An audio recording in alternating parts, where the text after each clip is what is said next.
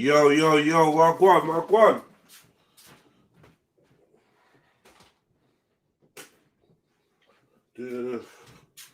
What's poppin', family? Tree, we in the building. Microphone check. Let me know if you can hear me, man. Hold on. Let me know if you can hear me.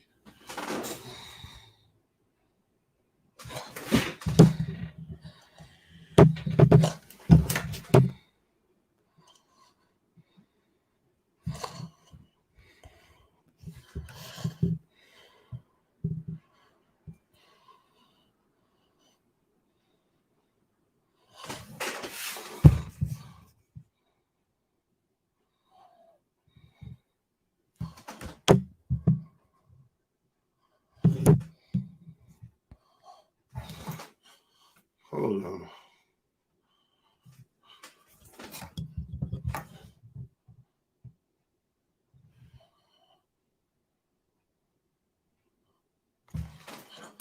Sorry, family. Yeah, man, just testing out a little thing. Just trying something. My bad. So for the slow start, man. Let's get it popping. Man. Try.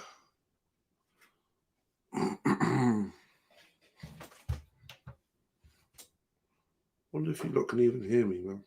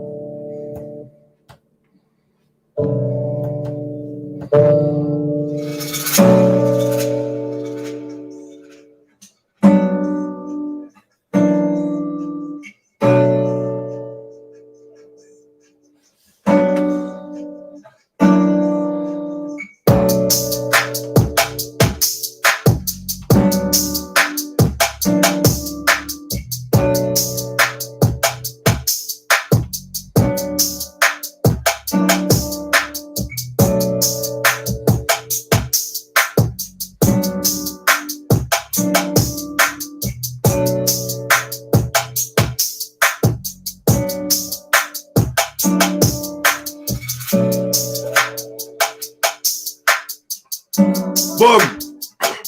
Yo. Big up Stopzilla. You got the first like. What type of music? The whopping sniper. Come on. What's going on in the building, man? Let me see. That music.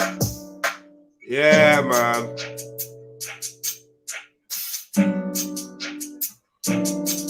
Alright, let me sort out the editing and all that. Let me get this all correct.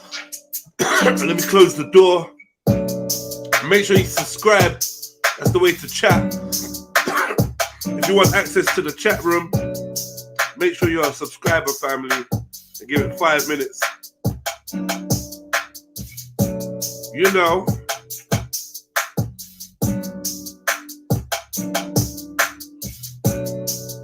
What's good? It's your boy Jedi for Jedi Online, Trilluminati Live, REDPILLTRILL. Like, comment, share. If you're new to the channel, please subscribe.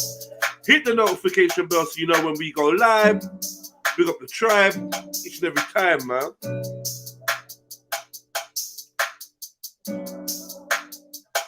Hey.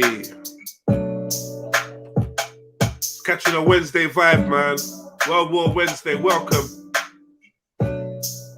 Chill Fighter edition, you know.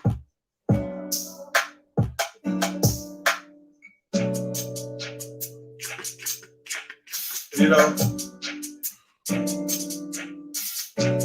All right. We're just building up the vibes. Keep smashing that like button, man.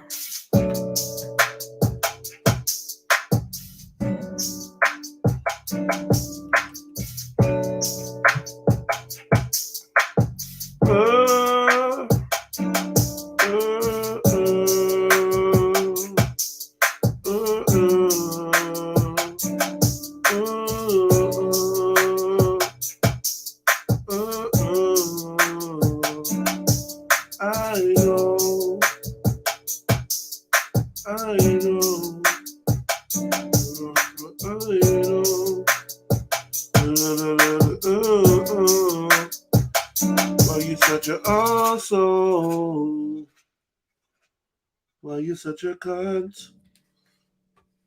All right, man. All right. Who we got in the building? Okay, so from light number 3.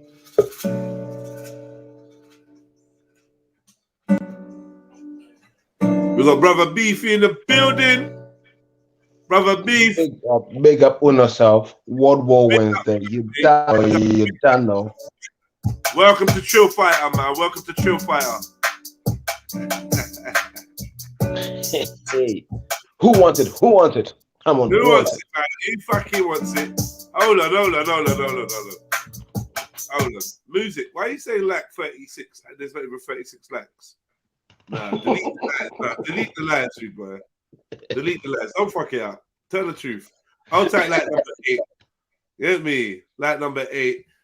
Number 8, don't change the subject. I'm like number 8, rushing here, thinking I'm late. Jeez. All right, here we go. Like number 5, Trilluminati Live. Make sure you like, donate, and subscribe. Hold tight, Jedi, one of the realest guys. Can't forget Sniper on the right-hand side.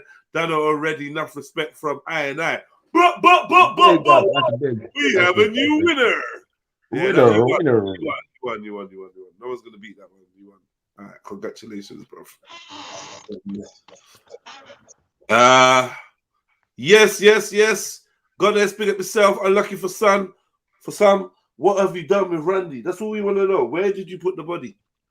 Where have you put the body? And how much was his life insurance?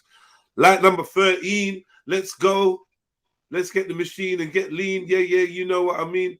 Ooh, hold on. Goddess and Frosty. Light number 13. Don't know, man. Old Tight Sash Trio. Light number 13 too. Begging it. The Frosty begging it. Yeah. Love is the law.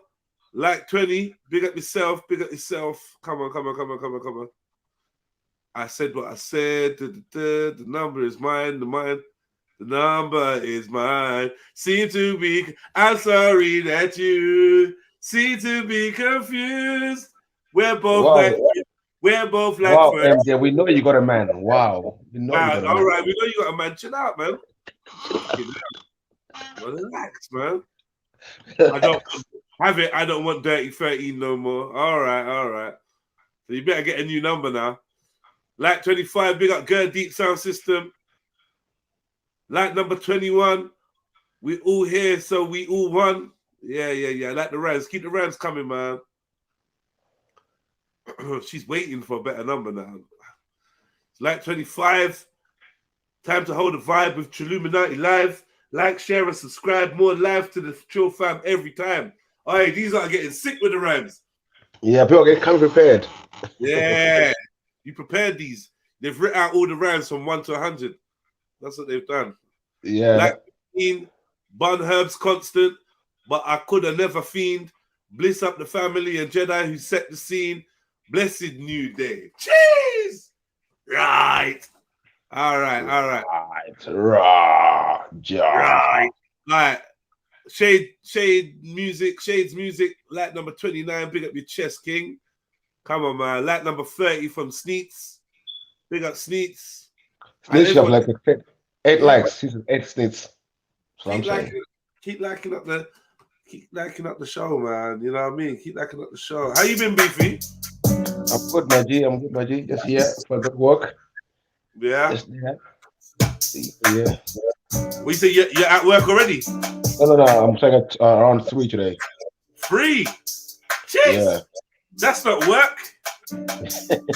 That's not fucking work, bro. You know what I mean? That's like, you get me? You're living life. 3 till when? At midnight, man. So 3 till midnight. Now you live in life, bro. Come on, bro. That's not even fair. It's a restaurant and I'm working in a restaurant in it, so it's up the night. You're living too much life, bro. Right.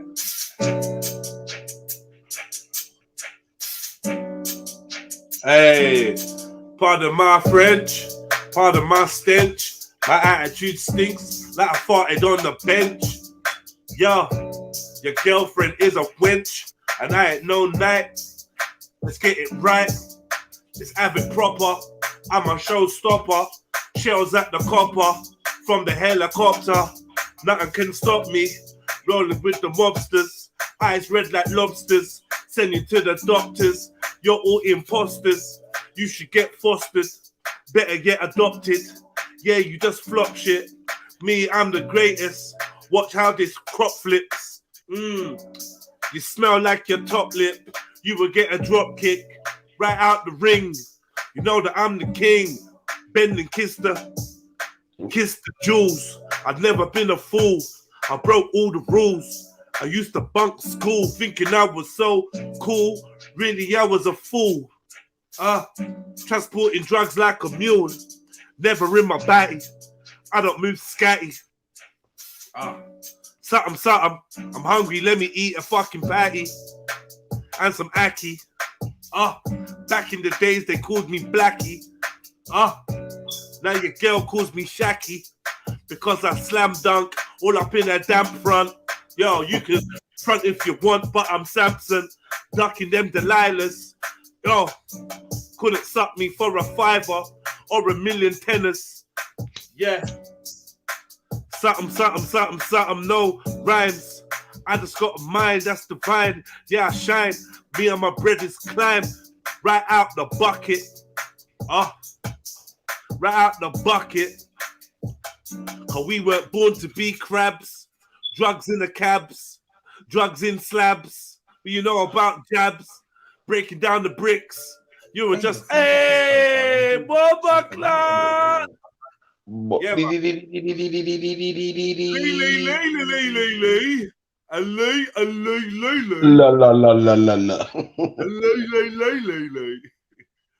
Right, man. Yeah, I need someone to make me some graphics, you know. Like, well, actually, I can make my own, but I'm just a bit lazy. I just made a whole mixtape cover for me and the broski Tods.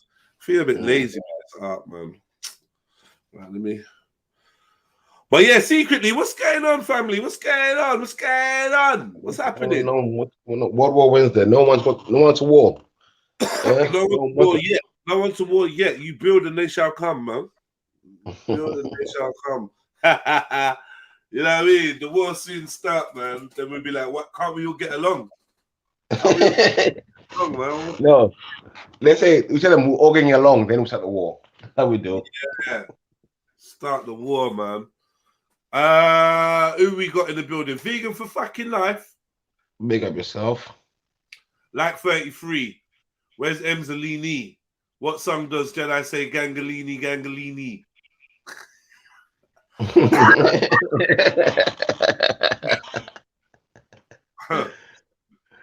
Who is vegan for life? He's been around for a long time, everywhere. It's a sister still. Yeah, it's a sister. She can't be on the streams too much because she doesn't eat meat.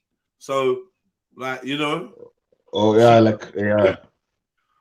Hold on, you lot are mashing up these likes. How come everyone's screaming 30? There's another like number 30. Big up Boss Levels. Good to see you back, family. Right? So you got Boss Levels screaming that. Then we got Music screaming 33. How many likes are you, bro? Yeah, I don't know what's going on. Music, what are you doing, bro? What are you doing? Fucking up the game. You're not all claiming the same number. I'm out of the numbers today, for fuck's sake. You was number one. You can get it.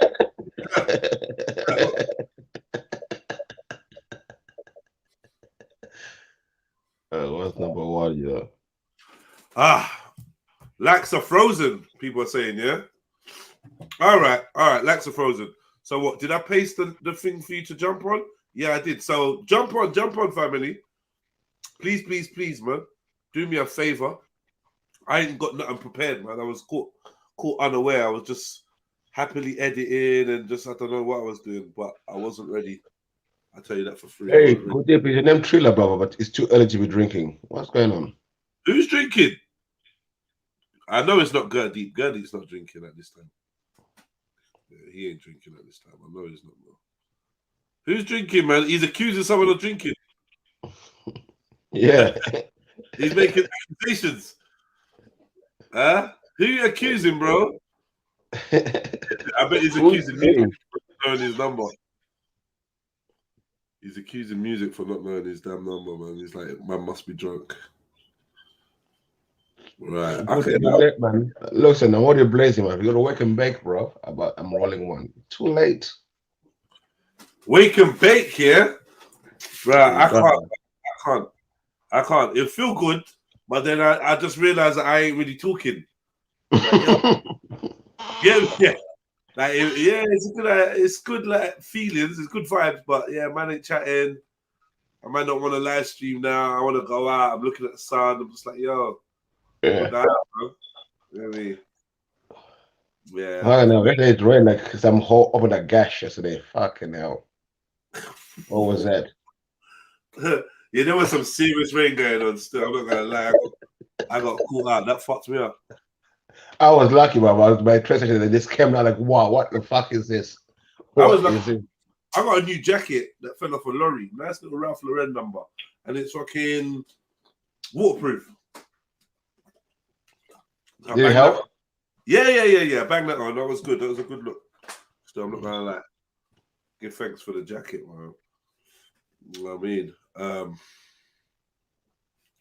So I'm currently just trying to edit something just to see, I'm just trying to see how I can get a good little thing that's going around the edge of the screen, But it's like, I don't know the dimensions. It's annoying me. I know what's his name would know this. John Stone. He'd know this. He'd know this one. He'd know this. He'd know this. Right. So I'm hoping Zulu comes through, man, because me and Zulu been. He ran yesterday. He ran. Nah, because he ran and went and gone and watched the fucking thing. You get me?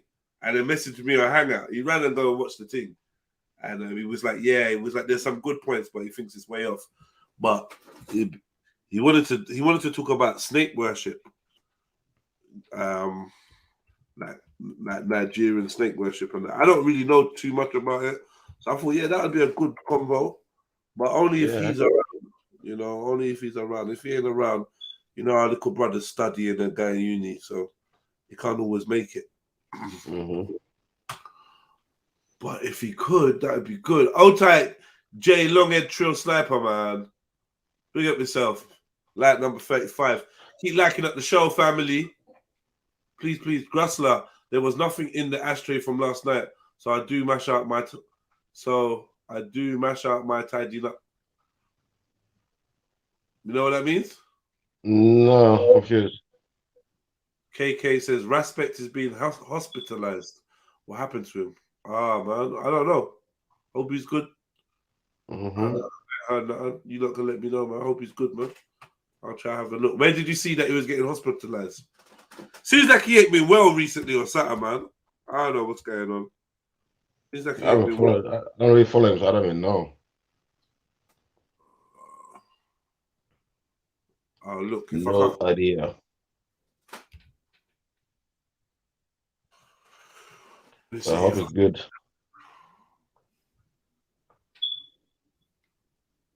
Freddie might know something.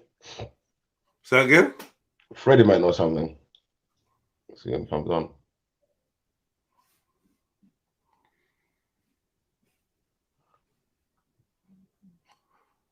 He's in the hospital. Devil's really hitting me up from all angles right now. Give thanks God made me strong, because your average man would have broken by now. P.S. I know you made me strong, but it still hurts. But what's up with I'm tired and good. To the haters, don't pop the bottle yet. I'm far from down and out. Battery's gonna die soon, and I'm gonna be here for no less than 4 or 5 hours, and everything should be blessed. Need to find a prayer room and headshot a couple of these demons, because they're getting brave. My people checking in, they can't talk, but we'll update everyone in a couple of hours. When I went through this morning was way worse than anything I'm dealing with right now, so trust me, I'm good. On top of everything I dealt with today, last night was really draining. So if anything, just tired. I'm not in hospital for anything life-threatening. If anything's gonna kill me, it's high blood pressure and stress. Most of us know when life just throws so much at us and we reach our breaking point, just got to stay strong and remember the mission. I'm not even complaining, because I can see life looking at me like, You said you was a warrior. You called yourself a rebel lion. Bruh. I have to film everything anyway, man. I have to film everything in his life. Nothing is real. Sorry, man. Solely everything would be blessed. Home time. Thank you for everyone that reached out. Yeah, man. Sometimes you just want some attention, isn't it? Yeah.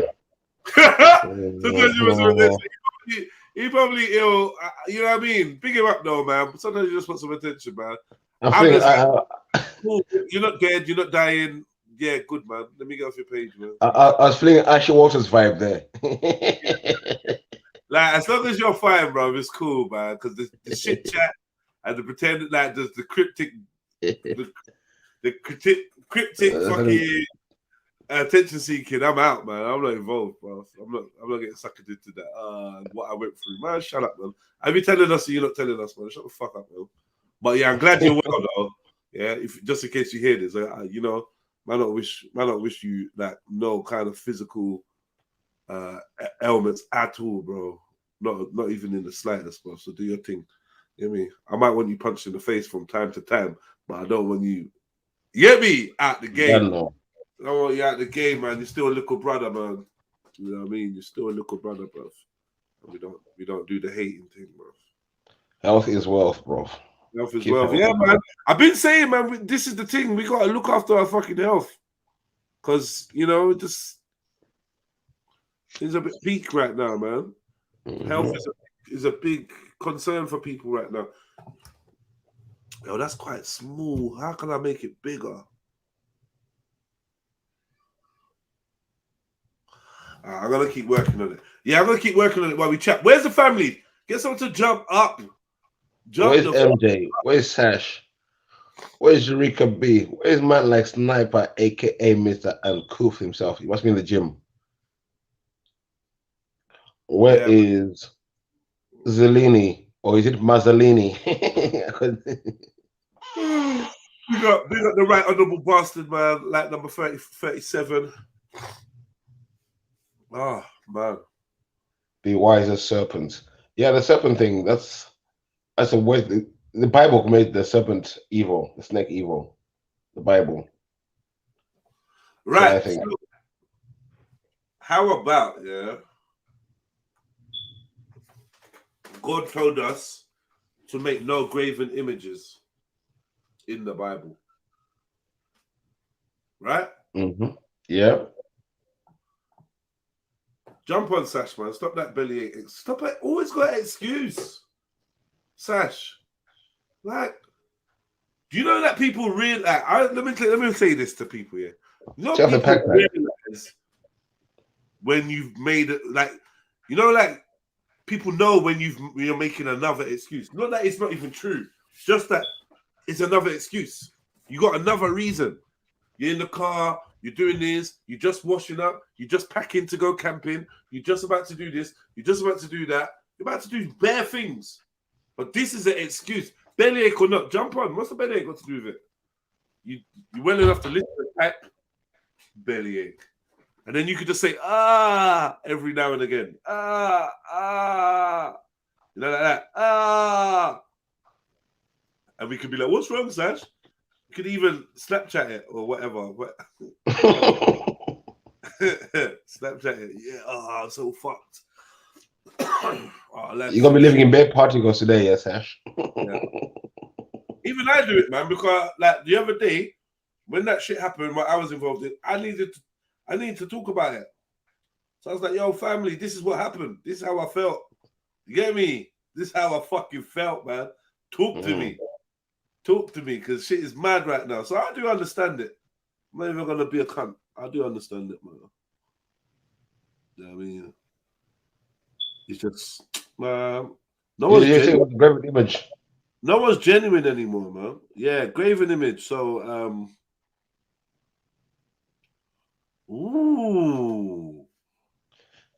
But I said, yeah. The Bible is a graven image, isn't it? No, well, not necessarily, but yeah, what God did was say to the Israelites to create said to the Israelites to create a snake, yeah, an image of a snake, and to put it on a pole, and anytime that they were bitten by the snakes that God sent down to bite them, the fiery snakes that God sent down to bite them, anytime they were bitten, they could go to that snake and look on it and they wouldn't die. Now, I need to understand. Pause. Wait. Make sense of that, please, someone. Right. Let me go again. I didn't break it down. I didn't say it properly. Right.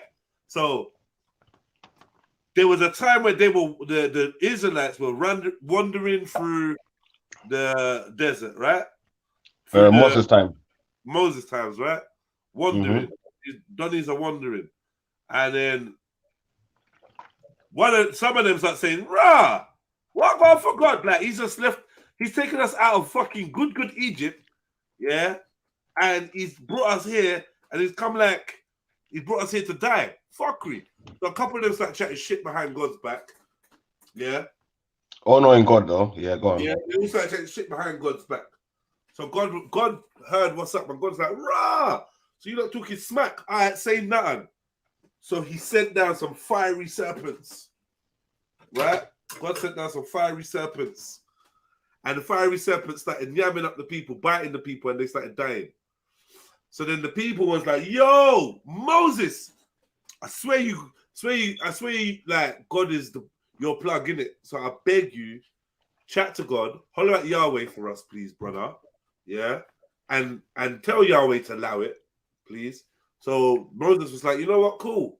So he went and said, "Yo, Yahweh, the people are complaining. You sent fiery snakes.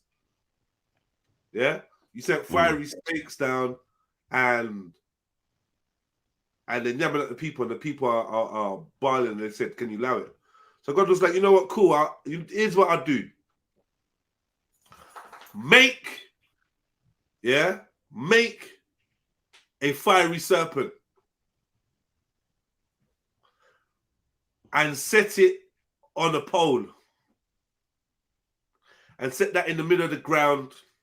And when the people get yammed by the fiery serpents I sent, they can go and look upon this fiery serpent that you've created, and you will live. The people will live. They won't die." So they set the fiery serpent on the pole, made out of brass, and people were getting bitten, and they looked on it, and they didn't die. And it makes me wonder, because after that, people started worshipping the fiery serpent. So it makes me wonder, like, the fuck's going on? What was that? A serpent. And it's cool. And the thing's got a name. We're gonna get to it. You know what? I'm gonna try to play this documentary. Like, fuck it. I'm gonna play this documentary. I don't care. I don't give a fuck. Don't tell me nothing.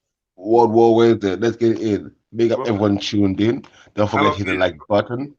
And if you can't type in the chat, you need to subscribe for 5 minutes, and you can get typing. You done know. Come on. You done know. And old type DC bread that came through in the evening while I was out, and blessed man with a pinky. Much love, man. Out of nowhere. I don't know where you've been, but big up yourself, man. You know what I mean? It's been deep in the boule. Deep in the boule. Balls deep in the boule.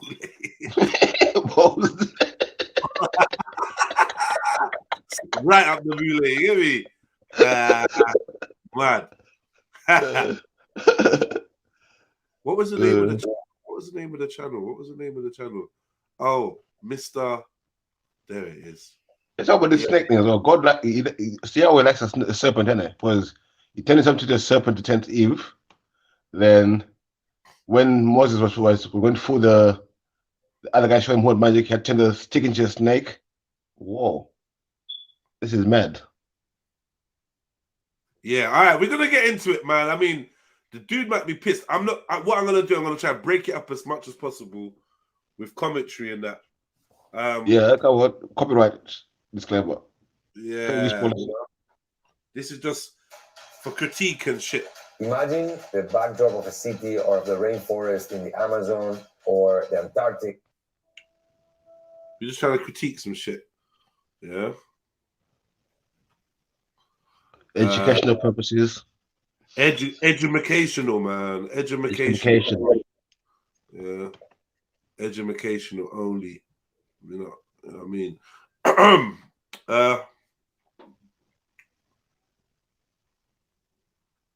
Well, I don't know about to time myself out. Fiery serpent. Lightning looks like a fiery serpent. Well, we're not gonna go there, man. We're not gonna go there. All right.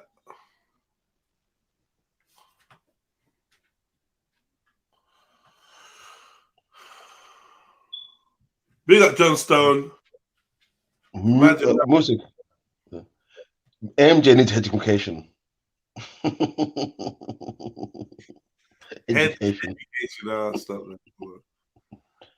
Yahweh was a dragon by his description in the Bible. He breathes fire from his nostrils. Unique diamond. Dragon. Good on for the time. All the same names, same character, different name.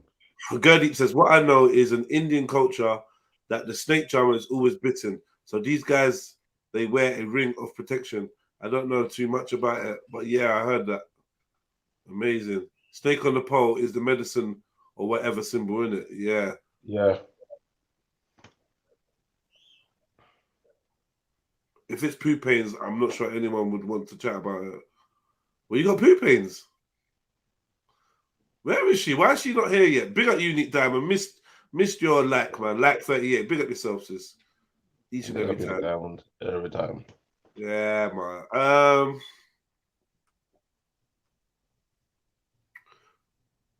Yeah, keep liking up the show. Keep liking up. Who's that? John Stone? Come on, John Stone. Big up your chest, bro. Big up your chest, man.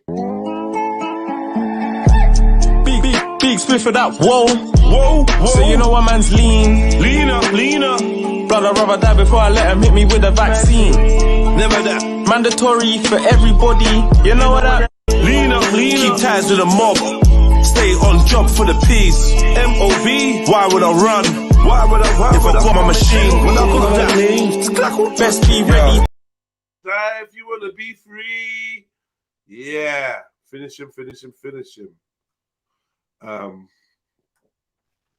Here we go. Fatality. Finish him. I'm aware that This video is going to be controversial and will, at the very least, make some of my viewers uncomfortable. It is not my intention to undermine anyone's religious beliefs, but simply to investigate a surprisingly deep and bizarre rabbit hole which I stumbled upon some time ago. You're welcome to disagree. My sources, the vast majority of which are drawn from the ancient Hebrew Bible, also known as the Tanakh, are listed in this video's description. Alright, listen closely and try to guess what I'm describing. It has a long snout, and smoke pours from its nostrils. It breathes fire. It has wings and can fly.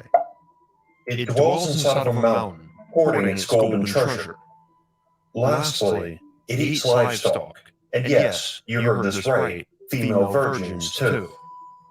Aye, the virgins part was mad. Did you guess Yahweh? If you guessed the God of the Israelites, known by the sacred name Yahweh as described in the Hebrew Bible, you'd be absolutely correct. Of course, these two are the stereotypical and practically universal descriptors of the mythical creature known as a dragon. Hold on, But BB. perhaps this connection between the two should not be so surprising. Dragons have appeared in virtually every major culture across the world, and are so old that scholars genuinely have no idea when or where the dragon first originated. Perhaps most relevantly, dragons have a tendency to be worshipped as gods.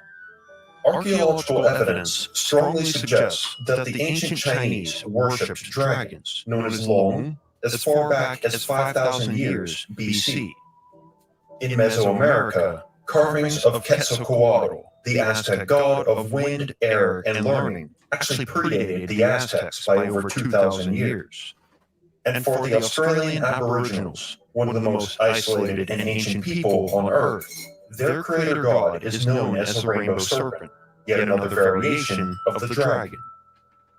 In the pyramid texts, which are the oldest known corpus of ancient Egyptian religious writings, lies one of the first literary descriptions of this incredible creature. They describe a giant serpent deity known as Denwen, whose body was made of fire and whose flames were so powerful they ignited a massive blaze that nearly obliterated all the other gods of the Egyptian pantheon.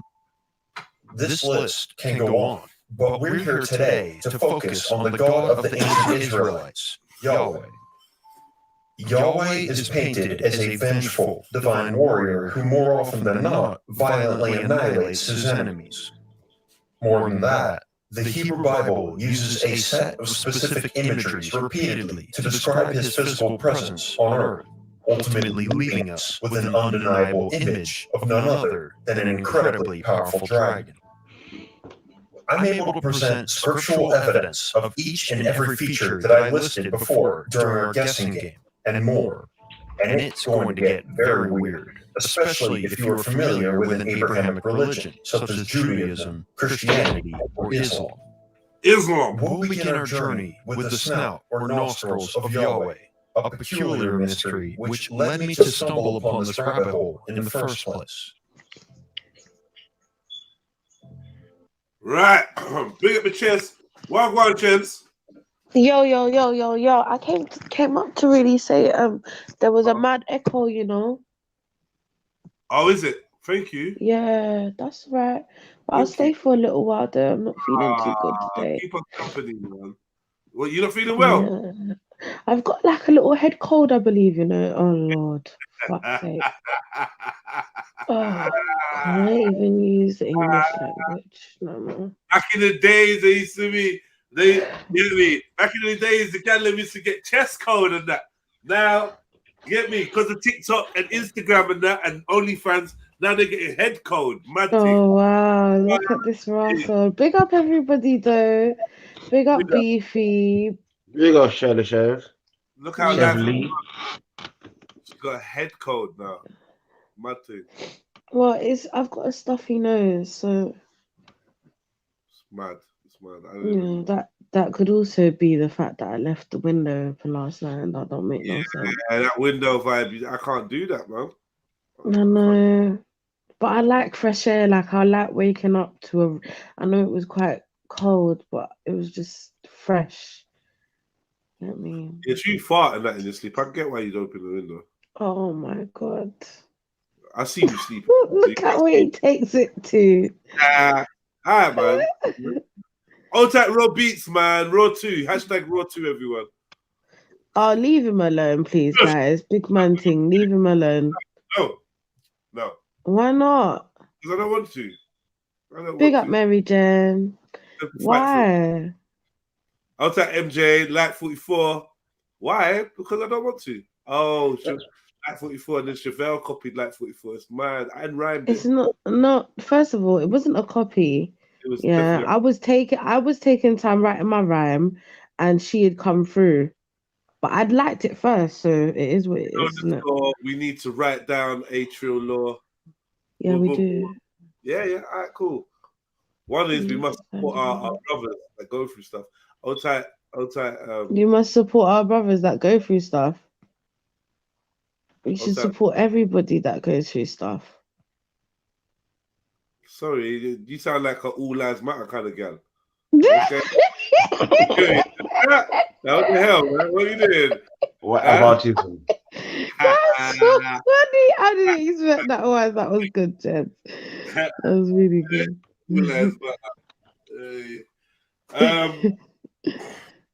So yeah, I mean, you might want to just like listen to this, and you know, the guy's talking about he believes Yahweh may be a dragon. He's come across a theory, and he thinks Yahweh may be a dragon, right? Mm-hmm. Do you call God Yahweh? Is that what you believe? Yeah, like from your no, I wasn't brought up calling him Yahweh.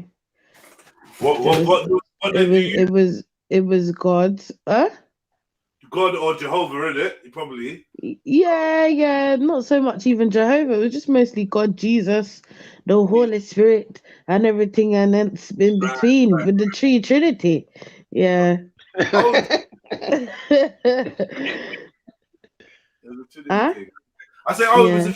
Trinity thing, yeah. Yeah. Okay. But Yahweh, I've only started hearing since I've been around you guys. Okay. Yeah. Hang around Kemo too much. I would say more so, I don't know, does Zulu mention Yahweh a lot? Maybe, yeah. Okay, yeah. If anything, it's from Zulu. I think Zulu's on the Yahweh thing still. Yeah. Pick up Ridge Ray Rob. It's hard to say your name. 45. Keep them lights coming. Okay, hopefully the echo should be gone. So let's check it. Right. And warrior who more often than not violently annihilates his Echo gone? I can hear no echo. enemies. I think you have to ask the chat. Bible uses a set of specific imageries repeatedly to describe his physical presence on earth, ultimately leaving us with an undeniable image of none other than an incredibly powerful dragon. I'm able to present scriptural evidence of each and every feature that I listed before during our guessing game, and more. And it's going to get very weird, especially if you are familiar with an Abrahamic religion, such as Judaism, Christianity, or Islam. We'll begin our journey with the snout or nostrils of Yahweh, a peculiar mystery which led me to stumble upon this rabbit hole in the first place.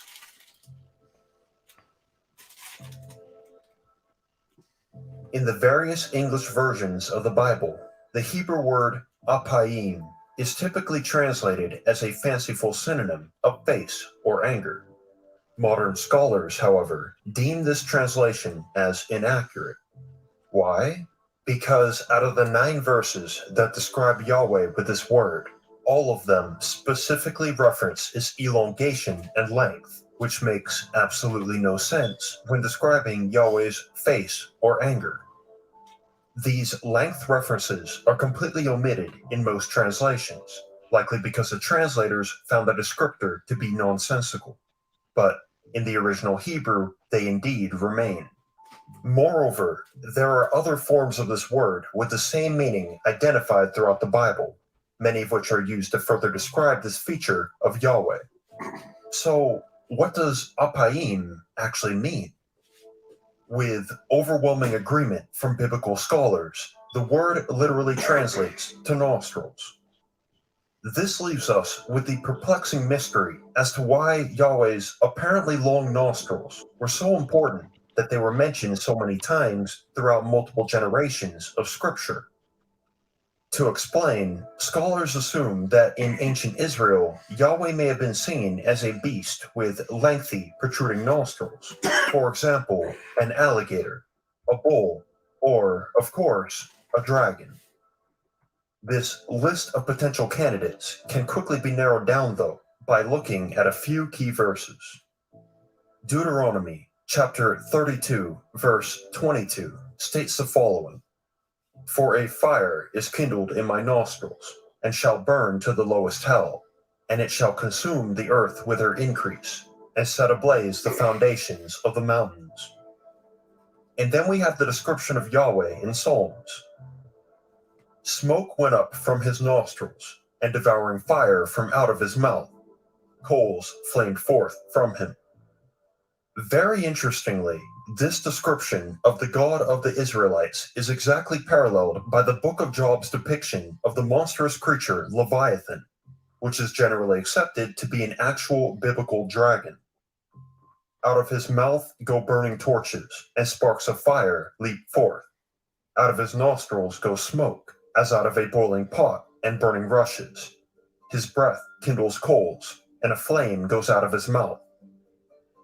Moving along, but still relevant to our discussion of Yahweh's nostrils, there is evidence of ancient discourse on whether Yahweh could actually intervene in the world unless his long nostrils, as a metaphor for his physical presence, could reach the site of intervention. This directly challenges the idea of the omnipresence and omnipotence of the Israelite God, and implies that Yahweh may actually be a physical being with limitations. This is found in Psalms chapter 10. The wicked says, from the height of his nostrils, he, Yahweh, will not seek us. What the wicked is implying is that when Yahweh is not physically near their location, mankind can get away with sinful acts without punishment. Of course, the wicked's assumption is immediately rejected by the writer in Psalms, but this contrarian opinion must have been prominent enough for the writer to mention it. Before we proceed to the next argument, on the possibility of Yahweh's physical nature, might this be why he required a massive portable tent known as a tabernacle, as recorded in Exodus? For 440 years, this building-sized tent was the supposed earthly dwelling place of Yahweh, where offerings of prepared meals as well as sacrificed livestock were given on a daily basis. And a thick smoke was known to appear at the door when it was opened. Of course, the true purpose of the tabernacle continues to be hotly debated and is beyond the scope of this video.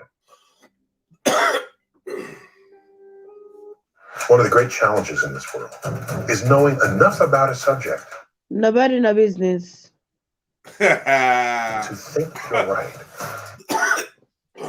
So That's actually quite interesting. So they believe there's theory out there where they believe that basically God or Yahweh is actually not all being and oh yeah, not all being, yeah.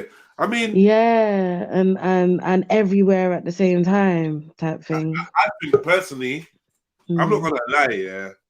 In a way, that kind of makes a little bit more sense to me in terms of the story. Like I always say, like when Adam and Eve were eating the apple or doing whatever they were doing. I know where you're gonna go with this. Why did he ask them? Where are they? Should he not know? Right?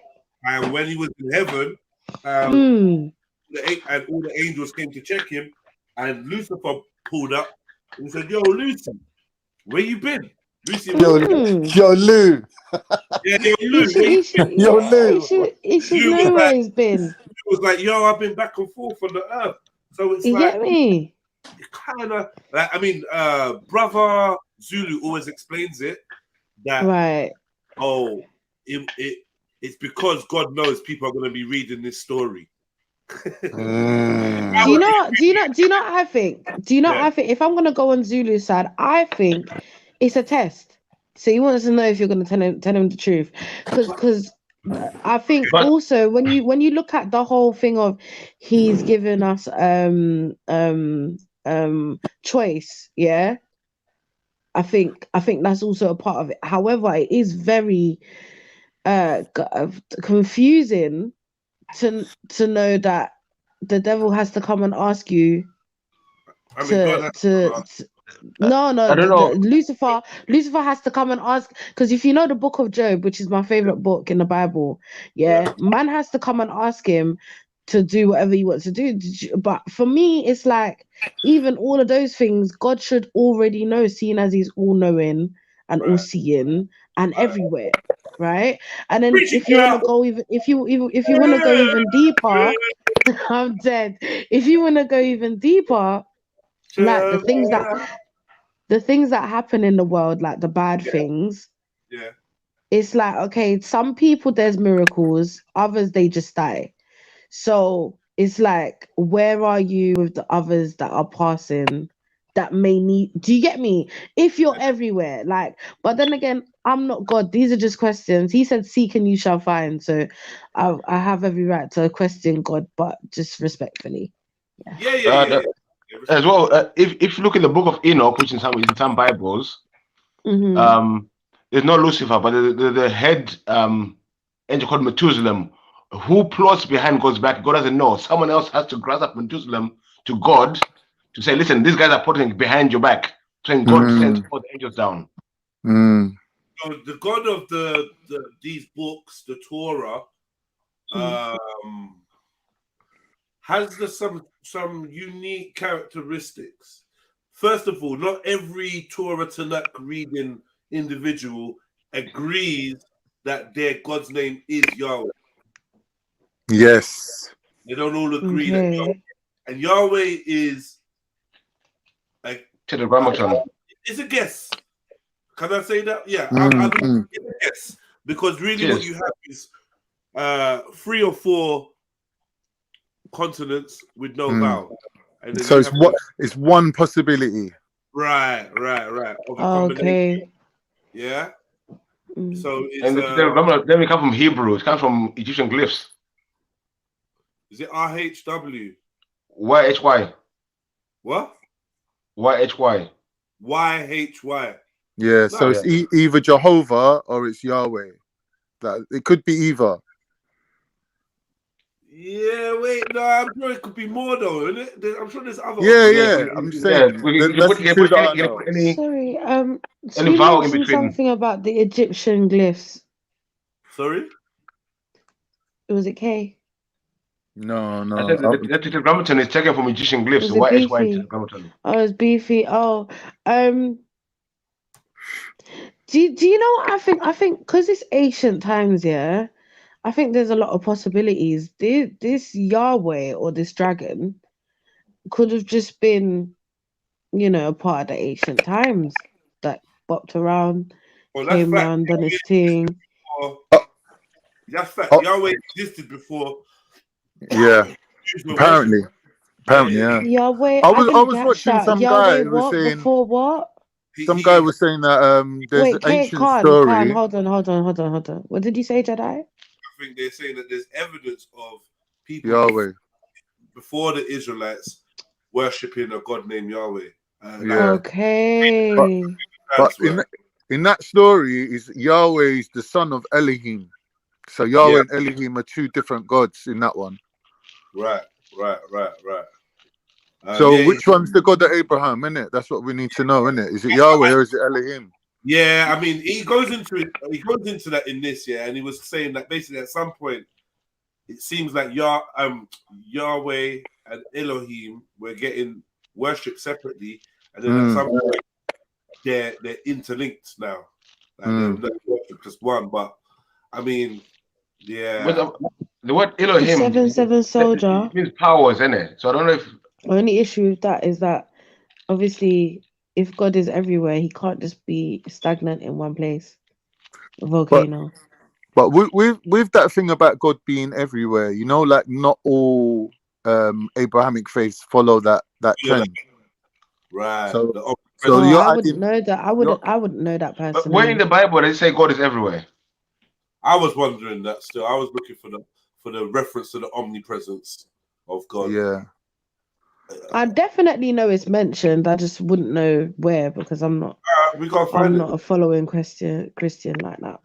We're gonna find that. If it's there, we're gonna find that. Let's see. Where's Kemo when you need him? Go to Jacob. Where they? and Zulu would do well to help us. Zulu will appear at some point, man. I'm sure he will. Udins. That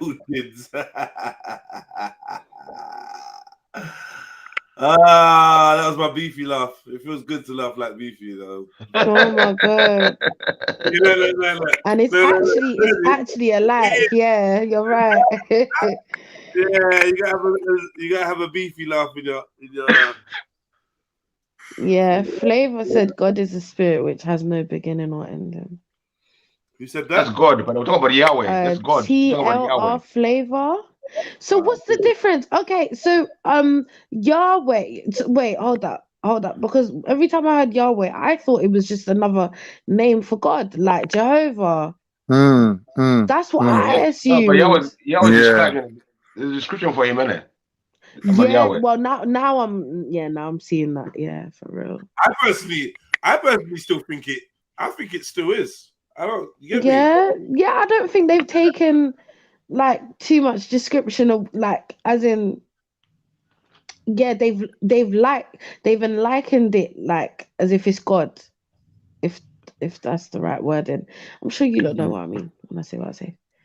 Yeah, definitely. I understand what you're saying, but it's like, Yeah. what sources are we exposed to?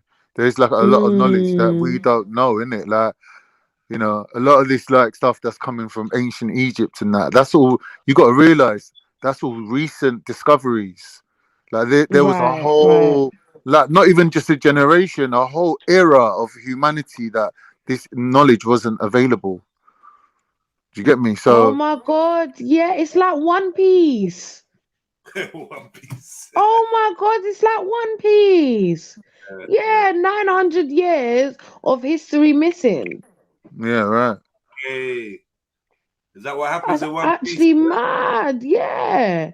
I seen someone showing an Egyptian hieroglyph or a painting of someone prostrating like as if they were doing namaz, like they were doing like a Muslim prayer, and they were using that to say, oh, that means that Islam's fake.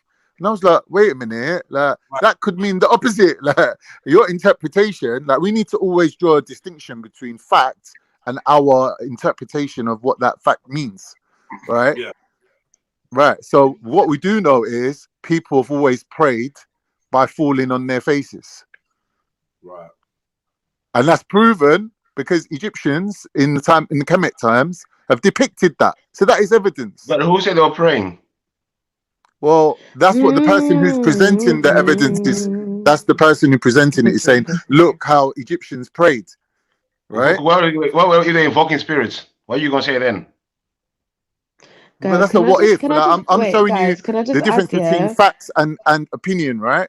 You're giving me opinion now. I don't know about that. I can't sleep on anime, okay? Anime, yeah, let me tell you something. It will show you things that you have no clue is related to things. Because I'm telling you, yeah, One Piece is basically doing what we're talking about. And when you're talking about hieroglyphs and shit like that, you know they have that in One Piece too, innit? That's what I'm saying. It's so weird. It's kind of like the cartoons that they did with fucking Simpsons, and they predicted the future. With anime, man. I think they're telling the history without you know. You know that there's some Japanese that believe that they came from ancient Kemet. Do you know that? That there's a belief amongst them. Well, so my friend's mum, yeah, she was Japanese, and she was from the Shinto faith. Like it's like their own indigenous beliefs, and that they were claiming that they descend from Egyptians. And I was like, how is that? And she goes, well, there's evidence because there's this flower, I think, with the 16 petals. And they were saying that is the symbol that comes from ancient Egypt, and they have it.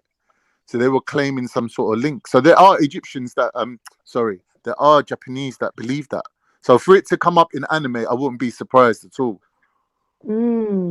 But that's what I find. I just found it very strange. Found it very strange. But thank you for helping me see that connectivity between the two, because it makes it so much more interesting. Do you know what I mean? To know that like behind stories, there could be truth to it. That's dope. That's what I'm saying. Is that how much knowledge are we really exposed to? Like when you don't have the full picture, then all you can do is speculate. It's like when they were asking, "Oh, why were the Vikings making coins with Allah's name on it?"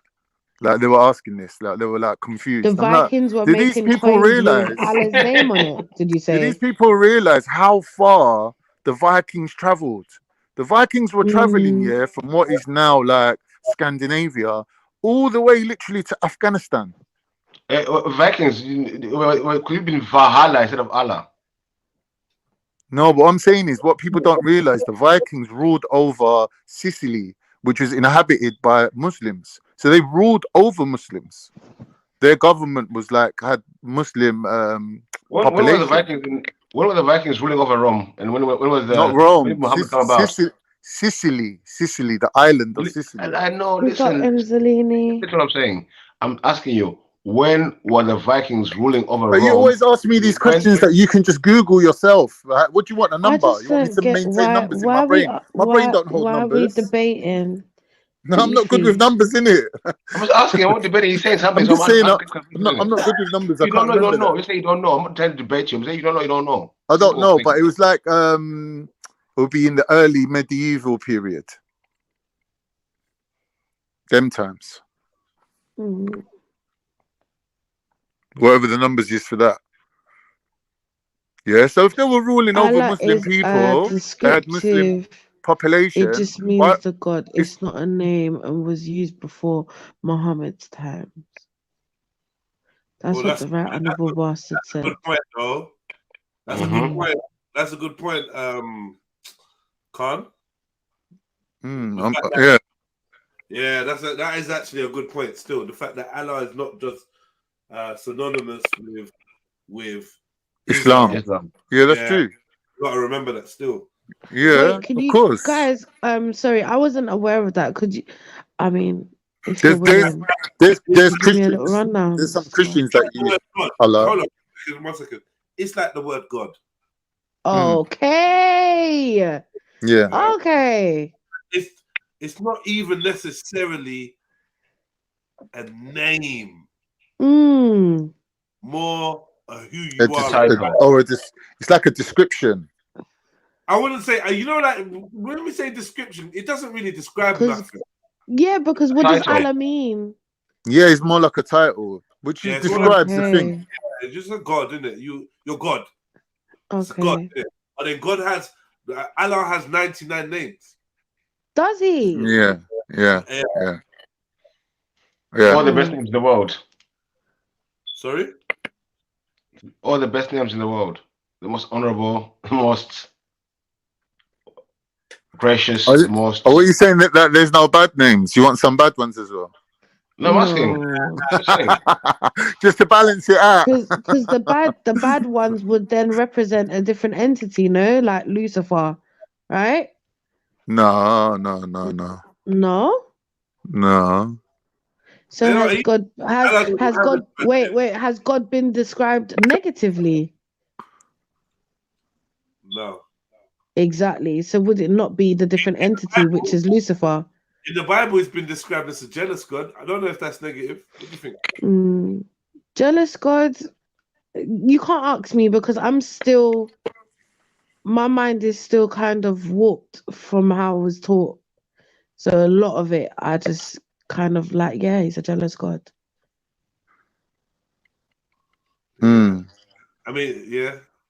I don't know if you get what I'm saying. Like for me, because I was brought up there, it's hard for me to. But Beefy's got a point though. It's like all the names are good names. Like there's no name for the jealous God.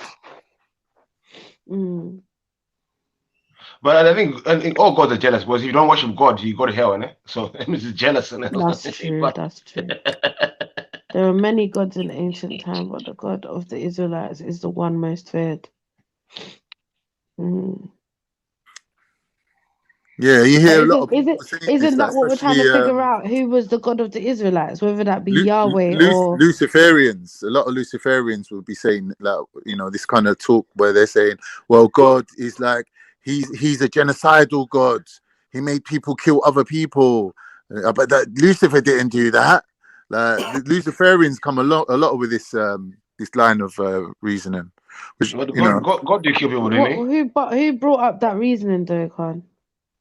These Luciferian chaps, like they're just saying that God done a lot of things what they regard as bad, right? So they're saying, so God's that does bad things, but Lucifer didn't do no bad things. He's just giving you the choice.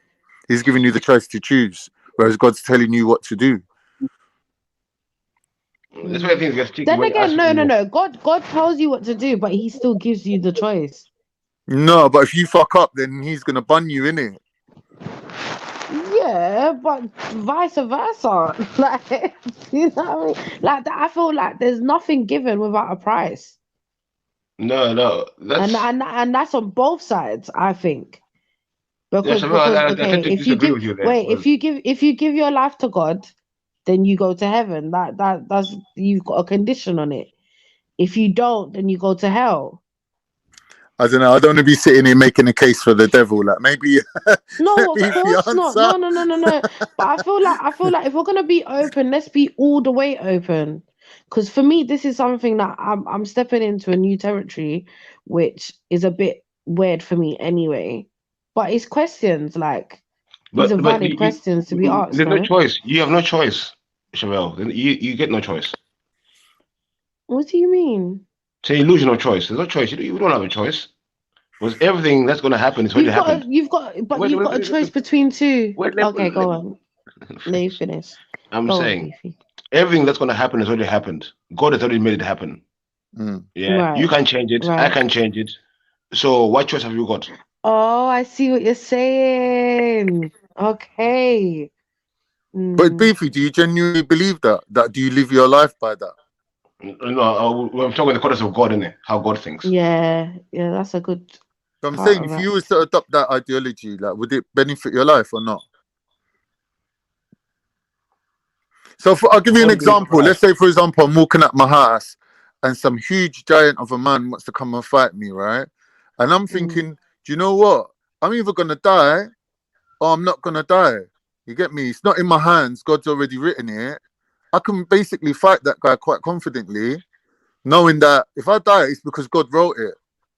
So in a way, it's a very empowering, like, don't talk shit. If I come and punch you, are you gonna say, "Oh, that was God willing"? If you punch me, are you gonna fight back? But in a way, it is though. If that man pulls out a knife and stabs you, then that's God wanted him to stab you. Then exactly. So you don't need to worry about it, then, innit? He don't need to worry about stabbing you either, then. Because because it is what it is. But that's that's if he holds that same belief. That's if he holds that same belief, though. It doesn't work, though, brother. Do you know it does work. It does work. Because then we could just. All right. No need for prisons. No need for nothing. Basically. God willing. Basically, I know that in Islam you got the principle of. No one can harm you unless one of your angels accepts it, and your angels ask God for permission or granted permission to allow you to be harmed. Yeah, you could extend that to the whole of the reality that we exist in. Yeah, of course. Yeah, I agree with that. So therefore, if a child is raped, it's because Allah has permitted. Oh, that's so sad. But basically, so true. Every molecule, every atom is sustained and maintained by the will of Allah. So the whole of creation and our reality is maintained by Allah. So if bad things are happening and we interpret it as bad, that's our interpretation. God's will, we can't judge it. So are you saying that the rape of a baby is interpretation? It's God's will. No. We're just interpreting it as bad, and it might not actually be bad. Is that what you're saying? No. What I'm saying is, in your model of God is everywhere and sees everything, then you can say to God, why are you allowing babies to get raped? But in my model, where God doesn't enter into creation, he's letting us live here and testing our will, then that's a different model. Okay. I see where Khan is. I see the difference in the two.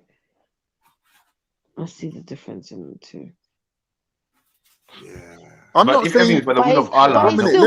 But this whole choice thing. Oh, go on, Beefy. I want to clarify. I'm not agreeing that what Beefy's saying is a correct interpretation of religion, whether it's Christian or Muslim. What I'm saying is, if you believe what Beefy's saying, you're in an empowered position because you can enter into things, and like it might be something that's beyond your ability, and you could still achieve it because you're saying, you know what, it's not for me to decide or logic or reason to decide. I'll leave it to God, innit? And I just enter into things like with faith, innit?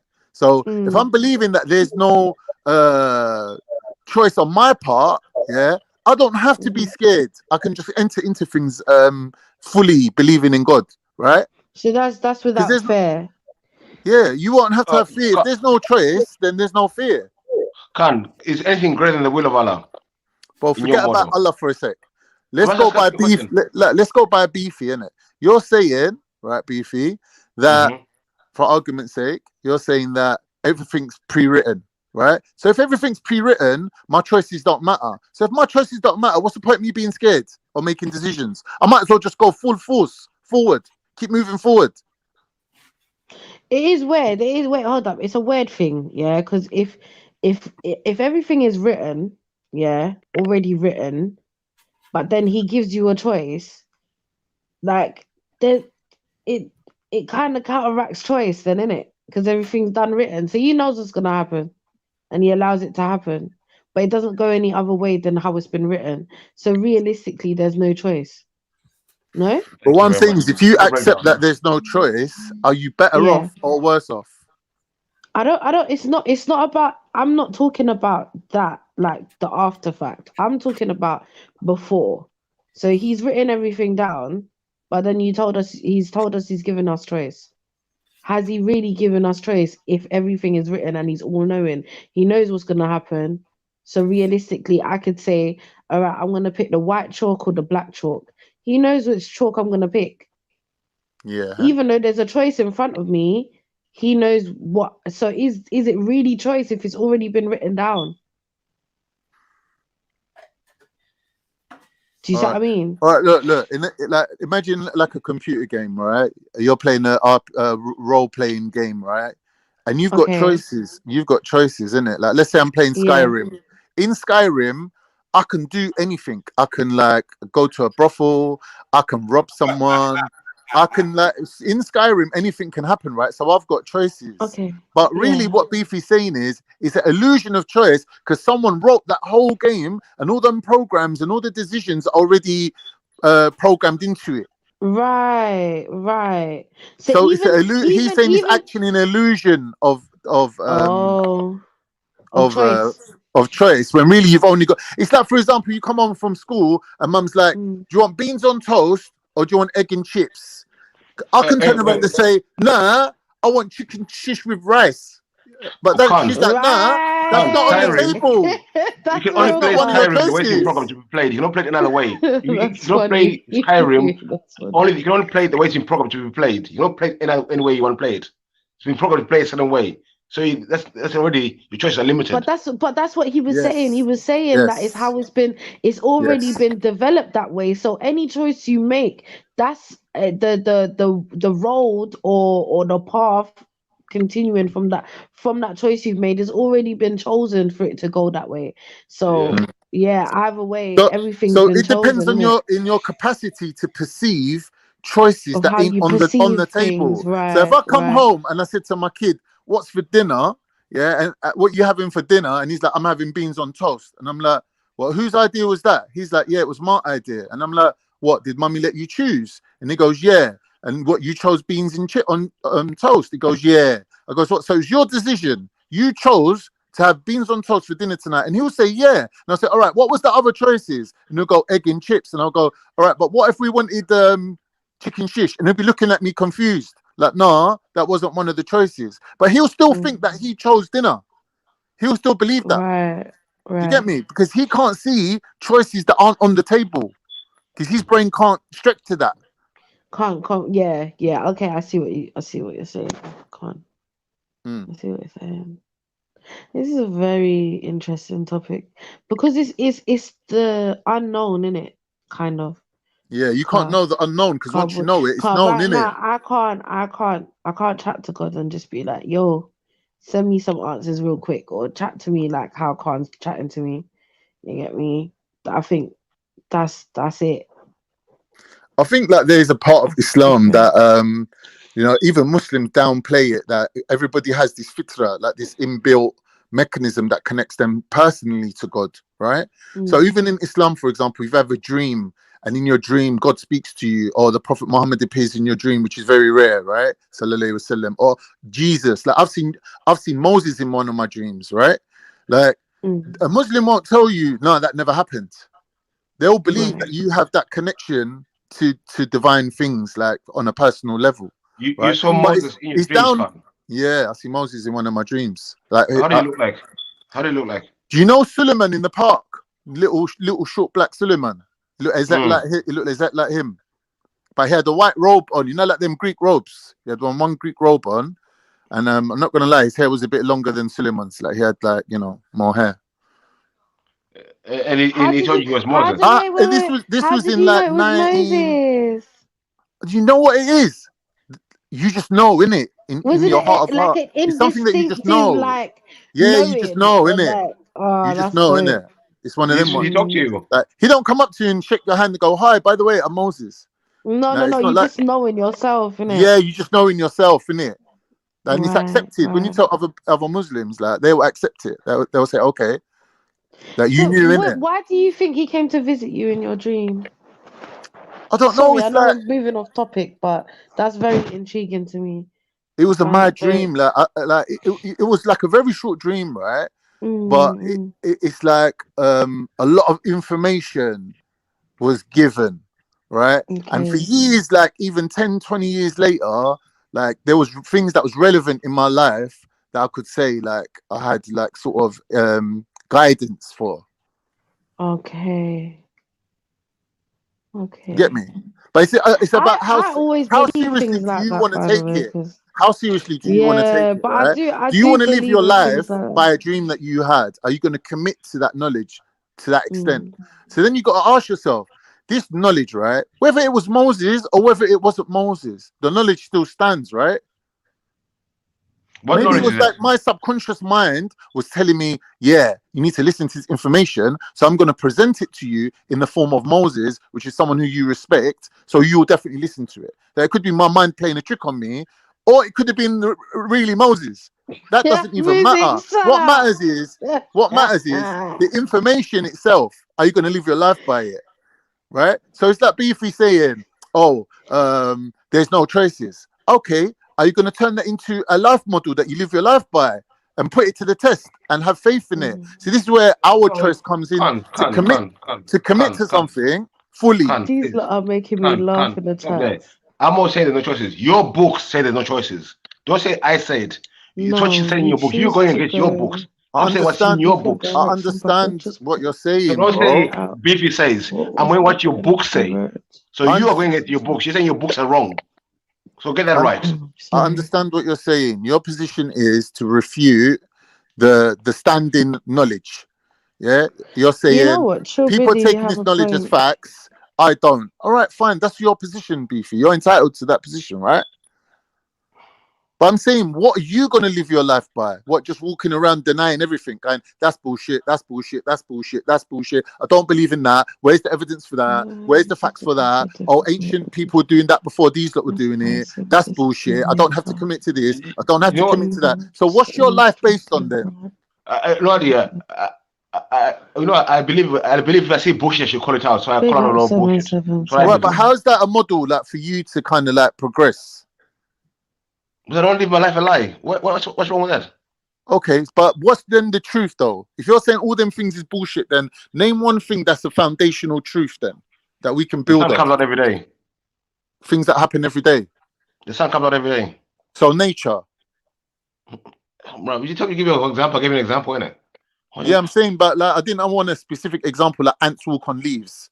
I'm talking about, you're saying nature, right? Yeah. So what's evident? Things that you can see. Yeah. So basically, you're a skeptic. You're saying, I ain't believing anything. I ain't believing anything. Because you're saying, I'm not going to put my faith or belief in anything unless it's a fact. That's not belief. I'm just saying, listen. Exactly. That's what I'm saying to you, brother. You're saying that I don't believe. That's all you're saying. I don't use belief. I use knowledge. All right, fine. Hold up. We're talking about choices. In the Holy Scriptures, be it the Bible or your Quran, it does not say you have a choice. It says the complete opposite. That's all I highlighted. But bro, so if you want to go against your book, don't argue with me. Argue with your book. Brethren, I'm not arguing with you. You're getting it wrong. I'm just trying to clarify the situation. What we're saying is a person who doesn't believe or invest any energy into beliefs. He's saying, I'll go by knowledge, I'll go by facts, I'll go by nature, I'll go by what I see in front of my eyes, has to be real for me to even respect it. Like, if it's a belief that's based in faith or what someone told you, I'm not about that, right? Which is fair enough, but that puts you in a category of being a skeptic. So if you can't invest any time and energy into a belief, you can't tell someone else who wholeheartedly believes in it and lives by it that they're wrong. You know, Khan, you see the difference between you. I put time and effort because I actually look into these things and see that bullshit. You don't even bother looking into them. But name one thing that's not bullshit. So then. I put time and effort into this shit. Bro, stop, please. So name something that you believe in that's not based on facts. That is a belief of yours. Nothing in it, because you're a skeptic. You don't have belief. I believe one day you lose weight. How about that? I'm glad you got faith. I'm glad you got faith in me, right? Go on, bro. Beefy. That was unnecessary, Beefy. That's not a proper conversation, man. What's all this for? I am. You're not. That's not a problem. That's insults. Exactly. I am. First thing you said was bullshit. Now you can use whatever language you like, but we just started the day, bro. Don't you want to have undermine the next man's? Because my apologies. Right. You know it's gonna get offended. It's gonna go wrong, bro. Come on, brother. But do you know what? As well? Wait. Don't let him out. Nah, Beefy. I'm not letting out Beefy. Wait. Beefy's in the corner right now. He's actually in the corner right now. He tried to come out with an ad hominem. He's better than that. So I wanted What's an ad hominem? Unnecessary insult. Okay. But for me, if I think something is bullshit, why am I supposed to say it's not bullshit? Why am I supposed to say like myself? You shouldn't dismiss other people's thing, Beefy. You got language though, man. You got vocabulary. So bullshit is an offensive term. Why are you gonna go straight to the offensive? You know that. Or I just think it's false. False. You can say false. You can say bullshit. My bad. My bad. My apologies. Con. Yo. You prepared to move forward, yeah? 100%. All right, so my apologies, Con. Yeah. I'm trying to help you here. Go back to the line of inquiry that you was on with Beefy about what you believe and what you don't. Yeah. All right, you want me to highlight it again? My point is, right? Yeah. Based on what I'm hearing from Beefy, he's coming across as a skeptic. So a skeptic is a person who ain't going to believe in anything anyway. But I'm asking him to show us something that he believes in, something that he invests time and energy in, that he lives his life by, which is based on a belief. It could be any belief, right? It could be an indigenous African belief. It could be his own made up belief, but it has to be a belief, right? Now, he can't show me that off the top of his head. That shows me that he's just a person who don't believe in anything. Whether anything's presented to him, he's just not going to believe it. And that's his natural position because that's his nature. That's who he is. He's a skeptic. There's nothing wrong with that. But just own it. Just own maybe it. You're right, Con. Maybe you're right. Because I believe everyone's got a purpose in it. Everyone's got a purpose in it. Yeah, but let me finish in it. Go on. So you actually say about the beliefs in it. I'm trying to tell you. I believe I've got a purpose in life in it. Yeah. Even my name says my purpose in it. I'm to ban the system in it. So I believe I'm doing that. I try to do that. I try to highlight that. Yeah. So that good enough for you? No, because that's not a belief. That's not something that you're investing energy in without a guaranteed return. That's the opposite of that. Being practical, functional, and like having utility. Yeah, these things are all real world physical things, right? That's not based on belief. That's a real thing. What you're saying. I don't understand. What do you mean? It's real. What you're saying is real. It's reality. Right? I'm confused. I'm put by your question, bro. Because you're saying I believe in. That's like me saying I believe that cars can drive. Yeah, but they can. So where's the belief part? Okay. Because the practical's right there. All right, I see that, but if you believe cars can drive, you'd be wrong. Oh well, yeah. But... no. I've seen a car with no driver. I've seen a car with no driver. People can drive the car, right? I think that's. Man, I've seen cars with no drivers, man. I've seen cars with no drivers. I can believe someone can drive a car without seeing them drive. I'm worried. I can believe someone can drive a car without seeing them drive. They're good enough. If that's what you see. Well, you ain't seen them little cars that go around delivering stuff, like with no driver, remote control cars.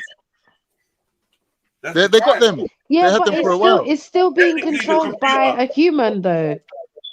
No, they're not. In some way or the other, they are being controlled because they have to be told where to go and when to drop it. And but that's not driving. That's not driving. No, but it's being controlled by a human. Yeah, controlled but not driven. No. You lot being slick. Ah. Yeah, but anyway, when I said cars can drive, I said move. Sorry? We live on the same When I said cars, I believe that cars can drive. Yeah, it's like me saying I believe that birds can fly. Yeah, I believe birds can fly. You see them.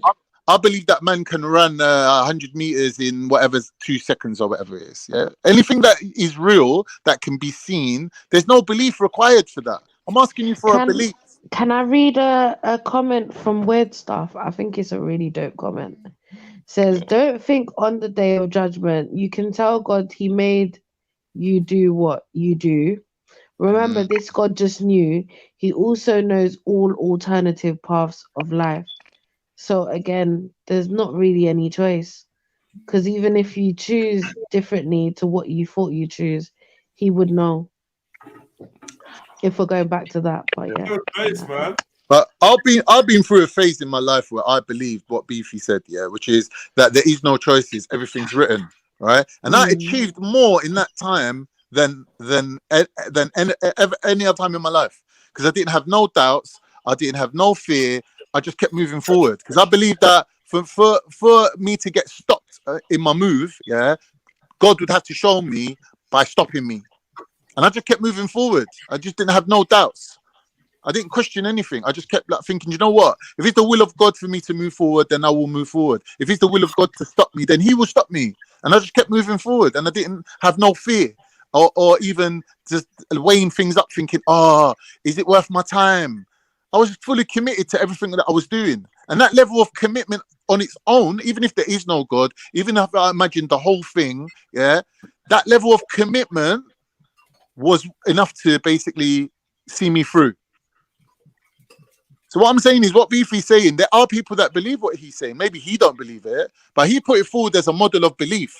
I'm saying if you run the model, it's benefiting you to think that, there's no choices. Everything's in God's hands. I don't have to worry, innit? I don't have to see the end. Like human beings want to see the end result of their action before they commit to the action, because no one wants to waste their time doing something without a clear end result, right? But there's times in life where you have to have faith and you have to enter into, I don't know, a business opportunity or, I don't know, a music career. You don't know how it's going to pan out, right? And you're committing your whole life to that thing. So having faith, I'm saying, is like, it's a good thing, isn't it? It's an empowering thing. Yeah, that's true. So whether or not there's a God is irrelevant, isn't it? It's your level of commitment to that thing. Nah. Sorry. But then what are you committing to, though? Exactly. No. You're going to find out in the end, innit? But at least you run the program. I think that's part of the problem, because at this point it's looking, sorry, it just came into my head, but it's looking more like what's the movie it's called? Red Pill, Blue Pill, what's it called? Matrix, yeah. Yeah. Well, I've been do you know the Matrix 4 is coming out, right? So they're making a lot of Matrix explained videos now, and like they basically come to the same conclusion that what we're talking about now, and they're basically saying the problem is choice. That is the actual problem within itself, right? So I'm saying, like, if you take away the choice, you take away the problem. Yeah, essentially, to a degree. Take away the choice, take away the problem. Right. So what's the purpose of life if there's no choice? It's just... The purpose of life, is to perpetuate more life. So more life is the point of life, isn't it? So as the universe expands and grows, you can see that that's the purpose of the universe. As humans, we're doing the same thing. We're just on a microscopic level. That's on a macroscopic level. But the principle is the same, to grow for more life, innit? So I'm one man. I'm having 5 children. Like, let's say 3 of them are boys, 2 of them are girls, right? That's more life there, innit? There's more me's running around. So then they don't need for worshiping God and doing all other things. religion says you should do. But it depends on your religion, right? But from what I know, from my religion, okay, that's fair. Weird stuff. that's what God wants for us anyway. God wants us to have more life. He's saying go and marry, have many wives as you can, or well, 4 wives he's limiting us to. But he's saying like have as much children as you can, invest your time and energy into those children, educate them, and make a better generation for the next generation, right? God wants that for us. So God don't want something for us that don't fit in with nature. That's what I'm saying. My approach to it. I'm not saying anyone else should follow what I'm saying. I'm just saying that's my reasoning. But Weird Stuff has a point though. Big up Weird Stuff. He says, "Are you going to blame yourself?" Okay, wait, because he was talking from up here. He said, "If someone chooses, does that mean you chose that decision for them? Are you going to blame yourself for that decision just because you know what they're going to do?"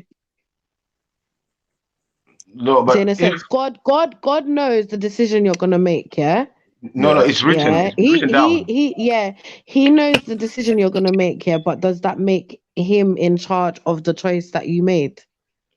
If you know the choice you make before you're born. I get what Weird Stuff is saying. I do get what he's. But if the book of life has already been written before you were born, it's written already.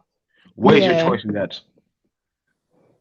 It's written. You can't change it. I guess so, but he just knows what you're gonna choose, right?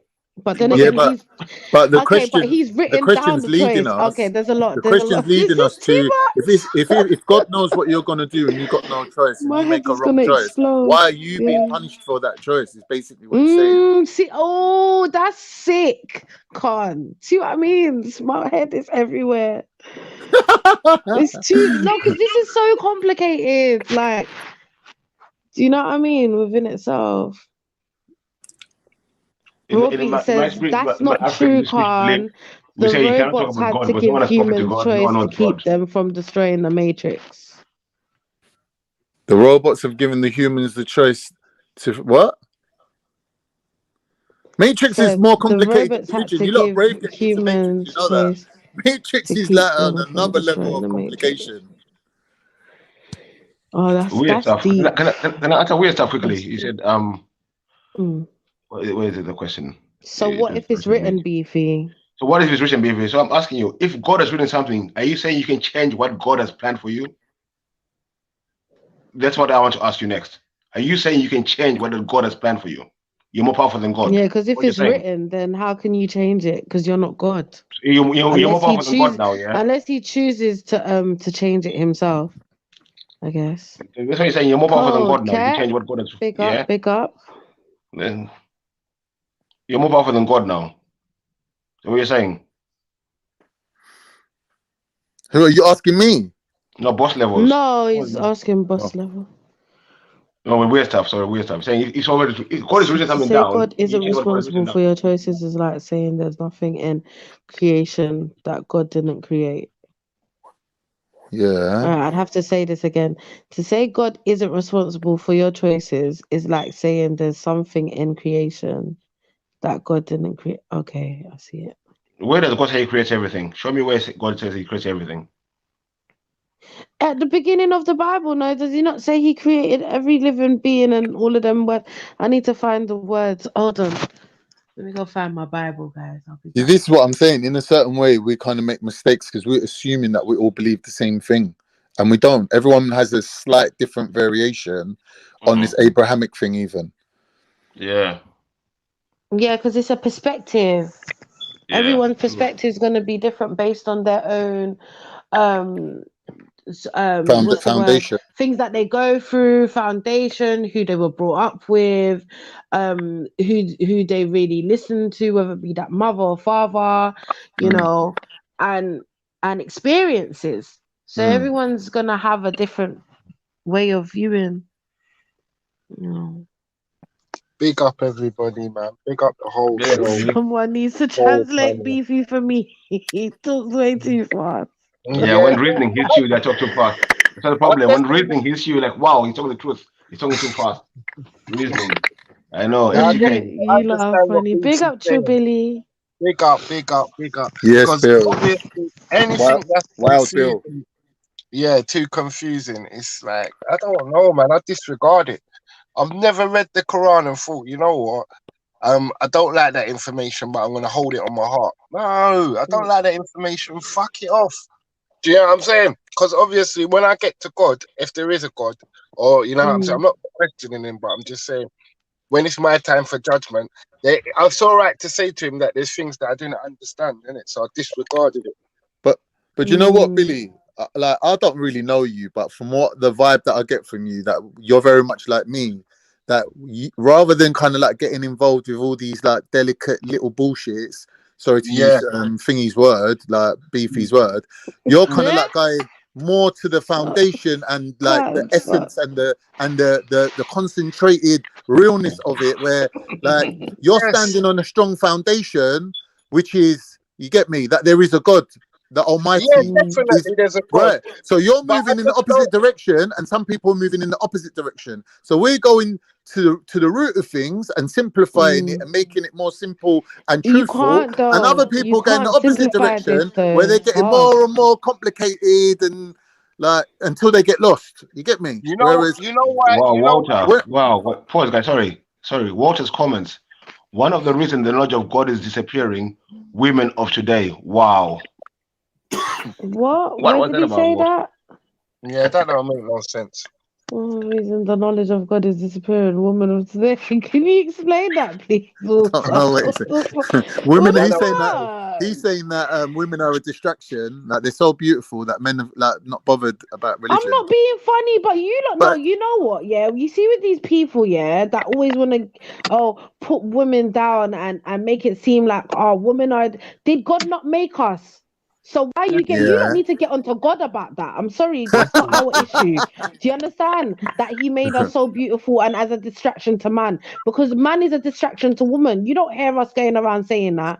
Allow all of that, man. Man. Allow all of that bullshit, man. I think a lot of women are coming out the closet now. I'm hearing a lot of women saying that they love men. They love what men bring to the table. Like, I like to hear it. It makes me feel good. I like it. You know, I think women should be open about what they want from men.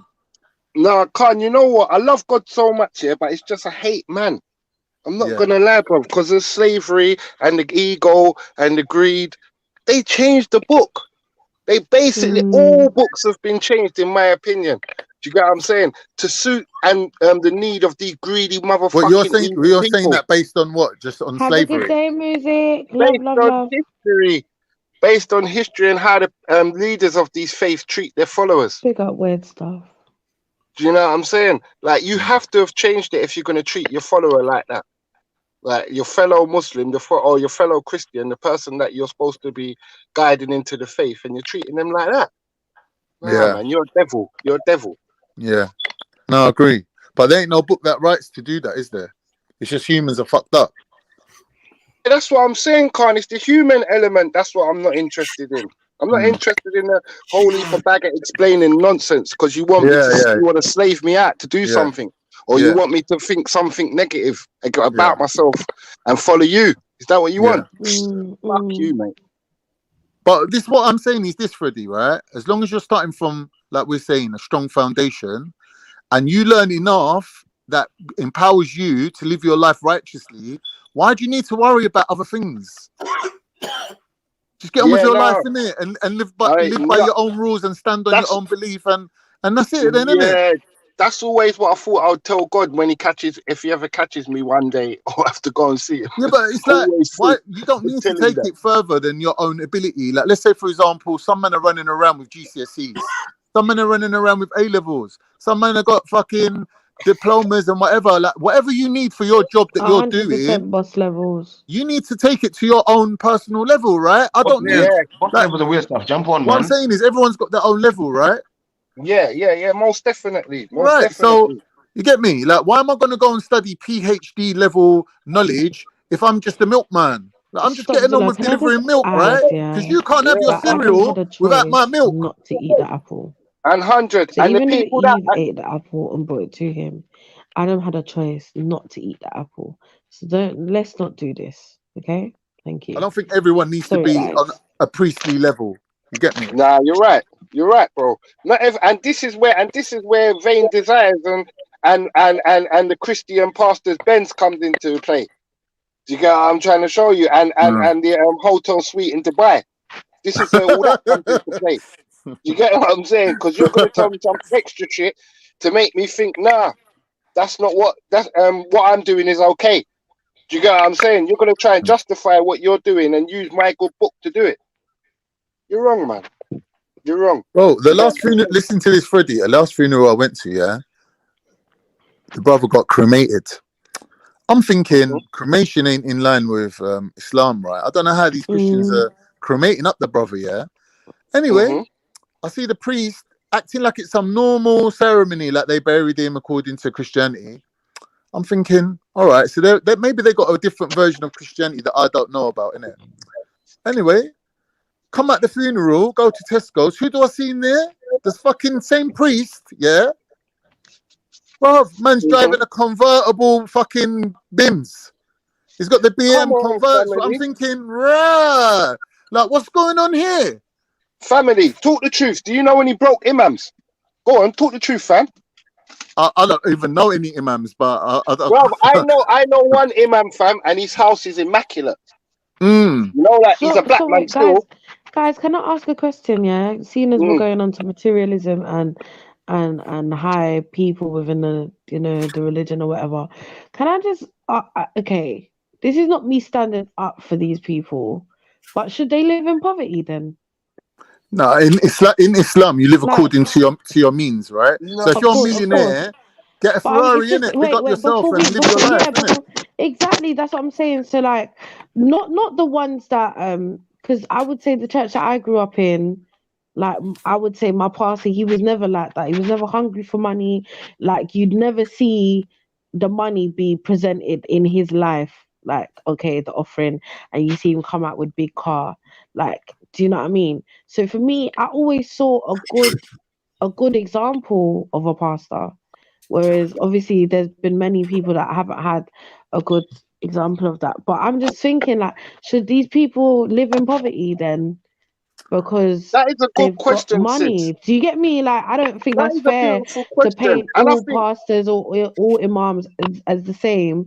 But just because here's what I'm saying though, babe. Listen to me. Having a car, an expensive car or a reliable car, ain't a problem.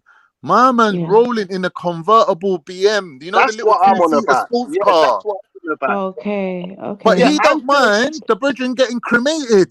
Like he's not like pulling them up on their religion because he don't want them to watch him because he's just like he's flossing. You see the things that religion can do for the faith, because obviously I come from a little religion called Rasta, innit? And we used to give out breakfast. We used to make sure people had dinner. Like if you was gonna get a knife in your head, you could run to the Rasta house and some Rastas would come out and say, "Yo, you can't kill him. Don't kill him, yasso." Right. You know what I'm trying to show you. Yeah. So it was like we used to do things for humanity or for humanity's sake. Yeah. It seems like nothing's being done for humanity's sake, and it's all for the people that are involved in the religion's sake. It's become an institution, Freddie. It's become a business. Yeah, not even the followers are getting any blessings from the religion they're following. I'm not a fan of cremation, yeah. But in the Bible it does say ashes to ashes, dust to dust, yeah. So are they really doing anything wrong about when they burn the body? No, 1 minute. Hold up, ashes to ashes don't mean you didn't come from ashes. Wait, before you continue, just let me finish my statement. Okay. There's also many traditions where they used to like burn the bodies on the water, so like push the body out and then burn the body on the water. The Hindu thing, the Vikings. Right. Or Vikings, or however. But this is what I'm saying. If it says that in the Bible, are they really doing something wrong? Right. Let's look at the not scripture. Just the Bible, Scripture is saying ashes to ashes, dust to dust. Now, body, where's your body going? It's going in the ground, right? So obviously you come from the ground. That's why your body's made out of minerals, metals. You got iron in your body because you come from the soil, right? So you're going back to the soil. So ashes to ashes, dust to dust, body to the earth, innit? Where it come from. No, I get that, but so are they doing something wrong by burning the body?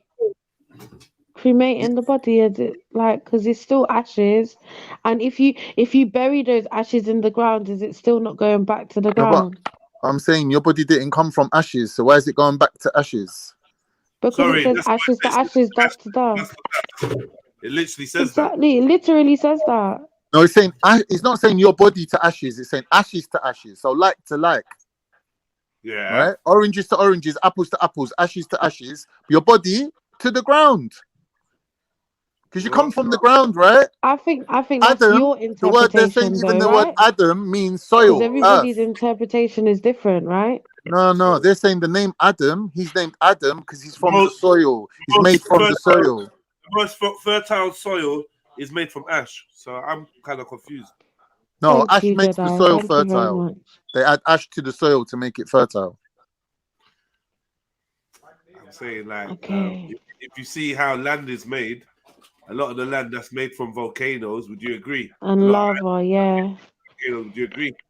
Yeah. The volcanic, yeah, definitely, I agree. But I'm saying your body goes to the earth, right? Because it come from the earth, innit? So Adam's called Adam because he's from the earth. So even in the Quran, it says, I think, I can't misquote the Quran. Let me not say Quran, right? But I think with Muslims, there's the belief that God took a clump of clay and he molded Adam out of it. Right. So basically, even there, it's saying humans come from the soil, right? So when we find out that there's like metal inside our bodies, everything is carbon, though. Everything is carbon. But within the soil, there's ashes, no? Everything's carbon. Within the clay, there's ashes, no? This is all of these elements is what make up the soil, right? Or the dirt, right? So yeah, it's the same. All I'm saying is that why is there such a big I personally wouldn't want my body to be burned. I would like to go into the ground when I die. However, I don't see an issue with, the body being burned and you putting it back to the ground. I'm not saying there's anything wrong with it. I'm saying according to the tradition, that's not what's done. So the Hebrews, like before the Christians, weren't cremating people; they were burying them or putting them in caves or whatever.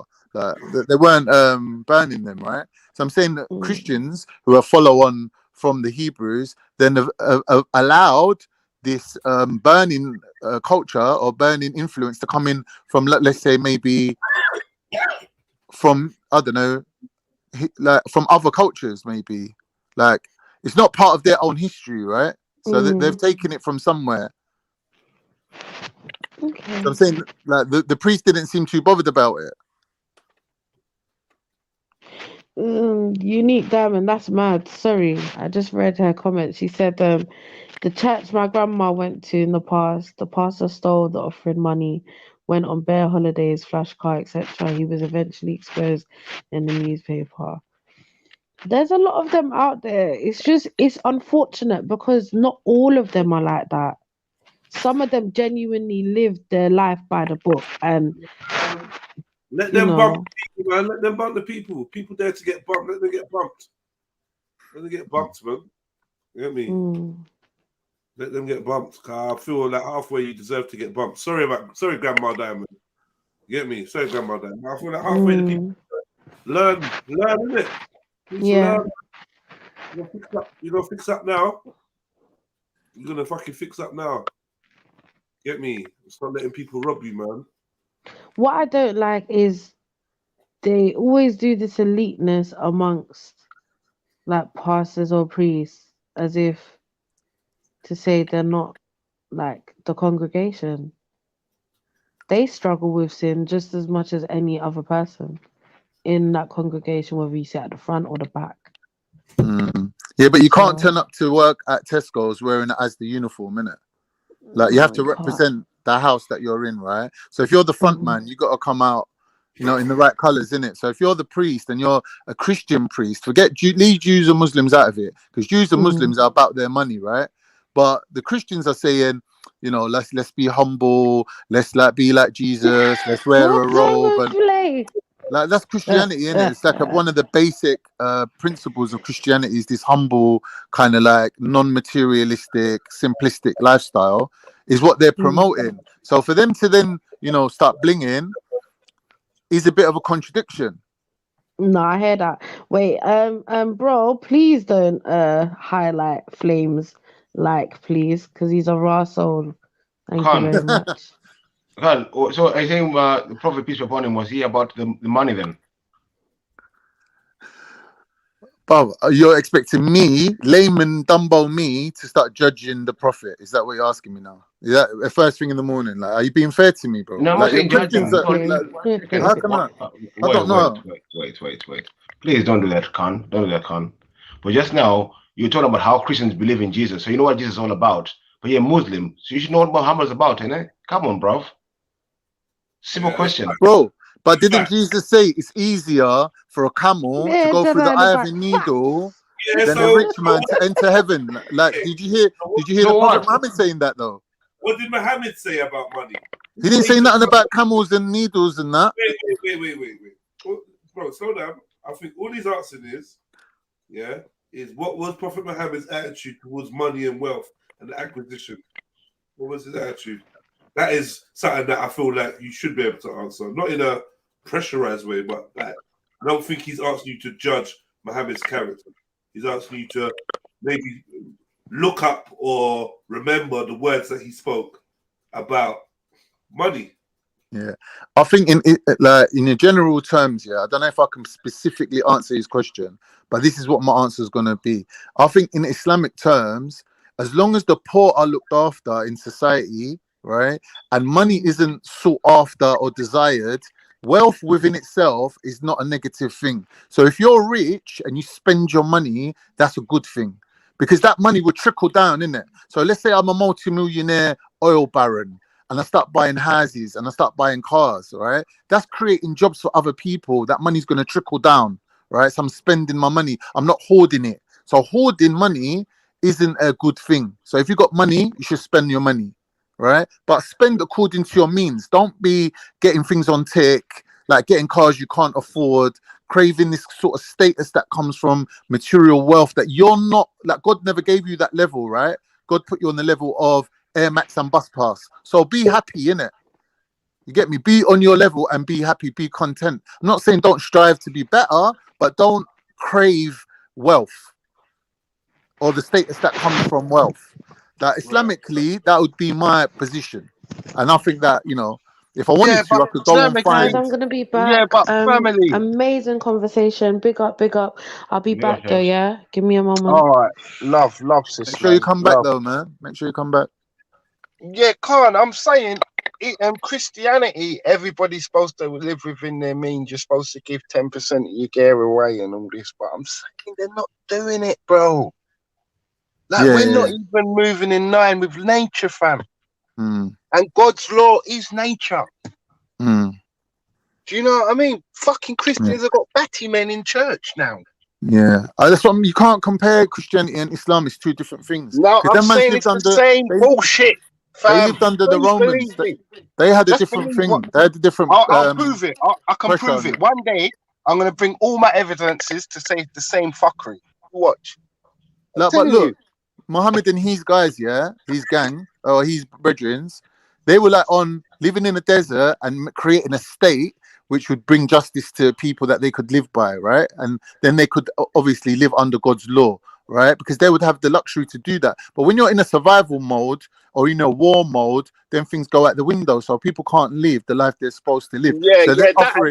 Now, but with the Christians and excuses. But with Jesus and his lot, they were living under the Romans. They weren't looking on creating a country. Family, don't you think that is one? Freddie. What I'm saying is, with Jesus and his 12 disciples, he weren't showing them, let's create a religious state and break away from Rome.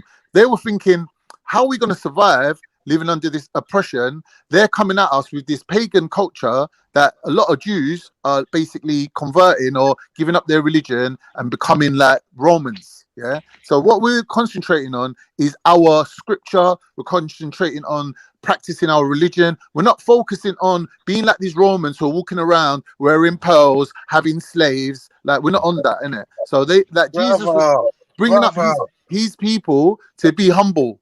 Have you finished, King? Have you finished, King? I'm saying that you can't compare the two things. Conquest the Christians done. big spliff for that. Whoa, whoa, whoa. So you know what man's lean. Lean up, lean up. Blood, I'd rather die before I let him hit me with a vaccine. Never that. Mandatory for everybody. You know what that? Lean up, lean up. Keep ties with the mob. Stay on job for the peace. MOV. Why would I run? Why would I run? If I got my machine. When I got that. Best be ready. Yeah, big up Mohib, man. Every time, my Jenna. Yeah, I don't know, man. I've always had it as two sides of a dirty coin. Do you get what I'm trying to show you? One side is Muslims, the other side's Christian, innit? And they're both just worse or similar to each other. Do you get me? When it comes to the conquest, yeah, the way you spreaded your religion is so wrong in so many fucking ways. It's disgusting and sick, and it makes me ill. And the thing about it is, yeah, Christians will say that God was a loving person, so this is an excuse to do this and do that, and love gays and do this and do that. And Muslims will say, because we were going through a war period, it's an excuse for us to do this and do that. And they're both sickening fucking. Oh.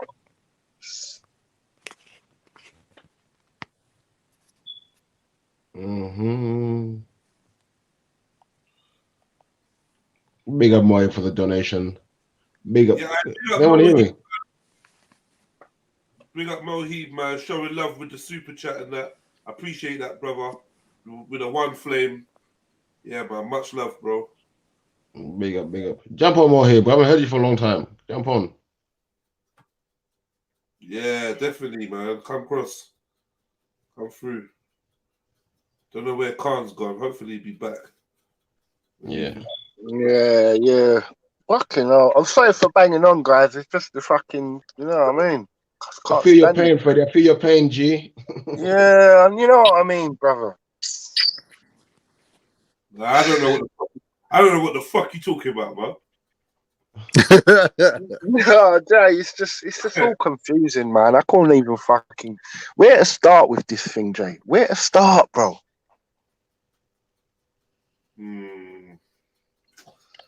Alright, man. So what was so anyway, so you're saying that Christianity and Islam's just all the same. That's what you're saying, right? Yes, brother. It's just one's a bit more aggressive than the other, or one shows aggression for their excuses. So if they make fuck ups, they say it's because there was aggressive and there was thing, and then when one fucks up, Christians fuck up, they say it's because they got so much love, they have to do it. Do you know what I mean? And it's too much, you know. It's well, they've both religions with full of excuses, and the followers, like the ones that are high up. I'm not talking about me and you, the regular ones. I'm talking about the ones that run the shit. They need to fucking do something.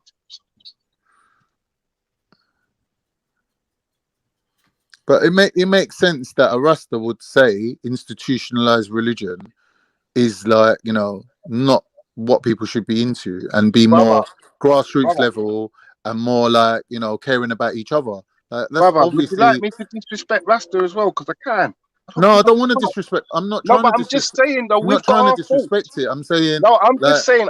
I know my community has got my faults, and I can name every one of them. None of these things are perfect. Yeah, none of these things are perfect. I'll never put Rasta over. Freddie, we're not looking for perfect. We're looking to be able to live life, isn't it? No, but I'm just saying, bro. I wouldn't tell no one to go to Rasta because that's not my job. Right. Do you get what I'm saying? I don't bring people to God. Do you get what I'm saying? I just make them know that God exists. That's the only. All I can do is bear witness to him. I can't fucking tell you what to do or bring him to him or that's not me. You're just testifying. Yeah, all I can do is testify that he's a real guy. He's around, innit? Do you get what I'm saying? But I can't tell you who to go to or what his name is or if he's black, Asian, white, or I can't tell you none of these things.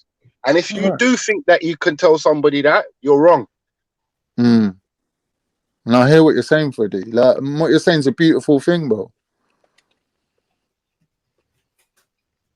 It's just realization, fam. Man's come through this thing for so long, and I'm sticking to with what my elders taught me, because I learned from some of the best in it. And they told me confusion is no good for you. It's no good for you. It's not in nature. There's nothing confusing in nature, bro. Yeah. Everything's got a straightforward beginning, middle, end. Yeah. Purpose. Everything's got a purpose. A life ready? Beef, you know what it is, Beef. Come on, fam. I ain't none of this fucking arguing back and forth about who's more righteous than who. You know, I hate that word righteous now, actually. I don't even fucking like it. Do you know what I mean, bro? It took me a little while to fucking obviously get over it, but I don't like that righteous shit no more. I don't like it. And I told man in their face, I don't like it, bro. Don't run. I hate it. Yeah, I don't like it, bro.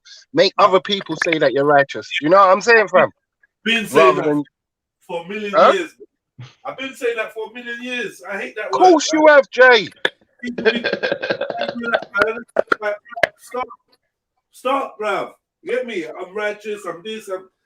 Boy, I just feel like it's an aim. It's somewhere you should be aiming to, not something a man should ever really declare.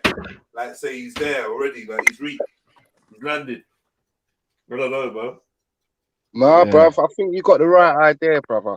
Because you see God's information to me, how I saw God is I saw him at my worstest, lowest time when all this evil shit was going on. Do you get me? I saw him, innit? And he said everything's easy and fucking normal to understand. Do you know what I'm saying?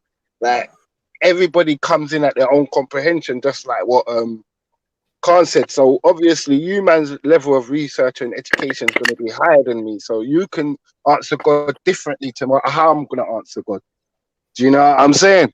But obviously I'm going to answer God to my understanding and levels of it, and I'm going to tell him straight up and down that what you done over there, or if you said something over there, this or that, it was confusing to me, so I disregarded it straight.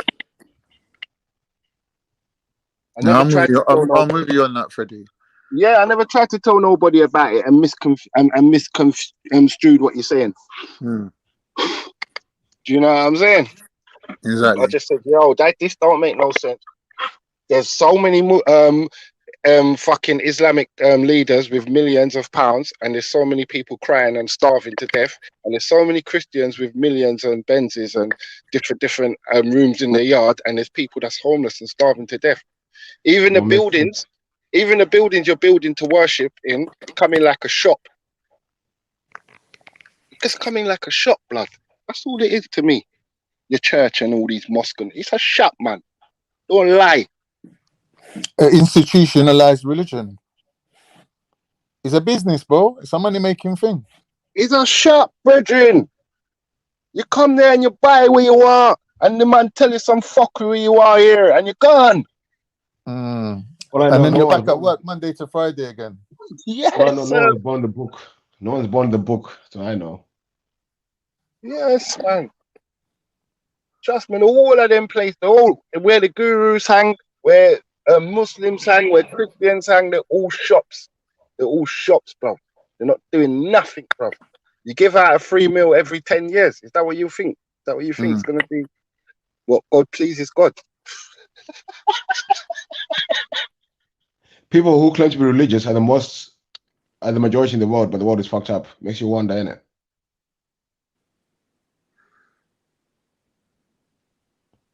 Makes you wonder.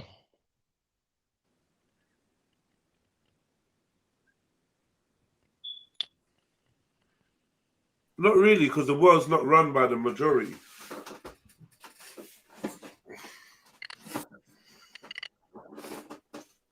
The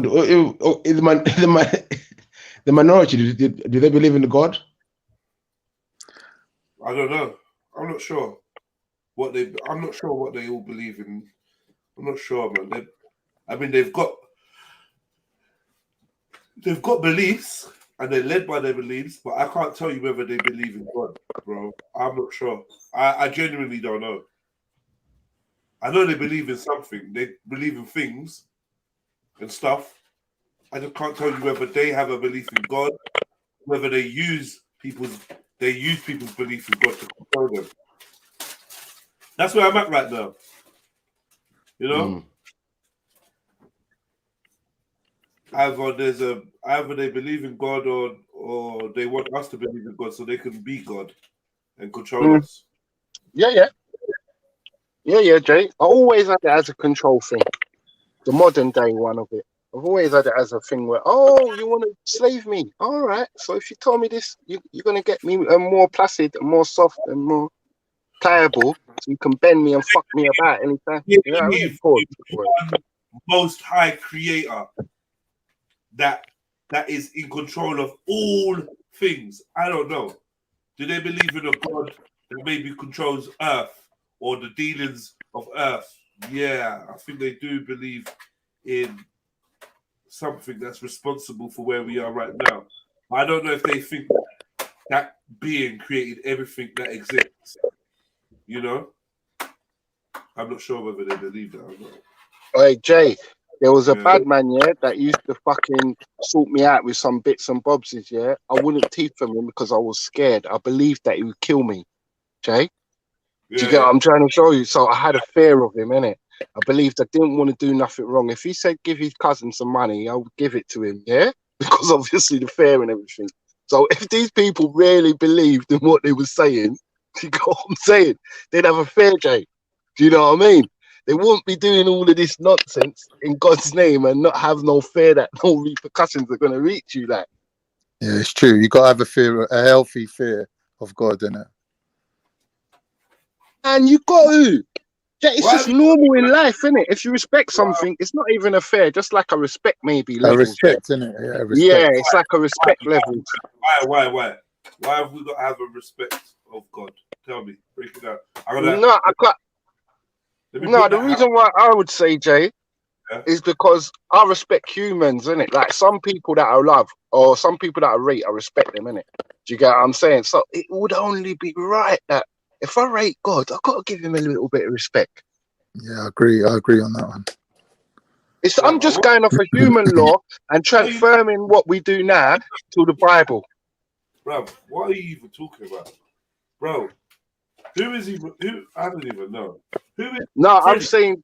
No, wait. No. You're too random, bro. Yeah. Who is God?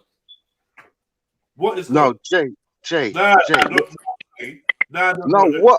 What I'm saying, Jay, is if. I said, what is God, bro? All right, God to me is an entity that I believe in. Yeah. Yeah, that's as basic as I can get it, Jay. That's as okay.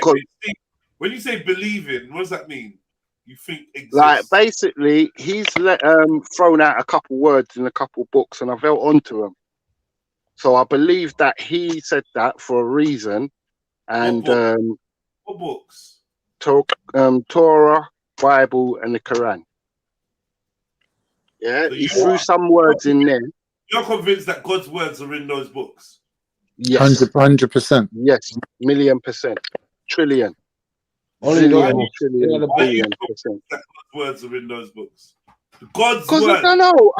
It resonates with your inner vibration. I was just about to say something similar, but that don't sound right. That sounds hairy-fairy, innit? Jay wants proper explanations, innit? If you can find other words, I don't know. That's how I'm seeing it. You're not going to pick it apart. Resonates with your inner vibration. Right, exactly. What is that? What do you mean, what is that? You sound like you burn into it. What do you mean? I'm using plain English, like you can't understand what I'm saying.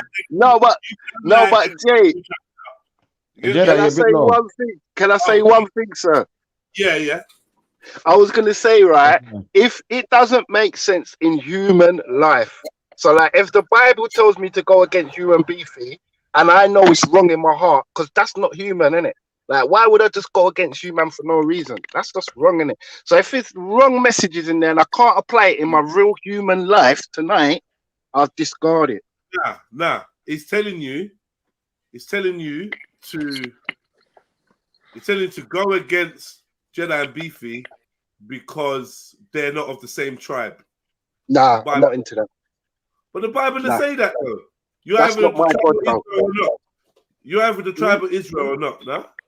No, Jay, I said some words, Jay. Not all of them. Whoa. How do you get to pick and choose what's God's words and what's not? Without just feeding into your ego of what you like and what you don't like. It could be ego. It fucking definitely could be ego, sir.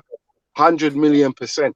But I'm just fucking trying to make it resonate in me. I know it sounds dumb to say resonate, but I'm just trying to apply it to my natural life. So if I can apply something from the Quran to my natural life and it makes sense and there's no confusion. Bro, you can apply sorry to keep cutting. You can apply it. You can apply it all to your life. You can apply the whole Quran to your life, and you can make it make sense because you just adjust your perspective. Yeah, but Jay, you're rigid. See, look, this is where the Bible talks about people are stiff-necked. Yeah, you're a stiff-necked brother, rigid. You're gonna read something, and if it don't say blue because it's your favorite color, then you're fucking it off. Yeah. What you're saying, Jeddah, is they call it confirmation bias. Exactly. Yeah, selective. It's selective God picking. You're right. It could be called selective God picking. Like these books. It could be cherry picking. You're right, Jay. Like I don't know it all, Jay, so I can't even fucking try to even fathom it. But I just go with what's right for me. And one thing I got told, Jay, that really resonates with me is God is not confusion. Like it's not. It's super simple. And when you really check it out, the best people in life are just basic. Like you understand them fully. Like. Do you get what I'm saying? Like, it's not a thing where you got a challenge to understand them or there's a riddle on it. Like, you know what I'm saying? The best people I'm thinking of in my brain, like, but then straightforward. Then, like, I kind of do. I do agree with you. I do think the truth is simple. Yeah, I've always thought that. However, maybe that's just my ego. Because if I can't understand something, it's too complicated, so it can't be true. Maybe that's ego. Yes, definitely. Because remember, it took me a long time to read, you know. So fucking grasping all of this. It's a lot, isn't it, mate? You know what I mean? Yeah, but Freddie, while you weren't reading, right? What was you doing? You was relying on your inner voice that was telling you from wrong. Whereas everyone else was busy reading what next man was saying. You was relying on your own inner voice. That's why it's strong in you. Yeah, definite, man. Like, I always got taught, like, because when I saw my brethren taking Shahada, I said, I'm never going to do that. When I saw a man getting, what's that thing called again when you go back to Christ or whatever? I don't know. But Freddie, we've been talking for what, 1 hour, a half hour? You already done your Shahada 4 times. You already said there is only one God. There is only one creator. You know, you already done it, bro. More than likely, but I'm saying it wasn't for me. Like when I was looking at it, when I was looking at baptism, it wasn't. Nah, I'm just saying, fam. When I was looking at dunking my head in the water and then I could go and fuck something after. Yeah, but that's just a ritual. That's a ritual thing. That's a ritual thing. Don't watch that. That's what I'm saying. That's what I'm saying. Where man's come into it now, he's kind of superseded what God's doing. Like, let's forget what God said. And let's just concentrate on our rituals and our little things so we can hold down these people. We can hold down these. You know what I mean, fam? 100% hear you, Freddie, bro.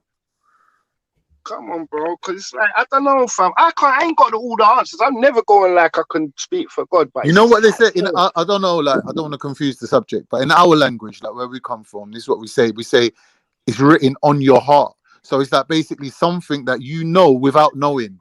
So some people know God, innit? They know that there's a creator and no one had to tell them. It's just written on their heart. They just know it, right? So now when you ask that man to explain that to you, he ain't got words to explain it because he didn't learn it through his brain. It's through his heart, isn't it? Yeah. And that's similar to how I had my thing, innit? Because I had full conversations with God, innit? And he answered me back, bro.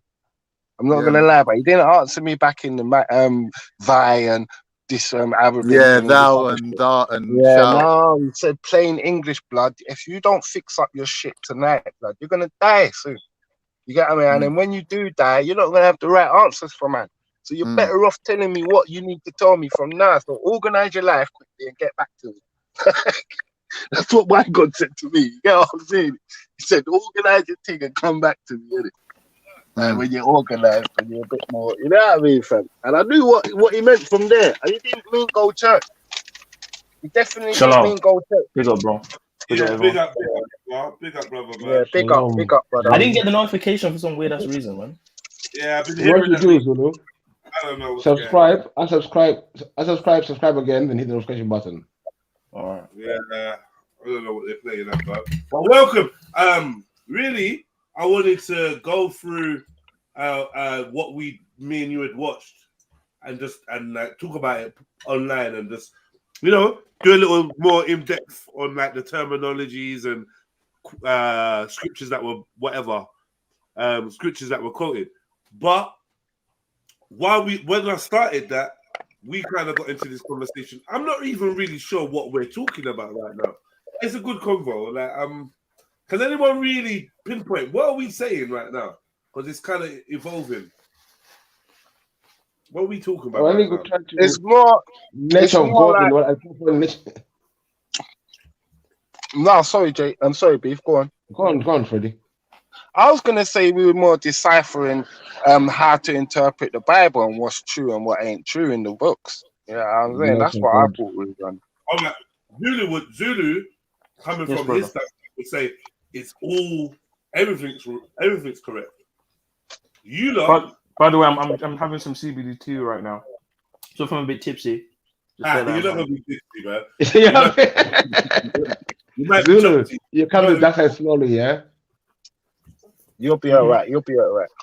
No, it's a high percentage, fam. It's a high percentage. It's not gonna lean you. It's not gonna lean you, bro. There's no THC in it. Oh, okay. Yeah. So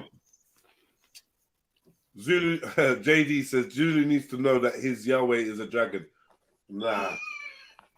I know. They're gassed on it. I know. Be careful of the eagle and the dragon and the bear. I'm not gonna lie. When I saw the video, I was shocked. But then when I fact checked a bunch of the stuff, I was like, wow. We'll get into that. Yeah, we're gonna get into that. I'm glad because I know you're gonna open my eyes on a few things. But yeah, the man then was just we just chopping it up really. Good little conversation on religion. Man like Fred. I was trying to beat up Fred a little bit if I could. Do you know what I mean? Because all the shit he says, I like what he says. I like how he talks. I like his stance. But something just said, force him to fucking explain himself. What does he mean? Question him. See if he knows what he's talking about. Get him to. Jay, I ain't got the brain capacity, Jay. I ain't got the fucking brain capacity, man. No, you're doing it. You're doing it. You're trying to explain. So even now, we've come down to a point where you're now telling us about your conversation with God and what it was like. Do you think that was you actually hearing the voice, bro? Jay, what I used to do, I used to just fucking bang up early, and then I used to block all the lights out the window. You know my thing, I just block out everything, shut the flat, everything, block it out. Go into myself and say, please, man, I need your help. You know, like beg, just like normal, like Jay, I need your help. Like, can you meet me in West or whatever? Like, but I need you to meet me in West before dinner time. Can you do that? Yeah. You get me? And then I'll just knock out, wake up, fam, and I'll know what I have to do. Or I'll know the steps that I have to make. Right. You know what I'm saying? To improve my thing and not lose my life. Because at them times I was close to killing myself. Not killing myself, but going on such a mission that I'm taking everybody with me. Huh? Yeah. You know what I'm saying? Yeah. So I was at my lowest of the low, Jay. So I couldn't even see my ego. I couldn't even see something that was just telling me, I don't know, man. I don't know, Jay. You get me? But I do believe there's a God in it. And I believe that he stirred me in such a right way with basics. Not with no complications, with basics. He just said, do what's right in your heart and do what you know that you need to do. And I know I need to do charity, Jay. I know that for a fact. I need to give money to people that I ain't never seen before. I need to, you know what I'm saying, do things that obviously will benefit my daughter more than I ever got benefited. Take her places, Jay. I never went nowhere, blood, apart from the local park. Yeah. Do you know what I'm saying? Like, I'm maxing her out. I'm making sure she's all right living. You know what I'm saying? Things that I got taught is just basic shit, Jay. But I needed to slow down to hear it. Right. You know what I find interesting? That most of the world's major prophets came to their revelations through incarceration or prolonged periods of isolation. and then meditating in that. You know, Muhammad was in a cave. Jesus was on mountains. John was on Isle of Patmos. You know. Yeah, I was watching this Netflix series called Yunus Emre about Sufis, and they showed that they got this tradition where they lock people in like little wooden rooms, like they make these little rooms, like little, like quite small little rooms, and they lock them in there, like and just leave them in darkness and solitude for a while, and it's part of their training.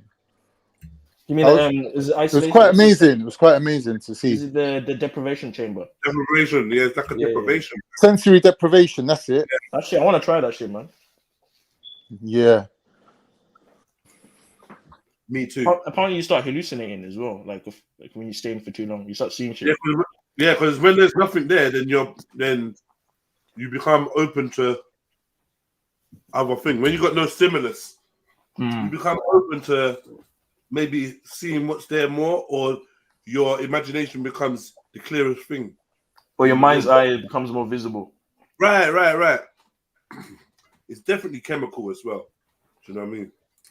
But what do you think the aspect of being in water does, though? Because I think they're in water in those chambers. A couple things. One, because those deprivation tanks are supposed to be saline water, so essentially supposed to be weightless. So you don't have that. You don't have that sense of touch.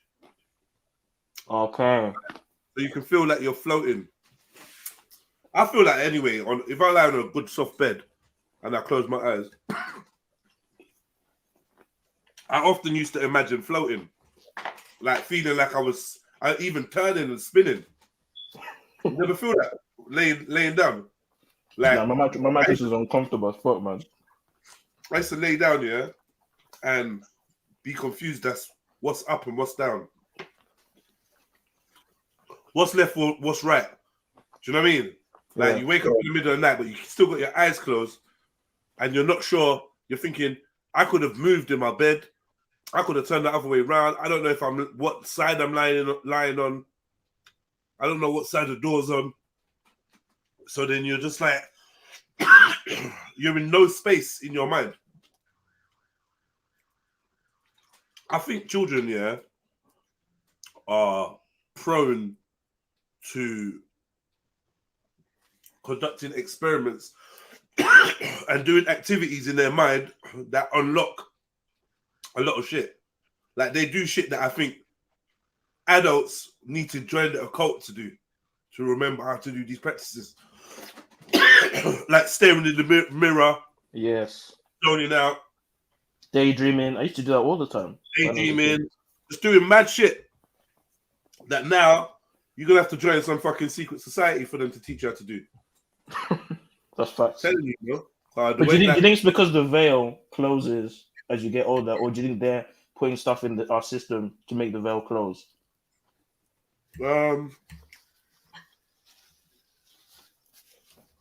Both, and a third option. And the third option is that when you was doing these things, all you was doing was following your instincts. That's it. You was just doing what you naturally were inclined to do. You know what I mean? Mm-hmm. Which then relates back to the fact that that was your nature before the new nature that you've acquired. It was in your nature to be a mind being, a thought being, and less of a physical being. More of a metaphysical. Do you know what I mean? Yeah, man. But you mean you go? I'm going to say it's way easier to live in your head as a baby. That's just your default. You don't even have words, bro. When you ain't got words. Yeah, you're thinking more than. Yeah, exactly. You know what I mean? Yeah. You're more interstellar. And you know what? What language? And the human mind, Jay, is such a it's amazing, you know, bro. The things that we think we can know or think we can see or think we can. Do you know what I mean? What language is a baby's thoughts in? That's a good question, bro. That I is a don't even good know. fucking question, bro. You think maybe it's just feelings rather than words? But have you ever heard babies speaking and it's like they're speaking Chinese or something? Wow, that's Mad. racist. It's like That's they've got a racist. whole language. They're just talking for hours. It's like they're not repeating the same sound. They're just eloquently communicating, but just on a different. It's just mad. I've seen it a lot. Baby babble. I heard the story of the two twins that made up their own language. Wow. Mad. Only they could understand, and it was hard to get them. Like they couldn't break them out of the language. I think they had to either separate them or take them to some kind of speech therapy, because they were just like speaking their own language to each other. That's it. That's crazy. But do you think that disconnect of being less spiritual as you get older has something also to do with losing memory of early parts of childhood? Because I don't remember shit from pre-4 years old. But who said we get less spiritual as we get older? No. I'm okay. Wrong word. Less innate. Less internal. Less internal. Less internal. Oh, yeah. Do you think it's also correlated to us not remembering like pre-4 or 5 years old of our early life? Because I don't remember shit. Now some people do though. It's just some people do, some people don't, innit? Do you remember before you were 4? Yeah, I can remember being 5. I can remember being 5. Not but every you know what being a baby. They say if you argue with your BM when the youth's pregnant or you beat her up or whatever, the youth will remember the vibe. But will you remember the event? Like when it says, "Oh, do you remember?" When the mum says, "Do you Yes, remember when we did man. When he hears you shout again, when he hears you shout at his mum again, or he hears her, or he feels her getting some type of anxiousness, he will feel it too. Apparently, but we don't know how true that is, but I believe it is true. You know? I'll believe that. Yeah, I wouldn't say it's a lie. Yeah, I'll believe that. But do you not think that's the subconscious though? No, I think when your baby's born, he's been used to listening to you for the last however months. He knows who you are already, innit? Like, you don't need to tell him I'm your dad, innit? Like he just hears your voice and he feels your vibration. He knows you, innit? You knows you. Yeah, but is that not an aspect of the subconscious?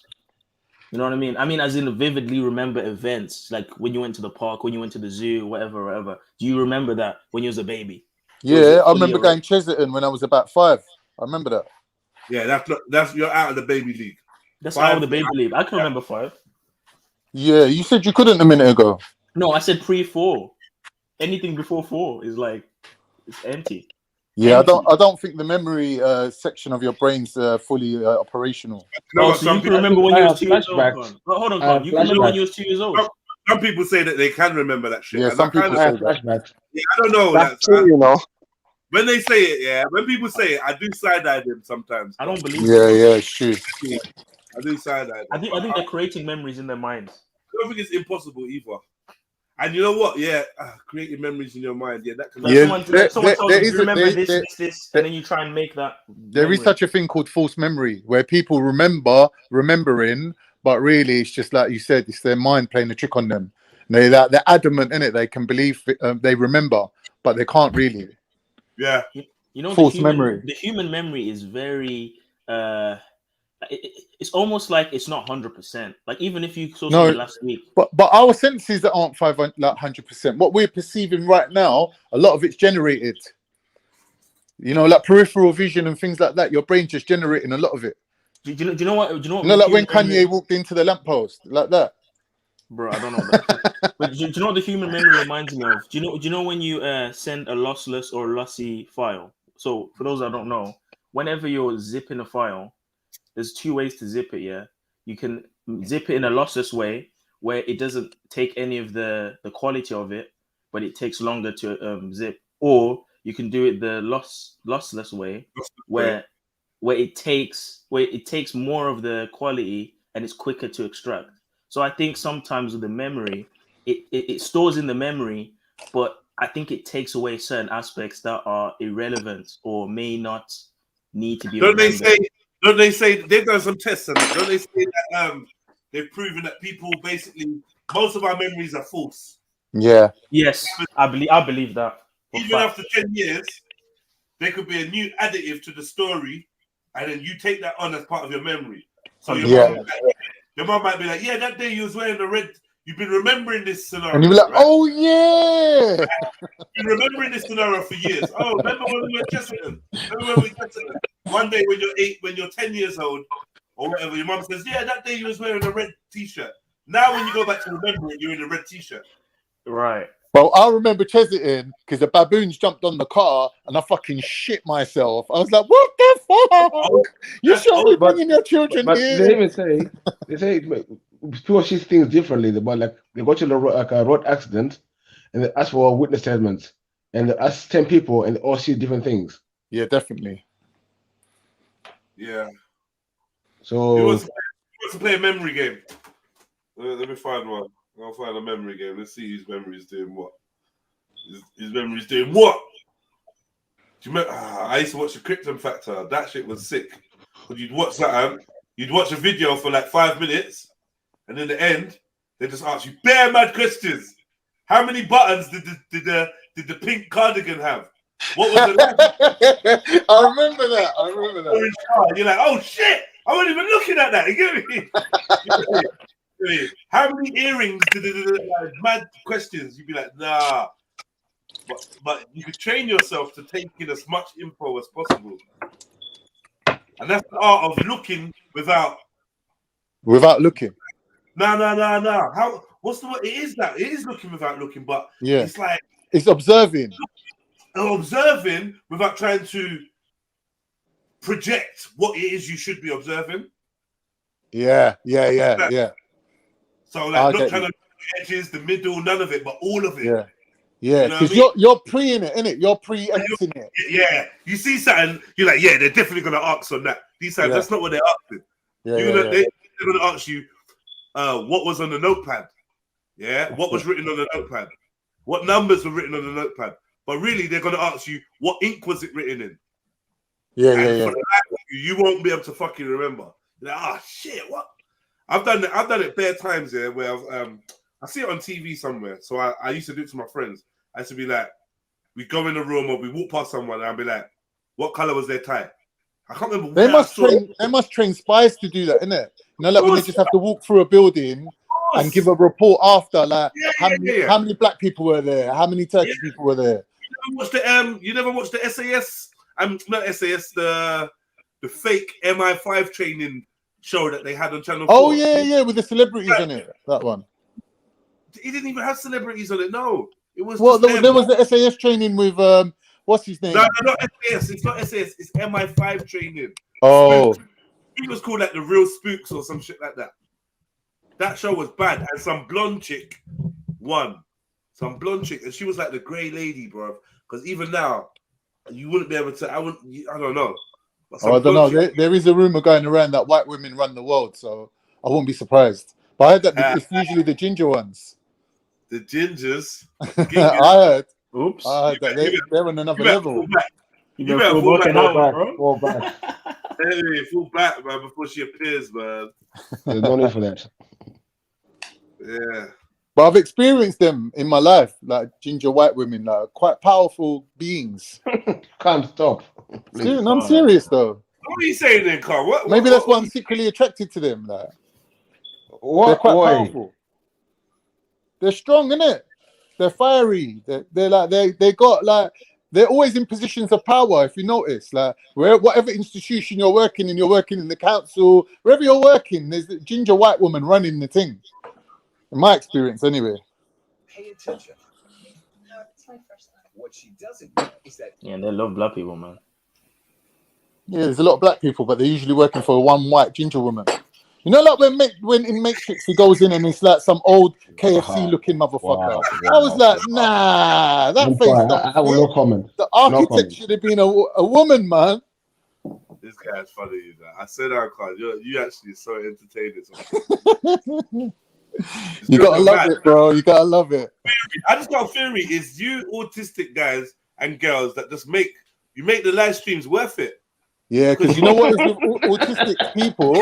Actually, no, but it's true because autistic people, it's about patterns, isn't it? It's about patterns. Yeah, they just say whatever. They always got something, not always, but usually got something to say. Keep conversation going on.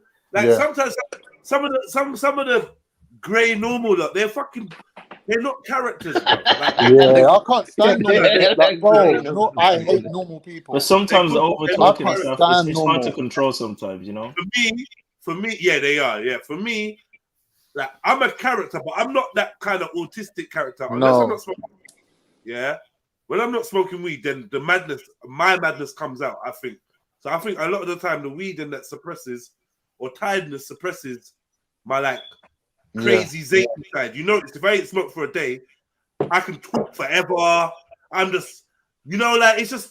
But like you lot can just chat. I think the worst characters, yeah. You remember that guy and his son that you when you played the video? Oh god! I think they're the worst. I think honestly, they may be the worst of everyone. I'm not even gonna lie. Bro, maybe. I know, bro. I know. Who are we talking about? What guy? I couldn't think of anyone else worse than that. There's a guy came on with his dad. A guy came on, ended up getting brushed, and then his dad came on, and then they ended up both getting brushed. You said it's hereditary. Yeah, burnt him. No, you know what burnt him the most? You know what burnt him the most? Man saying basically not going downstairs and having a word with the crackhead, but basically he gave this analogy, Kanye. Well, he gave this story. His mate lives in a flat, and there's a crackhead downstairs, and the crackhead, not a crackhead, crack dealer is selling crack, and when my man's taking his son and his daughter to school, there's crackheads in the hallway and on the staircase piping up. All right. Yeah.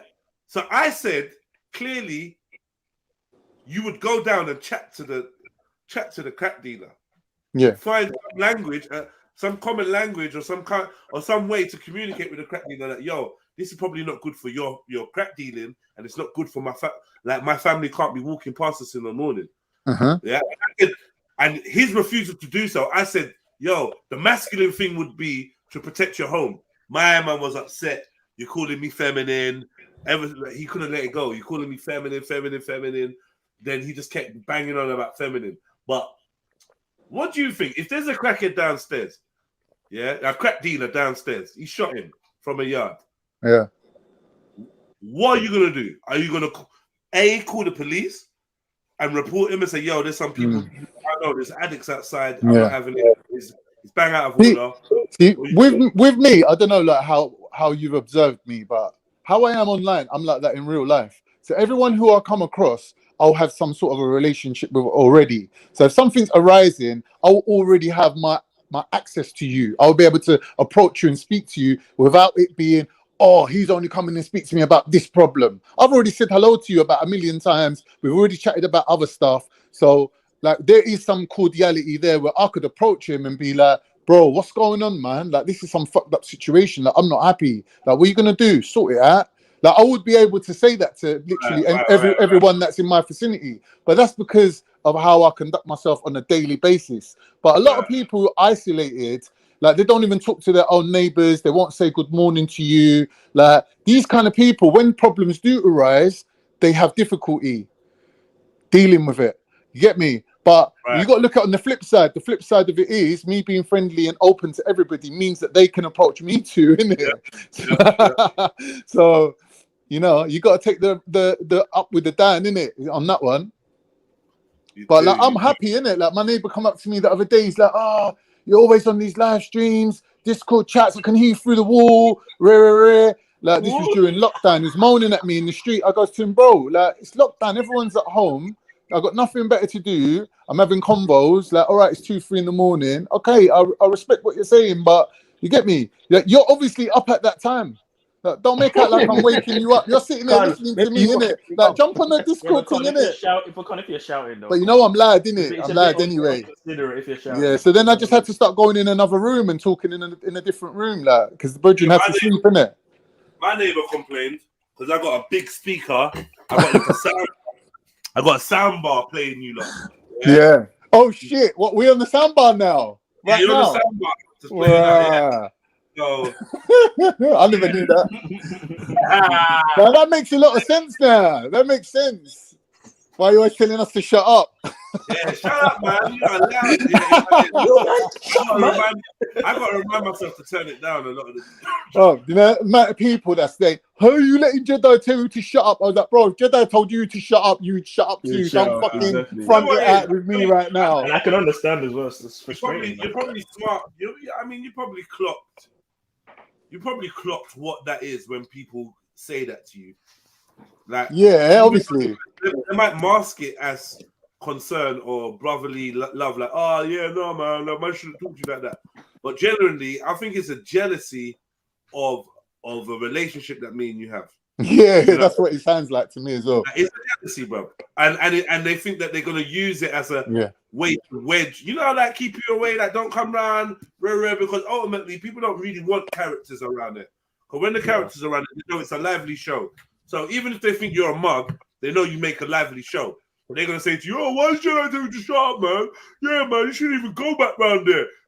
You find how easy it is that people weirdly say some shit about not going back to Trilluminati Live. And he wouldn't have thought about it if no one did. Yeah, you're like, wow. Yeah. Because you know, at the end of it, they're finding the best way for them to convince you to not come round.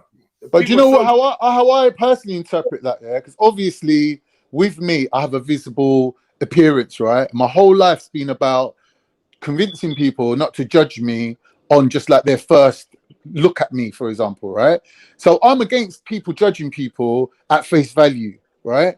You should always look at the person that's within that body, right? That soul that's within that body. So I'm talking to people, I'm looking in the eyes, I'm reading them. You get me?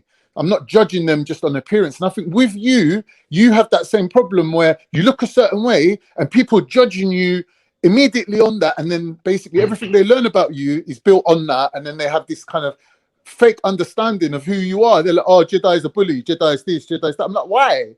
Why is he? And it's just based on their interpretation of you. When I don't understand that, like, all right, yeah, you're a big guy. Understand? You get me?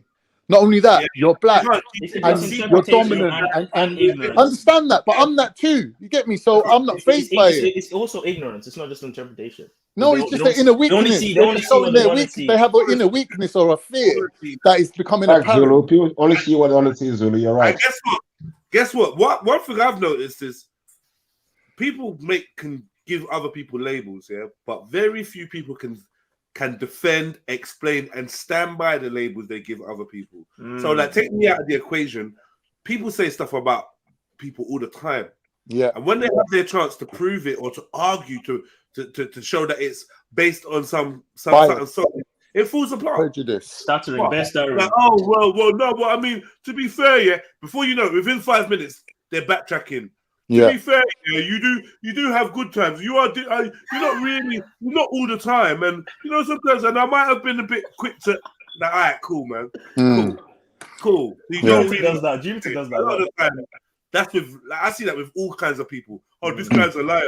And when the guy says, "How am I a liar?" Well, like, you kind of just like, well, how is that lying? Yeah. Oh, well, you know, like, all right, then maybe lie's the wrong word. Shut up, man. Why it shows that they're not rational thinkers. That's what it shows. Right, they're not rational, man. And once you slowly take them through the decision they've made, it often just breaks down and crumbles. But yeah,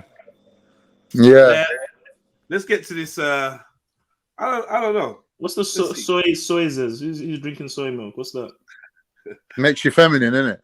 I think so. Oh, well, that's what they're saying. Apparently, Japanese eat a lot of soy in it, like soy sauce and all that, and they're saying that soy makes you quite feminine. Because it's estrogenic. No, he's right. This is why they're not sexing women; they're sexing robots and shit, man. They're weird, man. Yeah, they're fucking weird. That is true. Yeah, who are you talking about? Chinese or Japanese? I didn't even hear. Japanese. Like soy, innit? Soy products. No, it's actually a serious problem over there. They're not having kids as much as they should be because they're just sexing robots and hentai. Hey, the Chinese government's getting on the way. You heard that they're banning those little funny K-pop type stars. They're banning them from looking all fruity and being all over the TV. Mad. Yeah, they're restricting the amount of time kids can play now. I was a bit surprised when the Chinese said that they're banning gayness, because obviously watching Chinese films and being in touch with Chinese culture, they've always had that element of gayness in there. Bro, Russia and China don't mess around, bro. Like, they don't mess around. You know what I mean? They've had enough, man. They've had enough, bro.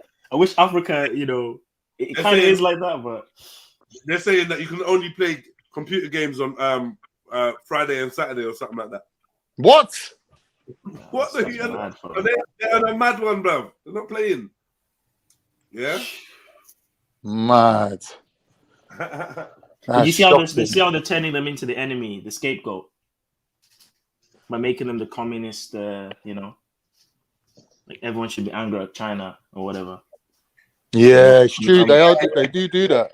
They've been doing it, bro. They've been doing it for the last 8-9 years, bro. Little, like, even I watch World Star, right? Even on World Star, I see the little slight things. Oh, Chinaman beats Ugandan, whips Ugandan man. Yes. They show these little clips to try and engineer. So from every angle. So I'm sure the Russians will be getting it. The white people will be getting it. You know, the South in America. Wasn't COVID one big hate China campaign at one point? That to do no Asian hate thing. The campaign, like Black Lives Matter thing. Big hate Asia campaign going on with COVID. Even now, like people's trust. Come on, man. It's always encouraged to like kind of look at Chinese as being a bit of a way. I find even amongst my Asian friends, I mean East Asian friends, they all have a kind of anti-China sentiment. Yes. Even Chinese people themselves, they kind of say, "Oh, mainland China." My Philly brethren will tell me Chinese are dirty. My Vietnamese brethren tell me, "Oh yeah, Chinese now, man. They just like that." You know, I don't know. Well, at one point, China's called the sick man of Asia, weren't they? Yeah. What's that? What film is that? When the Japanese go into the dojo and they got the big sign saying "Sick Man of Asia" and Bruce Lee boxed them up. Was that Enter the Dragon? I think it was Fist of Fury. Oh, okay. Yeah. Wait, was it? Yeah. Fist of Fury. Because they remade it with Jet Li. Do you know the one I mean? When they're getting chiefed up, I think it happens in Shanghai or something. The Japanese are chiefing up the Chinese badly. But I think anyway, communism just the same flip side of the coin of capitalism. Both are the same goal anyway. Yeah, they're the same. Capitalism and communism. Yeah, but you don't want to give power to the government, bro, to tell you when to go to bed and when to. Same thing. They all got same control. You don't want that kind of. Because when they start forcing badges and stuff, then you're gonna wish you was in a more liberal. You know what I mean? But they're the badge here, though. They're going to do that here in the liberal world. So I know, but they can't get to the point where they're literally knocking at your door and forcing you. They can only make it to where you can't work or da. But in China, they will literally knock at your door and say, "Take this now." Apparently, bare police officers resigned yesterday in New York. Oh yeah. Over what? And social care workers. The deadline, isn't it? The deadline of that mandatory thing. Yeah, and social workers as well. Government workers. You know the mandatory badge. Mm-hmm. Oh yeah. Did you see about the President Kane and even the president of governor of Florida? They're saying no, we're against this. And if any business tries to make it mandatory, we're gonna charge you. We're gonna fine you. I don't know what move that is. They even get celebrities to speak on it. Did you hear what Arnold said about it? Arnold Schwarzenegger. What did he say? He goes, "Fuck your freedom." Because they were saying it's our freedom not to get the badge, right? He said that. And he turned around and said, "Fuck your freedom." Yeah? And turned against Arnold. They will start switching and then, bro, who the fuck's this guy? Bro, yeah? Bro. But he's a plant, bro. Man's blatantly a plant. Arnold's a plant, bro. He's married into the Kennedys and all sorts of shit, man. Come on, you know. He's the biggest plant. How can you be in America and say that's your freedom, bro? That doesn't make sense. Huh? Isn't America supposed to be the land of the free? Yeah. And they're saying F your freedom. That's what he said, bro. That was his actual bar that he dropped. It was "fuck your freedom," like that. Mad. Big up, family. Man said, isn't it supposed to be the land of the free? Big up, man. You look good. But yeah, big up, brother. Biden said,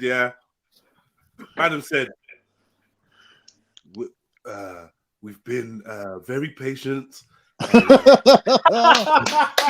And the patience is wearing thin. He said something like that when the patience running out. Yeah, and bro, your time is. It's like a movie. It's like a movie, bro. It's scary, man. Yeah. Have you seen when he says we will decide what a religious exemption is? Get the thing or get the slap. He's a cunt. He's a I saw someone God, commenting on that Biden statement yesterday. Biden had a target, right? 70% target. Yeah. So the fact he's made that statement means they're not hitting the target. And apparently 80% of Black and Latino people just not on it. Yeah. They're not on it, bro. Yeah, certain places that were set up to handle the biz ended up shutting down because it's just a ghost town down there. No one ain't fucking with it. Yeah. But that's Yeah, why man. England hit the target. England hit, what, 72% time ago? That's because the percentage of foreigners is less. The skeptics are less. Yeah. I mean, if you watch all the early videos before the mandates, yeah, you'll see that they were saying, we're never going to, don't worry, guys, we're never going to force it. I watched the compilation of all of them. Bullshit. And then literally months later, you don't get it. No, they say that about everything. Oh, bro. They do that with everything, anytime, Yep. every year. They do that. They Get me? Oh, we're not going to put up taxes. Oh, unfortunately, taxes got to go up. You know how it is. It's standard. No, but you got to imagine if they come out from the get-go saying there's going to be compulsory whatever, Right. the backlash is going to be huge. But if they're like, nah, we're not going to force it, majority of people thinking, oh, I'm having it done because it's my choice to have it done, isn't it? But Con, this is why they put And then the if they blame don't on hit the vibe. threshold, that's when they start going arms ass. But Con, this is why they have to put the blame on us. It's our fault that things are still bad. It's our fault. Yeah. Yeah. You lot are the reason. You lot are holding everyone back, endangering everyone. Hey, did you go and watch Mariah Carey? Have you seen Joe Biden get the badge? Yeah, it's fake, bro. Oh, It's fake. yeah. Hell, bro. Is there like Have you no seen the needle video or exposing something? how fake it is? Bro, There's a cap or on the needle. The cap or on the needle. That's it. Yeah. Listen.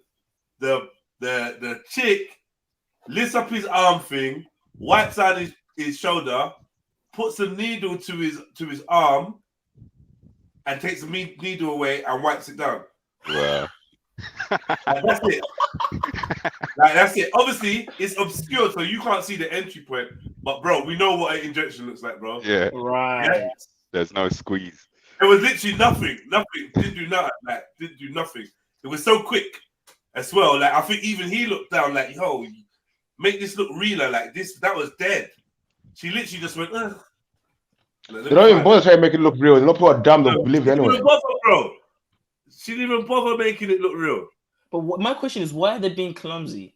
Do you think it's because like we're so far gone that we won't see it, or like it's part of the operation? Yeah, exactly. Part of the operation, man. You're supposed to see it. Yeah. Like if you got eyes, you're supposed to see it. And what? What you gonna do? Yeah, because then it's they hide the truth in plain sight. It's more truthful, isn't it? If you see it. That's why I'm prepared. You know what? Yeah, I just plot twist, right? Yeah. Plot twist. All the world's governments and that get switched on, get turned on by the people for their pushing of this fuckeries, and they get like revolution kicks off. Yeah, we literally what I was about to say. We stop believing in all these fucked little leaders because they're clearly liars, they're clearly not trustworthy, and you know what? We just start fresh. And then a new champion, a new network will be the new government. The world emerges. And then the Dajjal. Listen, the Rastas and all these men were telling man 20 years ago, there will come a time where pedophilia, all the madness is out in the open. Yeah, so that you know you can't trust these men. Yep. So that you can say, look, let's get rid of them, and that's the beginning of the false revolution. Right. Yep. Right. False revolution. Guess what? Zulu. After the false revolution, what are the people going to call out? You know. Huh? Say it. It's in Revelations. What are they going to call out?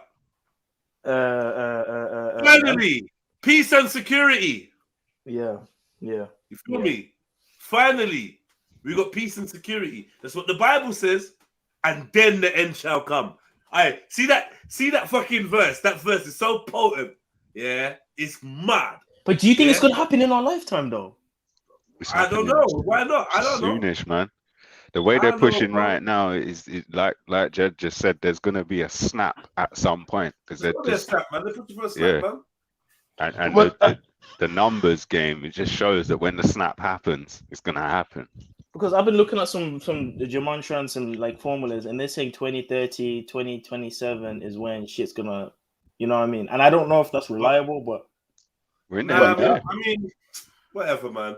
Like, I feel like every generation's duty is to feel like the end is nigh. I think that's another thing that they've pushed on us. Yeah. I'm not gonna lie. You got like, look, I'm not committed to none of these theories. This is what it's exhausting to some people. But they're like, yo, someone messaged me saying, yo, Jedi, all these years I've been following you. I don't know what your stance is on anything. Really? I'm like, yeah, because I don't necessarily have a stance on a lot. I don't have a stance on a lot. What convinced you? I've never been convinced enough to have deep-rooted stances on things, bruv. You know what I mean? So Judgment Day could be a fucking ploy. There could be no Judgment Day. It could be something that for thousands of years mankind has been engineered into expecting, which means that we never fully fight, or we never have. I could never have Khan and Zulu fighting for me because one's waiting for. I always forget the Islamic. Mahdi. No. It's got a word. It's got a name. For what? Say it in English. Like the Judgment Day, the final days. Qiyamah. Yeah, but it's Qiyamah. What? Day of Qiyamah. Yeah. Day of Qiyamah, right? And then Zulu's waiting for the apocalypse, the Armageddon, the return of Yeshua. Yeah, right. The rupture. And are they really gonna fight with me? Of course. But I would. Wait. What do you believe that we could? Do you believe we could defeat evil without the Mashiach coming back? Okay, when you say defeat evil, do you mean the flesh, the people that are puppets? Like no, he means current day Christendom. Current day Christianity has to be overthrown, so the Messiah has to come back to set everyone straight on the even kill. Are you saying only Messiah can kill Satan? Can a human kill Satan? I'm asking you, bro. I'm telling you, the Bible says Yeshua's going to kill Satan, innit? So, I can only fight against the physical people that I can see. I can't fight against spirits. Like, because again, we can talk about fighting, rising, revoluting, da. Hold on. We can't fight against spirit, but then the Bible says that we wrestle not against flesh. We, not I. We. So who's we? Who's we? The three gods. The three gods. The Elohim. We as in. Okay, man. We as in believers. This is the thing about. You're confusing me now. This is the thing about revolution. In that context, is we not you, Zulu? Would we not be I in that context from where you're standing? Yeah, but me, not singular, but us all together as believers fighting against. That's what I'm saying. So wrestle not against the flesh, right? Yeah. But my point. So who you going to war then? Who you warring? You're not warring. Who you warring? You're not warring the flesh. Yeah, you warring against the flesh, and the Bible tells you that's not where the war's at. I understand that, brother. You definitely ain't warring no one, bro. Okay, but this is the thing, bro. I could banish every demon I encounter into the abyss. I could burn every, secret place or every whatever, but it's not gonna do anything to Satan, who I can't even see or touch or nothing. How do you get rid of that guy? That's what I'm asking you, bro. Okay. How do you get rid of that guy? Because we can burn every lodge, we can do this, we can do that. On this, but it's not going to do shit. Doesn't Satan rely on all the corrupted flesh though? And without that, Satan's got no power. But one minute. Like, let me not sound like a mad person, but ain't Satan doing all this to prove to God that humans are fucked up? He's saying to God, humans are fucked, and he's like, nah, they're my greatest creation. And Satan's like, watch, I'm gonna prove it to you. And he's like, all right, go on then. If you can tempt them and take them out of God's path, God's it's kind of more Islamic than Christian, but it's still similar. Because what I find is in the Islamic version, it's a straight bet. It's a bet. It's a competition. It's literally a bet. And with the Christian version, it's not so much a bet. It's just man's just been given a limited time. Because when I'm ready, innit? When I'm ready to done your stupidness, I'm gonna done it. But for now, you know what I mean? That's what they say. Oh, Lucifer's like let loose like a great therefore he knows he has a limited time. Whereas in Islam, it's like a bet. Like, that's an important point. He actually approached God and said, "Let me test them." And But God was like, "Yeah, go on then." But this is the brilliant thing about what you said, yeah. He knows he has a short time. So I don't know. Maybe I'm, thinking that this is the generation. But look at the speed of their operations, bro. Things are wrapping up. And I know, I'm not. I don't know if they are, bro. I don't know if they are. Be honest, man. Come on. I mean, I know what you mean, but what I'm saying is, bro, I felt like this 10 years ago. Really? Come on. Yes, bro. Come on, brother. You mad? Okay. Did you ever think there would be? Should we go back to the news 10 years ago? Yes, bro. From they was telling man that they're cloning sheep, people telling me that the end is nigh, bro. People been putting that on sandwich boards since the. Did you ever think there'll be mandatory badges like what's happening right now? Yes. I just, but like it was like, bro, we was 10 years ago. We all but it was like FEMA camps, the fake alien invasion. What is this thing called disclosure? Everyone was looking for disclosure. Disclosure's gonna happen where, do you know what I mean? And then the veil slipping. Everyone was waiting for the Aquarius age of information. Yeah, where people are going to be enlightened and get to see the realness of the fuckeries behind the curtain. The wizard is going to reveal himself. These are all kind of analogies for wrap of storylines heading to a crescendo. So I can say people always been kind of people always thought the end days was coming. Okay, what about 20 years ago? Even Jesus, in Jesus's time, the way man put it was like, yo, Jesus, like, the end days is gonna be within, before the last of someone's generation or something like that. I think even the JWs they predicted the end of times, but isn't it? This is the thing, though, Jez. Yeah, they did. They fucked up. They fucked up around 1920 something. They had a belief that the end days will come into and all that. But yeah. Let me go there. Okay, yeah, that's fine. 20 years ago, would you say the same thing? Yeah, bro. Definitely. Since the time ended up around. This is bro. No. You know what it is? Because in 20 years' time, you're gonna forget this conversation when you were sure that the thing was. It may not be in 20 years' time. Honest, bro. Hear what I'm saying? If there is that's what we were saying 20 years ago. Don't you get it? Time goes on. Okay. Bro, every generation has thought that they're living in the end times, bro. The rock and roll generation. How many things have to be fulfilled? The jazz generation. Oh my God, look at it. Did you see the size of her skirt? I hear that, bro. But how many times the things have to be fulfilled in a space of time for people to realize maybe it could be now? Like, it's always like, the other generation said it, so maybe it's not us. And that's going to catch us by surprise because we're going to be... we're going to be cocky like, it's not 20 us, years ago, us. still birds fell from the sky, man. Bro. 20 years ago, still birds fell from the sky. Like a thief, it will come by surprise. Because we'll be seeing all these things. We'll be seeing all these things. Yeah, exactly. The government of 9/11. See people watching 9/11. What do you think they was thinking when the 9/11 and all these wars and all that madness? But is that not still in our generation, though? Is it what? Sorry. Is that not still in our generation? Yeah, but of course it is. But it was 20 years ago. What's back? One last one. But 20 years' time is going to be our generation too. Then, if that's exactly. That's what I'm saying. So, like I said, it's building in 20 years' time. Wait. In 20 years' time, this conversation, you're gonna forget this conversation where you were so sure that this thing's around the corner. I don't. It could be 20 years on from then. It could be in 40 years. Still, I don't know. I don't know the hour, but I'm very. You're gonna be a young man in 40 years. You're gonna be a young man, brother. You're gonna be 60. You're a young man, bro. You're good. 60. I understand what you're saying, bro. But honestly, the way things are adding and going, this can only. Bro, we have to remove our ego. I think we have a want for our times to be the worst times ever.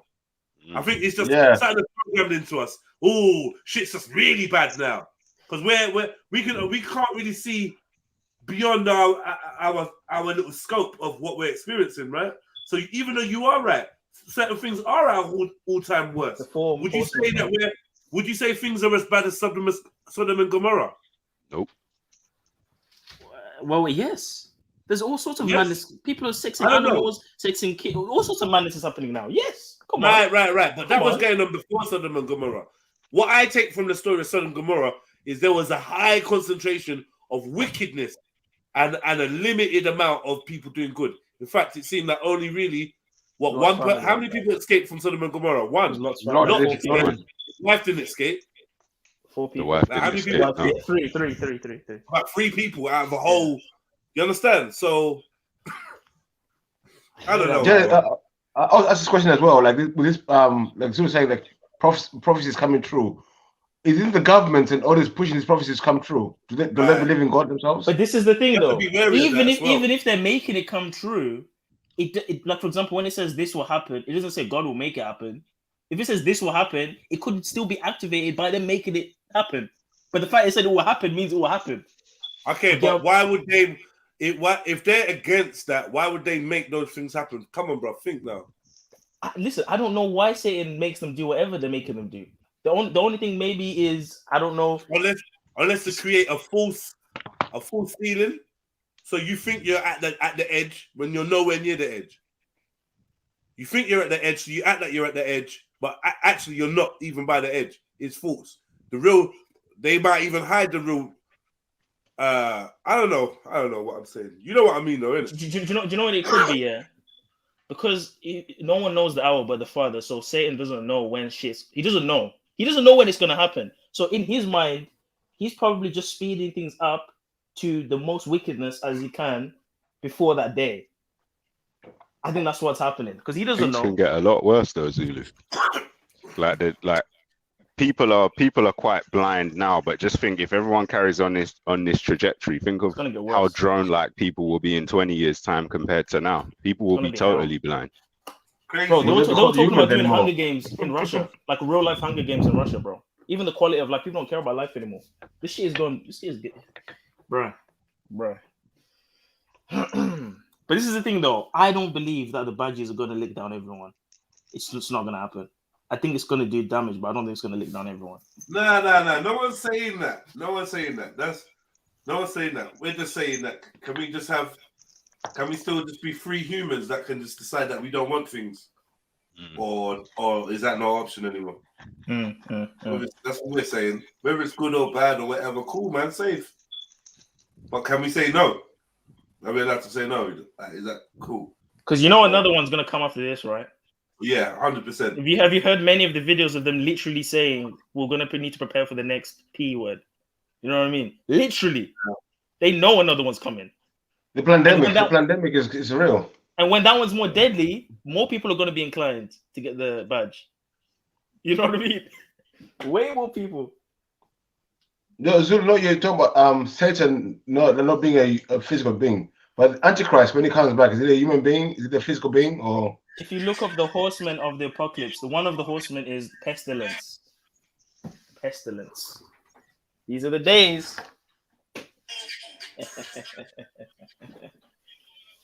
Pestilence. Rumors of wars. Rumors of wars. That rumors of wars, that means a lot, you know. It does mean a lot. But that doesn't mean war, you know. It don't.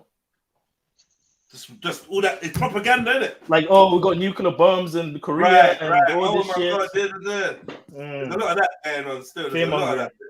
They've been doing that for a long time. But then, like I said, man, if these men are making the prophecies, making the things written in the books come true, I gotta stand to the side and wonder why that is. Do you think that's the only explanation, that they're making it come true? Or do you think maybe they've been blinded? Hold on. Do you think maybe they've been blinded? Bro, I don't know. I don't know the Bible compared to these people, bro.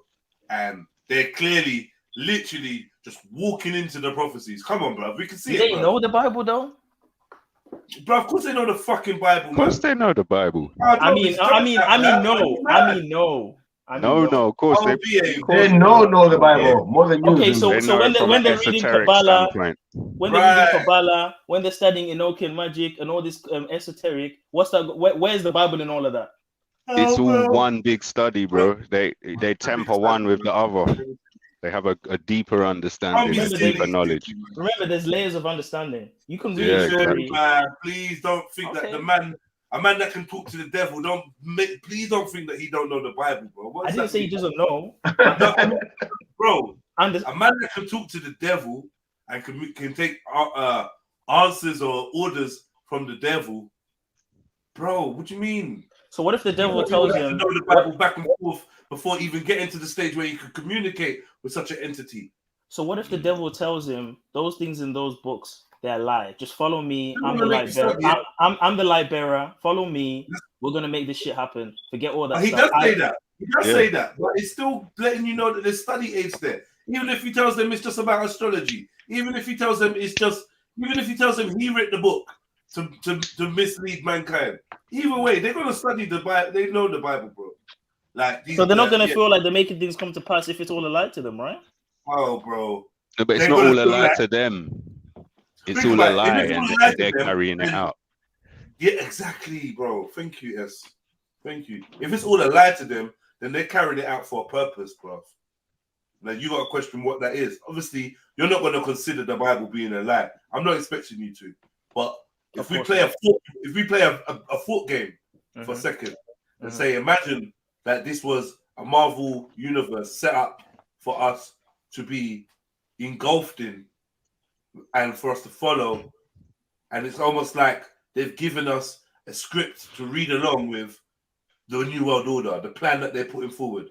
They're giving us a script to read along with it, and a narrative of, oh, this is good, this is bad, this is for your greater good. So now we're reading along the Bible like we're reading the program of a showcase, and we're seeing what's up next, who's up next, who did it. We got backstory, history. You understand? Who's the bad guy? Who's the good guy? It's all written for us, given to us. All we got to do is read along and watch the screen. Watch the screen, man. But my question is, why is that? I'm not saying you said that's the only explanation that they're making it happen, but why is that the first explanation? Why is it not? It's not the first explanation. Nah, the first explanation is that the shit in the Bible's real, right? Okay, cool. The shit in the Bible's real, right? And now, and the good guy in the Bible is the good guy, and the bad guy in the Bible is the bad guy. Yeah, and I'm following the bad guy, right? Yeah. So why are we playing this out? It says Jedi and Zulu will go up the stairs and get kicked down the stairs by S. We know this. And we're reading it. We're at the bottom of the stairs. We're reading this. Okay, it says Jedi and Zulu go up the stairs and then S kicks them down and they die. All right, come and go up the stairs. You gonna do that? Do you know why? But you know why Satan's doing it? It's because he knows that he can't really defeat God. So all he can do is take as many people to hellfire with him as possible. It's literally a suicide mission at this point. Like, look at the rebellion in heaven. He didn't win that war, and he couldn't fight. You can't fight God. God sent him out of heaven, kicked him out of heaven. So he knows the temperature. He knows the power levels. So all he can do at this moment. You can fight God. It's a suicide mission. You didn't fight the win. Now he fought God though. You can't say you didn't fight it. You fought it. Stood in the ring. You fought. If it says there was a battle in heaven, then there was a battle in heaven, bro. He got kicked out. Yeah, fair enough. He lost. He lost. But if you can't fight me, there's no battle. If you can't fight me, there's no battle, brother. No, but this is what I'm saying. It's a suicide mission. He wants to hurt God where it hurts the most by licking down as many of his kids as he can. This is what's happening right now. He was created to do that. Anyway, he was created to do that by God. This is why this whole thing's just bro. It's just a head created to do that. Psychological mad maze labyrinth of the game, bro. I don't get it. There's a word I'm looking for. They said if someone can make you believe in anything, the absurd things, then you can believe in anything. Look for the word for it. Lucifer, religions do. Created by God with the knowledge that he will do all of this and everything. Every trick under the book he's going to try to pull. God knows it before he created him. Someone needs to know. Someone needs to know the in that omnipowerful, omnipresent version of God. This is just a game to him. Someone needs to know. I don't even know. Sorry, bro. Sorry. If you're God, you can't even play a game. Yeah. Do you realize that? If you're God, you can't even roll dice because you already know the outcome before you even rolled every possibility. You understand what I'm saying?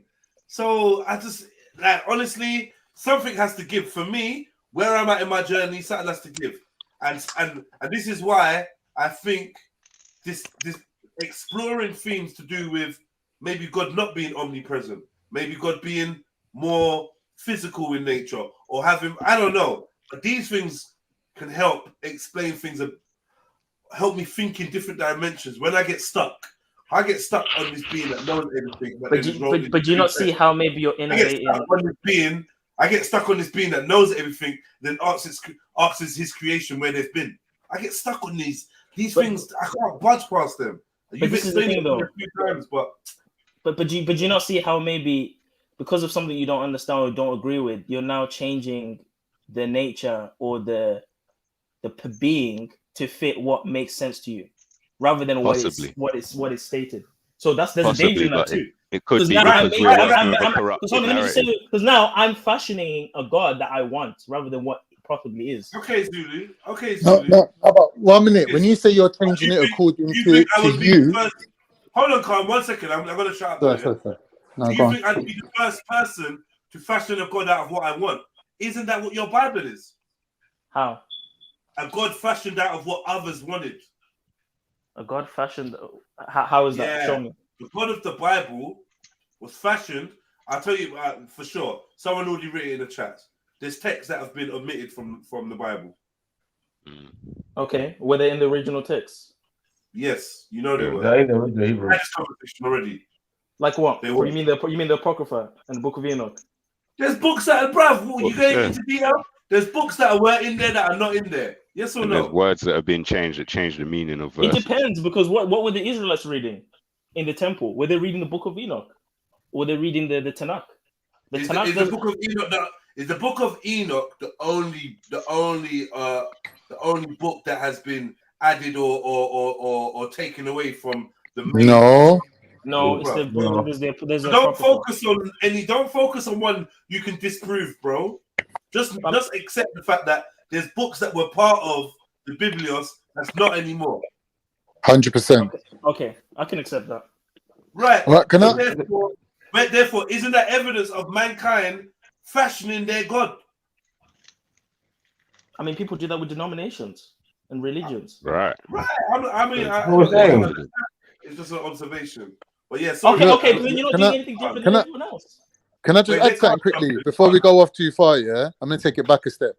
Yeah, we're talking about God, and us, right? The relationship. God should not be going against what God's telling me. Should not be going against logic and reason or what my mind's telling me. God should not be telling me something that's going against what my heart's telling me. Well, like earlier, what Freddie was saying. Now, if God's contradicting, his teachings is contradicting with my ego, I accept that my ego, I need to discard that, right? So when you're saying God and you, Zulu, what part of you are you talking about? Because if you're talking about your mind and your logic and your reason, and you're saying you need to put that aside for you to believe in what God's telling you, I don't agree with that as a Muslim. Secondly, I don't agree with God telling you things that's against your intrinsic nature, right? But if you're telling me God's going against your ego, 100% discard your ego in favor of what God's telling you. But why is God telling you things to believe in that's against logic and reason?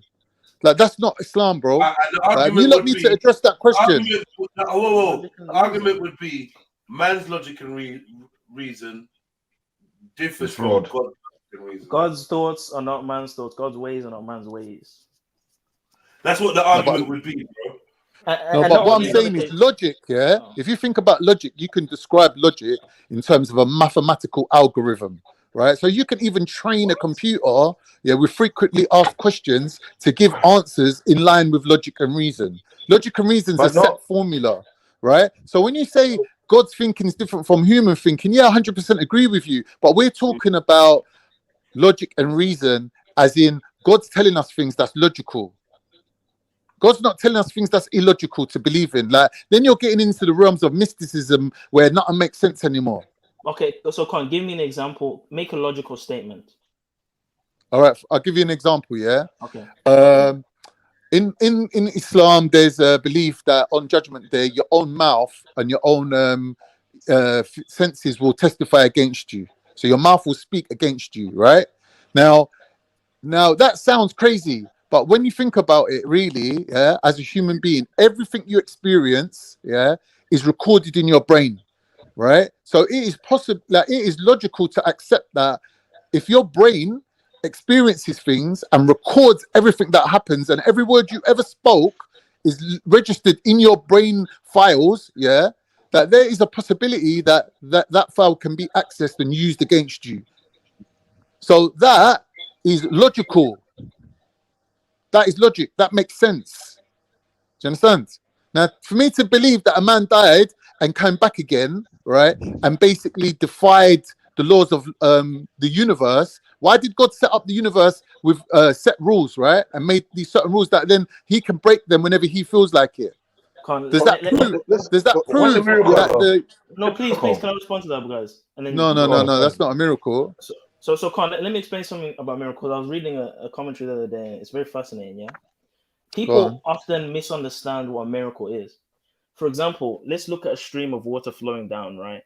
You would look at a stream of water flowing down, and because you understand, or you think you understand how water works, it's not a phenomenon to you when you see water falling down in the manner that it falls down. But if the water was to move upwards instead of going downstream, now you'd be like, whoa, what is this? Only because you do not understand how this is possible, because you've always only seen water go downstream. No, but let me finish. Just let me finish. In the eyes of the creator, he just said to the water, go up this time, don't go down. So it's not a matter. But the water's not going up. It's not a matter. It's not going up. Let me say this last statement.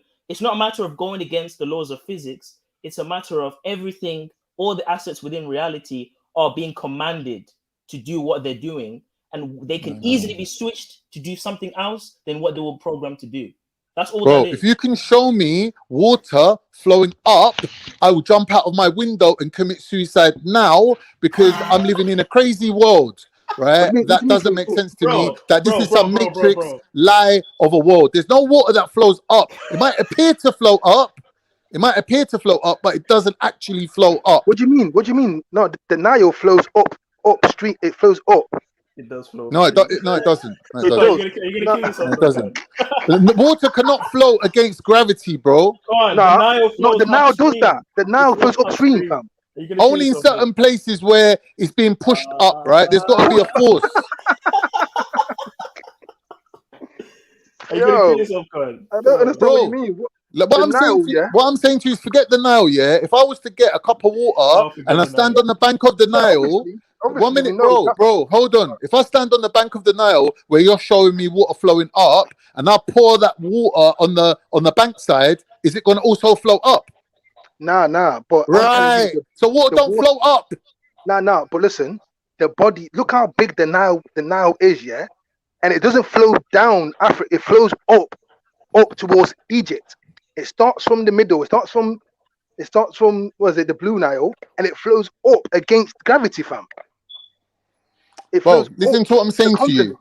If I was to stand next to that river and pour water on the ground, is that water going to flow up? No. But so what are you talking about? Wait.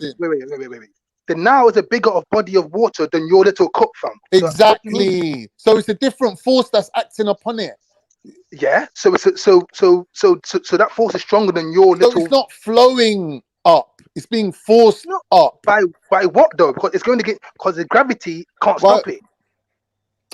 Well, if there's a force greater than gravity acting on that water, it's going to force it. So if there is one minute. You're not understanding what I'm saying to you. There's a difference between it moving up and it flowing up. Flowing means free flowing. Like when I'm going down, listen, bro, and I'm in my car and I take it out of gear, yeah, my car's flowing, innit? When it's in gear, I'm driving it. There's been a force being put on that car, right? Let's get back to the topic here. Khan, is a flying unicorn logical? Since you want to do that, what do you mean? You know what I mean? Is a flying unicorn logical? No. So you reject that passage in your book where it tells you that Muhammad flew on a flying unicorn? Some people take them things as metaphorical. Oh, is that what the scholars say? Well, personally, let's say, for example, it wasn't a flying horse and it was a drone. We strapped the man to a drone and we flew him from that same direction. Would the human being survive that journey, going up into that cold, wearing like no protective clothing, no helmet, no nothing? Where's the supernatural aspect of reality? Are you just denying anything supernatural now? Well, listen to what I'm saying to you. When you're saying that we have to put aside what we want, right, in favor of what God wants, I agree with you. But God doesn't tell us to put aside our logic and reason. God does not tell us to put aside our compassion and our humanity. God tells us to put aside our ego. That's only part of what we're saying. So if Jedi is saying to you that your church fathers made a God that they wanted, yeah, he's right. I don't think people grasp what God is. Like, I don't think even the religious people don't understand the concept of God. I think it's people are talking about God like saying they've interacted with God. I don't like. Do you like the cells in your body? Yeah, you see the cells in your body. They don't interact with you. You're God to them. So I don't get how people are talking to this God character. I don't understand let me ask you a question. Yeah, do you believe that God created everything? But now you're talking about what I believe. No, but belief is a joke. I'm having a discussion with you. You can't really talk about belief still. Anyone can believe anything. Okay, but I'm asking, because do you believe God created everything? Yes or no? God created everything, yeah. Do you believe that God holds everything together? Yeah. So every atom, if these things exist, every nucleus, every cell, everything is seen, controlled, and held together and functions because of. Hold on, let me just finish the question. Because of the observation and intervening of God. Do you believe that? Yeah. So if God decides to part the seas or to do ret-a-tat-tat, that may seem supernatural. How can it be supernatural when the very being himself is invested in every cell and atom within the reality? Bro, does God want us to understand his nature, to understand God? Or does he want us to just blind follow him? Does God even want? Like, how can God want? Completely different to the scenario, but that's cool. I don't know what you're talking about, because you're making out like as if people turned up at the river, like in the film, and the water's parted in front of them. No, when they got there was no water. No, that's not true. If you go back to that river now, the same thing happens. It's a natural occurrence. It says in the scripture that the water is parted, but again, that's fine. But do you understand? Do you see how you're? Yeah, but there's a lot of these like changes in your books. Like, oh, we saw Jesus get crucified. Oh, who saw that? No one really. The water's parted. Oh, but did they really part? Did you see the water part? Do you know what you sound like? You sound like an atheist.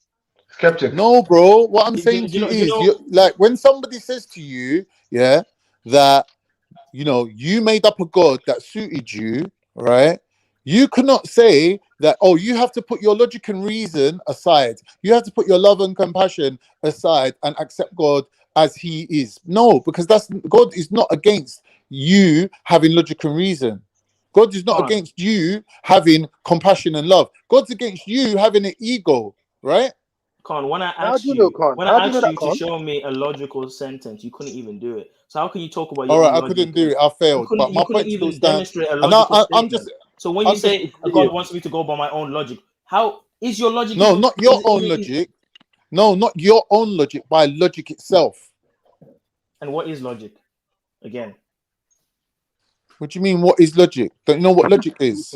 I'm asking Let's share a screen. Let's share a screen and break it down. If you put like it's in words, you just don't even know what it means. You're putting logic as if it's over God, when I'm saying that God himself is the creator of logic. Exactly. So if God is logic, then logic is outside of human reason, right? So a human has to align himself with logic, right? So the question is, what do you use logic for? Reason. What does that mean? What do you use logic for? What do you use logic for? Like, people, like, that's the question. Like, man, are asking, what do you use logic to do? What man are asking that? Say again. Oh, you mean you're asking that? Yeah, like Zulu's saying, what's logic? But what do you use logic to do? Because clearly you came here for a reason. It's to think, so you can think. And do what with the thinking? Like surely it's to ascend, isn't it? Surely it's to survive. You can live in a reality, like you can understand reality. The reality that's around you, yeah, is based on your beliefs and your knowledge and how you perceive. Because you don't that's control reality. the reality around you. You don't control the reality around you. Yeah, you do. Yeah, you do. How do you? Yeah, we don't all live in the same reality, bro. How? Because we don't. Don't you use money to buy stuff? We already had this conversation before you come on. A lot Oh, of our okay, memories, okay. even our memories, are created, fake memories. That means that your memory is a recorded version of the reality that you lived. So when you pass through that time and space and you look back on it and you realize that your memory was false, that means that reality that you lived through was obscured or false as well. False as in what do you mean false? As in my False. memory is what I've seen. Bruv, 4 people see the same thing, they report it differently. We're not all living the same reality, bro.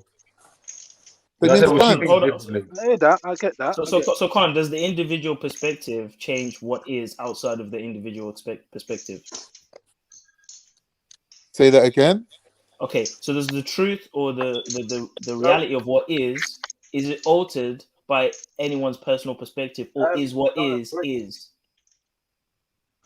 Yeah, both them things. So there's subjective I can affect and there's reality. objective. There's subjective and there's objective, right? Both of them things exist. So how can my perspective alter reality and not be altered by my? All right, I'll give you a quote from a very famous person. Buddha said, "With our thoughts, we make the world." I thought Do you you were understand what going to that quote means? your religion. That means that your perspective makes a difference to what you're observing. Yeah, but Buddha also talks about reincarnation. Do you believe that? No. So then But why obviously, are you quoting Buddha? But come Judgment Day, we'll all be resurrected, right? We'll all be risen to face judgment. That's not But reincarnation. it is though. But why isn't it? It's resurrection. It's beyond called resurrection. That's beyond reincarnation. That your whole body will physically reform itself. It's called resurrection. All right, whatever you want to call it. It's not reincarnation, bro. Why is it you don't like the spiritual aspects of your religion? I'm not saying I like it or I don't like it. What I'm saying to you is, when you say we need to go by what God said, right? Not what we want, right? When we identify the part of ourselves that has these wants, is our ego. That's leading us astray. My heart does not want anything that's wrong, right? My heart is clean, innit? My love and my compassion is not going to misguide me, right? My logic and my reason is not going to misguide me. Like, my God should not be telling me something that goes against either my natural inclination or against my mental faculties. Let me tell you what I think about that. I think every human is flawed. I think we all have an inclination. An ego. We all have an ego. We all have an inclination to iniquity, to evil thoughts, to evil deeds, all sorts of things. That's a natural aspect of our being, personally, and I think we need the Creator in order for us to be set right. Do you believe that the evil that's inside people is a self-contained element? Like, I'm saying, a human can be broken down into their mind, their thoughts and their thoughts from their mind, their soul, and their ego, right? So there's 3 parts to a human. I'm saying you're adding in a 4th one, which is evil. So does evil live in the mind? Does it live in the soul, or does it live in the heart? Where does evil live? You've already established.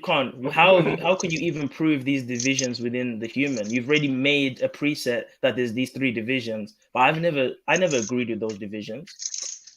What do you mean? It's like what do you mean? What's a human? A human. You said mind, body, soul. You said a whole bunch of mind. Stuff. I don't know about that. You could say mind, body, soul. You could say mind, body, or spirit, right? Either way, we want to say soul or spirit, am a soul. Right? I am a soul. Right, but you are a mind. No, I'm a soul. I'm a living soul. So you're a soul with no mind. Is that what you're saying? Your mind is part of you. You're not your mind. Am I wrong? You have a mind. I have a mind, but I'm a soul. What I'm saying is that these are 3 separate parts of a human. So when you say I or me, what part of you talking about? This is what I'm asking you, Zulu. Hold on. There's the me that is a product of the absorption of my environment, personality, preferences, all sorts of other things. And then there's the soul, which is the untainted, observational life force that dwells within the flesh, and is a combination of the spirit and the dust. Okay. So where does ego come into that? Ego is a generation of the mind. It's an aspect of the mind. Right. Whether we're born with it or whether it comes along as we age, I don't know. Okay, so there's a lot of things you don't know, innit? I'm Yeah, so open to not knowing. ego, in terms of psychoanalysis and these sort of sciences, yeah, the ego is basically your understanding of who you are, what you think you are, right? As your how you identify yourself, and basically when you look at the world, you look at it through a veil called the ego. So everything that you're seeing is relevant or not relevant, but dependent on your position. Quinn, Understand? That is what an ego is. So everything that you're seeing it through the veil of an ego, right? Let me ask So you when a I question. say to you, we don't all share the same reality, you should be able to understand what I'm saying. So, Con, have you ever meditated? Yeah. Have you ever just sat back and listened to the thoughts come into your mind? Yes. So, are you making those thoughts, or they're coming, or they're invading your mind and You can coming get to you? You're making them. So, if you're making those thoughts, right? Yeah. Are you in control of them not to be made? No. Okay, so when I say that we're born with an inclination to evil and we have a flesh nature, as is described in the scriptures, these evil thoughts, when you look at a woman and you're married and you think about how you can have sex with her, and that thought comes to you, even though you don't do anything about it, where does that come from? It's not about where it comes from. It's coming to your conscious mind through your ego. Yeah, your ego, which is the selfish part of you, which desires things and wants things. Yeah, that's the veil that thought is passing through. Yeah, to get to you. So when it comes to you, it's tainted by your ego. If you remove your ego, you'll still be able to recognize the beauty of that woman, but you just won't desire her for yourself, and you won't have any thoughts about how to basically go about getting her for yourself. But you still recognize her beauty. Okay, but does that take a lot of work to be able to get to that level of thinking? Depends on the individual. Some people are born like that, innit?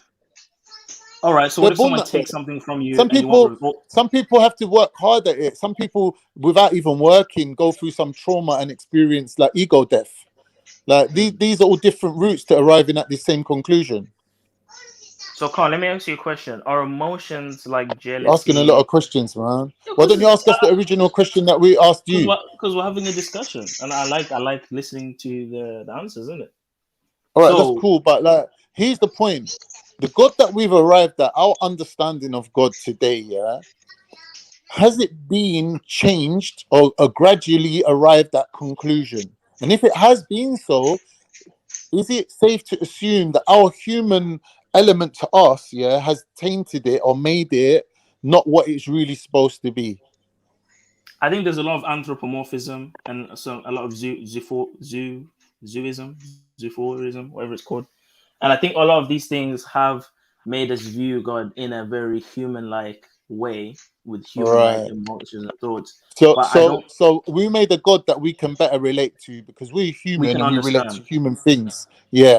So when Jedi made the original statement of, in your religion, we've arrived at an understanding of God which is tainted by human wants. Yeah. It's tainted, but I don't agree with that. You rejected that. You rejected that. No, I'll tell you why I reject that. I don't believe that God is tainted by my thoughts, because I think our understanding of God. Our understanding of God. Okay, our understanding perception. of God. I'll give you an example here. When a parent talks to a kid, right, depending upon the intellectual level of the kid, he's not going to speak to the kid in a very complex way as if he would speak to his peers. He would dumb it down, or maybe even say in a voice like, oh, like when people talk to kids or babies, they would dumb it down so that the kid can interface with the adult and understand what is being projected to him. So I think in that same sense, God, like it says in the scriptures, he humbles himself before the heavens and the earth, meaning he lowers the delivery of the message so that it can be understood or registered by our low intellectual minds in comparison to God. It's like a parent talking to a kid. So all these different stories, all these different analogies and prophecies, all these things, it even says in the scriptures, not everything is written in the Bible. Like, it literally tells you, even Jesus's life, not everything Jesus did is written in the Bible. It literally says that. John literally says, and there wouldn't be enough paper to write down all the stuff that Jesus did when he was here. So a lot of the stuff is, I don't want to say dumbed down, it's simplified so that we can understand it.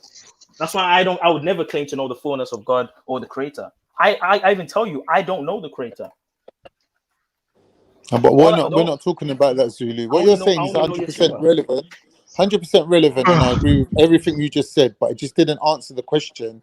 We're talking about the God of of Abraham, right? So Abraham's understanding of God, leading all the way up to Jesus' understanding of God, leading to all the church fathers and where we're at today. Has the understanding of God changed? And has the understanding of God been tainted by what humans want? That's the question. Of course. Right. So why did you deny that? Why did you reject that when Jedi put that to you? He said, in your religion, you've changed the understanding of God based on what you want. And that's true. But you rejected it. I even provided an example. I said, like, churches and denominations and religions. Like, I didn't deny it. Right. What I did deny. Here's the problem. Here's the problem. You're trying to represent Christianity from your own denomination, which you go by the Bible and the Old Testament as well. So your understanding of God is probably closer to the actual understanding of God, right? But when we're talking about Christians and he's saying to you, your religion, he's talking about those other Christians that basically don't look at the God of the Old Testament. They just look at God as in, oh, God is love, right? And this is the kind of things that Muslims say. Like, if you ask a Muslim, what do Christians think God is? They'll just tell you that they have no rules, they have no laws. It's just about God is love, right? Now, there's nothing wrong with love in and of itself, right? We can all agree with that. But to say God is love and that's basically your understanding of God, we can't say that's consistent with the Old Testament God, with Elohim or Yahweh or Allah. That's not consistent with that, right? Do you agree with that? Yes. Right. So now we can. That's where I wanted to bring clarity to that. Like, if we agree with that, then we can move forward. That human beings have changed the understanding of God based on what they wanted.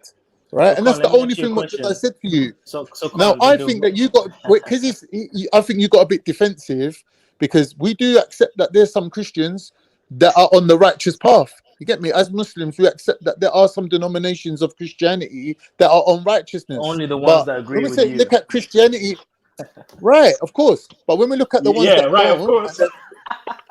Yeah, but when we look at the ones that don't agree with us, they don't agree with you either. No, Khan. You know what I mean by agree with you, bro. You know what I mean. Bro, listen to what I'm saying to you.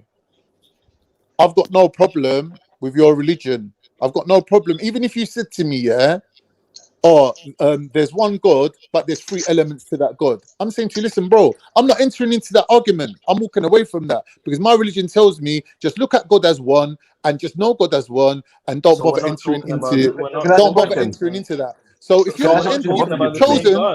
chosen to go down that path and start analyzing the nature of God, we're not talking about the same God, then are we, Khan? Like, can I ask you a question? Can I ask you a question? Can you say you follow the religion if you take things out of the religion? Say, I don't follow something part of the religion, but I want to follow part of this religion. Are you fully that? Can you say you follow the religion then? Nope. Well, no, of course. Like, if you're saying to me, that you're not following it, all right, I could say to you, okay, I don't follow it. But if you're saying to me, do you believe it? And I'm saying, yeah, then yeah, I'm still in that religion. Like, you can't take someone out of the religion, like, just because you feel like taking them out. Beefy said they should be taken out. This is what I said. I said, can you be considered in your religion if you pick and choose what you want from the religion? Is it supposed to take all of it, or you pick and choose what you want from it? Yeah. You have to take all of it, of course. Okay. But by argument, Beefy, that doesn't mean if you don't believe one thing out of Islam, your whole Islam goes out the window. So if you said to me, "Oh, Khan, do you believe that the Prophet ﷺ married a 9-year-old?" And I'm saying to you, according to me, I don't believe that, innit? Like, and then you're saying to me, "Oh, so that means that your whole Islam's out the window now." I never said that. If it says that in the divine revelation, but that's the implication. Like, what I'm saying is that's the implication. That if you say I'm a Muslim, bro, listen to what I'm saying to you. This Muslim baiting thing, it's a Muslim baiting thing, right? Everyone wants to go out their way to disprove Islam. When they come across a Muslim, they ask them these questions. Because we bought the same question, Khan. I didn't ask you only. Ask you. You can ask me the same question, Khan. What the hell? What are you talking about? Muslim Stop bait. trying to be this victim, bro. Stop. I'm trying to explain what I'm saying. Can you let me explain what I'm saying to you? Go ahead. All right. So, because Muslims believe in Islam, yeah, if you find something within Islam that I don't agree with or I don't follow, somehow that kind of like, it's like a house of cards that's going to all fall apart. You get me? But that's not actually the case. Like, you can get a Muslim. I never said that. I never said that. So please. Okay. All right. I never said that. I said if the individual themselves pick and choose what they want from the religion, not what I believe you're following or not. It's if the individual picks and chooses what they want from the religion, and they're still following the religion. That's what I said. Look, at the end of the day, yeah, everyone can only follow to their own ability, to their own level, right? Do you get me? Yeah. You can only do what you're capable of doing, innit? I hear you. Right. I hear you. Did he answer the question briefly? No, but. Well, ask it again then. Maybe ask it in a different way. Zulu answered the question for me. I don't know, you just talking about other things, but that's cool. Let's carry on the convo. I don't want to hold it up. It's quick. I just encourage you or something. That's all. No, because there is this perception that Islam is very difficult to follow or difficult to practice. And then I'm just saying there is that perception that is very difficult. But the truth of the matter is, if you believe that there's only one God, yeah, and you believe that God is the God of Abraham, the God of Jesus, the God of the Prophet Muhammad sallallahu alaihi wasallam, yeah, and you believe that Muhammad is the Prophet of God, right, and that what he said was right, then you're a Muslim. Now, your actions and your behavior, as long as you're doing what's required of you, yeah, your actions and your behavior might make you a sinner, but it doesn't make you a non-Muslim. Because you believe in the fact that there's a God. The fact that you're a sinner makes you a bad person. Khan, am I a Muslim? Do you accept the Prophet Muhammad as a prophet? Nope. So then you're not a Muslim then? There we go. Two different religions. Right, so that's fine. Two different religions and two different gods. Let me go there. Like I've always said. Well, like you can say that. Like I'm not here to argue with you or dispute with you. Like I'm saying, we believe our God is the God of Abraham and all the prophets, right? If you're refuting that point, that's fine. That's fine. I'm not entering into that dispute. I'm not entering that dispute with you. But the Jews and the Christians say otherwise. You believe that's the case. I'm not entering into that debate with you. That's fine. No problem. Yeah, we won't do that. Like, you're entitled to your position, innit? You're entitled to your belief. I'm not going to dispute that with you.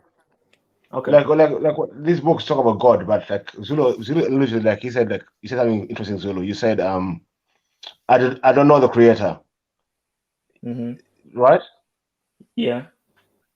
So I'm saying, how, if you don't know the creator, how are you worshiping something you don't know? That's my question to you. Because Yeshua shows me the creator.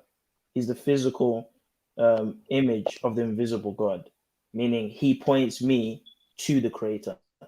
He is the creator in physical form. So I can only know about the Father through looking at the attributes and characteristics of the Son. So I don't know the Father in his fullness, because if I was to see him, I would die. Hence why I only know him through the visible image of him, which is the Son. The Son is God, though, no? So you know the creator. S-O-N, not S-U-N. I know. I'm saying the Son is God, isn't it? So you know the creator. Yeah, through Christ, yeah. Okay. But I don't know. But even if I put aside all your non-Islamic points there, right, and I accept what you're saying still don't make sense, because if you see me, do you know me? No. You could be with me my whole lifetime, watching my movements, what hand I used to drink with, what color my toothbrush was. You don't know me. So when you say you know God through knowing Jesus and what you observed from Jesus' life, you can't arrive at a conclusion on the nature of God based on the behavior of Jesus, because Jesus didn't do nothing that no other human's done. What you've seen from Jesus, you can see from any human or from a collection of humans. So, Khan, how do you know God? But that's not the question. The question is, can you? No, that's not the question, because then we're jumping. Hold on, we're jumping from pillar to post. Are we going to address the question that's been raised until we reach a conclusion, or are we going to jump from pillar to post? Let me address what you just said, Con, because it's interesting, right? Please do. You said, how is there any other human that hasn't done what Jesus did, right? It's funny because I only know of 2 people in all of the Abrahamic scriptures that were born into this world without a physical parent or physical parents, and that's name them. Adam and Jesus. And what about Melchizedek? Melchizedek, there's theories on what he is. I personally believe he's possibly an angelic being, or he's possibly just a high priest, like as it says in the scriptures. He's just a high priest of Jerusalem.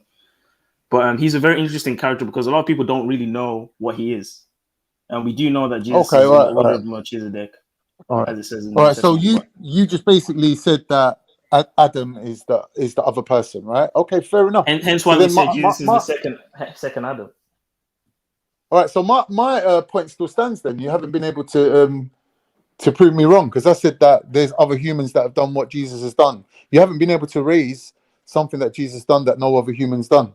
But no other human has fulfilled the messianic prophecies as stated in the Torah and the Tanakh, all the way from the first book of the Bible. But that doesn't make him. No, we're talking about something that will make him God, though, or something that will help you. He doesn't need to do anything to make him God. That's what you misunderstand. Right, but something that he needs to show you for you to understand God based on his action. When Jesus says, "I'm the way, the truth, and the life," it's meaning follow what I'm teaching you and follow my way, and you will see the Father. He's basically delivering a message. When he came down, he was telling them, "I don't say words of my own. I say what the Father's told me to say. I said I'm sent by the Father." There's numerous passages that say that. So Jesus wasn't going on his own will or his own opinion. He was going on what the Father sent him to do and what the Father told him to say. Right, So but let me try and break it down and simplify it. Let me simplify it like in the cube, yeah? Because if you're not getting it, we need to simplify it. Basically, if somebody met Jesus, right, and he didn't have any understanding of the Abrahamic God, right, how could him hanging around with Jesus and observing him make him realize the nature of the God of Abraham through observing the actions, behaviors, and words of Jesus? If he had no other frame of reference or no previous bias towards believing that, would the actions of Jesus guide him towards understanding God? Yes. How? Give me an example. So, for example, you can study the interactions of Jesus when he's speaking to the Pharisees and when he's speaking to the Sadducees. Jesus has had many religious debates. If you look at in the Gospels, he's continuously debating and conversing with scholars and sages and scribes, all sorts of people that know the Torah back to front. So when you study these interactions, no, that doesn't apply to what I'm asking you. Let me finish, Con. If somebody didn't have that frame of reference, like a Roman, for example, did Jesus speak to Romans? Yes. All right. Did what he said to them, would that lead them to understand God?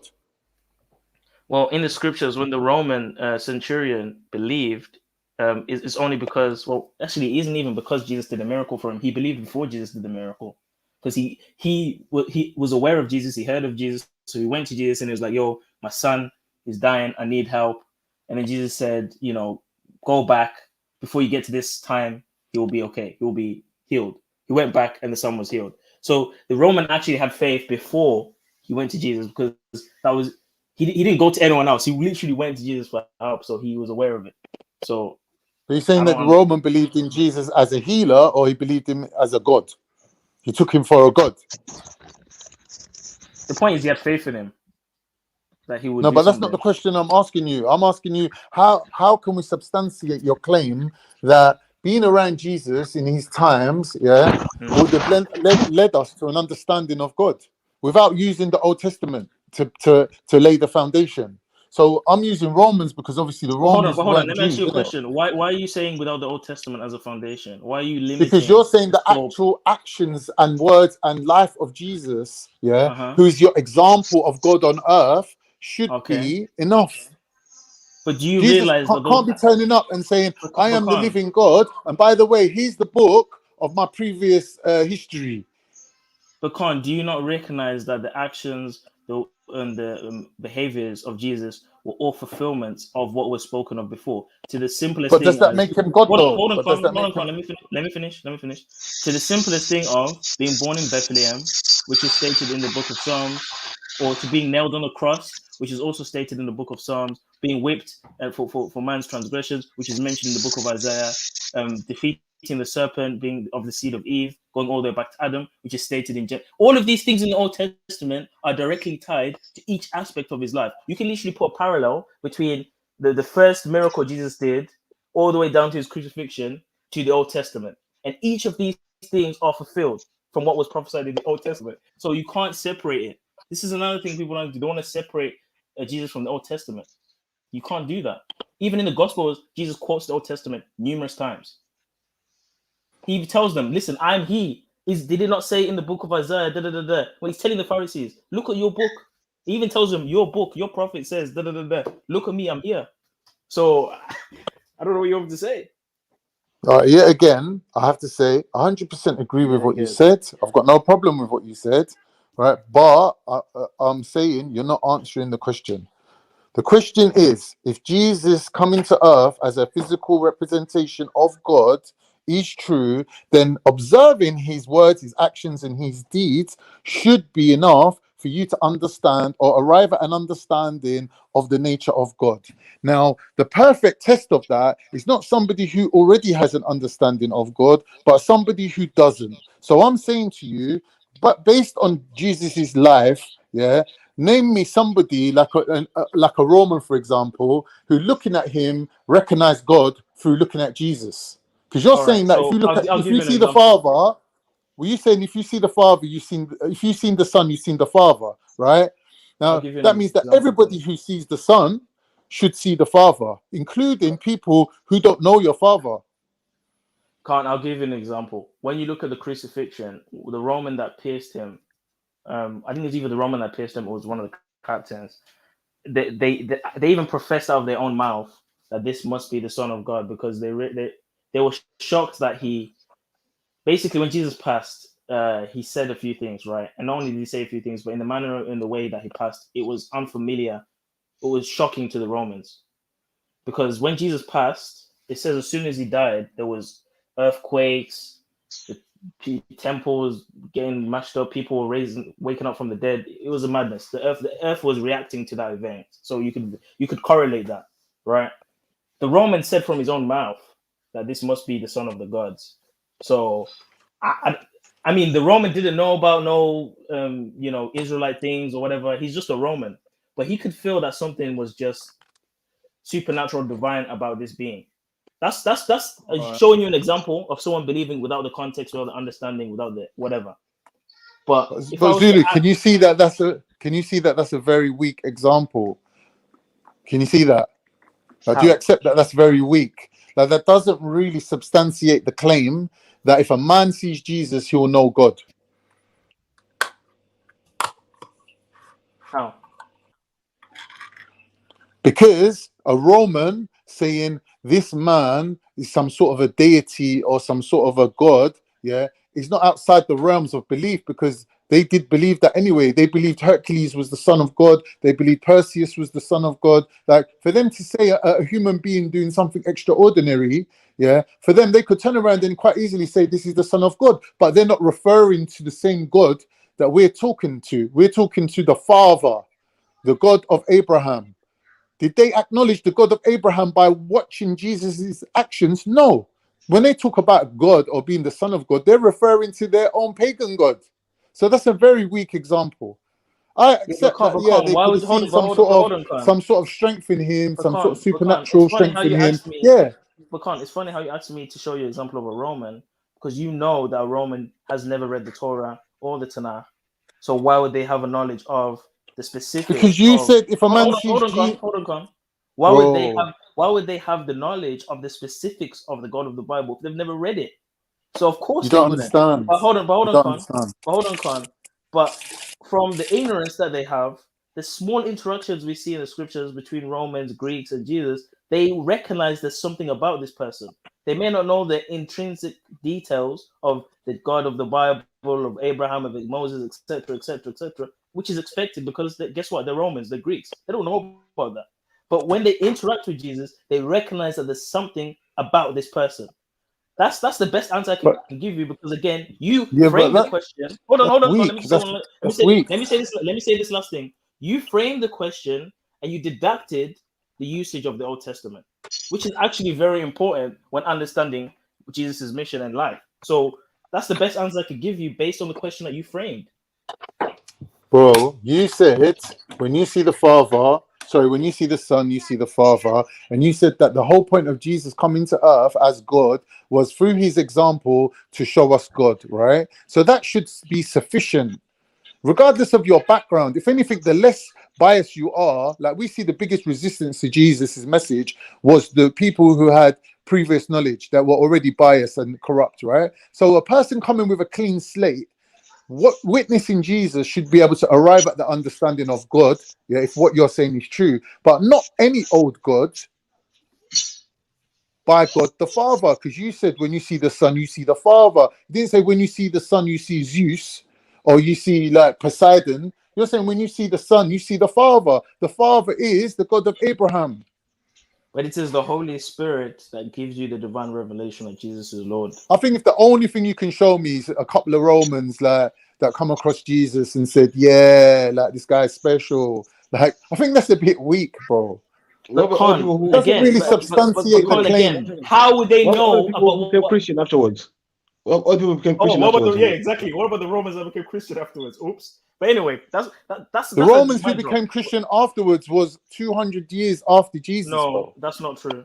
In the time of Jesus, there wasn't some big movement of Romans becoming Christian, bro. We're talking about in the time of King Constantine. That's long time after.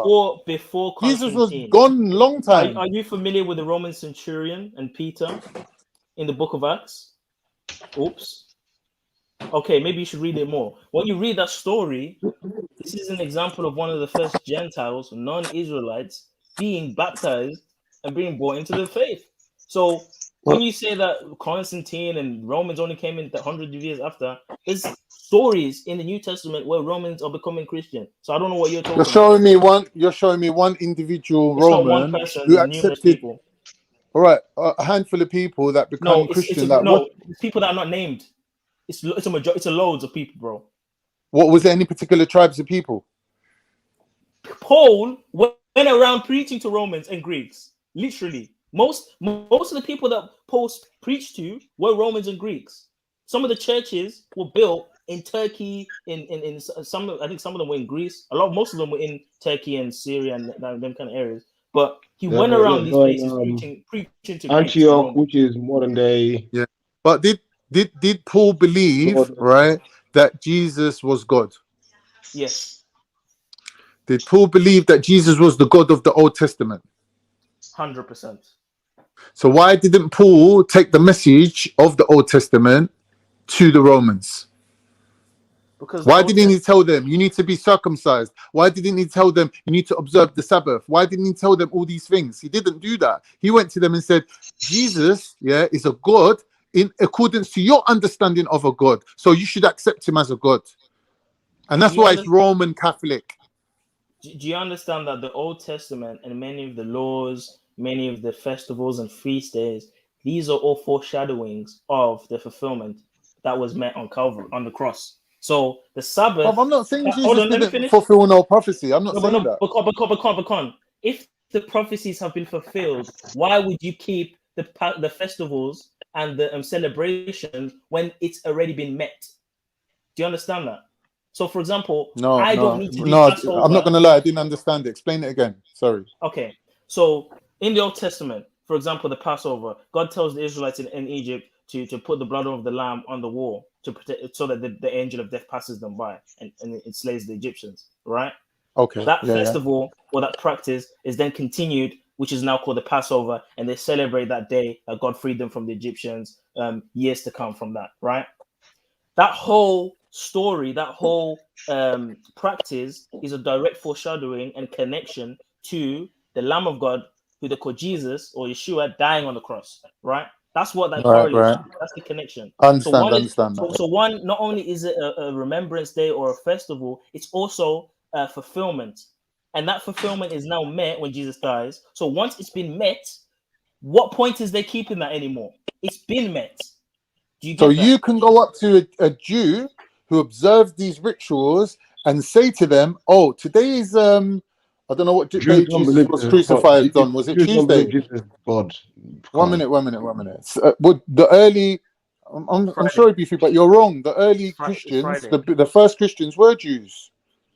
Of course they were.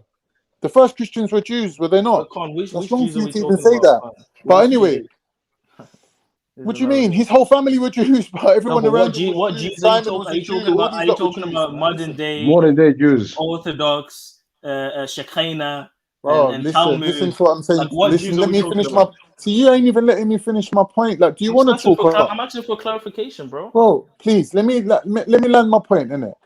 So let's say Jesus was crucified on a Tuesday, according to your beliefs. On Wednesday, can you go up to Jews who've been practicing these practices for a long time and say to them, "Oh, by the way, you don't need to practice these things no more because Christ." Sorry, let me not say Tuesday, Wednesday. By the time Christ is risen 3 days later, yeah, and he's been spotted, right? Can we then say, Christ is risen? All the Jews, get them all together. Bro, you lot don't need to practice these practices no more because the prophecy's been fulfilled. Did that actually happen? No, it didn't. Well, it did because the early Christians were Jews that did that. So what do you mean? Do you know that the day of Are you hearing yourself? You're actually saying what I said. When I said that you denied it, now you're saying it to refute me. That's mad. Yo, let me finish. Yeah. Is this a level of madness though going on here? I know I got you on the ropes. That's why you're getting, Really? I don't feel like it to me. Just let me finish, brother. Okay. Go on. No, I want you to go on. Yeah, let me make this nice. Yeah, the day of Pentecost. Yeah, which is in the early passages of the book of Acts. Yeah, this is right after Jesus leaves and he promised them that the Holy Spirit will be a comforter, will come and reveal to them what they must do, etc., etc. Right? The apostles are sitting in the room, they're praying, they're asking for the Holy Spirit to come. Holy Spirit comes to them in the form of a flame, and it's on the top of their head, right? And they all see it on each other. Like, what is this flame on your head? And they start speaking in tongues, which is to speak in other languages. So you know what I mean? So some were speaking, I don't know, Greek, some were speaking Aramaic, some were speaking Aramaic, etc. Whatever languages were in that time. Yeah? So then what happened was Paul went out and he started preaching. And it happened to be the same day where the Jews would come in pilgrimage from all over the world back to Jerusalem, right? They would come in pilgrimage. So you had Jews from Africa, Jews from Europe that were staying in Spain and all these other places. You had Jews from Asia. All of them will come into this location now to pilgrimage. And Peter was preaching and everyone could understand him because he was saying it in all these different languages. It's called speaking in tongues. So the point is, there were Jews that were aware. They called them Messianic Jews that were aware of the fulfillments and they didn't discard like the Sabbath and some of the other things, but things such as the Passover and things such as the feast days, they recognize the spiritual importance of them and how they're no longer needed. Because if you keep the Passover, let me say this last statement. Final statement. If you keeping the Passover today, it's almost like you're saying to God, you haven't fulfilled it. Right. Think about that. That is actually what they're saying. But my thing to you is this, yeah.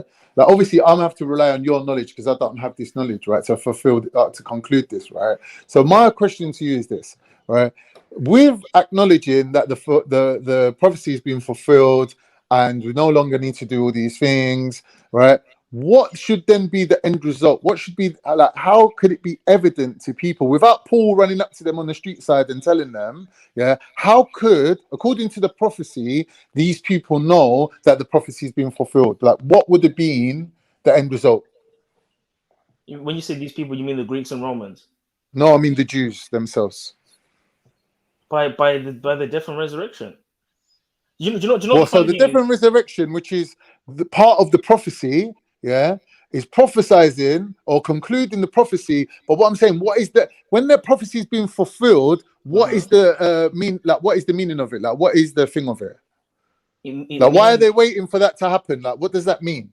When that happens, what will change? It means that a solution of salvation has been provided. Oh. So okay. now we have a process. So what you're saying is the purpose of Jesus coming was to be crucified. The crucifixion is proof of the thing being what's it called? The prophecy being fulfilled.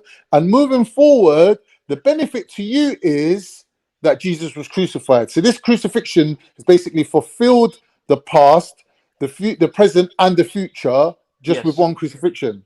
Yes. I get it. So that's why Christians say if Jesus didn't rise again, or if Jesus wasn't what did they say? If the crucifixion didn't happen, then Christianity basically doesn't exist.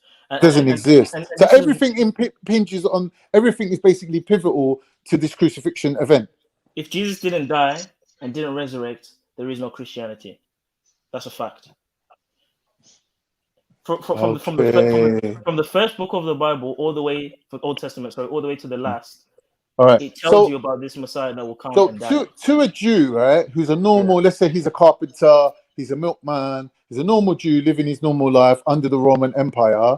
When his religion, which has been running since Adam, all of a sudden gets concluded, how does his daily life get changed? That means that he doesn't have to basically do animal sacrifices anymore. He just is free from that now, and he can just basically use the blood of Christ. Basically, what it means is he's free from the burden of the law. You know, there were 613 laws in the Old Testament in total. Yeah. Do you know how hard it was to maintain and keep those laws? Yeah, I can imagine.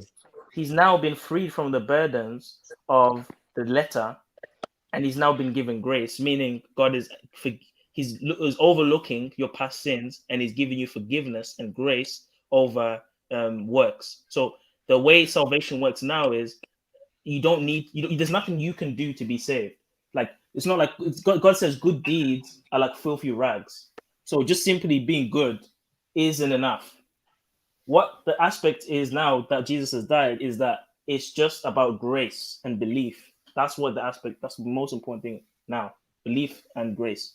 So ask and you shall be forgiven. Yes. Now it makes sense. So basically, you're telling them your religion has been concluded. You're free from the laws. You don't need to. So then, is that why they're saying that the covenant ends there? Like the old covenant ends and a new covenant begins? Yes, we have a new covenant in Yeshua, yeah. So what is the new covenant and how is it better than the old one? The new covenant is a promise that will live in eternity in paradise with the Father, and he'll also rebuild the earth anew after the 1,000 years in heaven. This is all in Revelation 21 and Revelation 20. It talks about the destruction of the from the time of the crucifixion to that time, like there's no obligation to follow any old laws or rules or anything like that. Like that's all been lifted. Yes, besides the 10 Commandments, because the 10 Commandments are universal and eternal. The 10 Commandments is an expression of God's character. Okay, and so there is some sort of laws then. There is some sort of thing that you have to observe, the 10 Commandments. It's not. This is the difference between before and then. It's not even a matter of have to at the moment. It's a matter of if you do believe, you will follow them. As in, because at the point of belief, you have a mind change, a mindset change. So you no longer want to do the things that are against God's will. You want to do the things that are for God's will. So you would no longer say, "Oh, I don't want to keep the Sabbath." You will want to keep the Sabbath once you sin, because you recognize that this is what God wants. If you look at the 10 Commandments, they are universal. Legitimately, they're not. Yeah, of like, course, of course. I mean, you see some of these commandments in other laws. You know, the Yeah, yeah. So these are the universal laws. Yeah, ain't got no problem with that. But what I'm saying is, if you do, for example, break one of the 10 commandments, then you just basically have to ask Jesus by the blood that he was spilled to basically be your sacrifice. So you don't have to sacrifice an animal. You have to just basically use the blood of Jesus to replace that sacrifice. We pray to the Father, because remember, the Father is not the Son. So we pray to the Father, the Creator, through the name of Jesus, through that sacrifice, and it meets it, because the Father won't hear you if you don't pray in Jesus' name, because you've not met. So what 1 minute, Zulu? If it's so basic and it's so simple, what is the point of any of this Christianity that's happened from the crucifixion onwards? Like Paul walking up to a man on the street and telling him that should suffice, right? Like anything other than that is to me seems superfluous, like excess to requirement. Like what is the point of these 2,000 years of Christianity and the church fathers and all this talk? Like what's it all been about then? You know, this is the thing that Con, a lot of people want to blame God or point the finger at God, but people forget that Satan's roaring and seeking. You know, like he's seeking to remain devoured like a roaring lion. He's at work. So all these denominations, all this Roman Catholic, all this stuff is being orchestrated and created by Satan, and it's slowing the process of evangelism. It's slowing down the truth being, sent out, and it's causing all this infiltration. There's so many Masons in the church. It's causing all sorts of infiltrations and madnesses. So that's why there's this whole, people saying, why isn't Jesus come yet? It tells you in the scriptures that God is prolonging Jesus' return to give enough time for people to come to the truth. Because if Jesus came now, I don't know if I would be ready. I've got problems I need to solve. So God's being, merciful by giving us time. So basically, 10 commandments, accepting Jesus as your salvation. We don't really need the Old Testament no more, do we? But you're holding on to it. You're saying it's like worth looking at. What's the point of it then? Sabbath is part of the 10 commandments. That's what not a lot of people forget. The Sabbath. What number is Sabbath? It's the 4th commandment. And not only is it the 4th commandment, it says it's the only commandment that says remember the Sabbath day and keep it holy. Think about that. What day do Christians go to church today, Khan? Saturday. No. Sorry, Sunday. All right. So why do you think God said remember? Because he knew that someone would come along, Constantine, would infiltrate with all this sun worship and Sol Invictus and all this rubbish, and the Christians will start going to church and the synagogues on Sunday, worshiping the sun god. That's another infiltration.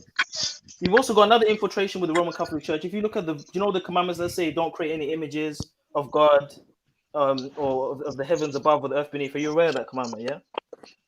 Yeah. Yeah. The Catholic Church has taken that commandment out of their 10 commandments. If you put parallel between the 10 commandments that they believe and what is stated in the Bible, there's actually quite a bit of commandments that have been omitted. Right, that comes back to what Jedi was saying, right? Yeah, I agree. I can show you examples of altercation, changing, and infiltration. I can show you examples. I'm fully aware of them. But I cannot say that the message now is fully corrupted. There's no way to understand it. God always leaves a remnant. Even in the last days, while all the churches are submitting to the beast, there will be a remnant people. It says that there's a remnant people that will lead the people out of Babylon. The 144,000 leaders that will lead the multitude. So there's always a remnant. As much as there's corruption, there's always a remnant. Or else it wouldn't be fair. If everything was corrupt and there was no way to know the truth, what is that then? What's the good in that? There's always a remnant.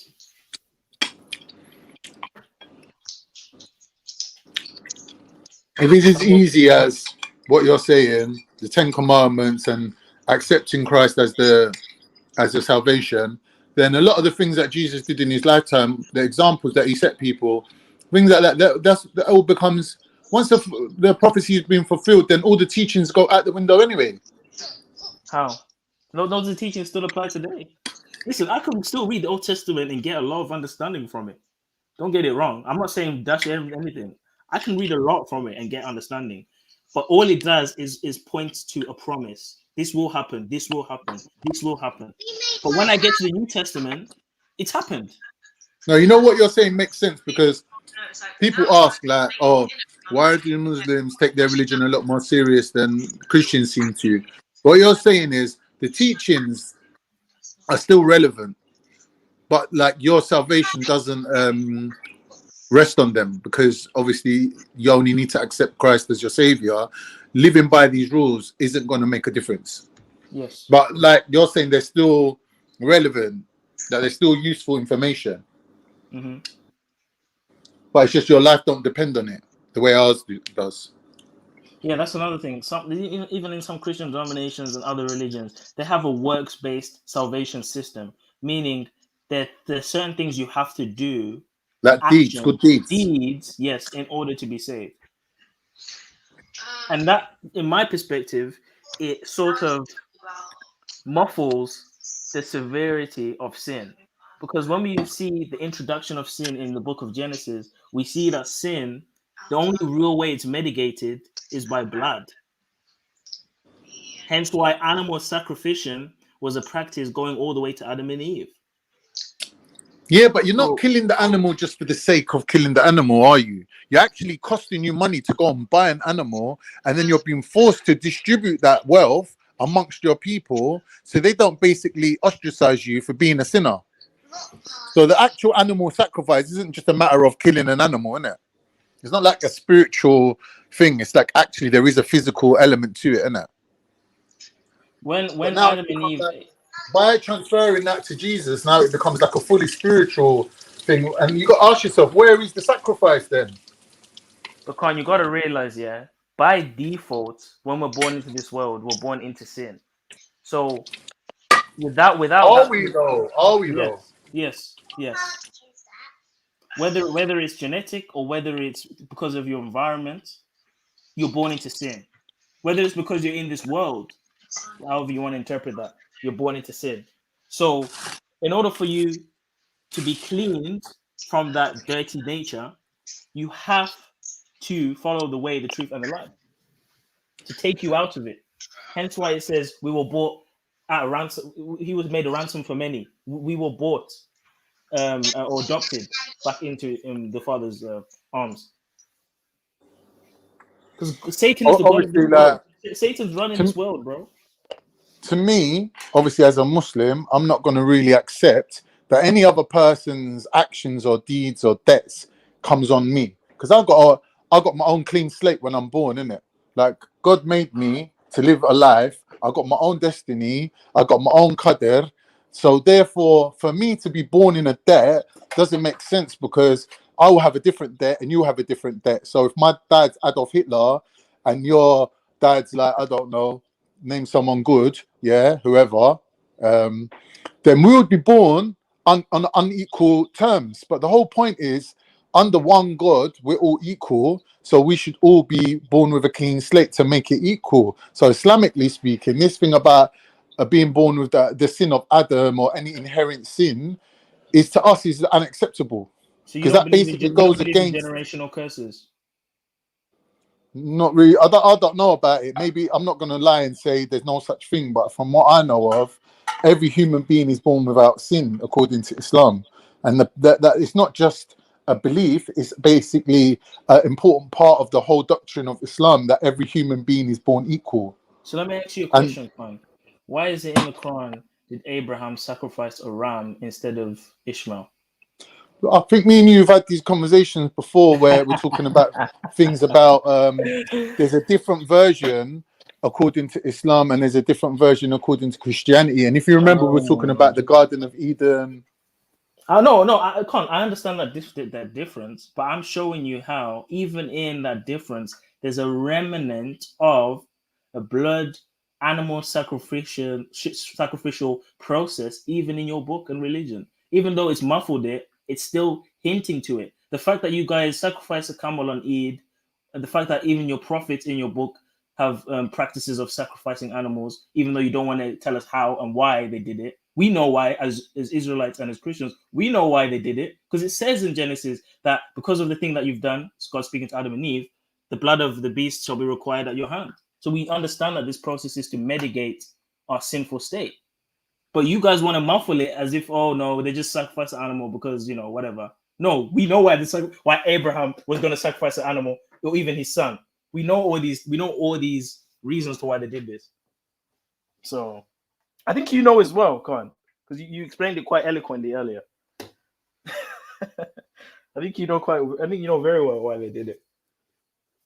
But yeah, I mean, that's just another example of how even in your religion it points to some truthful aspects, but there's a lot in that I can't believe in even then. So Walter, what do you mean I'm making God ridiculous? You're following some Roman Catholic. Listen, he's even Paul. Tell Walter to jump on if he can have a conversation. Paul is worshipping Sol Invictus and he's angry at me for keeping the Israelite Sabbath. I don't understand. Paul, do you know that even Paul, the one that you guys like to brag about, went into the synagogue on the Sabbath? Even Paul kept the Sabbath. Jesus kept the Sabbath. All of the apostles kept the Sabbath. This Sunday thing is a new thing, bro. It's a new thing, bro. The only time you guys started going to church on a Sunday is because of Constantine amalgamating Roman paganism with Christianity. That's the only time you start going to church on a Sunday. You can't show me nowhere in the Bible where it tells us to keep the Sunday. And then they'll try and say, oh, no, but it's the Lord's Day. That's the day that Jesus resurrected. Okay, so you're comparing a tradition versus a commandment. In the 10 Commandments, it tells you remember the Sabbath day and keep it holy. Remember, look at the word remember. Remember. Versus, oh, Jesus resurrected on Sunday, so we just keep the Lord's Day. Tradition, commandment. And this is the same problem Jesus had with the Pharisees. They were coming up with all this Talmud and Kabbalah. Oh, you have to wash your hands a certain way. You can't touch this. You can't do this. You can't da-da-da and da-da-da. And Jesus was just saying to them, like, yo, you man don't even follow the Torah. You man follow man's tradition. You follow, it says the law of the elders. You don't follow what God says. You make up laws, you make up commandments, and you make up your own God. That's Jesus called them a brood of vipers. He called them hypocrites. They would walk past someone that's dying and that needs help on a Sabbath because they don't want to make themselves unclean when they walk into the temple. That's the whole point of the Good Samaritan. It's hypocrisy. These religious leaders are hypocrites. Hypocrites.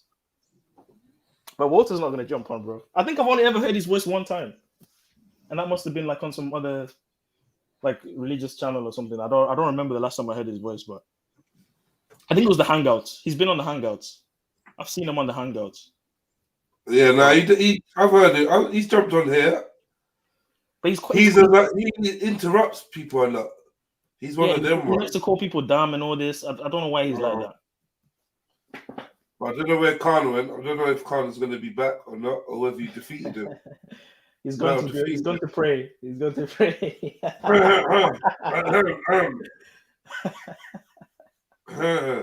I'll take Mogi, big up yourself, my brother. Peace be upon you. Peace be to your family. Do you know what I mean? Are you allowed to wish peace on non-profits, yeah? Must be. Oops. You know when you say peace be upon them, yeah? Does you have to be dead? But I mean, when you say what do they say when they say greetings? Salam. Salam. Is that not saying peace be upon you? Yeah. Oh well, no, wait. I don't know if it's be upon you. I don't know. Or peace to you or something. Yeah. Salam means peace. Yeah. Salam means peace. Yeah. Yeah.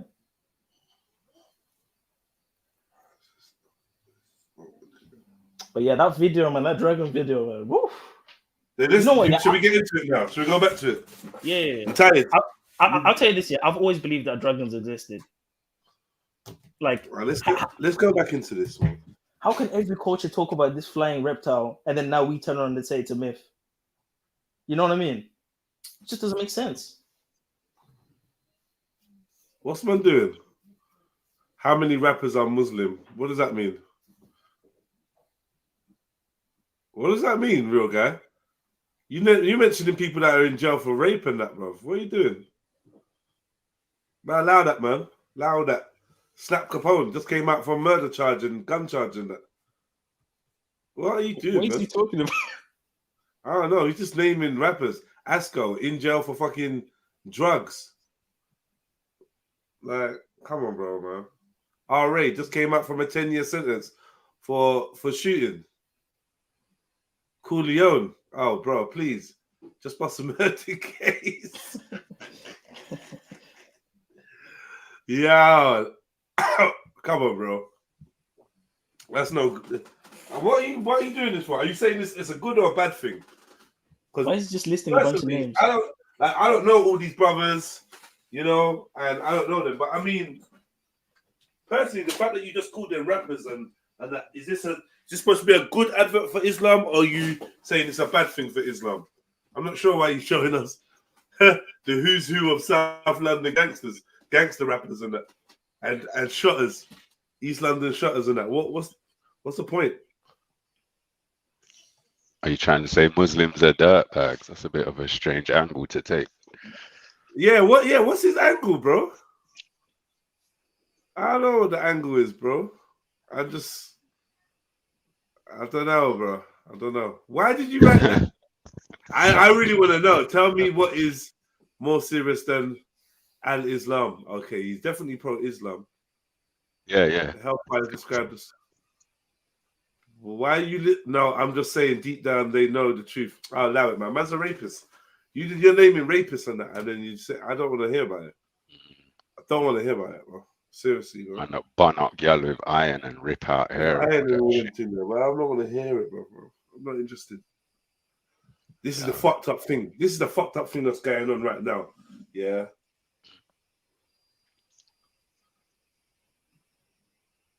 Man, them from the roads converting are not making a good advert for the religion, bro. Come on, let's be real. You know? Yeah, they're not doing no good. They're not doing no good. I mean, I know Bear Man that's Muslim and converted because of peer pressure, inadvertently wanting to fit into a group, needing security, needing protection, needing to be part of a unit. So they joined Islam. You know, hearing that certain rappers and bad boys and man on road are Muslim will make it easier for people that have an affinity to that lifestyle and are looking for some kind of security.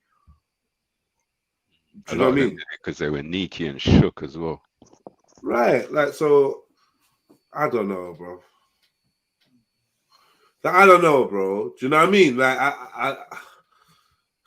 yeah, I do think some of the men are just doing a bad advert. If I'm being real, doing a bit of a bad advert. It's even made me sit down and think to myself, like, yo, how come man are converting but still like involved? If you know what I mean. Do you know what I mean? Still involved. How's man still involved? Kind of thing. Like, how man still on the roads? What do you think it's the aspect of you can never not be a Muslim, you're just not a good, like you say you're not a good Muslim, or like they would never say this person. Okay, yeah. You know what I mean? Like you can still do bad, kind of, but you're just a bad Muslim. Yeah. You know what I mean? Fair enough. It makes sense. I mean, yeah. Like even those same people would say, I'm not doing it right, I'm not following it right, but they'll still say, you know what I mean? They'll say that they're not following it right. Yeah, they'll tell you, no, I'm not doing the right thing. But like, man, it's like a lot of excuses. Man, just make excuses. To say they know the truth deep down is not really true though, because a lot of these people who converted don't actually know anything. And a lot of people who were born and raised Muslim don't even know much. If you watch certain Speakers Corner videos, you see them getting tongue-tied in the stuff that they should know. Basics that non-Muslims. Yeah. Without a doubt. I mean, for some people, they seek the brotherhood, they seek some sort of order in life. Yeah, proper seeking. They go in, but they don't really look into it all the way. Proper seeking it. The brotherhood, the camaraderie, brotherhood, and all that. That's a massive part of it. But yeah, family, please hit that like button. Smash that like button, man. Here up. And as you see, you got a way to scan into, if you got a big enough screen, you can scan any one of those barcodes and it'll take you to either my Cash App or my PayPal, where you can, support the stream. And we still got Super Chat, the $ in the chat. You can support that way. Just drop a little change on that if you want. But make sure that the likes are up and high. And if you feel it in your heart, please share the material. That'd be amazing. If you could share it, that'd be sick. Do you know what I mean? Is it me, or when you look at the comments on StreamYard, you can't see the same comments? Some of them on YouTube, like you can see some on YouTube that you won't see on StreamYard. Yeah, maybe. Yeah. I don't know. Like for example, Leo, I can't see Leo on StreamYard, but I can see him. All these people that you can't see on StreamYard, they're people I've got blocked personally. I don't know why I've got them blocked. What name is that? Leo. Leo. Yeah. I see him on YouTube. I can't see him on StreamYard. I don't know who that was. Because Chimba Shooter, I can't see him. I look to find where he's blocked. I can't find it. Same with Jen Wallace. I blocked Jen Wallace, but I can't find her to unblock her. Are we cool now? I don't know. Some of these people change their names. They change their names, and then come back. Or we run into each other in other places. Do you know what I'm trying to say? Yeah. Yeah. But just messing around, just trying to work out what the dimensions of this StreamYard screen is. I think I finally cracked it. Have you considered the Discord thing? I've considered. Have I attempted or even looked at it? No. I've considered because I think from you and other people have been telling me, but I don't even know, bro. What am I supposed to be doing with Discord, bro? What am I gonna do with Discord? Don't answer that yet. I am an African, a proud of me motherland. Don't doubt me, a proud of me ancestry. Tell the Ku Klux Klan, Beckett is African, and they can't erase me. I'm a born Vincentian, but I am an African. Yeah, sorry. we got the Zip 77. Much love, Zip 77, for your donation. Hope you have a great day, sis. Days of week don't exist during understanding one another, manners and conduct. All about respect. Fair enough. Your belief is your belief. For ours is our belief. Yeah. Not even for ours is our belief. Ain't it for mine? For your belief is your belief. For my belief is my belief. I don't think it's at ours. I don't know if you share the same belief as others. Do you? Do you know what I mean? Yeah. Do you think there's a flu going on? Because I have had a sore throat and headache, and I think it's something other than the thing, just like normal winter stuff. Because I tested negative, so I don't know. Yeah, but I tested negative. Well, no, I never took a test, but my son tested negative, and then I think when he went to the hospital, he tested positive, and they're telling him, "What did you use? One of them little home kits? Yeah, not very reliable." I'm like, "What? Oh, fuck's sake! Them home kits, they're selling it to people. But these people are sick. They're sick in the head, bro. Just forget. It's not the views of the channel, but none of them tests are reliable. I know something ain't right with me. I was like, shit, I feel. Saturday, right? You know what I mean? I know I've got it, bro. I low-key wanted and then trying to tell you the thing is gonna say you ain't got it, and you're gonna be like, all right, cool, and then you're gonna go amongst people. It's fucking. I find it strange. It's very strange. I find it strange, bro. Like, these are the things you're telling us to do to safeguard, and then they're not reliable at all. So what's the point? You have to buy the £100 something. You have to buy the £100 something to be if you want to really be sure. Is that what they're saying? You have to do the way it is. The blood test. Yeah, I mean, is there like a super expensive one that's like? Yes, the blood test. The blood test. Yeah, they check if you've got the antibodies in your body. Oh, the antibody. Yeah, but that doesn't check whether you've got whether it's active. I don't believe. It just checks whether you've had it before. It's just whether you've had it before. But don't you want to know that? If I've had it before? Yeah. We've all had codes and that. There'd be a high likelihood that you've battled a coronavirus before in your life. Definitely. But which one are we saying? Which one are we saying? Which one are we saying tells you if you've had it before? The antibody test. The home one. No, the blood. No. The antibody. That's a blood test. The blood test, which checks your antibodies and whether you've got antibodies that have fought coronavirus before, right? Yeah. But now that's where the deceptiveness comes in. It's not just any coronavirus that you're looking for. It's COVID-19 that you should be looking for. What's the name of this antibody test? I don't even know. It's a rapid. It's a blood test, bro. Like I don't know. A finger prick or something. Like they just prick your finger, they get the blood, and then they check. Yeah, but we got to be specific because the home test tests for IgG antibodies. The hospital PCR thing checks for exosomes. None of this is anything specific. One carcinogenic? I don't know. I couldn't say that. No, that's the one you put up your nose. You think about the one you put up your nose, did you? I was on the manufacturer's website, and the manufacturer's website specifically says it tests for the presence of immunoglobulin G. When I looked into immunoglobulin G makes up 75% of the human antibody serum. So it's just going to be in everyone's body, though? Yeah, and the PCR test checks for exosomes, which anyone who's got any kind of cellular toxicity will have. So if you drink coffee, you smoke cigarettes, you eat refined sugar, you're going to have exosomes. And it's an amplification test, which means they hit you with something and keep hitting you until they get some kind of reading. And depending on how many times they had to hit you determines your level of toxicity. But toxicity could be anything, just cellular toxicity. And a PCR test was created in '84, and it's not supposed to be used. Bro, the man for the PCR done told us, innit? I don't want to get into it. He himself, the creator, before he died or whatever, done said he's got talks where he's like, yo, this is not intended for rare infectious diseases. Mad. Yeah. He actually said it's not intended to pick up certain things.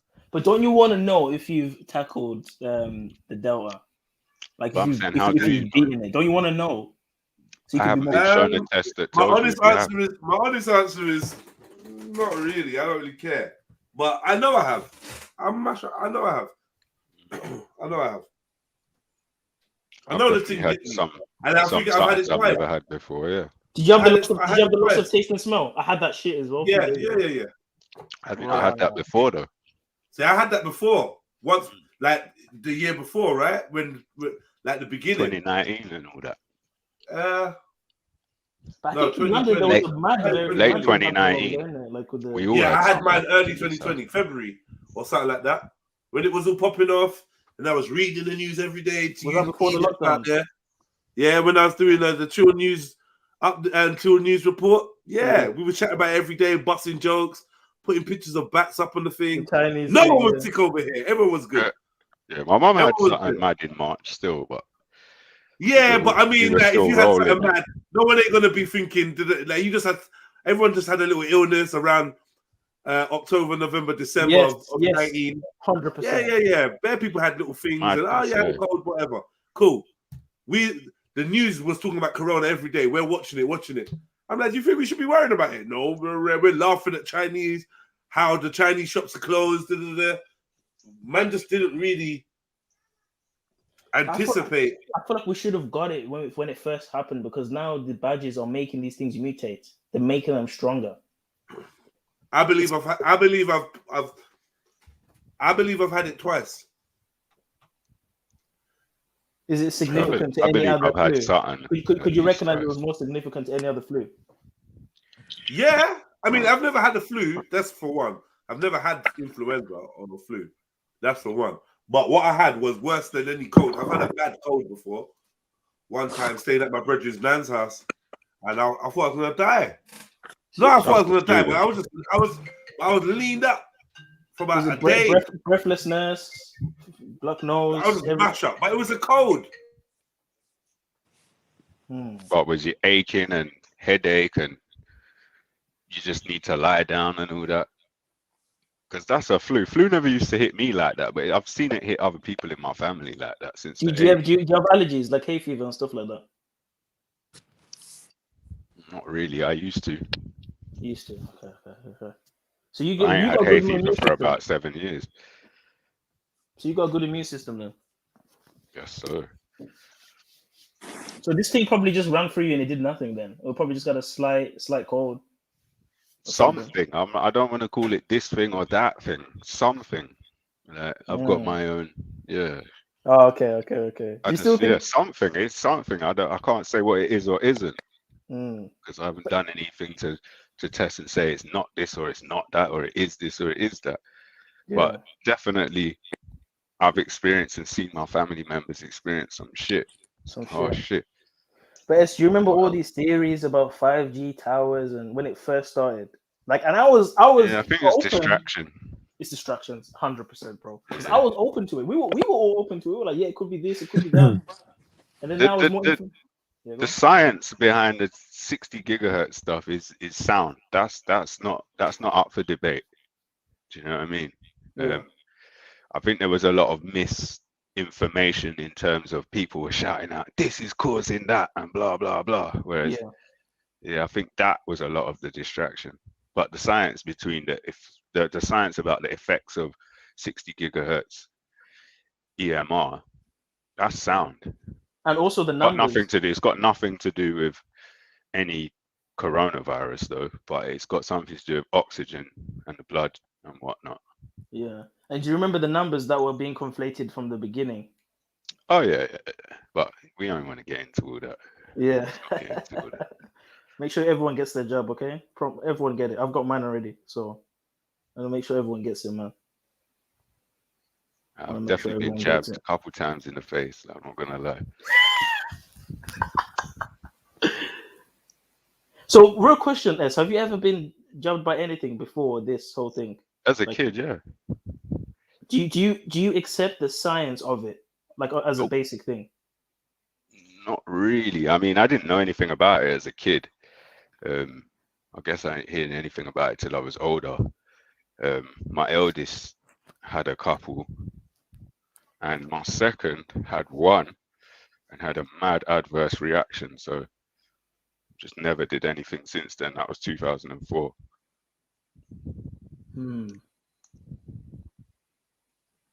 But I mean, like that was just the normal stuff that all kids would get. He had his first one and had a mad adverse reaction. Mad. Because I've had the hepatitis one, like B, C, whatever, and that was like I didn't really know about the system that much back then. I was just, whatever. I took the thing and I just felt like shit, man. I had a lump under my arm. I felt like a zombie. But I was taught in school, about the inactivated virus and the cells and the white blood cells and The science of it, to some degree, makes sense. The question is, I mean, all the additives that they put in the thing with the inactivated virus, I'm questioning that. Because I mean, when you look at the ingredients of some of these well-known jabs, some of them have gribbets, liver DNA, fetus DNA, all sorts of madnesses, isn't there? I'm thinking, is this some sort of stabilizer or to help the delivery of the why is it necessary to put fetus cells in a particularly, you know what I mean? Particularly rough specimen as well that's been cloned but yeah, I don't know. I'm no scientist, so I can't say. I don't have a laboratory or the equipment to test anything. But like you said, some of the additives I personally find a bit questionable. 100%. I've just got no way to back up my theories. And why is it that some people don't receive the same ingredients as others? For example, many Jews, they have their own special batch. Do you know that? I ain't getting into that. No, this is a fact. I looked this up. They have the I'm not gonna doubt it. Well, there you go. You explained it yourself. And then when you look at what's in the ones that we're getting, you're looking at monkey brains, gribbet liver. So what's in the kosher jabs? Oh, they'll find some vegetarian alternatives for them.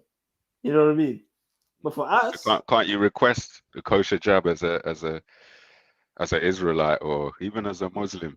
I think you have to prove you're Orthodox. You have to wear the clothes and you have to be them kind of Jew. You know what I mean?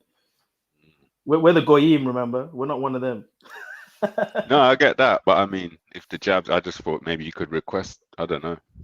Yeah, I was hoping I could. Kosher jabs sound like a good idea. If you eat kosher food, you want kosher jabs, isn't it? Right. I don't see anything suspect about that. It seems. But you know what we're hearing from the religious leaders, yeah, like from Christians and Muslims. It doesn't matter when it's to save your life, but when it's eating, it matters. Do you see now? Isn't eating to save your life? Right. So it can be pork. It can be pork in there. It can be fetus in there. As long as you're not eating it, it's okay. It's just to save your life. Well, I eat pork, but I don't eat fetus, so I don't really know what to say. You eat pork? Yeah. Why? Do you not? Hell no. Why? I haven't eaten pork since I was like 5, and that was. Oh, so you do then? It's just been a while.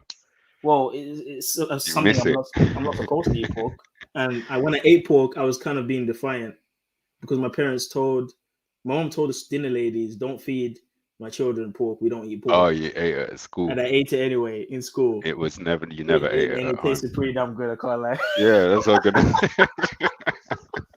Can't lie. What was it? Just out of curiosity. It was the pork sausages, ham sandwiches, all the sorts of sandwiches. The worst. The only thing I haven't tried is bacon. I haven't tried bacon. That's the only thing I haven't tried. And shellfish. I haven't tried prawns and octopuses and all that stuff.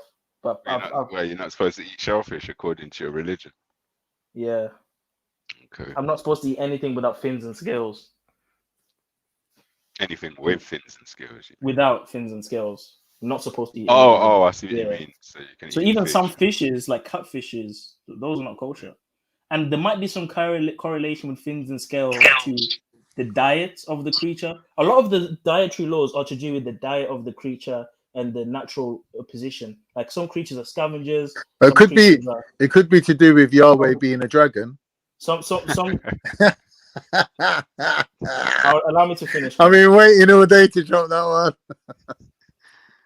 Can't believe I missed that this morning. I'm gonna have to watch it. Yeah, watch that video. That video was actually interesting. I disagree with most of what he said because I could see the way he was steering the argument and misinterpreting the passages. And even when he went to the Hebrew, I went to the Hebrew. I went to Blue Letter Bible Hub. I looked at the passages that he was displaying, and even the passages that he was using wasn't exactly what it was saying. So are you saying the Hebrew was different to the Hebrew on Bible Hub?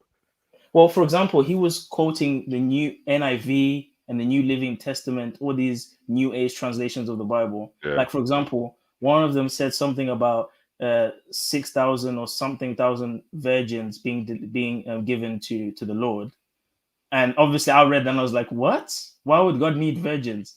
But then when you go to the KJV and all the older versions, it doesn't say virgins, it says people. And then when you actually read the context of the passage, whenever something is given to the Lord, it means given to the priests as servants, or if it's women, some of them as wives. So again, these New Living Translation, NIV, these are satanic versions of the Bible, bro. I don't even mess with none of that new shit, man. And if you look at who translated them, the guy that translated the NIV is a Satanist. And he's also a proud LGBT member. I don't doubt any of that. I just wonder. I just find it hard to believe that the KJV is not being classed the same way. Do you know what I mean? Personally, I would say it's the best out of the English versions. That's what I would say. Out of the English versions, it's the best. Only because it draws from the Septuagint, and it was a very rigorous process. If you actually watch a documentary, I watched a documentary the other day on how long it took, how many people were involved, who was involved, even the versions prior to the KJV, because you have the Williams Tyndale and the Geneva Bible.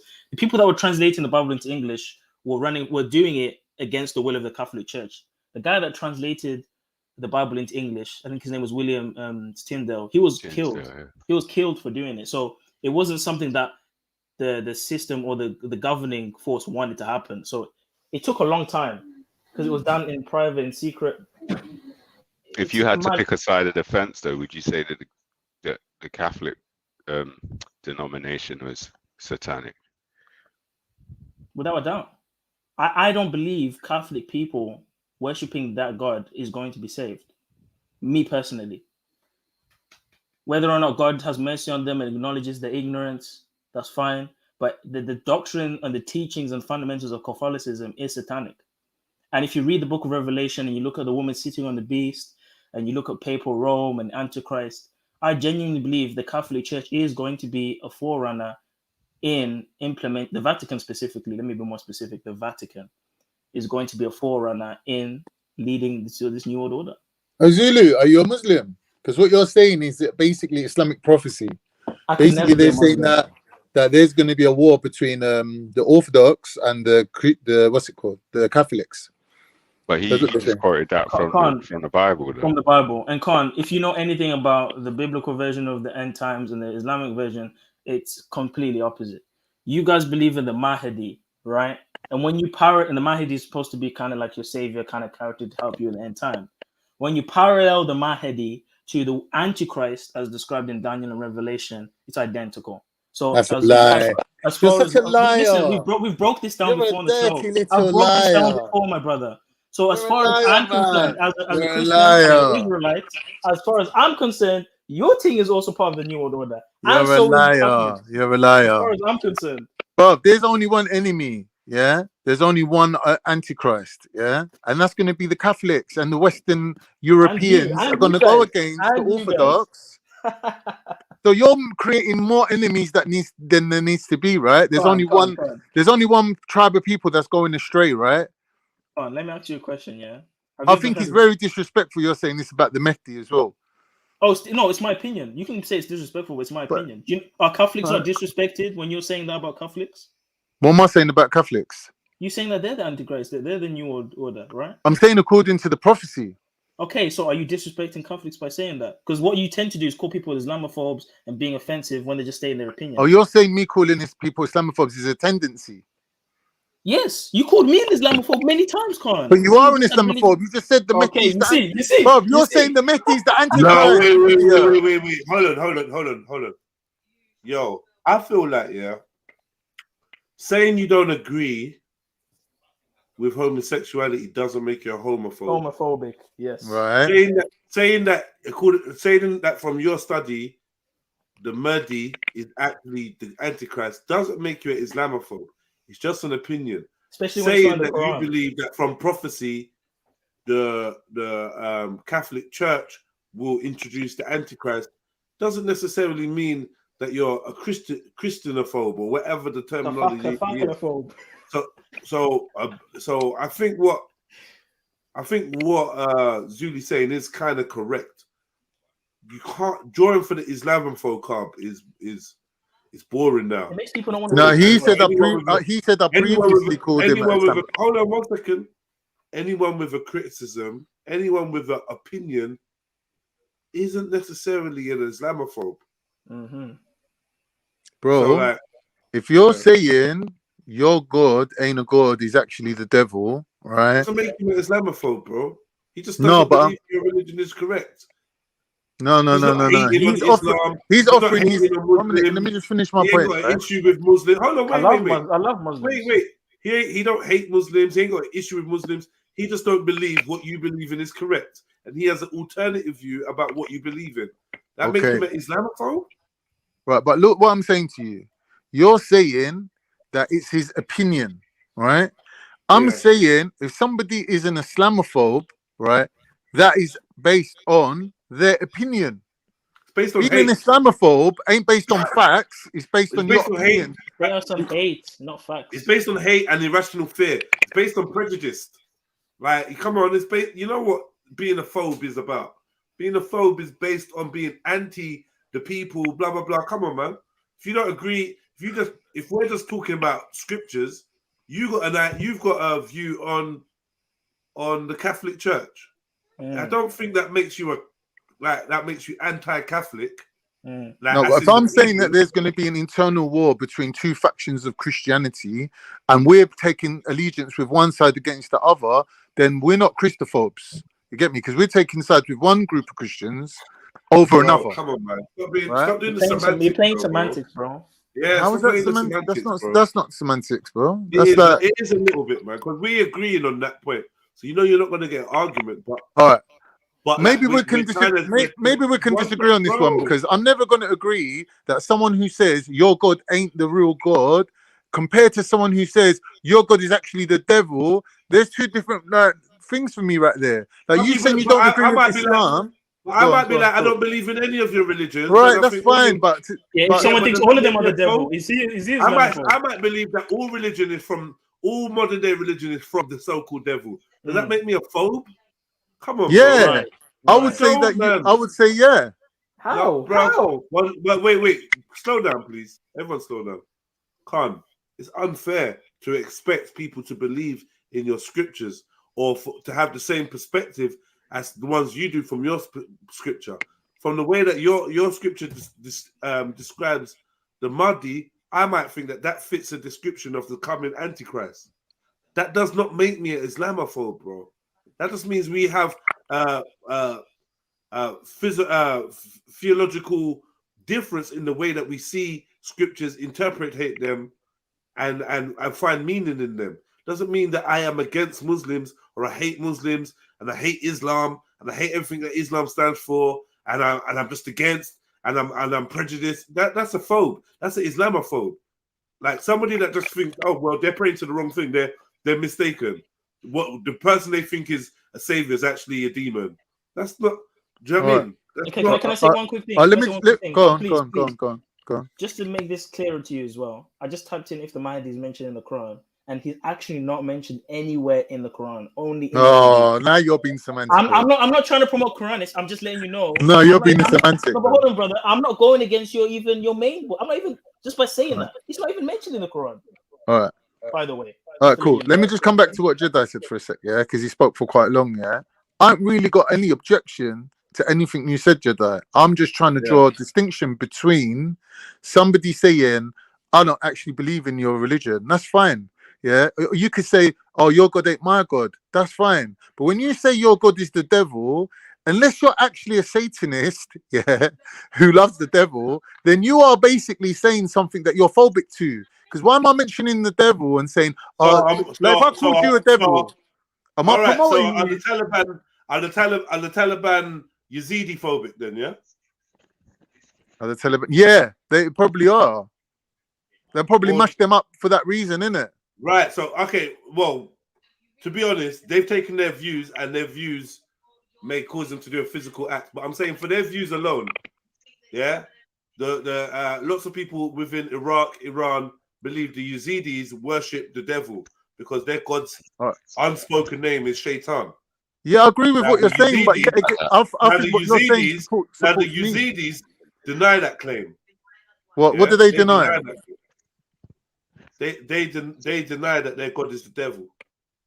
What are they saying then? That their god's God? Yeah, they're saying their god basically took pity on mankind and wanted to help mankind. And yada yada yada. End of story. They're not claiming to worship the devil. Right, now cool. we got two different viewpoints.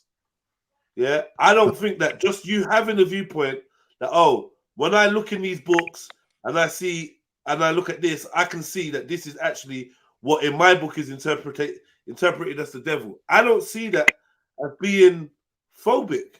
I see that as being having your own opinion. Like a man that says he doesn't agree with homosexuality for his child, and he's not necessarily phobic, bro. I hear you. I hear what you're saying, but it depends on your understanding of what Satan is. If you're saying Satan's just this character that appears in these mythologies, and you're looking at it in that way, then yeah, you're not going to be phobic. But like, listen to my point now. Imagine you put your Muslim hat on, and for a second you're a Muslim, and I said to you as a Muslim, are you satanophobic? Every Muslim's going to say, yeah, damn straight. I'll run from the devil. I hate the devil. So a Muslim would think of a Satanist as something to be phobic of, right? But why would you fear the Nah, devil? man. Why would you I fear don't the know, devil? I as a don't know, Muslim? I disagree. Why would you don't fear know, the devil? bro. I don't know. I'm not sure what you're trying to do, but I'm What just saying. I'm trying to if a identify man- is if a man- what hold on, phobic if you is. choose to have a religion, bro, if you choose to read books and take a certain perspective from them, and someone else reads the books and takes another perspective from it, it does not necessarily make them phobic to you or your belief system. If Zulu thinks the Mahdi, which is not written in the Quran, which is not foretold in the Quran, which is a very, very interesting point. Thank you for letting me know that, Zulu. But if he thinks the Mahdi is the Antichrist, that doesn't mean that he's anti-Islam, because he could simply say, "Well, I don't take that. Yeah, it's corrupted. I don't take that hadith. I don't whatever." No, but in a general term, what you're saying religion makes sense. You can believe But your whole religion specifically, is a false religion but 1 minute, from the devil Jeds, and bro. not be phobic. But 1 minute. We're talking about Zulu, who's a card-carrying Christian who thinks the Antichrist and Satan and Lucifer and all these people are something to be phobic of. So if he's saying, like, I'm phobic of the devil, but I'm not phobic of your religion, which follows the devil, then that doesn't make sense, does it? Nah, bro. You're just adding. You just trying to. It's like me saying, "Oh, because I don't believe in homosexuality as a practice for my children, that means that I'm phobic and I'm willing to do this and I'm going to do that, and that means that if they ever was gay, then I'd probably react violent based on." It's a lot of conjecture, bro. It's not that. I don't see. I don't see the correlation. I don't see that correlation. What it is, if people got their own view about what you believe, then they're phobic, and that's Bro, bullshit.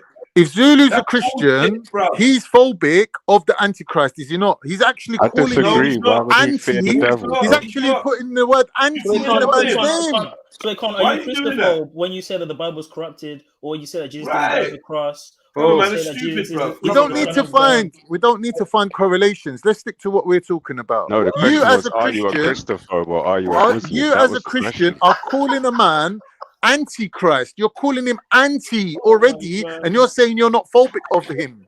What's the difference between anti and phobic? It's just the same thing. No, that's not the same thing. You can argue better than that, Khan, man. Come on, brother, man. But you're calling the man Antichrist.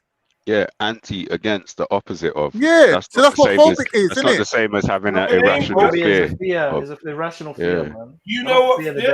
You know what phobia is. All right. Do you know? All right. Can I ask you a question? Can I ask you a question?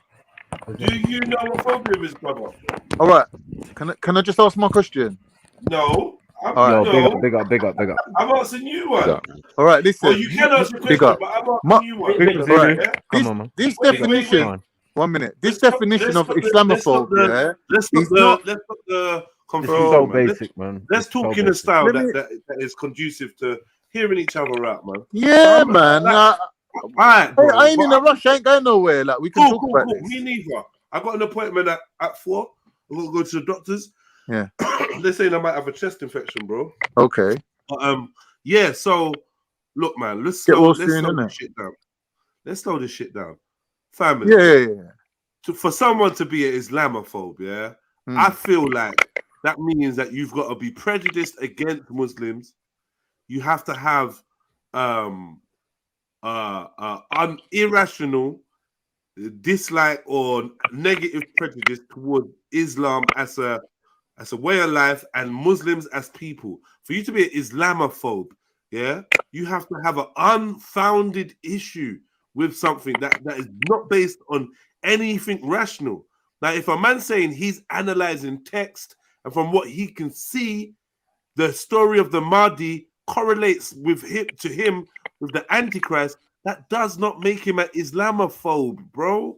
Come on. Someone that doesn't agree with Islam and says Islam doesn't make sense isn't an Islamophobe. Someone that hates on Islam and goes out of their way to shit on Islam and make Muslims feel bad or seem bad, take away from their quality of life, that may be deemed as an Islamophobe.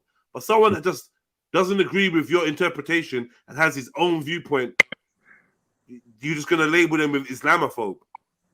My mom is an Islamophobe because she's a Christian and she's not hearing no Muslim stuff. She's like, nah, bollocks, this ain't real. My mum's now she's an Islamophobe. All the aunties, all the uncles that just are happy in their little church, ain't entertaining no one's religion. No Sikhism, no Buddhism, no Hinduism, no Islam. Now all of a sudden she's a phobe to all of these people because she thinks anything other than Jesus Christ comes from the devil. No, it don't work like that, bro. All right, I hear you, and you've got valid points there. Yeah, but I'm saying from my perspective, the term Islamophobe doesn't really have a set, like, certified explanation or definition as yet, because people still working. They're still working on this term Islamophobe, right? So it does. Right? But all right. So bringing it back to what S just said, which is the Islam and the phobe thing, yeah. This phobe as an irrational fear that people keep bringing into conversation is not the only way that phobe is used. Because if I say something is hydrophobic, yeah, that means it has an aversion to water. So if I spring my skin becomes hydrophobic. In other words, it repels water. Doesn't mean my skin's got an irrational fear of water. No. What are you doing? Let me write this down. Hydrophobic. Yeah? What is that? No. What are you doing, bro? Are you making shit up or what? I'm typing I it don't in think now. he's making shit up, but like when you look in the dictionary, it might say in biology or in chemistry, but it's not talking about in someone's mind. And like this phobia thing got reframed recently for the purpose of calling people homophobes. Right. You know what I mean? It got reframed. All right. So what would you define as a homophobe? Someone who has an aversion to an irrational fear of gays. No, but this is what I mean. I personally have an irrational fear of nothing because I'm a rational person.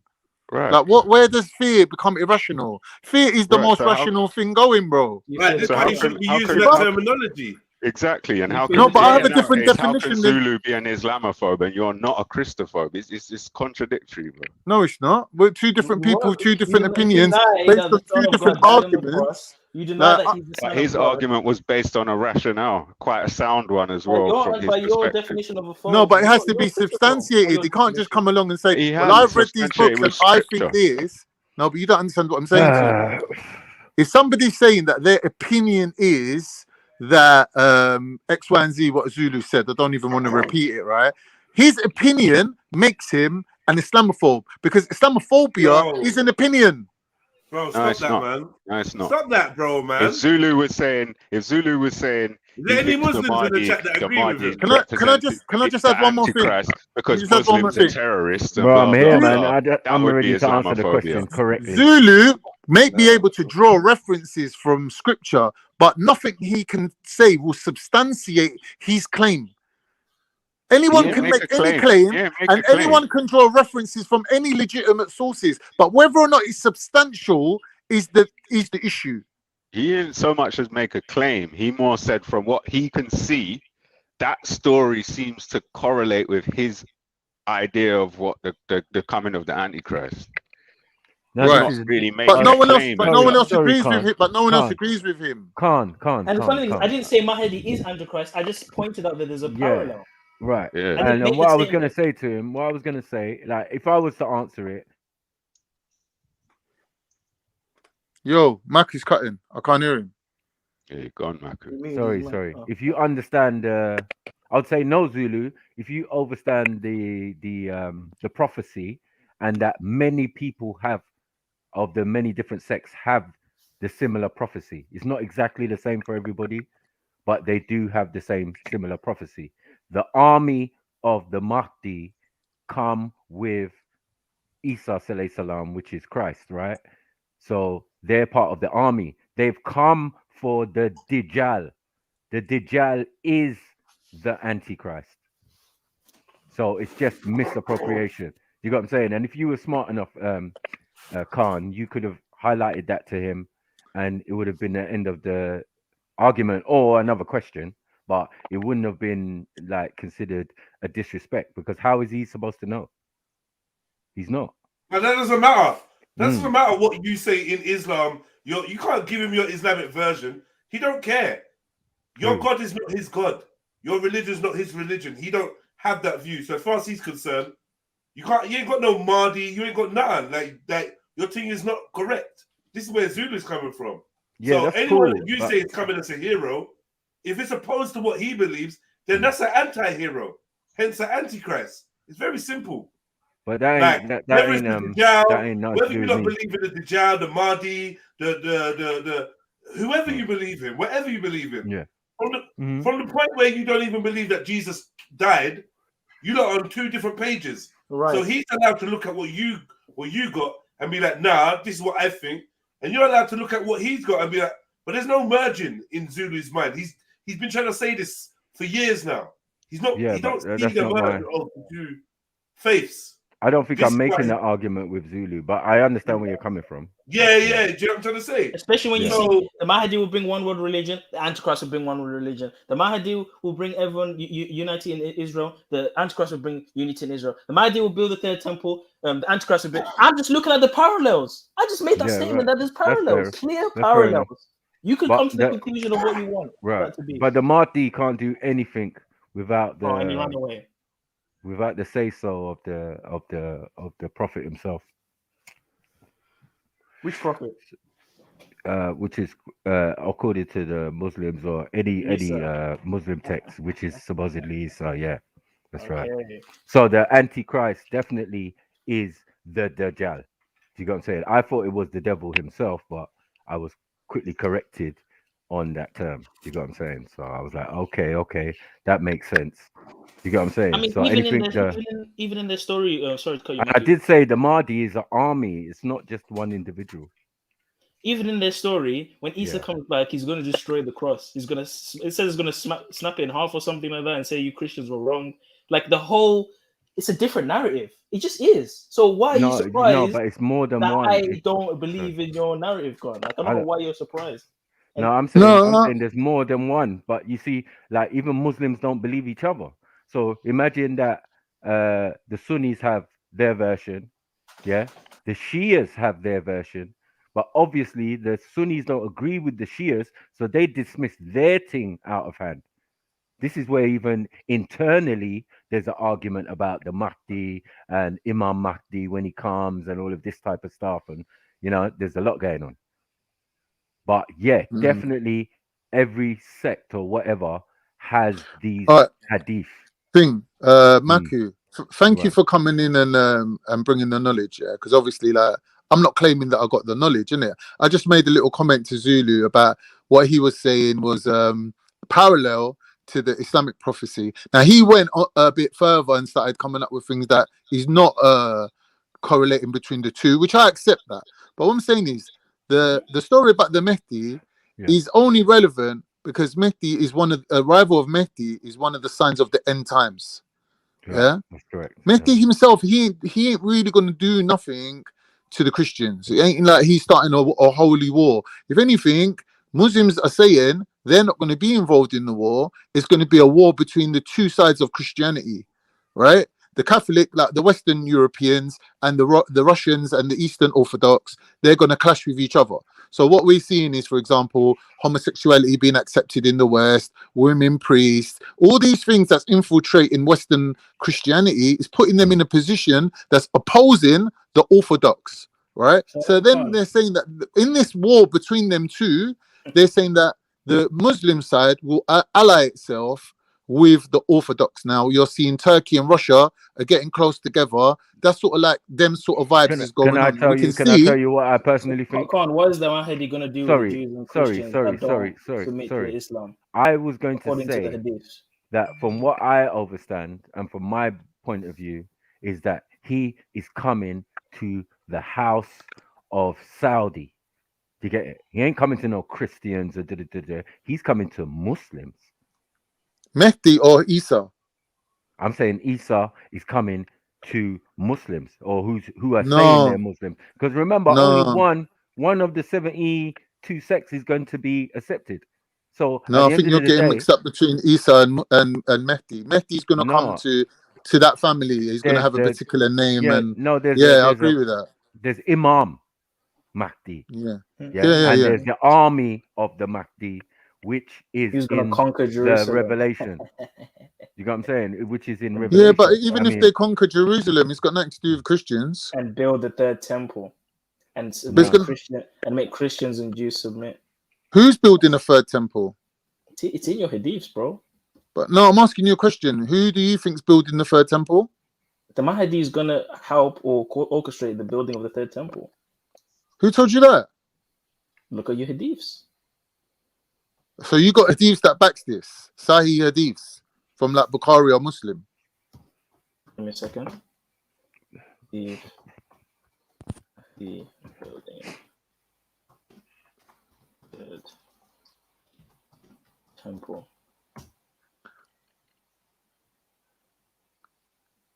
Oh, here's the quote. Let me post it in the private chat.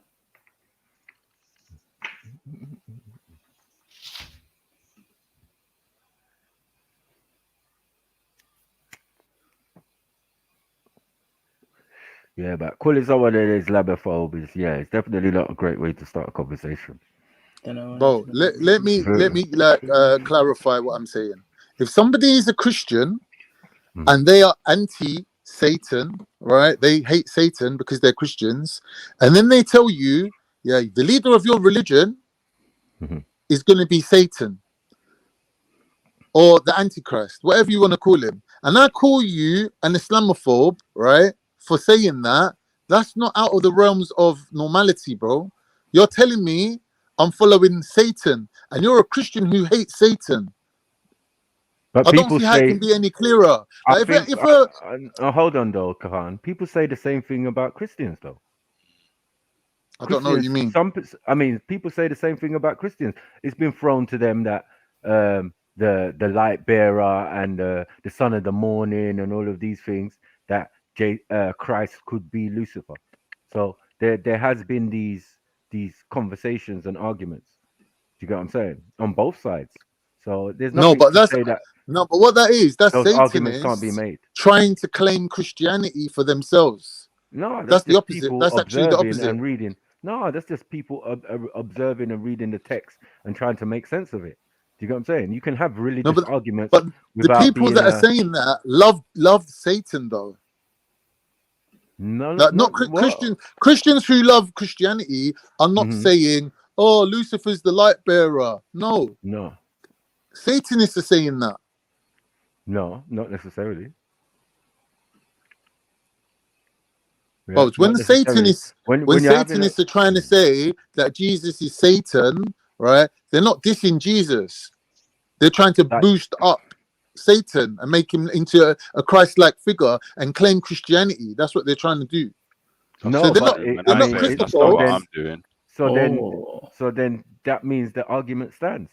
That in but it doesn't matter whether the argument stands or not. What matters is, are they Christophobes if they're trying to claim Christianity? No. All see, they can't be. No, all of that is just new stuff. Like all this Christophobe, Islamophobe. That just came the other day. LGBTQ stuff. Yeah, man. I've been online since that came online. Do you get what I'm saying? I was online and then it came out. Islamophobe. And I was like, right, Islamophobia. What's this? Do you know that right now in this country, at the highest level, I'm talking about barons and baronesses and all these high people are sitting down and discussing the definition of the term Islamophobe, which they're going to actually make law in this country. But what they're doing is they have to be very careful because they don't want to empower what they call militant Muslims. So they're saying that, you can criticize Islam, you can basically deal with it in a logical way, but if you're basically targeting the Muslim population and carrying out hate campaigns against them, then there has to be some sort of law to stop you, and that will be basically coming under Islamophobia as a word. So this word will become a real thing. But are you quoting Lucifer's generals? But right now it's not. So that's what we're No, talking but they're about. working on it. It's not.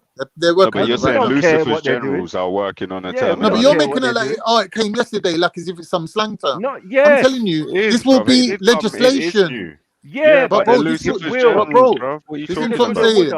Hold on, Bro, shoulda, this coulda, will woulda. be legislation Okay, cool. in But this I'm I country. hear saying you, but what right does now, legislation mean?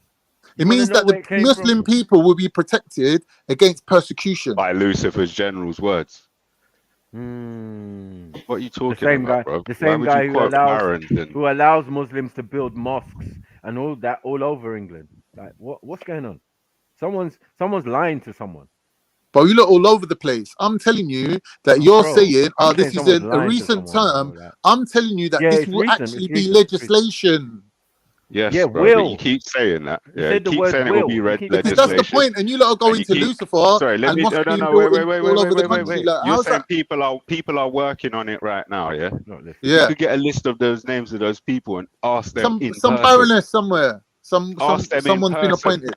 Ask them in person in private if they're Lucifer's generals. They'll probably tell you yes, bro. So why are you What? quoting them and talking I don't they're understand. not Muslims, well, clearly, but they're not Muslims, are they? Well, this is England. Why would they be Muslim? There's bare This is Muslims in England, Exactly. right? England. The There's bare people at the Muslims highest in level England. aren't Right. going to The be people at the Muslim, right? highest level, are they not Lucifer's generals? No, they're not. Wow. Cool. I'm gonna step back. Yeah, All right, that's cool. mad still. Yeah, I I don't posted know it how in you're the. bringing Lucifer into an That's mad. argument about I couldn't find legislation. No, that. because when we're talking about Yo, yes, because I don't know how those you're are not. it's those people in authority. Yeah, I Lucifer's don't know how generals, you're not, bro. Lucifer's thing, all the people negative on the planet or jinns or All right, whatever, they're so the ones in power, bro. all right, hold on What one are you second. talking So about? if in What are we England talking about people are here? bringing out legislation to protect Muslims from oppression, you're calling them the Yes. devils and Lucifer and whatever. Oh So no, when no. we go Yes. over the water Yes. to Yes. France and they're Yes. doing the opposite, which is bringing out legislation to oppress Muslims, then if they're not the devil, then what are they?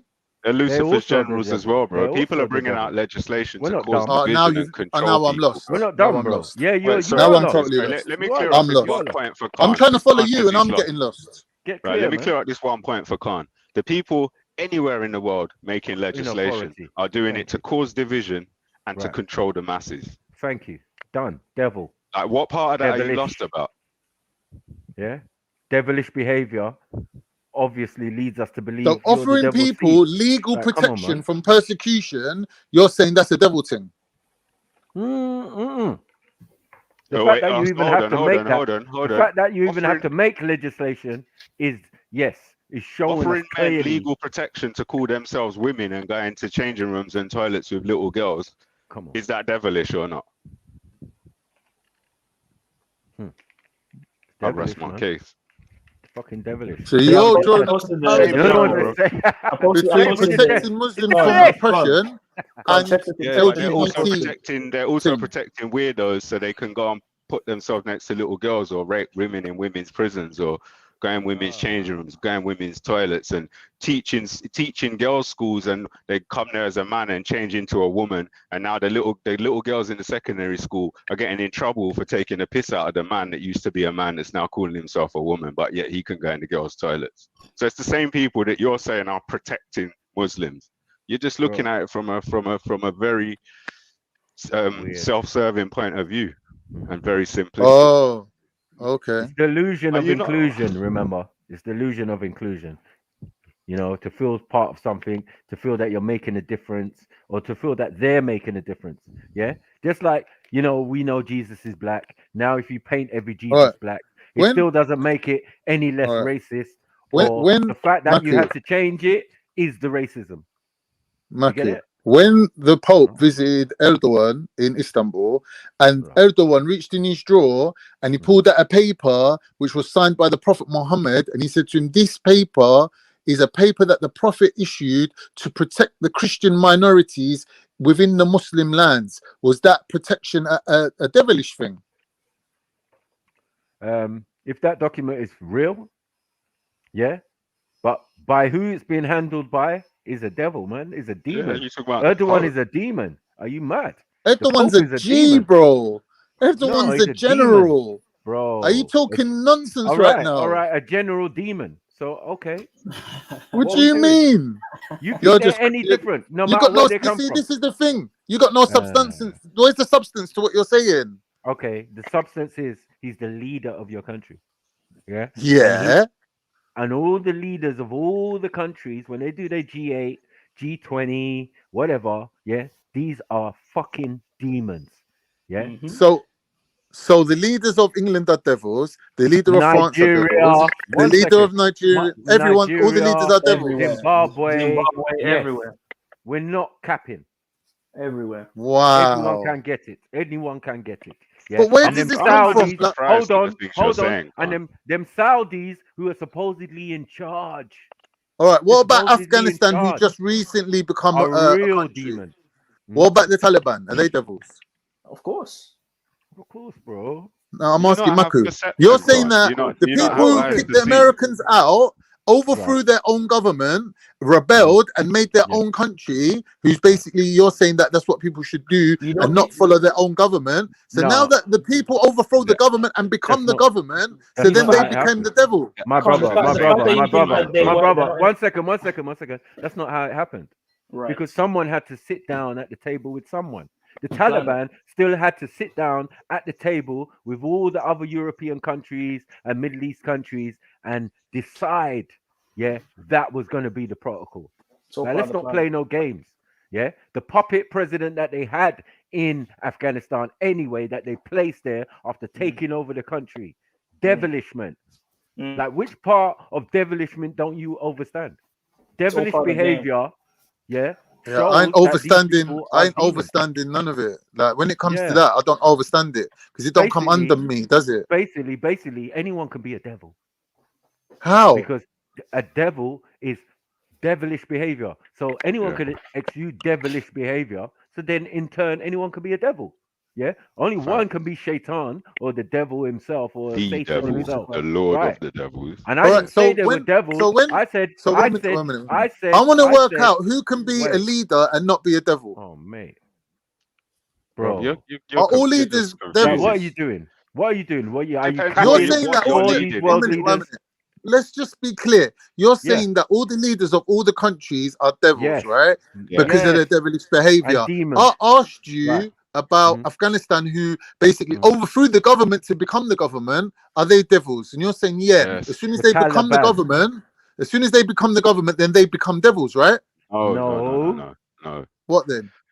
Bro, they're all they're playing parts in a go on. Yeah.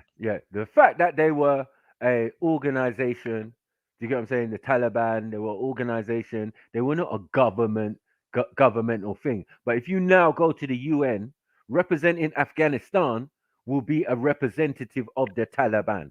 Yeah. Why is he even there? If he's so independent, you don't need to answer to none of these guys. But it seems that they do. And deals have to be done so that man can do what they're doing. It's and not who on a created free. them, funded them, and trained them. Exactly. Like, what are you talking about, Khan? You're not being real. What are you saying, that they don't represent their people? No. Are you saying they do? They were trained by. Yeah, I'm saying they do. Yeah. Who were they trained by, and who were they funded by? How does that dictate who runs them? They're not from the country. The biggest group is the Pashtun. That's who they are. They're not from That's the who country. the Taliban are. They're the Pashtuns of Afghanistan. They're the biggest group. So hold on, wait. So when they were in other countries, because remember when they got kicked out, where did they go? Who got kicked out? The Taliban. When they never got kicked out. They've been there the whole time. No, they haven't.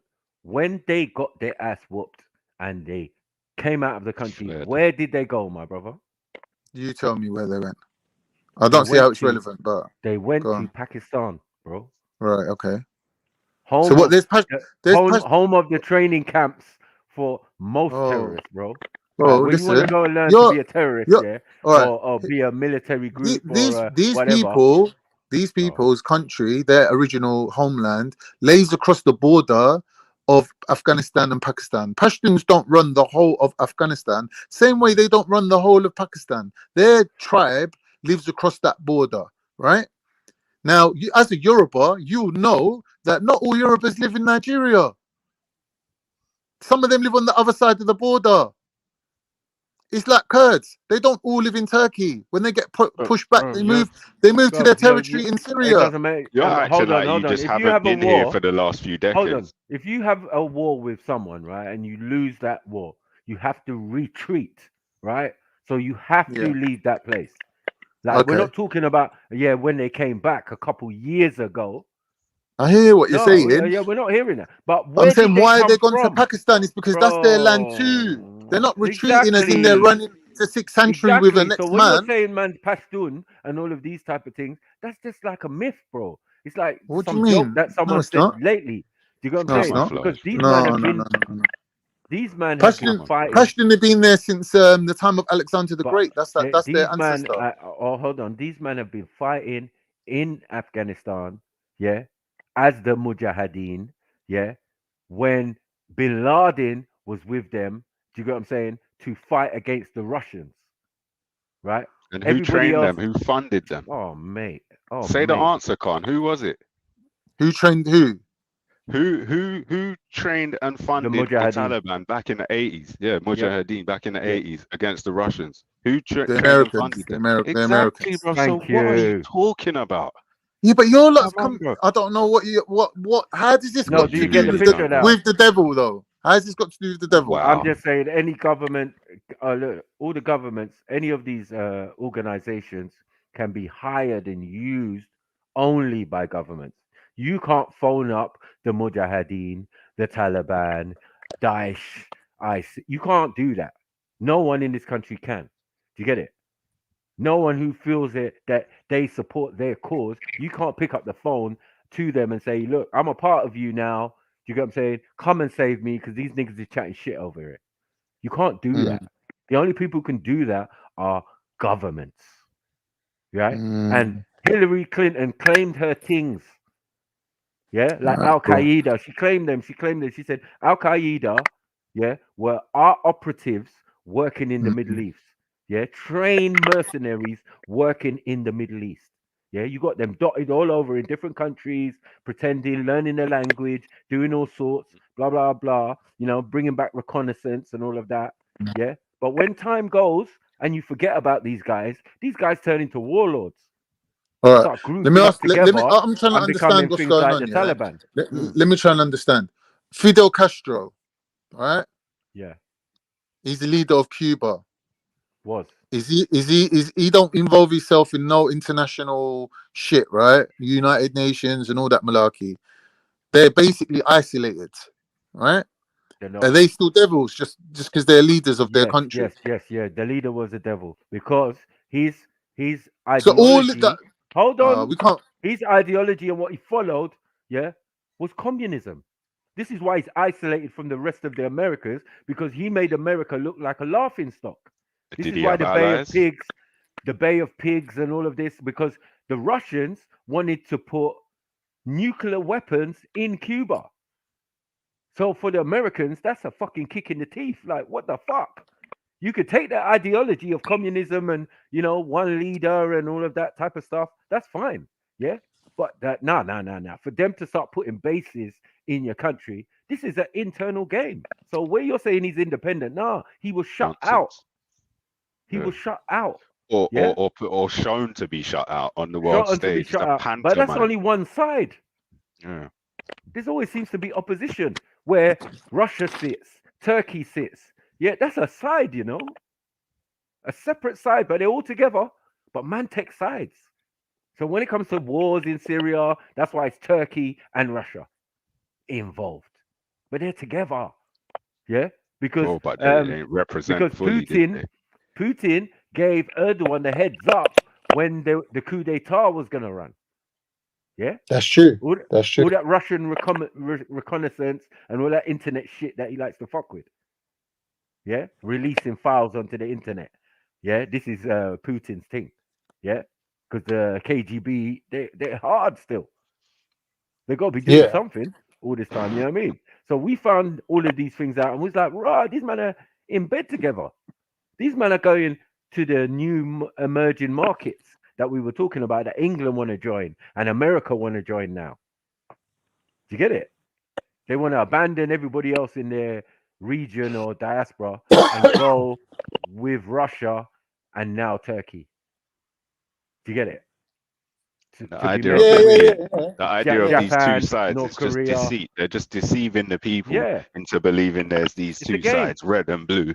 Yeah, but in reality, red and blue are working together against the people in orchestration worldwide, and you can see that, bro. So I don't even know what you're talking about. Yeah, demon Mad. gang. It's demon gang. So man. what country or what government or what leaders are not the devil? The ones that are dead now. Like, so there's none And in even existence. some of the ones who are dead were actually, or be told are dead. No, but it was they like still one live. in one. So There was one bringing in it back to one the original, African country who kept it bringing real. bringing it and back to tried the spill original beans subject and they killed of him. the Mehdi and the armies of the Mehdi. Yeah. If they're then rebels who are overturning currently running countries or governments and bringing about their own army, they have to go against the armies of the devil. That means, right? No. So then, how can they be the devil? No, I'm saying that the current governments and institutions that are in place are the devil. So when when Isa alayhi salam and the Mahdi come, it's for those in authority. Now, when we look round and we see those who are in poverty in the Saudi part, because you've got Mecca there, you've got all of that. So that's Islamic. On the Islamic side, they're going to deal with you. On the Christian side, they're going to deal with them. But all of them are the ones in authority. If you had read the Bible and read Revelations, you would have known the 7 heads of the dragon were the different countries. You understand? The superpowers. The superpowers and all of that. And the horns of the dragon. Thank you, my brother. Thank you. And even in the book of Because it's Daniel, like, this dream of Nebuchadnezzar, the statue of all the nations, it's all there. Right, it's all there. And some will come with a symbol of a bear. A bear. Who's got the symbol of the bear if not Russia? The Russians, Yeah, my friend. But You what know I'm what I'm saying is this, What I'm saying is this. Lion head. That's so England. far we can agree, right? Right. Now it's about the next step in the story. So what I'm saying is, a lot of these countries that you're now saying are the devil, when the time comes, they will switch sides and they will team up with Isa and Mehdi side. So they won't have to war them into submission. They will pick the right side when the time comes. Team right? up. It's not about team up. It's not about team up. It's not about team up. Yeah, Christ ain't coming to team up. So you're saying in the examples given, Christ ain't coming to team up with no one. This is what I mean. This is remember in Christ's time. In Christ's time, the authorities were who? The Romans. That's what you're saying. Ain't in line with Islamic belief. Bro, Islamic belief is when Isa touches down. One minute, can I just say? Right. When Isa touches down on earth, all the Muslims will automatically give him allegiance. Automatically. All the Muslims are not Muslims. They don't matter. They will all. It don't matter if they're Shia. Even the demons pretending to be Muslim. None of that will go out the demons window. pretending None to of be that will Muslim? matter. This is my point. Answer the question, Khan. Answer the question. What about the demons who are faking and masquerading as Muslims, but they're not really Muslims? Like they're Lucifer's agents. Come on, let's go. Bro, what about them? The Muslim countries will have to show allegiance to Isa when he touches down on earth, because if they don't, then they'll be exposed as being Satan.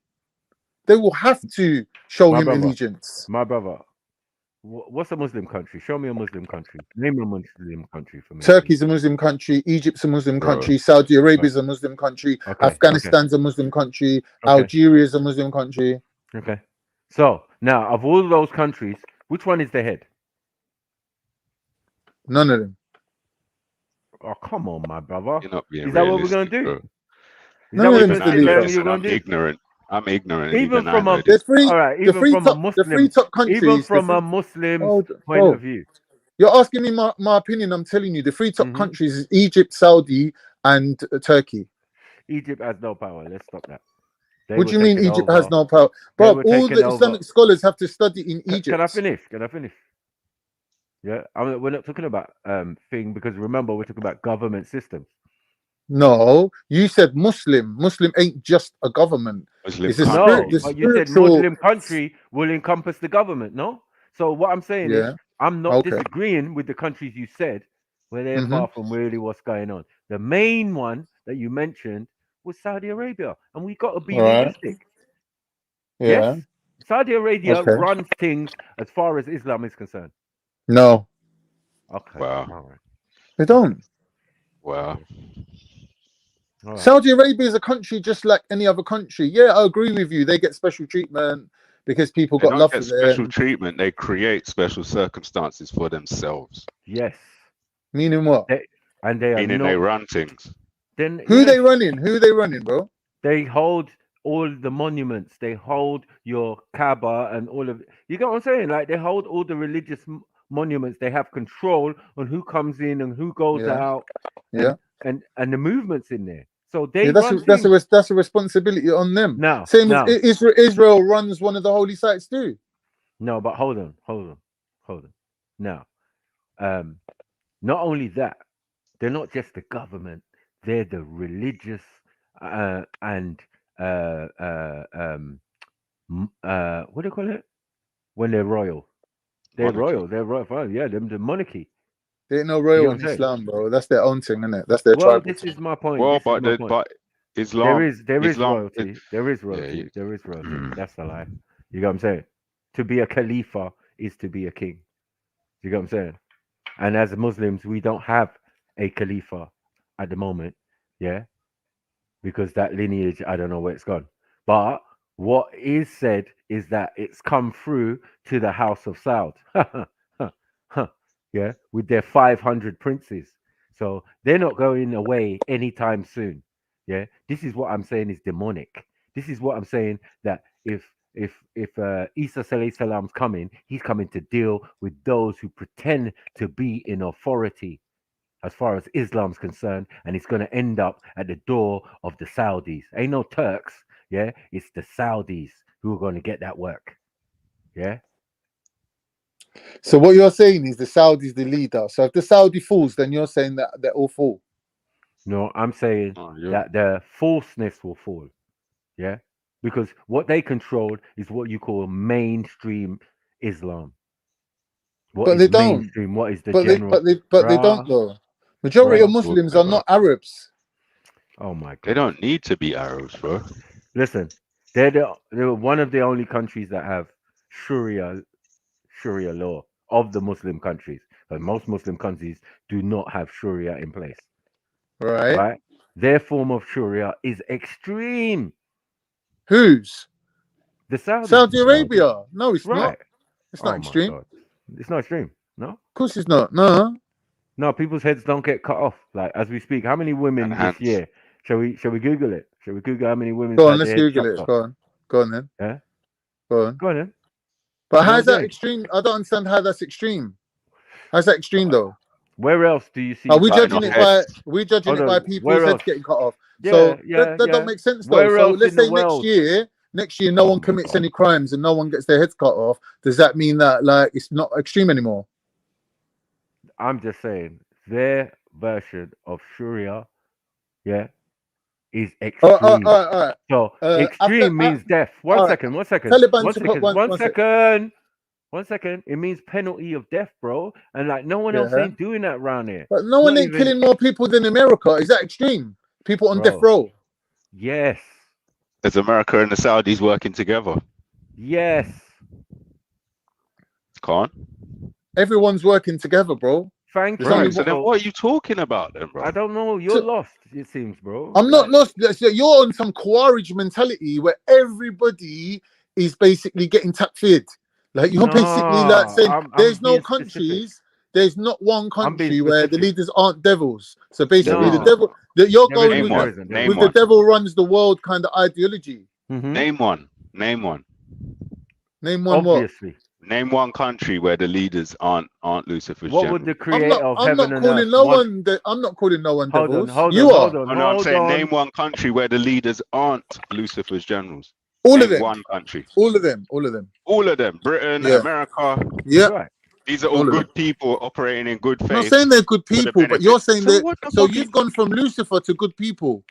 What is Lucifer's generals, bro? Do you not understand what Lucifer is? Like, what are you talking about? If you're pretending to, like, you're in authority and you're deceiving the people you're supposed to serve and working against them, how is that not fucking, by definition? I don't care what book you read. How is that not devilish, bro? Like, what?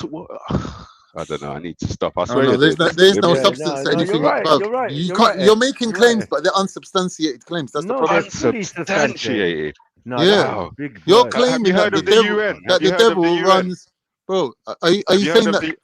Have you heard of the UN? But are you saying that these people are Lucifer's generals? Otherwise, yes or no? it would be pointless. Wait, sorry, Maku. Let me answer his question. I'm saying yes. I'm asking you, have you heard of the UN? Yes, I have. Do the UN consult with the Lucis Trust? Who? Lucis Trust. No. Let's say yes. Go on. Keep it going. Okay then. So go to the Lucis Trust website. Go to the Lucis Trust website and see what they're about.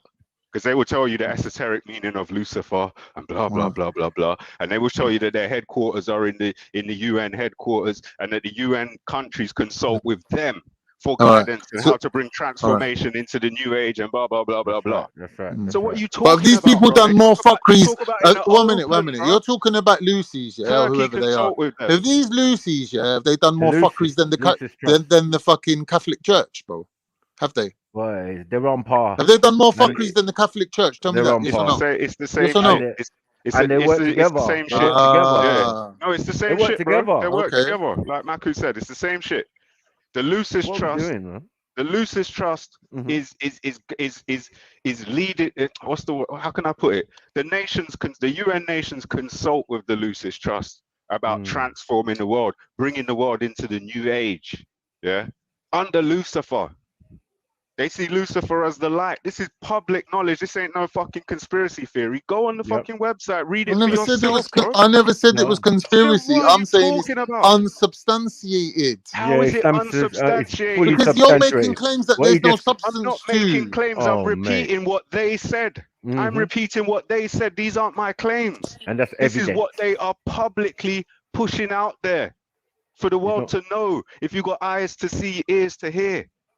Yeah, we've been through this already. Read it on their own website. We've been through it multiple times on this channel. Multiple times. You just been anyway, like, I'm glad to see that if you don't believe this, then you can't be believing what I mean, if this is your position, then you can't then agree with what Zulu was saying. Because what Zulu was saying to me, that he's basically saying I'm not a Christian. I don't understand what you mean. What are you talking about?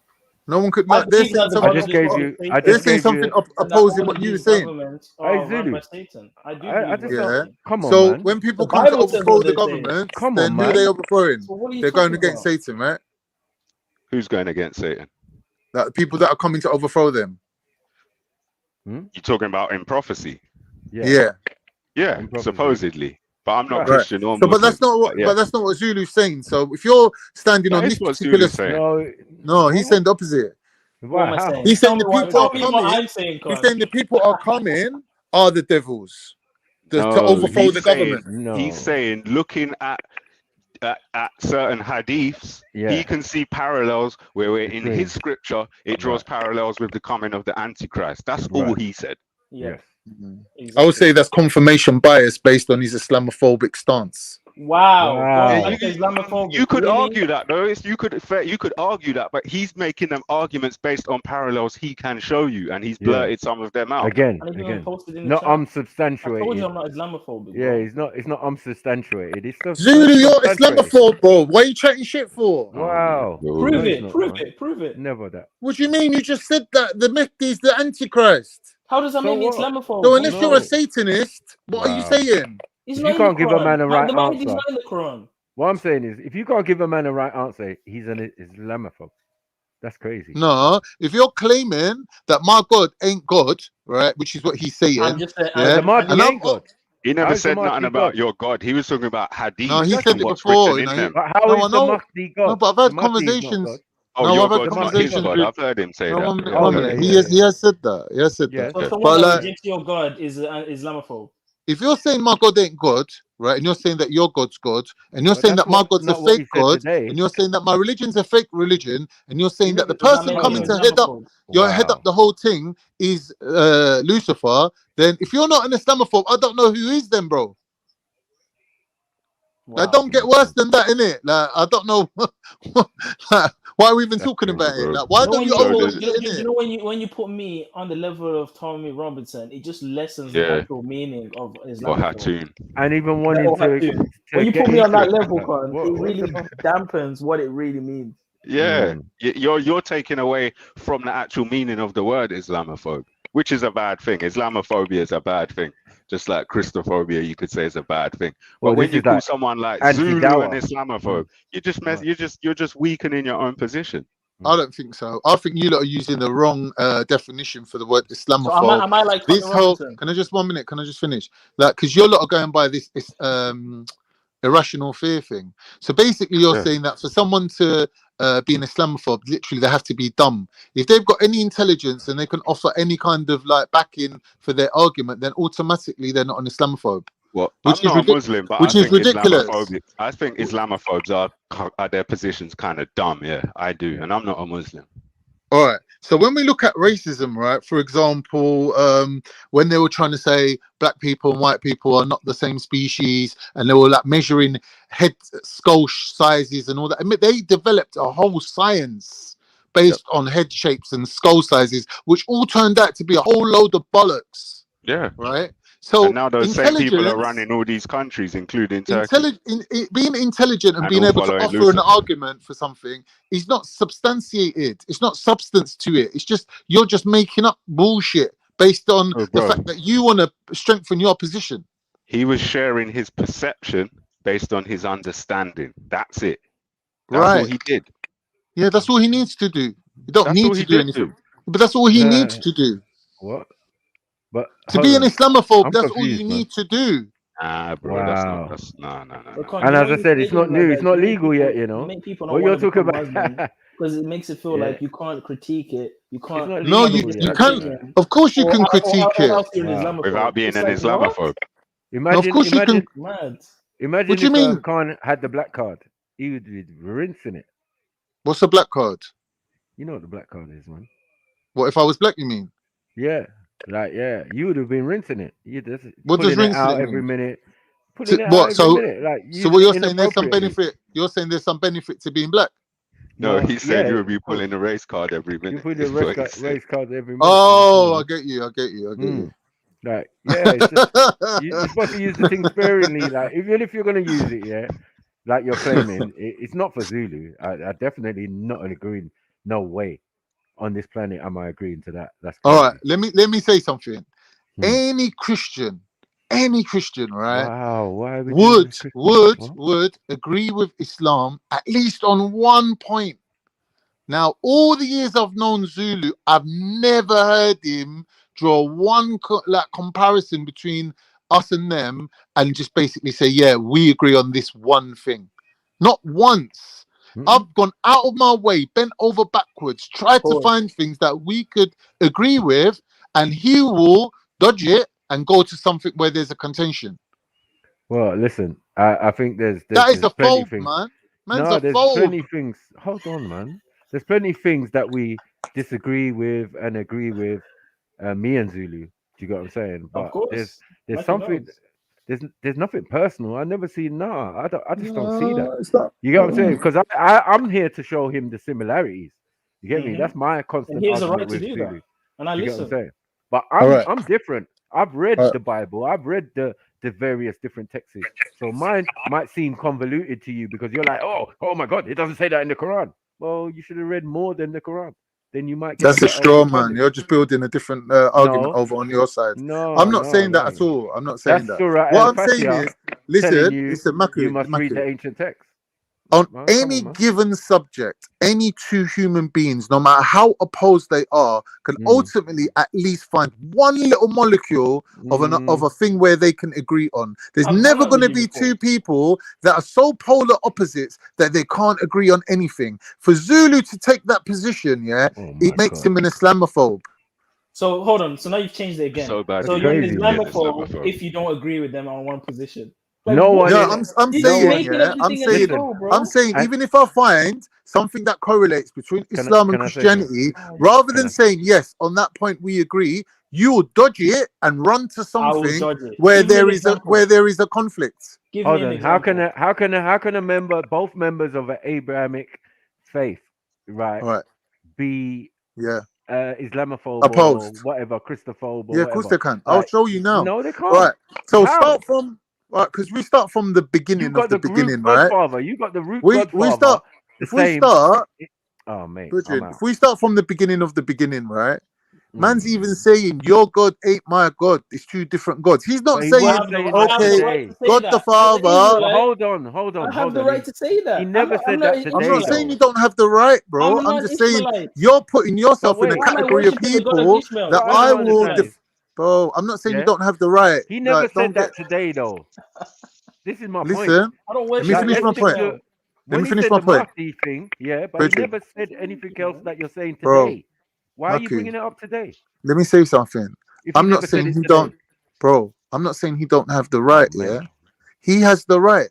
to But change his he's putting mind, to do himself in a whatever, to think. category of people that I personally define as Islamophobes. So it's Now, your if you don't personal, it's agree your with No, you personal that, don't, opinion. bro. there's nothing I can do about So it. that's You, your Yeah, by personal but opinion. default, you by default put yourself in that category. thought Veli So was an Con, would you Islamophobe, consider so Tommy Robinson an I can't Islamophobe? really work with that when you thought Veli was an Islamophobe. Right. So hold on. Do you believe Tommy Robinson is an Islamophobe, Con? I don't think Veli's an Islamophobe. I Answer think the question, Veli Con. You did. is a what's it called? What's the other one from atheist where they're against all religions? Agnostic. No, Not agnostic. he's Against all basically he's an religions. atheist. Basically, he's an atheist. So Veli's an atheist. so what? So what do you mean?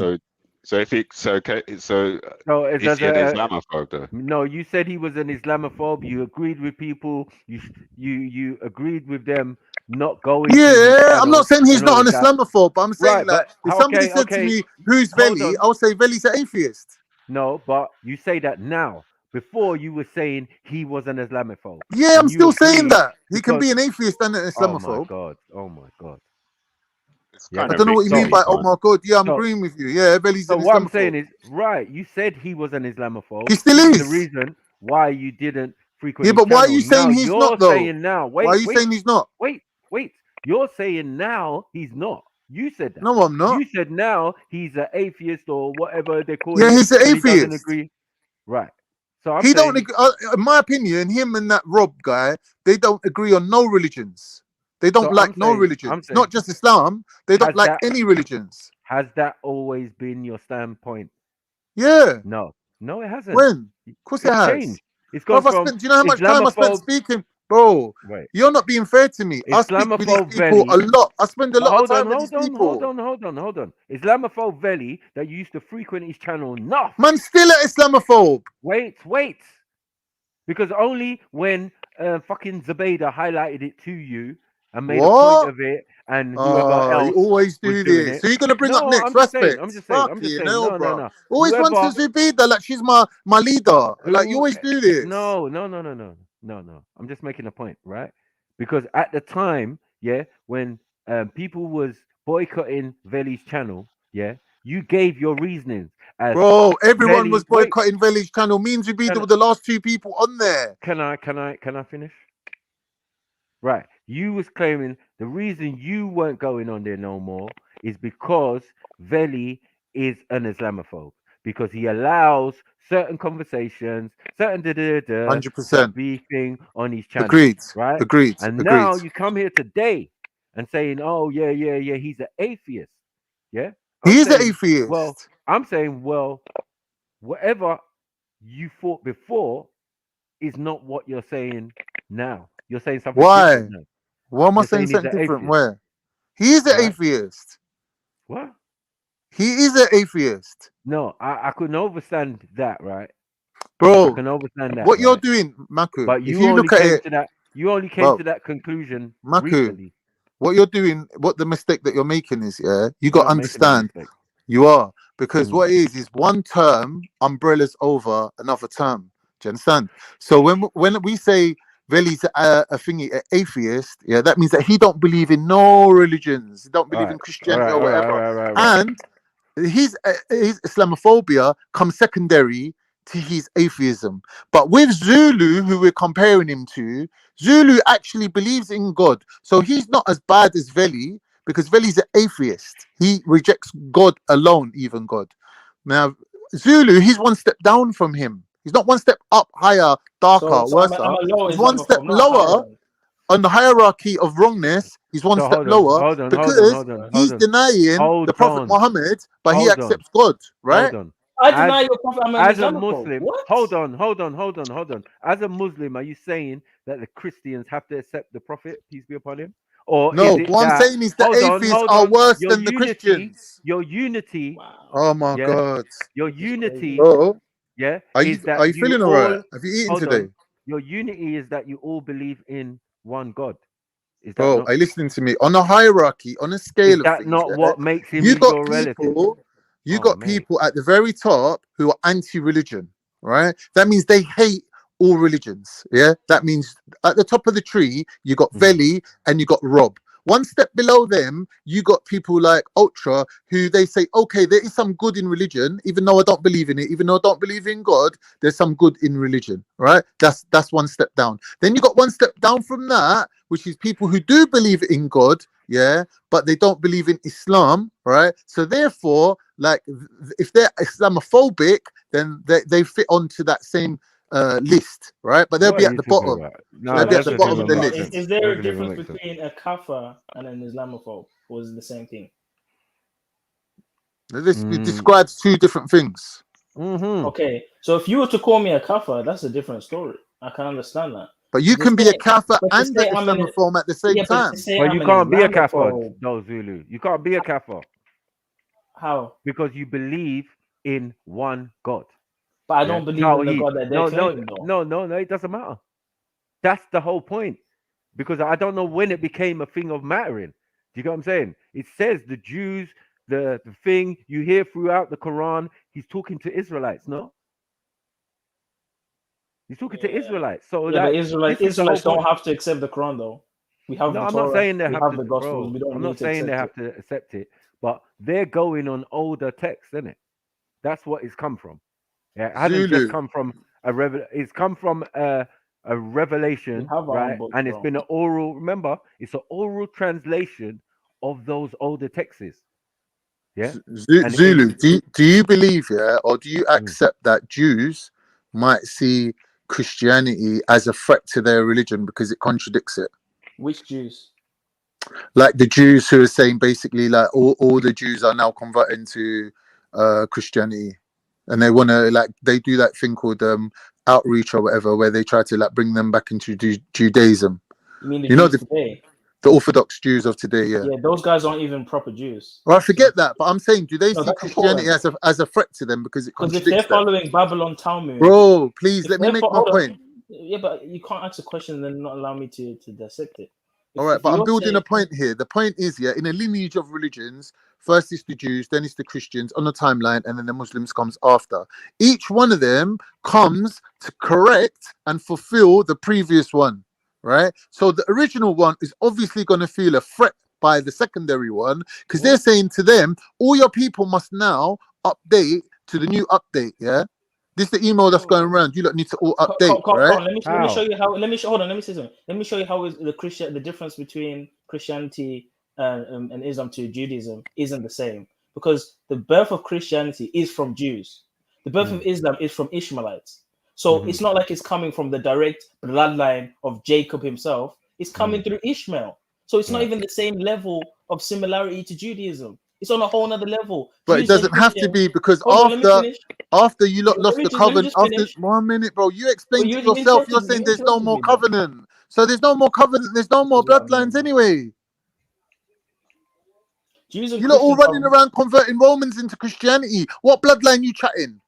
The early Christians were Israelites. Forget that, bro. By the time Islam come around, the first target audience was the Christians and the Jews, right? That's crazy. Yes or no? Yes or no? What was the question? That's crazy. I'm saying to you that the same way that Christians are targeting, or the message is to Watch Jews. this, Zulu. Watch this, Zulu.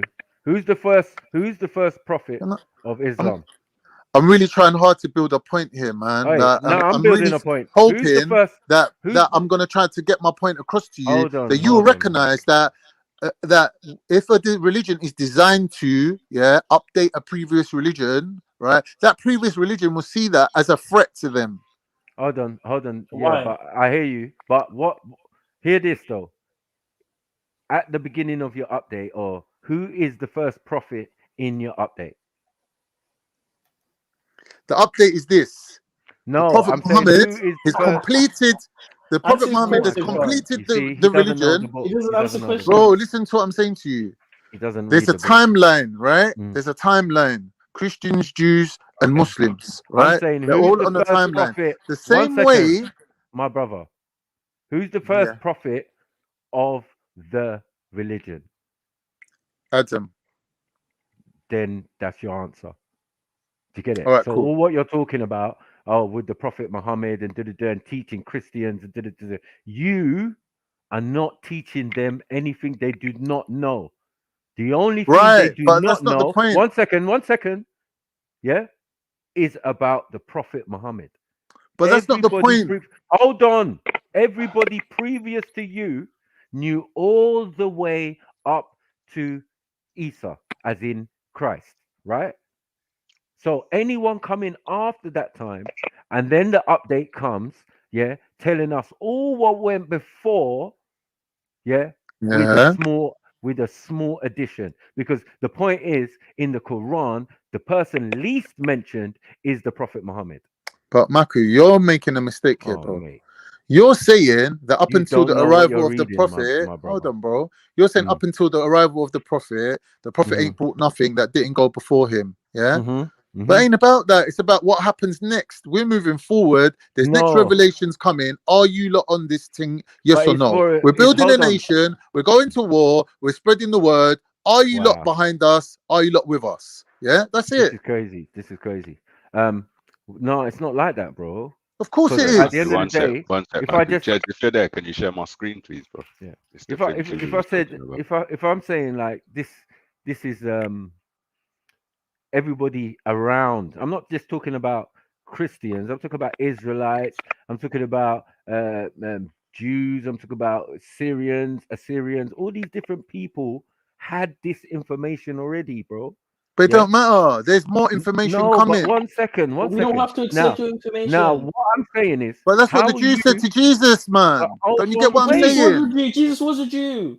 But it doesn't matter. They rejected the next thing that he brought along. But you guys aren't Jews. But it don't matter. It doesn't matter because it's a separate bloodline. Wow, man's not even listening. Bro, I've more than listened, but you're repeating the same point 10 times. Let me explain what I'm saying to you. You're not getting it, bro. When Jesus came, know what you're reading. When Jesus came, right? Who was going to be the first Christians? The Jews, isn't it? There was that's his target audience. That's who he's speaking to. When he's speaking at the Sea of Galilee, who's he speaking to? Were the first he's speaking to Jews, right? Was the first Muslims Jews or Arabs? Well, are you listening to what I'm saying to you? Why are you doing that ridiculous laugh? Listen to what I'm saying. You're ignoring me. All right, do you know what? I'm just not going to bother making my point then, because you're ignoring me. I'm making a point and you're ignoring me. What are you saying? What I'm saying is this. When Christianity comes about, it's basically saying to the Jews, you need to update to what we're saying, because we're bringing new things that you need to move up to date with. So when Jesus is saying, I didn't come to change the religion, he means up until now. But moving forward, there's going to be changes, right? That's not true. No. Wait. Go on, Zulu. Sorry, my bad. Jesus says, "I have not come to destroy the law nor the prophets, but I've come to fulfill it." So we're not talking about an update. We're not talking about an editing. We're talking. What do you mean? A fulfillment is moving, bro. It's not. Bro, a fulfillment is moving forward in time. Exactly right. Zulu's right, What man. do you mean? Man. How can you, bro? Are you not The are you not comprehension speaking levels English? are so low, Are you bro. speaking English, I just bro? can't be bothered, This is man. hard, man. This is very hard. Bro, I don't you lot, understand why it's so you lot difficult. don't seem to understand what I'm saying. Mm. So why don't you let me explain? Go on then. Right, what I'm saying to you is, when Jesus came, yeah, he's acknowledging, yeah, the same thing that these people are on, but he's saying to them, there's new things coming. In other words, as we move forward in time from today, there will be a fulfillment of a prophecy that you need to be involved with. So get on board from now. They're looking at it as a threat. They're saying to no, we don't want to go where you're taking us. Obviously, half of them did, and half of them didn't. What? Half of them did. The ones that accepted Jesus, yeah, the Jews that listened to Jesus, right, like his brother James and all the followers of them, yeah, they went with Jesus along where he led them to. Now, a significant amount that, like, the ones that were against Jesus, that tried to kill him, the Jewish High Commission, whoever you want to call them, and their followers didn't. So when we're looking at today, we've got two groups of people: the ones who descended from one line and the ones who didn't want to go with them and they stayed where they are. So the Orthodox Jews of today are those same people, the ones that they just didn't accept Jesus' message. They didn't want to move forward. No, right? It's not. There's a big They lie. didn't want to hidden through- accept. 1 second. 1 minute. They Jesus didn't want was to not a accept the Jew. fulfillment Jesus of the was not a prophecy. Jew. He was not a Jew. He was an Israelite. Let's get it right. Yeah, he was an Israelite. So, and then the Quran even in common confirms terms, what we're man's calling them saying, Jews today. because So he's what? saying, "Oh, ye children of Israel." Like, so even the Quran knows. He doesn't put, "Oh, ye children of Judea" or Jews. But that's semantics. We call them Jews Well, in it's not English, semantics. and It's not in semantics. Arabic we call them Bani Israel. So what? Okay, What's the difference? then do that. There's a big difference. All right, There's now a that big we've done difference. that, can we go Because back to my now, point now? now hold All on, right. hold So on, what hold I'm, on, so hold what, on, because bro, you made your, you're there's a interjecting set into of my people. point though. No, there's a set of people who took on a way of life or a religion, right, or part, or took on the Torah, yeah, who claim to be these people. But And that's now nothing to these do with people, what we're talking about. Wait, yes, it has a lot to do with what we're talking about, because those people are now either in authority or around about it. So now we got to understand that, look, behind closed doors, they're doing Kabbalah, they're doing all sorts, they're doing Masonry, they're doing Satanism, they're doing everything. Yeah? This is the real facts. This is why we sit here and we talk about different stuff. But when you connect it all together, it's all fucking devilishment. Handwritten by devils. You get what I'm saying? And passed on from the devils and said, yeah, read this. This is All right, you. so the devils have infiltrated the Everything. Jews. Okay. Everything. No. They've also infiltrated No. Catholicism. They're not infiltrated. All right. They're not infiltrated. No. I'm saying the Jews or the what do you call them? The Jesuits have infiltrated the Roman Catholic Church. All right. All right. Let's say we all agree with you. Can we now put that to the side and just go back to what I was saying? Okay. All right, cool. So what I'm saying is, right, when there is this thing of progressive revelation, that means that God is revealing a message to humans, yeah, through a lineage of prophets over a period of time, right? When the new prophets come, right, the people of the old prophets, yeah, the previous people, some of them will reject the message. They will dig their heels in and they'll refuse to accept it. So they will see the new message as a threat to their established religion, right? So the same way how the Jews see the Christians in that way, the same way the Christians see the Muslims in that way. They look at it as a threat to their religion. Now, I'm saying that out of all the Christians, some of them, they find common ground with Muslims, and some of them find like more of a problem, right? Depending on their version of Christianity, right?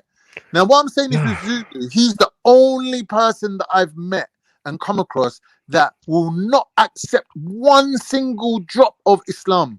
Like, even if we bend over backwards and we find things that we know is common in his version of Christianity, he will still, rather than accept it and say, yeah, we agree on that, he will still divert away from that and run and find something where there's a conflict and highlight with a big pen 4 or 5 times, highlighting, double lining underneath it, going, no, we are at conflict with each other. Now, if that's not an Islamophobe, I don't know what is, bro. He's mad. He's mad, Zulu, that you've been around us so long, that you're able to analyze, have a point of view, and bring evidences. Prove me wrong. What I mean? All of the good stuff. Prove me wrong. He's here right now. Ask him one thing in Islam that he can see a correlation with Christianity and that he can agree with. Okay, I'll give you one correlation. In the Quran, it says Isa was black or brown. I can say that's a correlation. Yep. I'll give you that. Well, there's obviously loads, but I mean that doesn't make it true. There's correlations with many Sumerian texts in Christianity, in Egypt. There's all sorts of correlations. No, but I said one thing that you agree with. It doesn't mean I'm gonna follow. No, I said one thing that you agree with. That you agree with. But if you agree with it, you're saying that it's true, though. I agree with this with the Epic of Gilgamesh. It clearly talks about Nimrod and all these things that happened in that time period. Doesn't mean that I follow Enki. Right. You know what I mean? Right. No, you think just because I can agree with some things means I have to believe in Allah. No, I don't have to believe in Allah. But no one's saying you believe it. No one's saying you're believing in Allah. You know what you have to do, Zulu? You know what you have to do, Zulu, is what I do. Like when you've read all of these things, then it's easier for you. Do you get what I'm saying? To exercise what you're, you know what I mean? What you're talking about. Because it's like on the other side, Khan hasn't done significant reading to understand that what he's reading is the Torah, is the Injil, is the Zabur, the Gospels, and all of that. That's what's been written in the Quran. That if he doesn't understand that, and understand that the person bringing the law in the Quran is Musa, which is Moses, and Noor, which is Noah. Do you get what I'm saying? All of these individuals and characters, and Ibrahim, the main one, who is Abraham. Do you get what I'm saying? Like, bro. Let me just say one thing, because Zulu brought this up about Tommy Robinson. Tommy Robinson saying, I don't like Islam. I don't think it's got any place in the United Kingdom. If you want to practice your religion, fuck off back to your Muslim countries. Now, comparing that to Zulu saying that the Mehdi's the devil, and our God is not the real God, and our whole religion is based on falseness. Remember, I said the similarities. I didn't say he is. I said the similarities. Get it right. Cool. So I prefer Tommy Robinson to you all day long. Did you look at the list of similarities though, Khan? Wow. Because I looked at it. And when Jedi gets back from his appointment, get a little black Hitler picture. Zulu. Did man just say he prefers Tommy Robinson over me? Hey, you need Tommy Robinson didn't even invite his house. You know what you need? You need black Hitler. You need Khalid Muhammad. Khalid Muhammad with a beret. Yeah, like they thought he was. No, they thought he was. They thought Khalid Muhammad was the new version of Black Hitler. Right? If I brought Tommy Robinson around some Muslims and he said to them, I would prefer it if you lot fucked off back to your country, the reaction compared to Zulu standing there going, Mehdi's the Antichrist, trust me, cuss him, there won't be a bone left of his body. Like Tommy Robinson at least would be able to walk out of there. Tommy Robinson would be able to walk out of there with his clothes still on. Like, but you would not, saying things like that, you would not survive, bro. You will not survive. Are you saying I actually think you're a demon now. I'm starting to lean towards that fact. Bro, listen, Zulu, I'll give you advice as a friend. I'll give you some friendly advice. Don't come round no Muslim saying that Mehdi's Satan, bro. You might not survive that. Try your thing, innit? Try your. If you're strong, come in it. If you're strong, come and do that. This is what you want to. You seen the brothers in the park surrounded by Muslims speaking their minds, bro. You're making. Well, if your brothers with Zulu, you stand with him on what he said. I don't know how many brothers you think you got, but there's not going to be that many. I think there was a lot more people who would stand for his right to say what he wants. And look at the list of parallels, bro. I thought you would be there. You know, freedom of speech and all that. You're gonna look at the list. I've never said freedom of speech and all that. No. No. You never agreed with it. Never. You don't agree that people should be able to say what they want, how they want. Nah. Because if I'm standing there and someone walks up to you and calls you a nut straight to your face, I want to be the first one fly kicking him straight in his fucking temple. So I don't believe in freedom of speech. I'll tell you that right now. No, I've never ever said freedom of speech. Never. Not Fuck on freedom road, of speech. Obviously. Yeah, not even in the park. Like I don't agree with it. No, I but don't it's agree a with it. circumstance. It's a circumstance that is about. It ain't a principle that my faith endorses. Listen, like I gotta be honest, yeah. When you say stuff, it sounds good, but you're a fucking pussy, bruv. Who? Yeah? So I'm just being real. I'm a man who knock niggas out on a regular, right? And what I'm saying to you is, when I go Speaker's Corner, right? Listen, when I go Speaker's Corner, yeah, it's about discussion, right? And the right to have freedom of speech, bro. You're a lovely guy, man. Bro, forget it, you're man. a top guy. Forget it. Yeah, but what I'm saying to you is, bro, at Speaker's Corner is what I'm saying. Like, I don't know how you don't understand that. You're talking about fly kicking people in a discussion and because they say something you don't agree with. Well, welcome to the real world. You can't go Speaker's Corner then. That's right. Have you seen me at Speaker's Corner though? No. Right then. That's what I'm trying to say. So you got your opinion. I'm agreeing with you. Like, okay, certain people should not be going to Speaker's Corner. Right. 100%. So that's what I'm saying. So this is what I'm saying. Like, when you don't understand, when I understand not freedom of speech on road, on your day-to-day life, you can't just be saying anything to anyone. That's common sense. You don't have to have rules and regulation. But in a place where religious freedom in what you're saying and all of that, and same for online. So 1 minute, let me get this straight. You're saying that when you enter Speaker's Corner, you have to kind of like abide by this unwritten rule that, like, you know, it's freedom of speech territory. Yeah. So why is it when Uncle Omar called Steve a gay, now they're taking him to court and he's actually getting done for homophobia because he called man a batty man? Yeah, but that's agents between him and Steve. No, that happened at Speaker's Corner, live on camera. That happened between him and Steve, and that's between him and Steve. Like the general. How is that saying that there's a rule of the thingy general behavior is not that. Do you hear these things every week? But bro, have you ever called anyone a batty? Have you ever called anyone a batty man? Yeah, of course. Right then. So why is man getting done for it? If there's freedom of speech, that means that Lucifer's agents are creating legislation to protect this corruption. This is a guy. No, if he's saying at Speaker's Corner, them legislations is being put aside, and everyone's got this unwritten agreement that there's freedom of speech there. But I'm saying no, that's not actually true. You've got to understand that this is a 70-year-old man who was banned from the park for a year, for licking a police officer. And then all of a sudden, he's become a terrorist. Yeah. That terrorist title was put on him. So now his actions are definitely in question, up for whatever. So anyone make any allegations or thing against him, he's in trouble, isn't it? That's all. But that everybody knew that though. Do you get what I'm saying? And Steve is a bitch. So you know what I mean? Like, we can't compare other man and myself and other people to what you're talking about. I'm talking about what's real. Like, when we go Speaker's Corner, I can say anything about anything. And no one ain't going to tell me nothing. What are you going to do? You're going to fight me? That's up to you. But you know, that it might does not happen. work out That's well been for known you. to happen, isn't it? Yeah, and it hasn't worked out well for the individuals. I've never come off worse in that regard. Because I'm so surprised that you would even go there. When I can 2 minutes out of the park and I'd stab the shit out of you, right, and just leave it done, wipe my knife on you and keep it moving. So that's the difference. But I never came for that. As I said, I came for intellectual discussion, a little chit chat, a little smoke with the friends, and you know, maybe a debate or two. Yeah, no, that's fair enough. That's fair enough. I was supposed to be comfortable in that environment to say and hear all sorts of profanity to get it, all sorts. And you have to learn to grow thicker skin. But all these threats. But I've heard it being said at Speaker's Corner. I've heard. I don't know who that guy was. There's a young guy, young speaker.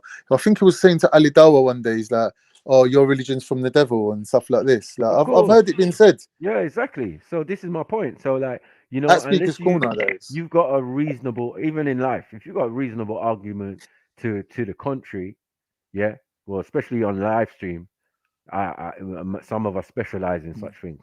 Do you get Yeah, what I'm but saying? I Because we're still well stand by versed my in- original point. You can't be a Christian and be anti-Satan and then say that someone's an antichrist and then claim not to be phobic or hatred or thingy towards them. It don't make sense because your whole thing is hating Satan. So then you've identified Satan and you're saying, yeah, but I don't hate those people who follow him. Don't make sense, bro. If you're saying that Mehdi is Satan and Islam's from the devil and Allah's not Allah, you're blatantly Islamophobe. Like, you might as well own it, bro. You will get more respect. Because if you're saying it's that, I think the whole thing boils down to this thing about irrational fear. You're saying no, it's not an irrational fear. It's a substantiated fear or a substantiated rejection. Like I have documents and whatever. Yeah, so it's not an irrational fear. Like that's to me a silly argument. Freddie's backstage, Jed. It's just like that to me is semantics. It's within itself that is semantics. Like I said to you, hydrophobic means water repellent. Yeah. Like when you study biology and you know about the cells of the human body, you know about the semi-permeable bilayer. That means that there's a layer in your body that surrounds your cell that allows proteins in. Yeah. It's made of fats and it doesn't let water in. It repels water. So your cell wall repels water. It's hydrophobic. It repels hydro, which is water. Yeah. But proteins can pass and fats and oils can pass. Do you understand? The human cell is hydrophobic. It doesn't have intelligence to be ignorant or, you know what I mean, or to be whatever. It's just not. It's like the word phobic is more than what you're using it as. There's like other uses of phobic. Doesn't mean you're being ignorant. You're saying Zulu's Islamophobic, and I'm saying he's anti-Islam, basically. Yeah, that doesn't apply, man. I don't think it's. I don't know, Zulu. If I said anti-Islamic instead of Islamophobic, would that make a difference to you? And there's conditions. So someone not believing is anti. Yeah, rejecting it. So if then you're rejecting it lock, stock, and barrel and saying I reject this doctrine wholly, yeah, then I'm anti. You're anti-Islamic. Do you agree with that? Is that the definition of anti-Islamic, though? No, I'm saying like if to reject like is. If you're saying that the connotations of calling someone Islamophobic, are you anti-Christian because you reject the resurrection and the death of Christ? Are you anti-Christian? I'm not anti-Christian. But if it's based on rejection, you reject many things that are part of Christian doctrine. So then you would be anti-Christian. It depends. To me, that there's different versions of Christianity, and I'm sure that there's some that I agree with. I'm talking about the Bible, bro. What it says in the Gospels, it says Jesus died on the cross and reresurrected. Do you reject that? Yes or no? Yeah, I'll reject that. Yeah, but I'm not anti. But based on your definition, you must be anti-Christian then, right? No, because I don't think Christianity is based on that. No, but Christians are telling you this is what it's based on. How can you tell them where their religion is based on? I'm not telling them. I'm just saying that there's different Christians than you, innit? Oh my God! Well, that's why I said let's go to the Bible. What does the Gospel say? It says that Jesus died and resurrected. So if you reject that, are you anti-Bible? Possibly. But why not certain? Right. By your definition, but I'm not trying to like work out things to be equal on both sides, or like, if I said this, then you said that. You're not trying to be balanced. What I'm trying to I'm not trying to be balanced. What I'm trying to do is be clear and find out, is it the term Islamophobic that you're rejecting? So if I said to you, oh, you're anti-Islam, and you're like, I'm fine with that, that means there's something about this Islamophobic label that you're not happy with, that don't sit well with you. That's what I'm trying to understand. From when you said you prefer Tommy Robinson over me. Yeah, you're done. Done the whole conversation. You're done out here, bro. I can't respect you after that. What do you mean done out here? I don't understand what you mean by that. I think that is a huge disrespect. There should be no circumstances. How can you tell me you prefer Tommy Robinson over me? There should be no. I prefer Tommy Robinson to you all day long. You're telling me Mehdi's the devil, bro. You're bro. He never said that. I never even said that. Parallels. I never even said parallels between that and the coming of the Antichrist. The parallels are in the back. Jeds, if you're there, can you share my screen, please, bro? The parallels have been in the back chat the whole time. But Zulu, you got your opinion. I got my opinion, innit? Like, I'm Nigga, not your like. opinion isn't based on logic. You're not based on If you want to logic. be Islamophobe, you can be Islamophobe. If you're saying to me, I don't like the word Islamophobe, change it to anti-Islamic, I'm fine Pay to him do no that, mind, bro. Zulu, I'll bro. call you anti-Islamic Zulu. Pay him no mind, man. Fam, Real forget Muslims all don't that. The agree fact with that him, you man. said that Tom Robinson comment, that already lets me know that We you don't just agree. full of shit, man. But for all I know, Tommy Robinson's saying, yeah, I believe in God. Like, for all I know. I'm happy with that. Cards on his own thing. Remember you said remix, Zulu? Yeah, Yeah, this that's is a it. remix right there. They ain't a remix, bro. They ain't a I don't remix. think there's any Muslim that agrees with what you're saying. Nope. Nope. I'll tell you that. All right, let's put it to the test. No. How about that? Yeah. What does Stuff one are there? allowed to that. No, I said Muslims though. Yeah, Maki's a stuff are allowed Muslim, to no? Is he not Muslim?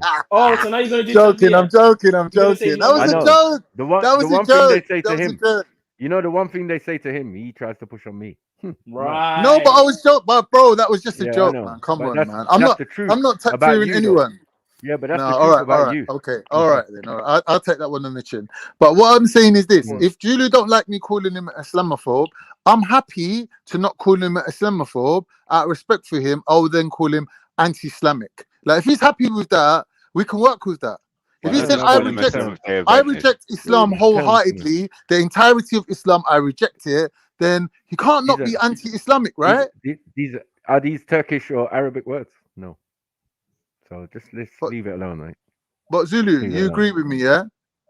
Man turned British all of a sudden. Listen, if you told me a kafir, that's a totally different. You got I never called you a kafir. I'm saying if you did, that's a totally different definition. But to say I'm Islamophobic and then also to say you prefer Tom Robinson, that's bullshit, bro. I'll tell you what I do, Zulu. Listen, I spend a lot of time with you guys. We're going back and forth. Out of respect for all you lot, I'm going to not use the term Islamophobic until the official certified definition is arrived at. So I will now official terms. not call anybody. I will now not call anybody Islamophobe. I will call them anti-Islamic. Wow, now, if you're saying that you can work with that, then that's fine. Like, we can move forward. Nah, we're not dealing with nothing anti. Yeah, and we rebuke all of Lucifer's works, including legislation. Exactly. Just created to cause division. When did man turn all bougie on us? Like, what the hell? Why is my opinion? Zulu came with more Arabic than you. Imagine that. More Islamic terms than you. Affected by my opinion. How's Zulu coming with Islamic terms? You get me? Bro, you've been training him. What are you lying? Bro, I know you've been training him. What are you lying for? What are you lying for? He's your little Padawan, bro. He's your Padawan. You've been training him. Broski, man. He's my little there you go. He's a very smart. He's a very smart brother. So I ain't nothing to do with the man. Them. That's him. I ain't disrespecting Zulu. Like Zulu, innit? What do you mean? You said, fam, like, you know what you said. You called him as Islamophobe, bro. No, but I've taken that back now. I'll retract that.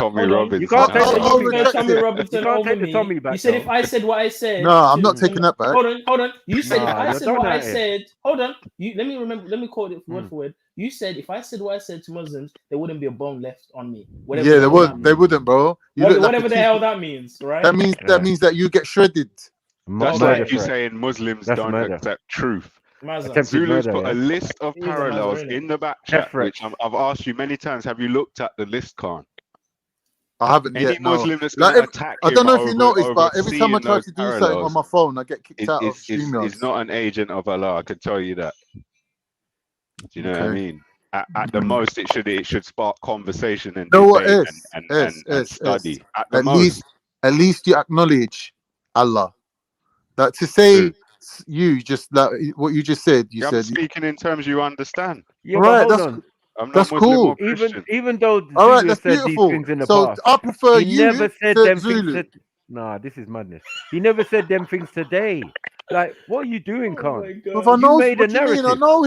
I know him. We've spoken at whether length. you know him or not, whether you know him or not, that was just one thing he said, and you could have answered it in a particular way that might have satisfied him, or no, I retracted it. I said I'll take it back. I'm not calling him Islamophobe. You can't take it back. And then why can't I? Why can't there's I? not much conditions for you to start supporting Tommy Robinson. I'm not supporting Tommy Robinson. If you want to talk to someone who's supporting Tommy Robinson, go and speak to your brethren Kalam, bro. If you think I'm worse than Tommy Robinson, why are you even speaking to me? If you think I'm that bad, why are you even speaking to me? Why would you use him as a reference? Like, bro, you're going on like Tommy Robinson's. Why would he be in there? Bro, one minute.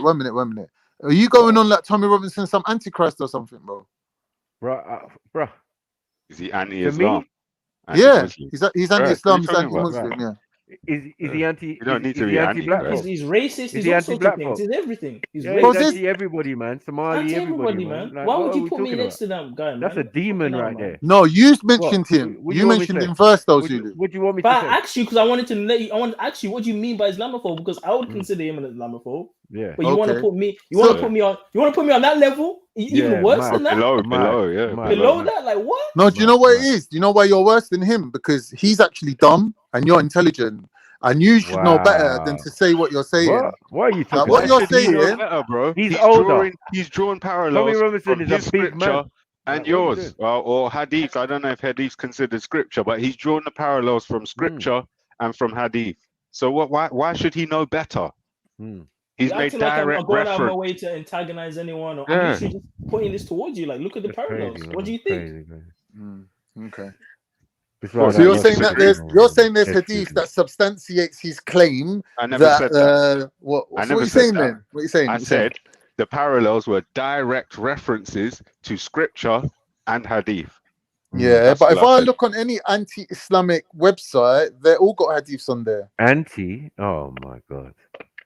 Yeah, all these websites that people use to go against Muslims, and they have a quick little Google. I'm not saying he is. I'm not saying have a look at this. Oh my God! Just like one day I said to Zulu, have a look at this, and I was saying stuff that he might think is anti-Christian. And we had debates over it. We've debated it many times. Whatever. Someone could perceive that as anti-Christian. Some idiot in the chat one day perceived it as me trying to big up Satan, even though I was talking about Lucifer. Right. But whatever. And I love that conversation because I learned a lot about Hillel. I didn't know about Hillel. Are you listening though? Are you listening? Because here's the thing, I said to him, I'll withdraw the label Islamophobe if you're happy with anti-Islamic. And he said, yeah, he was happy with it. So why are we talking more about it though? Unless he's changed his mind. Because you're saying he's using his words. They're not his words. He's quoting hadith. That's not his words. He's quoting. Yeah, but all those websites, they all use hadiths. They all use hadiths. He's quoting scripture and hadith, bro. He's showing parallels between the two. Yeah, but bro, I can speak to Why So Religious. I can speak to James S.C. They're all quoting hadiths, all of them. Right, but what does that have to do with the fact that he's drawing parallels? He's showing direct references that you can check for yourself. Like, you're being ignorant about this, bro. You're making I'm not being ignorant. I'm actually ignorant because you're saying he's comparing it to Saturn, which I don't know what he's comparing it to. You used to mean you're ignorant. Like what? I'm ignorant of the side of the argument where you're showing the explanation of what Antichrist is. I don't know about the Christian explanation of Antichrist. No, I can't do it now because it would knock me out of StreamYard, so I can't do it. Well, we've done it bare times. Every time I do it and I come back on the call, I lose my connection. We've gone through this many times on the show, bro. This isn't a new thing. I haven't always been there, though, Zulu. You know, you've heard me say this before, right? This isn't new, right? You know that. What, that you said that, like, me and you was talking on Discord once, and you said to me that you don't think that our God is the same God, and I did get upset. I did get really upset with you at that time as well. No, but the Mahdi, you've heard me say this about the Mahdi. No, I haven't. Yeah, fair times. I've done it on the show. No, I haven't. I haven't. I have done. Maybe once, and I forgot about it, but I don't know.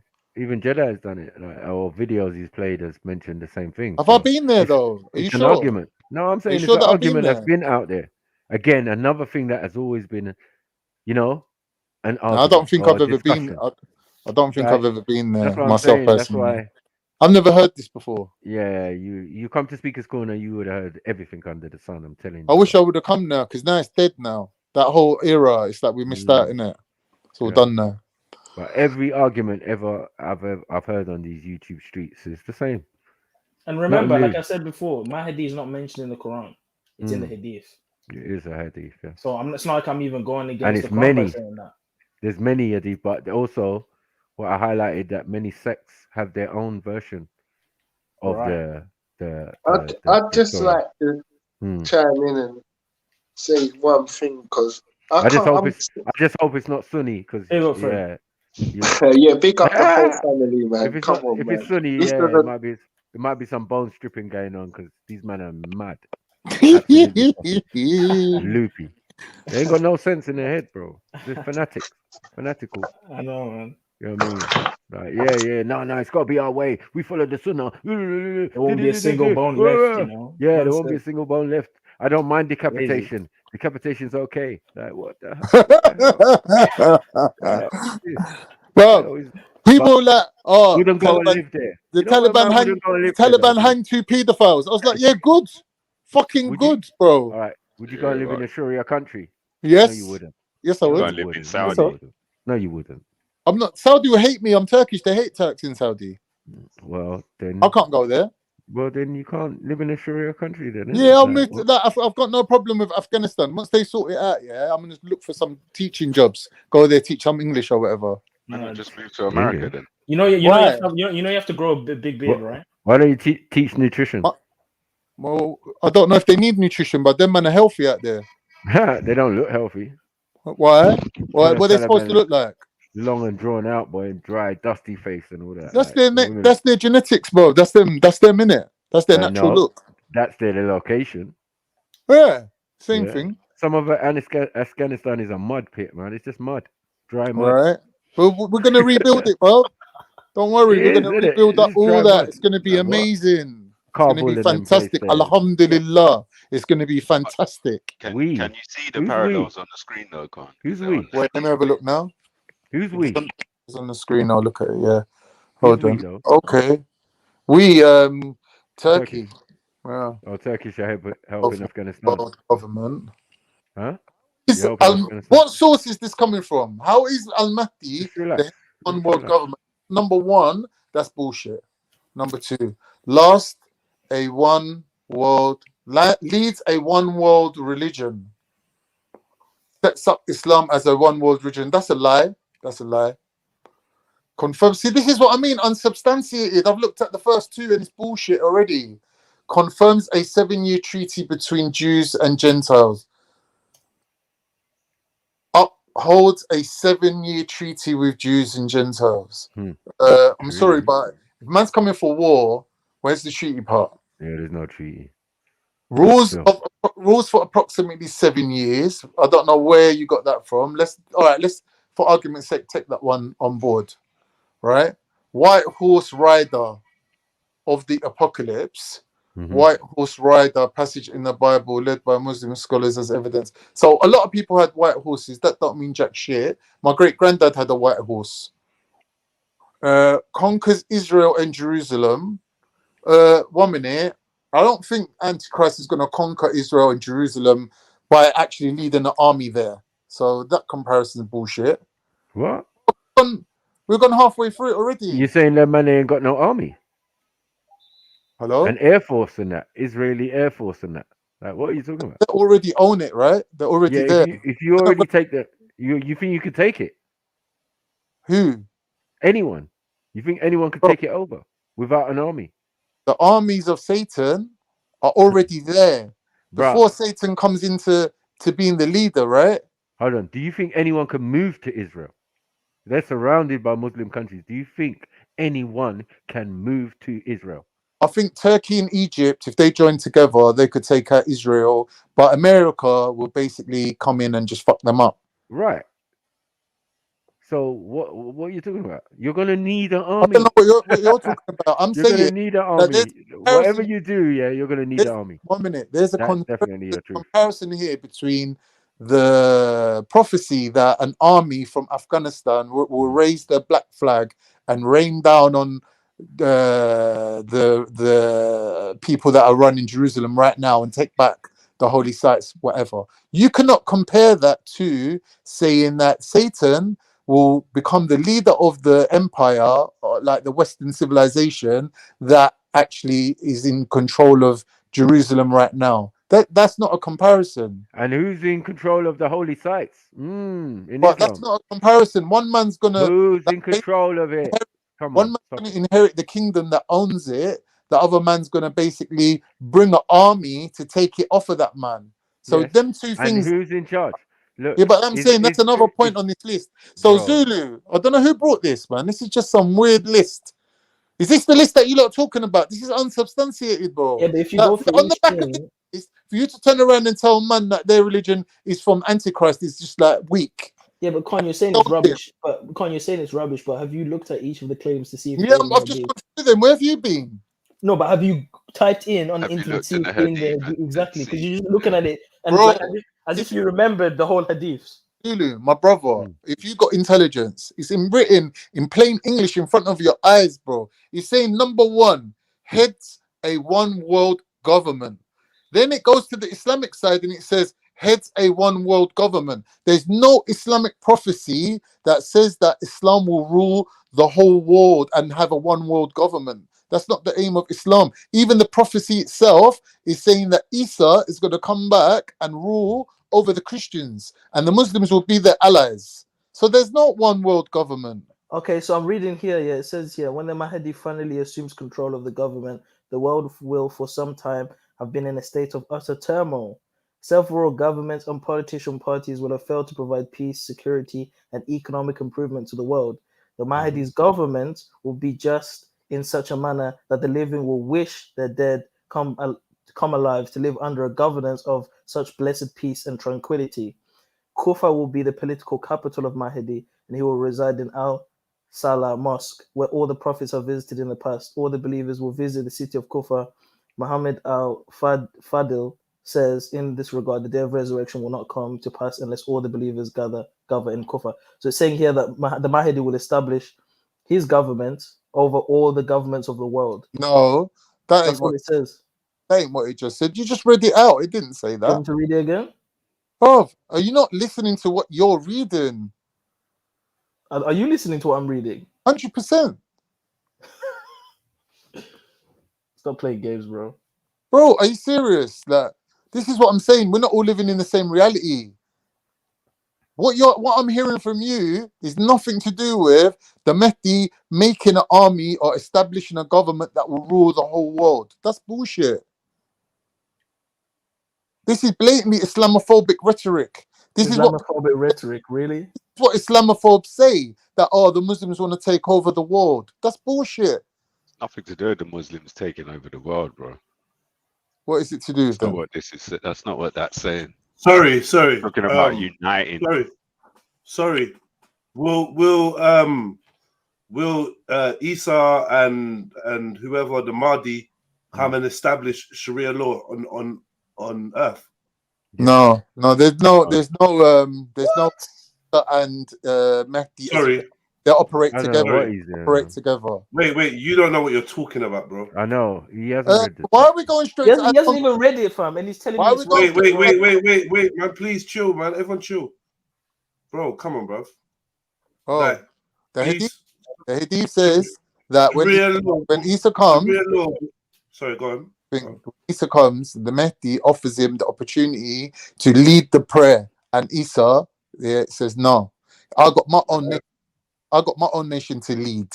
He doesn't lead the prayer for the Muslims. The Mahdi does that. Yeah. Okay. So Mahdi and Isa are two different. No, that I weren't saying that they weren't. I was asking, will Sharia law be established on earth? Or in other words, will the world be revolutionized? No, don't other words. According to the ideology of Islam. Wait, don't other words. Don't, please don't. Come back, please, brother. No. I just want to know whether Sharia law will be established on earth. Yep. We can And go if for each Sharia thing, law, it's in the Hadith. Sorry, You know what? one second. I was gonna say, man.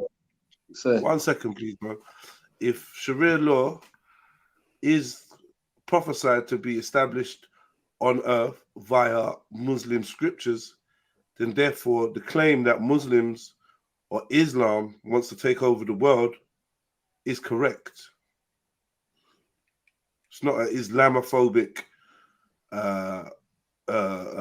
rhetoric. It's stuff that I've heard some of Muslims that I know say, yeah, eventually, Sharia law will be everywhere. They say that. They do say that. But they say that, okay, they're not going to establish it, but I'm thinking Muhammad or the Mahdi or whoever's coming back, Esau, whoever, I don't know, one of the figures will be established. Will establish that. If I've got that wrong, then cool. But I just need to know that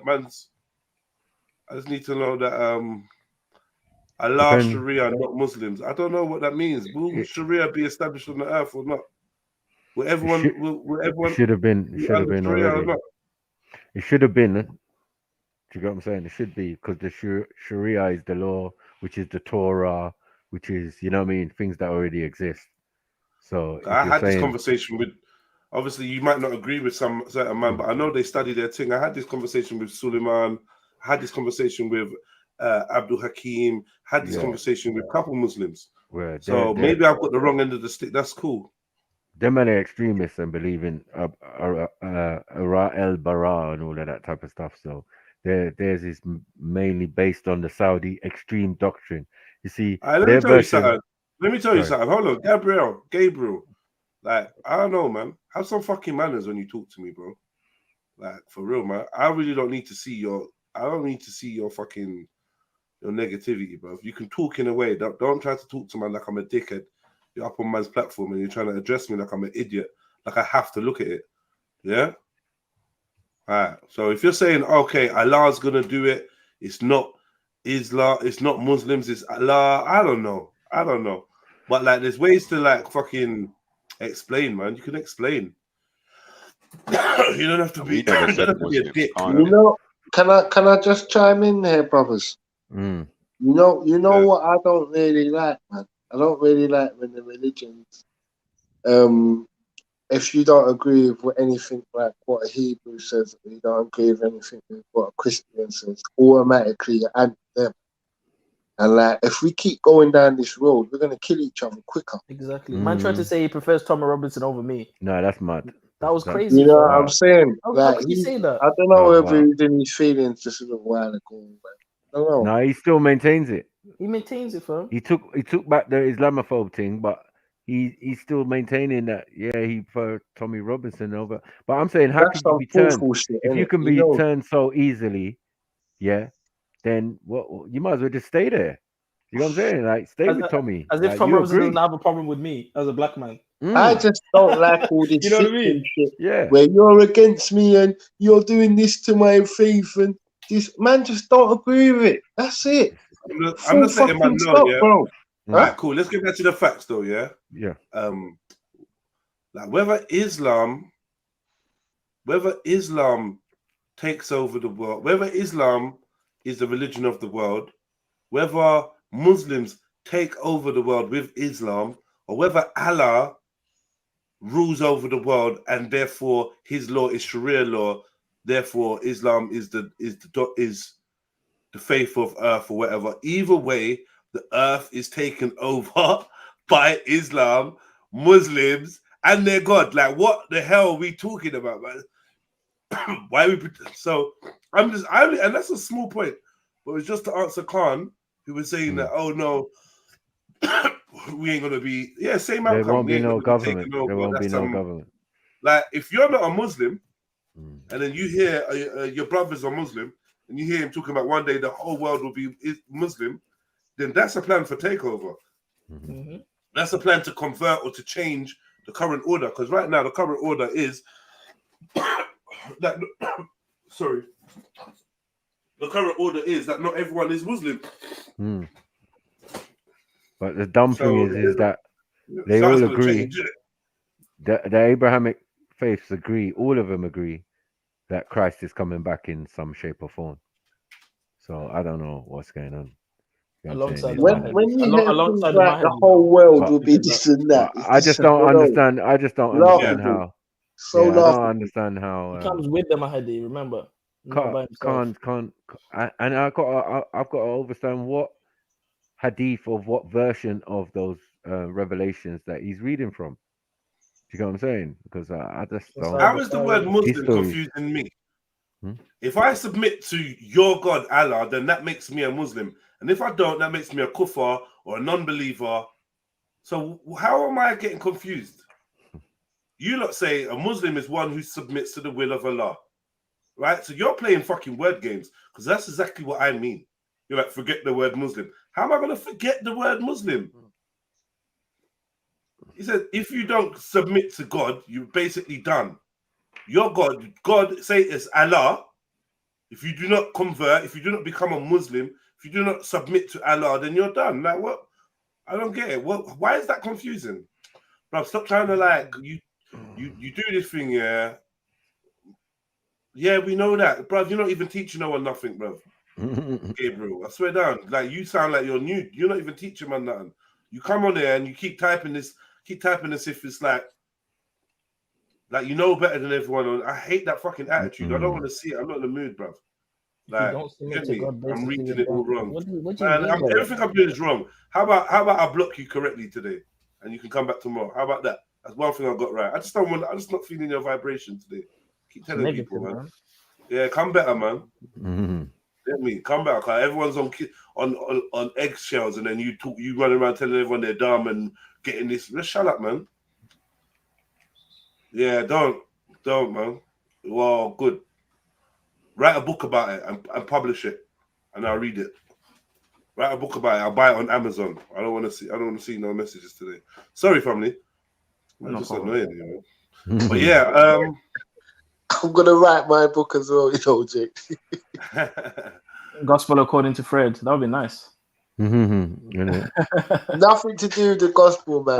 Come on, Fred. One day, maybe. Just, a life story. I get to learn some more. I'm just listening to the brothers right now. I got a lot of learning to do on this side of shit. You know what I'm saying? We should all write a story, man. That would be nice, man. Raheem. Where is Khan? Khan, my brother, please come back, man. Where's he gone? Please come back. Maybe he's gone to read the articles or something. I posted the information in the chat. I'm not, you know what I mean? Like, Khan, please come back, bro. Come on, man. You know all the references are there on the website. So, I mean, can anyone put me up to date? Because I was at the doctor's, the GPs and that. I just got back, so I don't really know what's been said. You good, yeah? I'm hearing, good, bro. No, I gotta go to hospital, bro. Oh shit! Shit. They're saying I might have a blood clot. So I don't know. What? It's a symptom of it's a symptom of the thing. Yeah. No way. Yeah, it might be the thing. Considering that the homie's dad passed to that shit. You know what I mean? That's just, I'm just charging up my phone and attending to the stream and blah blah blah. Then I'm gonna go head off there, take myself down there and see what I want. And I gotta go to the Tigs tomorrow, innit? Yeah. Yeah. So I just cut Chevelle's brother. Okay. Earlier, yeah, I went to check him, Gabriel. Big him up, man. Yeah, man. Yeah, man. Hey, what? Has he lost his teeth? Who? Gabriel. No. Bro, apparently he lost his teeth, bro. Like, I didn't that see night it. when we was out there, he fell and lost his teeth. Oh, 1, 2 or something. 1. Oh, okay. I didn't even notice actually. So why ain't you there? I'm not there because I'm here. I'm gonna charge my phone. I'm gonna chill out a bit. Make sure I'm in the right vibration to go and sit down in a hospital and wait. Hey, Jay, I hate them. They might give you some blood thinners and all that stuff. Jedi took the vaccine. Hey, Water, don't stop. Was it the Pfizer? I was gonna ask you that. AstraZeneca. Which one? AstraZeneca. Which one is it? Rumors. Where's the chips? Yeah, man. Big up. Thanks for the well wishes on that, man. Come back, please, bro. Come back, man. Well, guess what? I'm surprised that you lot were speaking for so long without it going left.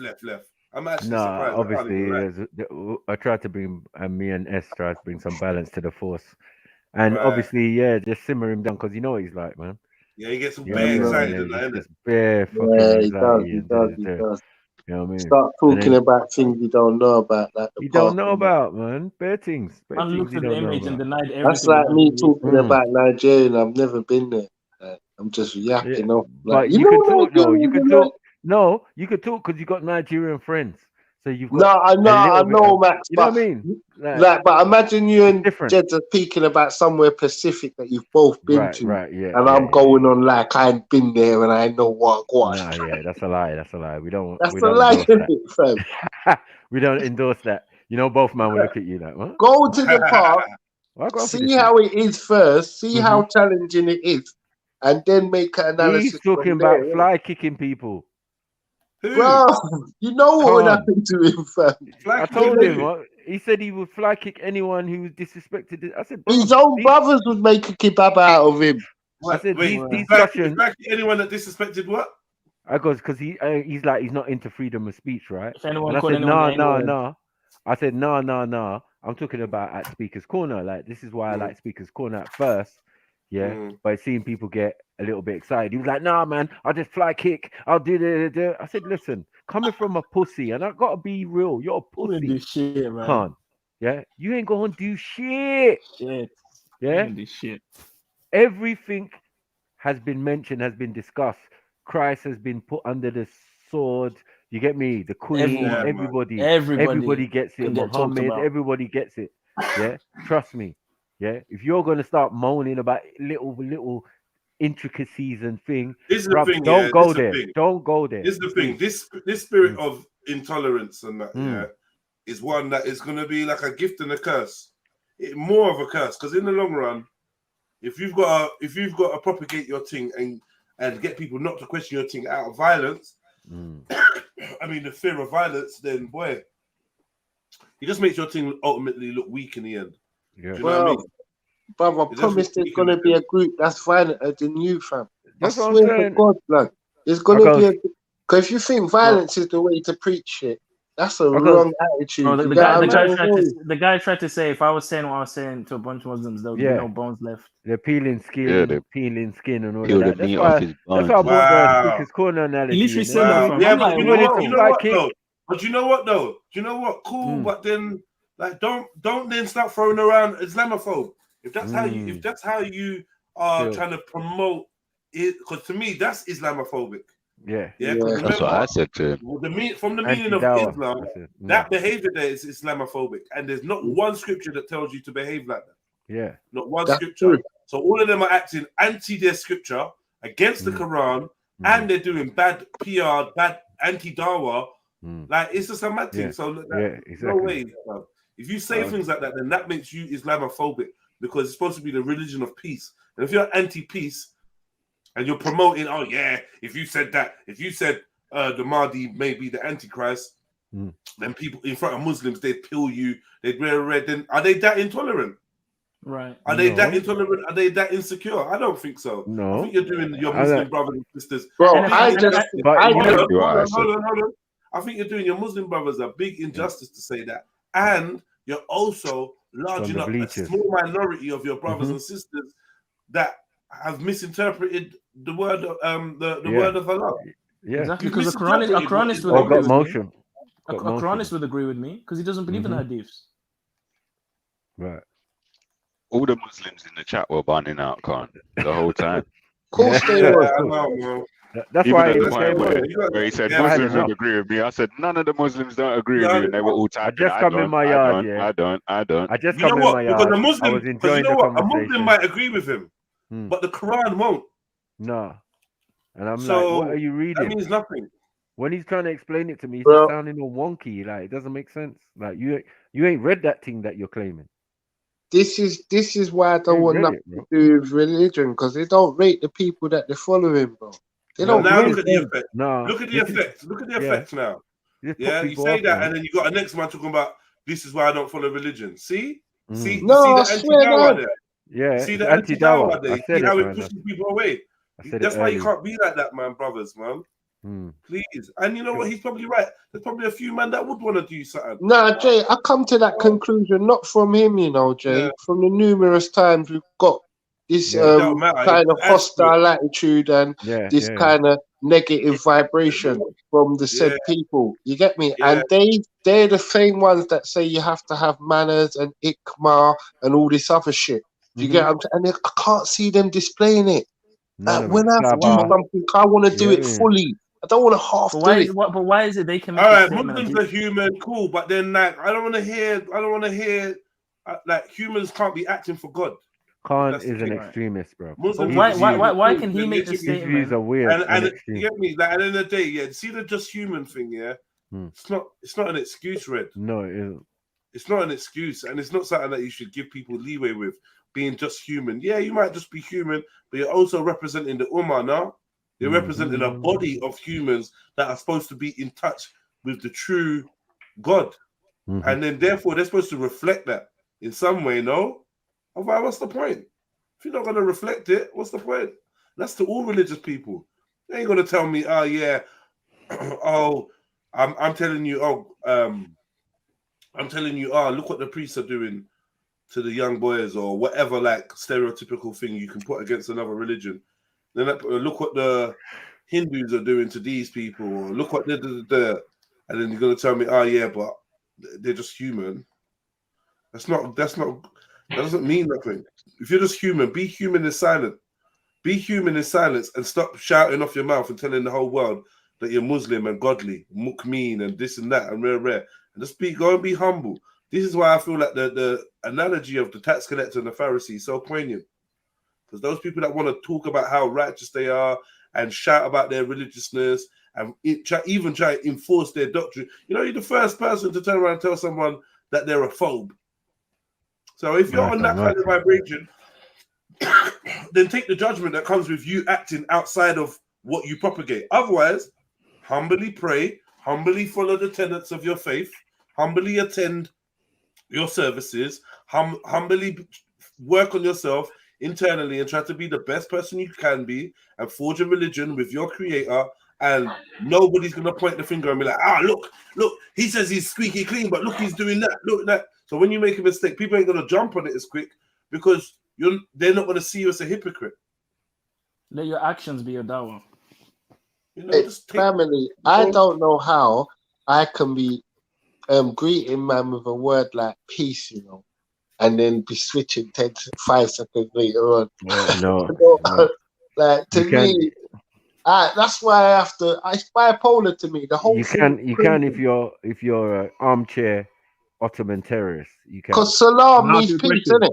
Salam means peace. Let me ask you a question, please, guys. Big up yourself, guys. Yeah. Big up yourself, family. I just want to come on quickly. Just say this, Jim. Most likely, Maku. I don't know. Maybe you're probably the best verse with Islam. When it talked about, when they speak of chasing the Israelites, wherever you should see them into the seas or off the cliffs. Have you heard of this verse anywhere within the teachings? When they specifically speak about basically chasing Israelites off of cliffs or in the water. Have you heard about this? No, I've never. Unless it's in the story. Unless it's in the story about Israelites. Because it couldn't be Muslims doing it, could it? Did you say in Ephesians? No, this was in the Quran. Apparently, there's a verse, and there was an ongoing debate, and they said, well, I think this is what they disseminated, what they got from it. This is how they interpreted it. It was like, it actually says it literally. It's not even like you've got to, really do any critical thinking. It's just like it says it changed them. It's a part of a biblical story, isn't it? That's it. It is. That's what I'm trying to say to these men. What do you think you're reading? You know what I mean? Because you must think that it's an update, but yet everything in there relates to the past and relates to the older texts. You know what I mean? Like the Torah and the Injil and all of these things. Like, perhaps that's what you're reading, perhaps. So if you get confused about this version of it, go and check the other versions of it, and then you should come to the right conclusion. It's the same shit. Like, I just can't be bothered. I know, do you know what's the funny thing? I've come on and I've got biased. and I do actually, one of the first times I had a bias. And Red says, Red's writing interesting stuff, right? Red says, but remember, Islam and humans are two different things. So why is it when you critique Islam, humans want to harm you? Because they're dumb. They're followers of the no, because man's using this as a thing of, remember, you talking about Muslims that will harm me for talking against Islam, but remember, Islam and humans are two different things. That message is what needs to be given, and the whole thing of no one's perfect. That message needs to be given to the Muslims that would react to something said about Islam. No, Right. Yes. no one's perfect, and Islam and humans are two different things. Islam doesn't need defense. Yeah, it's a basic sense. The Quran doesn't need defending. Allah doesn't need defending. Prophet Muhammad doesn't need defending. You know, and you just get into sticky water, bro. 1 minute, man, them are against. Like, if you're gonna burn out violence or whatever, just burn it out. Let's not start creating grey areas. I noticed that when Hatun got sliced, certain men start making grey areas on whether it's appropriate to slice a woman or stab a woman or slap a woman or push a woman on the floor because of her words in Speaker's Corner. These times, man wasn't even in the right for defending themselves against another man who, on hearing words he didn't like, instigated violence. There was better people like, no, you shouldn't have touched him, acting all dumb. Get me? Now, Hatun, it's like, bro, this is the thing, man. I swear to God, if I find a religion, if I find a faith, or a belief system that works for me, I'm not sharing it with no man. For our next man to stand next to me, claim he's on the same thing as me, and make it look like shit. I'm not on it. I'd rather keep it to myself. Keep my religion, keep my faith, or whatever to myself. My it is a belief to personal myself. one. Because sharing it with people is just a danger. It's like joining a gang or a group or whatever. It's a danger that other members are just gonna make it look shit, chat shit, and be like, "Oh well, you lot said no, you lot." He said, "I didn't say." No, you lot. You know that kind of thing. I don't want to do that with religion. I don't want to do that with religion because it's just mad. Like, it's just mad, bro. I don't know, bro. I might point out. I might say an obvious thing. Because you just said it there. Everything you said there is perfect. There, I promise. If you're dealing with God and the real thing, hide and pray. I promise, blood. Like, pray for people genuinely. Mean what the fuck you say.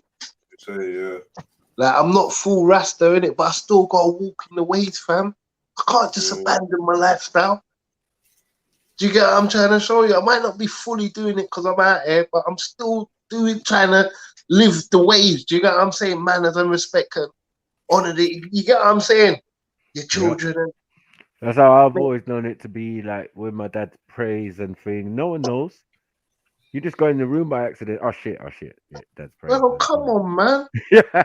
Bro, I got taught that man's prayers don't get answered if you do it all like that.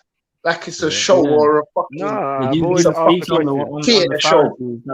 Jesus spoke on the Pharisees that like to pray in public, seeking reward. Standard. And he said they have their reward, but those that pray in private, the Father sees them in secret and rewards them openly. So I said it was the standard.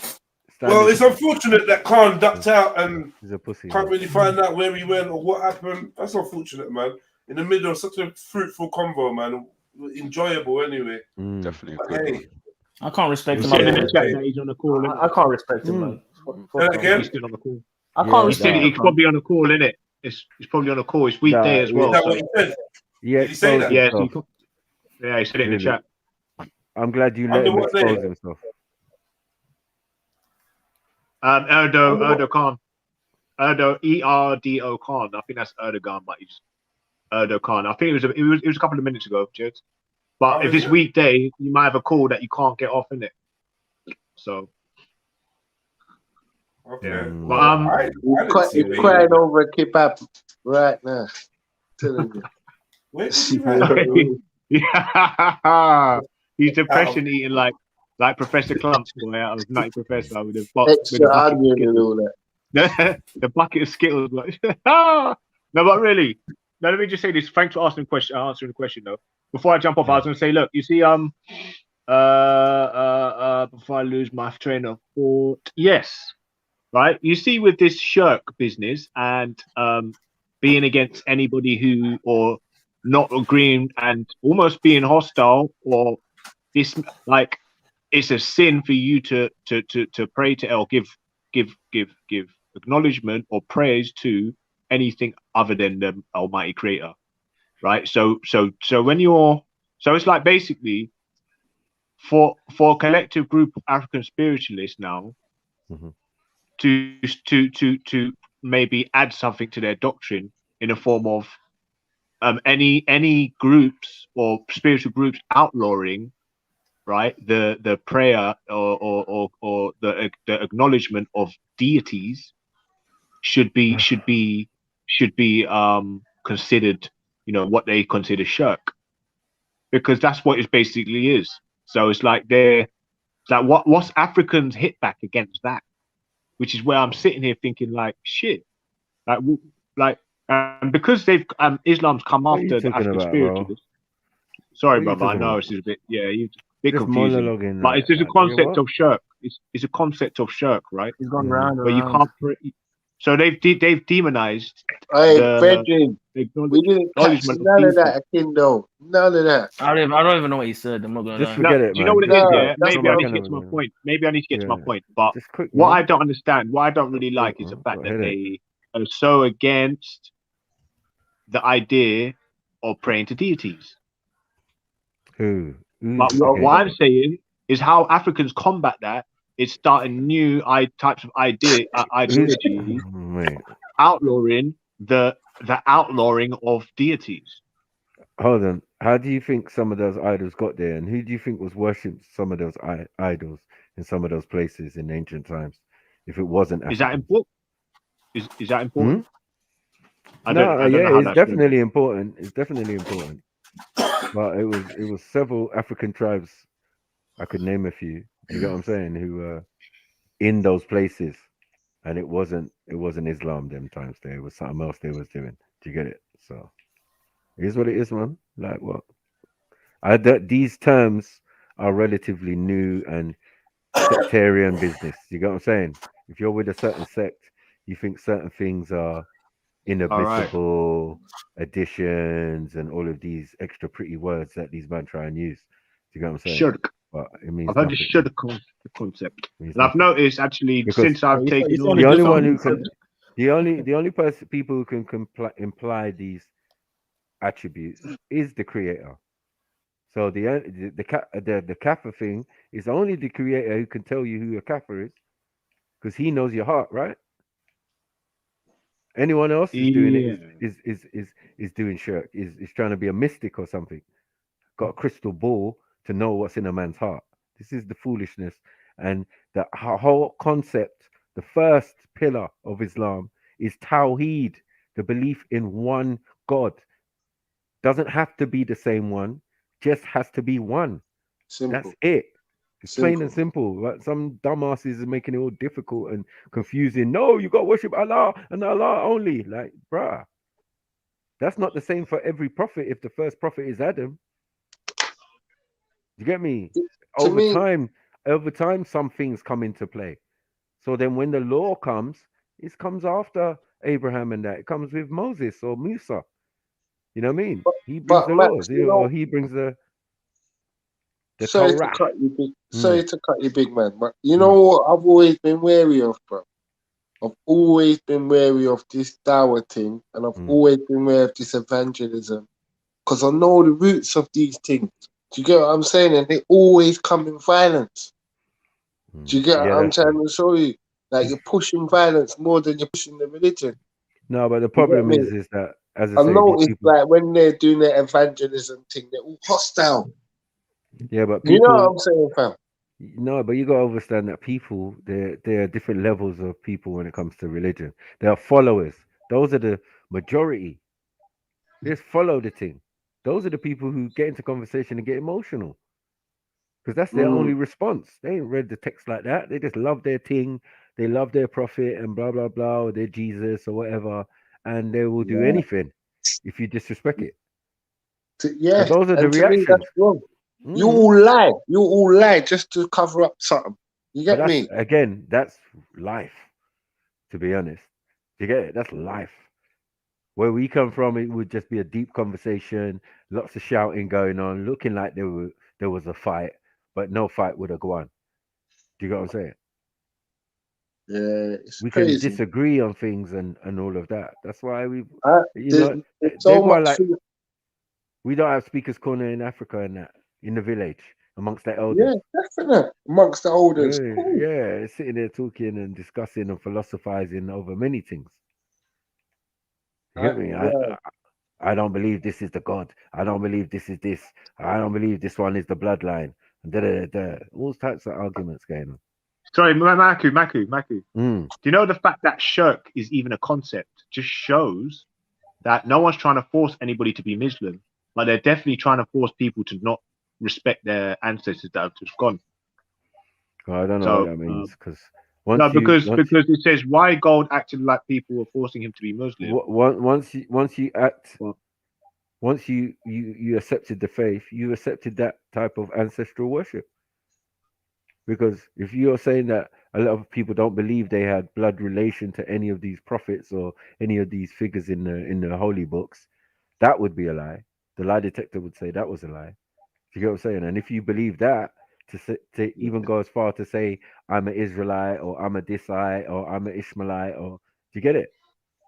So you're claiming blood relation because it's not within their deen that they can say, oh well, we're not doing ancestors worship or prophet worship. No, because I'm saying what you're doing is that because you're claiming to be of that.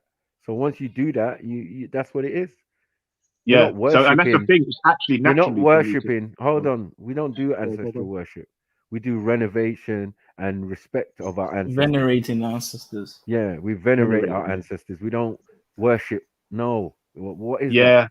Yeah. And the thing is, worship now these days to me is even questionable whether I want to even worship. That's what the Europeans said. I don't think he wanted us to worship. That's right. They tried to explain what we were doing. They tried to call us cannibals, savages. They were making up all sorts of shit about what we actually believed. Exactly. Because they wanted to promote white supremacy. From the village to Kemet, they was doing that. So you know what I mean? That's how we got with and don't think and this is the thing, Maku. Abraham people are doing it too when they're saying God of Abraham, God of I. They're calling upon their ancestors, their forefathers, in reference to their God. Right. So it's the same thing. It's the same thing. That's what I said. So I said, like, once you accept that in religion and say even go as far as to say you're of those tribes, that's exactly what you're doing. You know what I'm saying? And once you say, "Oh yeah, Muhammad, then peace be upon him," I'm like, well, then you're accepting him. So if I call upon him, Kulu, what's the difference? Right. There's no difference. Or Velenkangi or Mari. You're right. If as long as it's only one, as long as it's one, this is what the Quran says. As long as it's only one of them, and not all five of them at the same time, just settle on one. You know there's other ones, but there's only one to you. The Bible says the same thing. You know what I'm saying? Because Abraham didn't call him Abraham called him El Shaddai. Elohim. So, God's been called many different names, but one thing that remains the same is the will for humanity. And so I'm going to call it now. I'm going to say Islam is ancestorphobia. Ancestrophobe. They're ancestorphobes. No, Islam is not. I mean, some people who are Islamic have that concept, but I wouldn't say the concept itself is not that. No, what's happened is, as I said, mainstream Islam is what's the problem. This new stuff, these new ideals and these new ways to pray and do certain stuffs and all this new Sharia that they're trying to implement, or some people have implemented. You've got to see it for what it is. It's fuckery. Do you get what I'm saying? If you stick to the tenets of the book or you deal with the spiritual aspect, none of this comes into play. You get what I'm saying? Then you don't get yourself all in a muddle with hadiths you never read. Like, what was that? You know what I mean? I didn't waste my time because it wasn't worth it. I stuck with the main book. The main book said, go and read all them other books. Oh, okay. Good that I read certain ones already, but I'm just saying, like, it told me to go and read all the ancient texts that came before it. I'm like, okay. And then when I read it with it and put them all together, I saw what was going on. This is supposedly a update, which is cool, which came via a oral translation. So the problem comes in writing it down. Maybe somebody got it wrong. Some people say Astaghfirullah. No word is wrong and da. Well, sorry to break your bubble and FTK you. Nah. Passages and things were added to the Quran as time went on, because certain Sahaba just had the eureka, like, oh yeah, I remember this verse from the Prophet. Yes. It's one of his favorites still.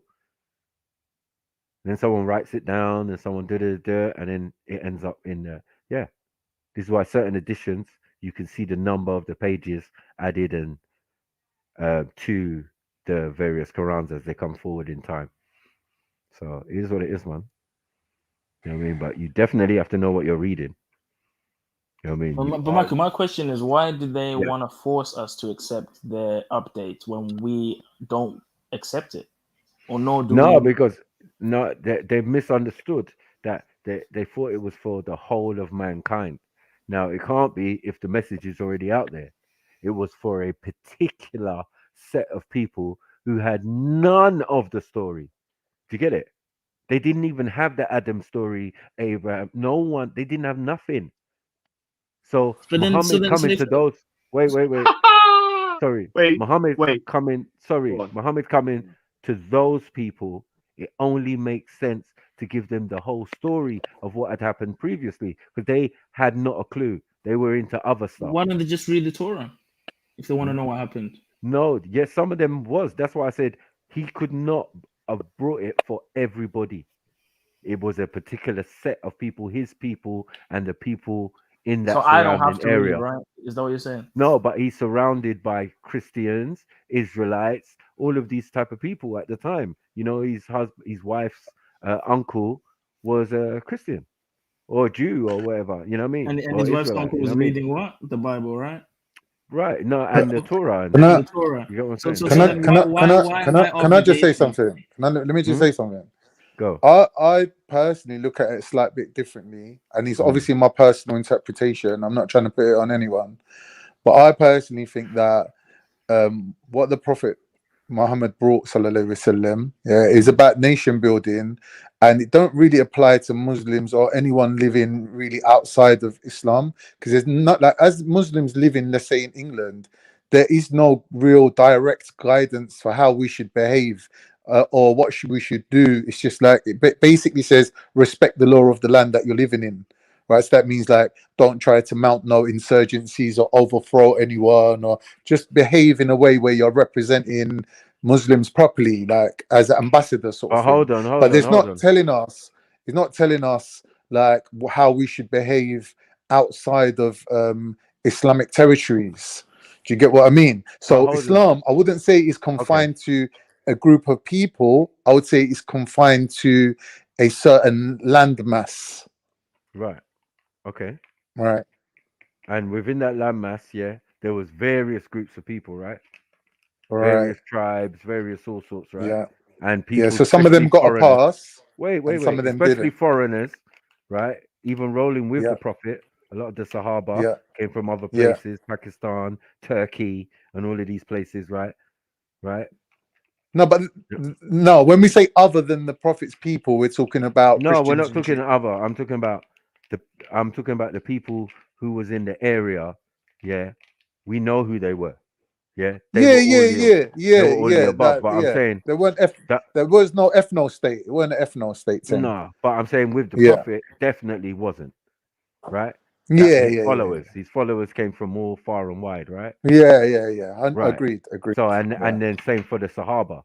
But one thing is Well, definitely I don't know too much about it myself. Well, obviously it makes sense because these men are warlords. They were not holy men. They were not like with Christ and the disciples or nothing. They weren't that. These men were warriors first. Yeah, they were Jews. Agrees. They were yeah. Everyone agrees that they were warlords, right? So I'm saying after the various wars they fought after the Prophet's death, right? A lot of them went home to their various countries. This is why all of a sudden, whatever you lot was doing in Turkey prior to some of those guys coming home and implementing Islam there and bringing it to the people there. Do you get what I'm saying? Yeah. I think the time of the Prophet. But the time of the Prophet, the Turks weren't living in Turkey. The Turks were living out in Turkmenistan and northern Persia and places like that. Yeah, and what was your? I think them areas was all the what's it called? What are they called again? The Romans. It was all the Romans. Right. In Turkey. So you, right, exactly. So as Yeah. I said, and the Romans were pagans, no? Or Yeah, were yeah, they yeah. Christians by then? No, they were pagans. I don't know if they were Right. Christians, but they might have been Christian by then. Right. And the Byzantium were who? Romans. They were still Romans. Right. Thank you. Yeah. So all of a sudden it's pagan on pagan on pagan on pagan, and then up until after the death of the prophet, and then some of his Sahaba go back, or the warlords go back to their various countries like Turkey, yeah, and then start preaching this form of Islam, and then it becomes Istanbul. Do you get what I'm saying? And then you see all these mosques erects or. Well, I was going to ask you, Maki. Yeah? I was Mastabas. going to ask you. I was going to ask you something, yeah, because I know you know about these things, innit? You know, before Abraham, right? Yep. So obviously after Abraham, God sending prophets to this particular Bani Israel tribe, right? But like before Abraham, weren't the prophets pagans? Well, Noah wasn't pagan. No. Enoch wasn't pagan. Because remember that the most important, the fundamental thing is Tawheed. Not whether you're Muslim or not. It's Tawheed. The belief in what? One God. Thank you. So it doesn't matter the name or the thing or whatever. You can call it Allah. He can call it Yahweh. Next one could call it this. No, that's why there's that. But Abraham's dad, the thing, a pagan though, fam. Right. But pagan in the sense that they were idol worshippers, right? So that's not pagan, because a pagan is somebody who doesn't accept Christianity. Oh, get you. So that they still have a Roman. That's a Roman term. So that's amongst Romans. That's now become everyone else. Now, what you're talking is idol worshipper or thing is a better term or reference to what we're talking about. But pagan, nah, I don't know what you're talking about. Yeah, but because the pagans are coming in. Was there belief in one God before Abraham? Was there belief in one God before Abraham? Of course. Yes. Of course. All going from Adam, you mean? You got Enoch, you got Noah, Methuselah. Even the idol worshippers, Seth, believed in one or two. You know what I mean? Male and female. So, Cotton, you heard the answer to your question, right? Even the what I'm saying is what Maku's saying is the Arabs, what we call them, the pagan Arabs. He's saying that they didn't know nothing, but I don't think that's true, because even though they had idols. Hold on. I'm not saying pagan Arabs. Yeah. Once you say pagan, you really mean idol worshippers. And once you mean idol worshippers, you're talking about Africans. Yeah, so then what? Relax. That's taken. That's a standard. That's a standard don't bring thing. Arabs that you don't need to. As you think. And then the Arabs that we're even going to talk about are still Africans. Yeah, because Africans live in the desert, and that's what an Arab is to live in. But Maku, I'm not being funny, bro. You're preaching to the choir. Like we already accept all these things. You want to talk about the pale Arabs? There's no point highlighting it every Ottomans. time we come across this street. You have to say, look at the name of this street. Yeah, we know what the street we're on. No. You got to be clear, because when these people come into that region, they call them. They say the first inhabitants of Turkey were black Africans. They moved from Africa through Israel into Turkey. That's a fact. No, when Turks were still living out in Mongolia. Before you even existed, we lived there. Like that's not an argument. Listen, the child, the no, you can't say that. That doesn't make sense. I can say that. I can say that. No, you can't. I think you just say Africans, though. I don't know why you say black Africans. Yeah, you say Africans. You can't say before you existed, because people didn't just start all over the planet, my brother. Herodotus, I'm not going to have that. Colossians, the original inhabitants of Turkey. No, in there, we say black Africans. Africans are Africans. Well, we're not all black. Exactly. Can you guys hear me? Exactly. Thank you, back. No one would ever say that. Yeah. Yo, can you hear me? Yes. Sorry, Zulu. Go on. No, I was just going to add to that, because if you look at many of the historic writings from the Greeks and Romans, when they rolled into Turkey, they're still black people. Yep. They call them the Colossians. It's a whole civilization. But they descend from those people. They just forgot, bro. They came from those people. They just forgot. Assyrians. No. They suspected that the Colossians came from Egyptians because they looked so similar to them. Yeah. They look And like they were the original, but they're what you call them Anatolians. No, listen, this whitening of the story came recently. Like all you people who think you are what you are, you're not. You're not. Yeah, you're not. What? That's the real. Who's That's claiming the real. to be anything other than You know, what they like are? some man will claim to be 6th century invader, and no, your people just came the other day. Yeah, you guys we came around through mixing with This white. is the reality. No, even in North Africa, Zulu.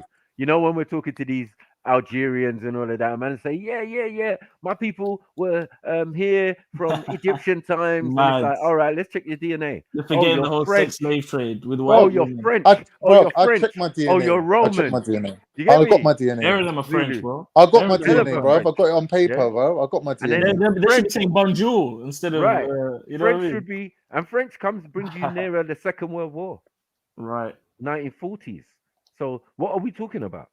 You People know have been about- you moving know across about the this planet Moors. for time, yeah. But like some people only move to these places less than 100 years. Bro. And Maku. even in these places, the black people are still there, but in the south Right. or they're being Yes, pushed aside. yes, So even they're still there. Now Some we of got them. Frenchy kind of what they're calling them Arabs now. No, bruv, you're mixed.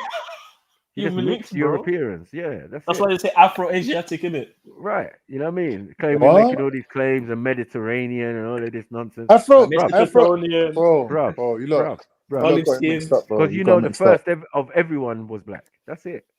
Bottom line. First of No, everyone. no, First no, Greeks, no, first no, Greeks, no. first Oh, that's a Romans. fact, bro. You're gonna take the L, man. Don't take the L. You don't need to. Look, what It's not you're your saying, L. you're contradicting yourself. No, I'm One not. minute you're saying that we were here before you even Yeah. existed, Yeah, and yeah. then on the other hand you're saying Invasion is real. everyone was originally African. No, I'm saying that some people came in claiming to be Arabs, but the history books say pale Arabs. Yeah, because the real Arabs are black folk. We already know this. We're not going to argue. When we go back to the Berbers, even the original Berbers are going to be black. So we know One there's minute, been a one minute. whitewashing of many people. What whitewashing? I And don't many understand. reasons. What whitewashing? Do you What's realize that whitewashing? do you realize that there've been sex slaves? Yeah, they call them Like slaves. Turkey Yeah. being closer or a piece of the Middle East or a piece of Northeast Africa, having Europeans there. Greeks. How about that? What? Romans. I don't understand what you're saying. I don't understand what Byzantians. you're saying. I think just talking time The periods. fact- Just talking time Bro, periods. bro, Like what time about- periods, so what everybody about- can the fact understand. that- What about Cyprus? What Cyprus. are we Take talking the L. about? One minute. Yes. Maku, do you remember? Do you remember when James SC come and told us about the 90% replacement of the original British? That the original British were black, and then they were taken over by Yamnaya or whatever, the Northern Caucasus people that come and took over 90% of the genetic replacement. Do you remember that? No, I don't. But it sounds. You was there. But anyway, what it goes to, it's based on the out of Africa theory, right? So what the theory is that 100,000 years ago, there was a wave of Africans that left Africa and basically traveled all over the world, right? To the furthest parts of the world, even, right? But 65,000 years ago, a different race of Africans who are also black left Africa and basically moved through Israel into the into what is Turkey, and then up into the Caucasus. And by the time they got to the Caucasus, they were literally white people by then, right? Now these people, right, when they How does spread that from happen? that northern, How does that happen? Without One minute, mixing. let me just explain. Let me just Is it the explain. climate of Let me just Israel? explain. These people from the northern Caucasus, when they spread out to other places, even further out, were coming across people who were darker than them, who were blacker than them. Do you understand?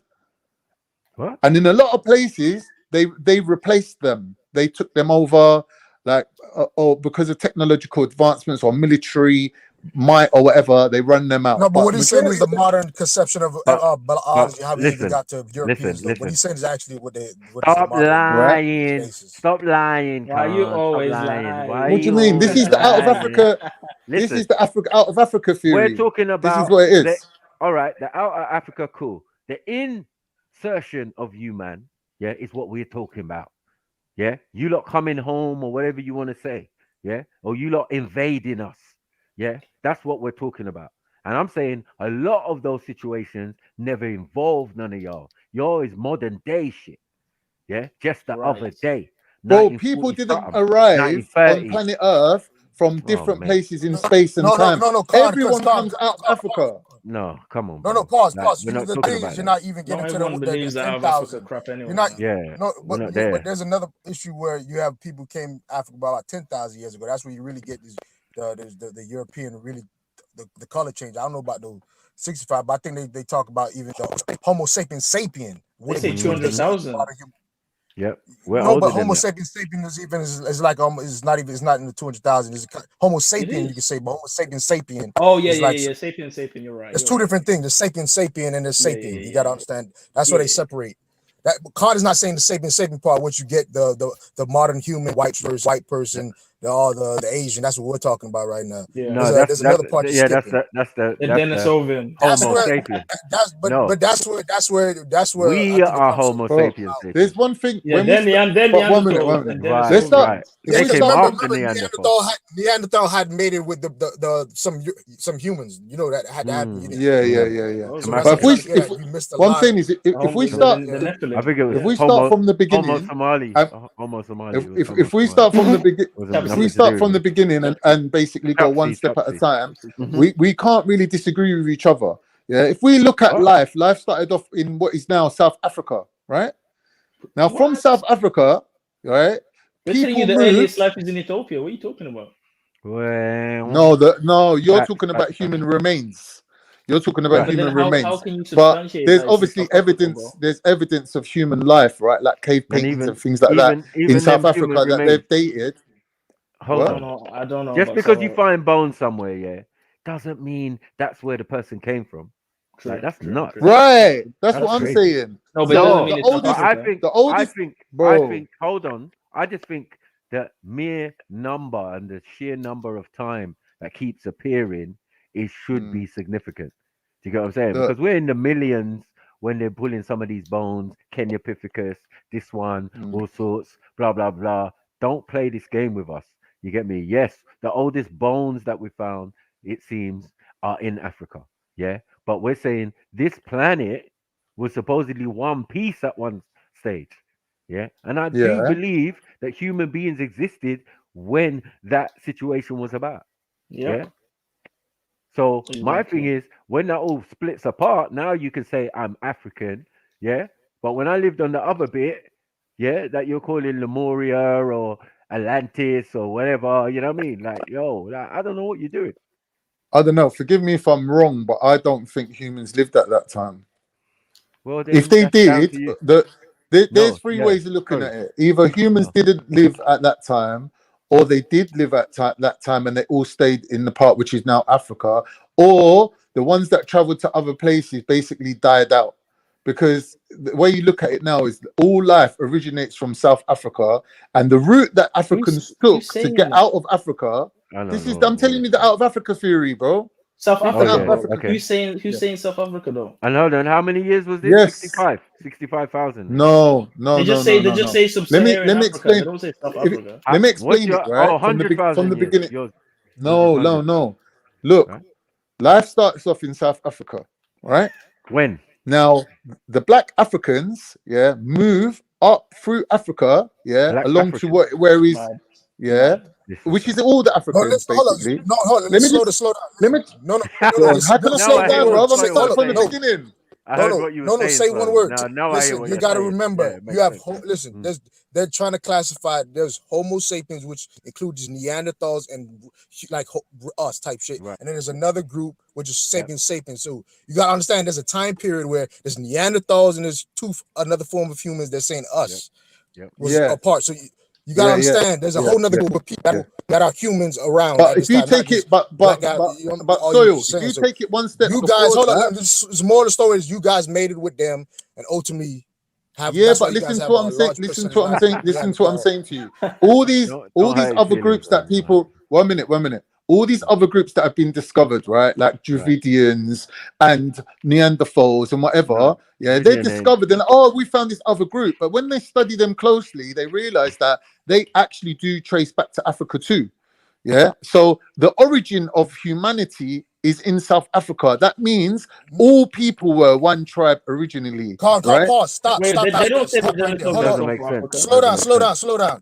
If they're called Homo neanderthalis or Homo erectus, and we're called Homo sapien, we're different. They're saying that they're different. That's what The I'm trying to differences illustrate. come They're later. different. The differences come later. No. You can say later, but the Homo sapien, Homo neanderthalis were at the same point and same time. They literally were together at one point. That's how you're formed. Yeah, they were together. They were one. They were one people, right? They were fucking. They were mating. That I'm trying to get at. You have to No, bruv. Listen. I'm taking it back before. Bro, let me explain it because I'm going back more further back than you. I know what you're saying, but you're saying that everybody came from Africa. I'm saying ultimately they became different species. As I'm trying Yeah. But you're missing out. You're missing out. I'm trying to tell you they're two different species. They're Homo. One is Neanderthalis. One is sapien. We're Homo sapiens sapien. I'm trying to get at the combination of that two mix, and then some people in Africa became Homo sapiens sapien without mixing with Neanderthals. Some mixed with Neanderthals became Homo sapiens sapien. All I'm saying is there's a that's look. This is based off this. When you talking about. Listen. What you're saying is true, yeah. But what you're failing to understand is one thing. The differentiation between people or the differences between people is what puts them into different categories, right? So the more different they are from each other, then eventually they will become a different species. But I'm saying on the timeline that I'm talking about, the beginning is the one beginning of oneness where all the tribes that you're talking about, all the species and different versions of Africans were originally one people. That was in South Africa. It's never can never be possible. The first migration out of never Africa, be possible. Hold on. Who's one tribe? Who's one original tribe gonna breed with? Go on. Oops. Let me explain it to you. So this is how it works. Now we have one original tribe. We have one original people, which is humans, right? Let me explain the theory, bro. Okay. So everyone lived in South Africa, right? The first people to bounce out of Africa was these Neanderthals. That they separated themselves off and they just went on a straight march, direct, straight route, bang, straight out of Africa, and they settled in what is now Egypt. I mean, Ethiopia. What's it called? Israel. Israel, right? Now, no one catches up with them until they reach that point. So they stay there isolated. The rest of the people, that stayed in South Africa stayed in South Africa. So the pygmies and all that, they're all around South Africa. The rest of the Africans went up by Somalia, so they went to East Africa first, and then they crossed over to West Africa, right? Now the West Africans migrated out of Africa, so mixed back in with the rest of the Africans and came out of Africa at 100,000 years ago from today, right? Now you got to remember that inside Africa, human beings have lived more time inside Africa than outside Africa. So the genetic diversity inside Africa is greater. That means that there's more different races of people, tribes of people inside Africa. There's more different languages. There's more different everything. There's more diversity inside of Africa, right? That is rule number one on when you're talking about out of Africa theory, right? So that means all these different African tribes, right, who became different people, they all mixed with each other differently. So you got Fulanis moving into here, and you got them moving into there, and that's where all the differences within Africa comes from. It's called genetic diversity. They're still black, they're still African, right? At this point, the only people that have left the equation so far is the Neanderthals, right? They're out of the picture. They're gone out of Africa, right? So 100,000 years ago, what we will today refer to as West Africans left Africa and basically populated the whole entire world. They went everywhere from China to America to Thailand to wherever. They just basically covered everywhere, right? And what time period was this? Hold on. What time period? Are these countries? 100,000 years ago, right? 100,000 years ago. Yeah.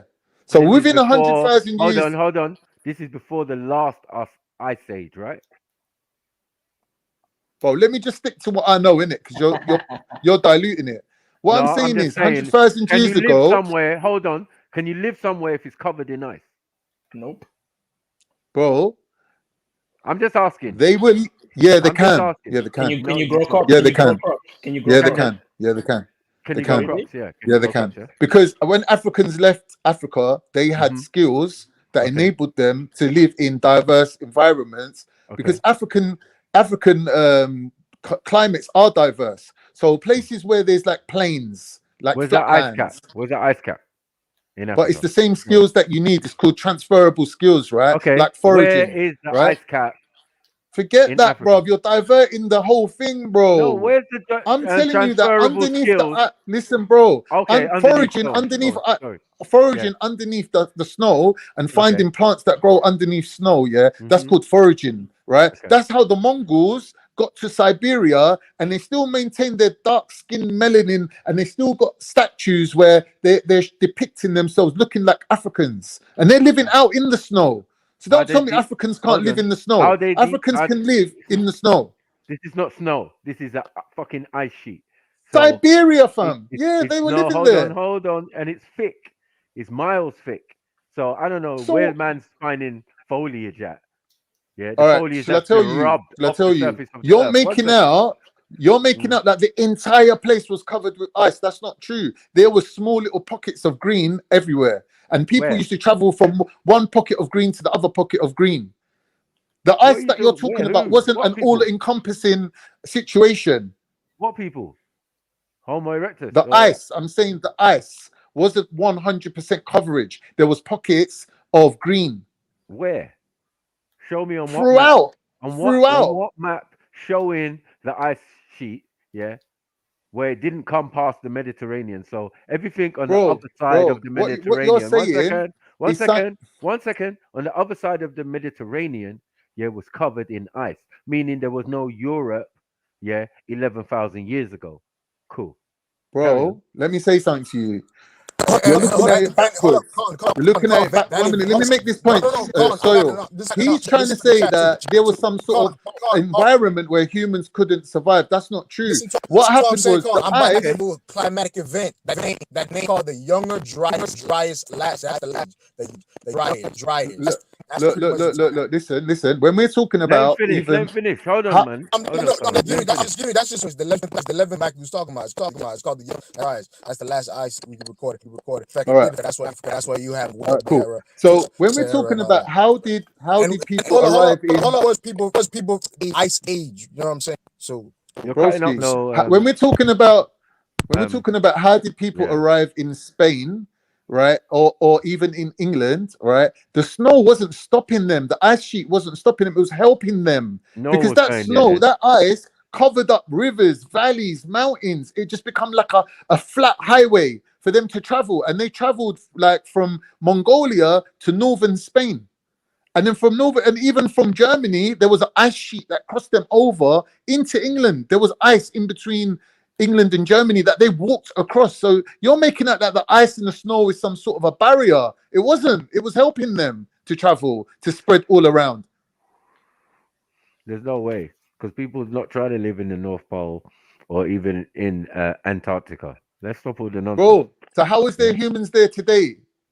Bro, because we got special outfits, special equipment, yeah, because them temperatures will freeze everything, even your pee. So you're Come telling on, me bro. that these skills came after they left Africa. I'm telling you that they knew how to forage. They knew how to make clothes out of skins and skin animals, which is what Eskimos wear. They knew all this stuff before they left Africa. They were well equipped to live in that environment. Bro, if man can live in a the desert, bro, man can environment- live in an ice sheet.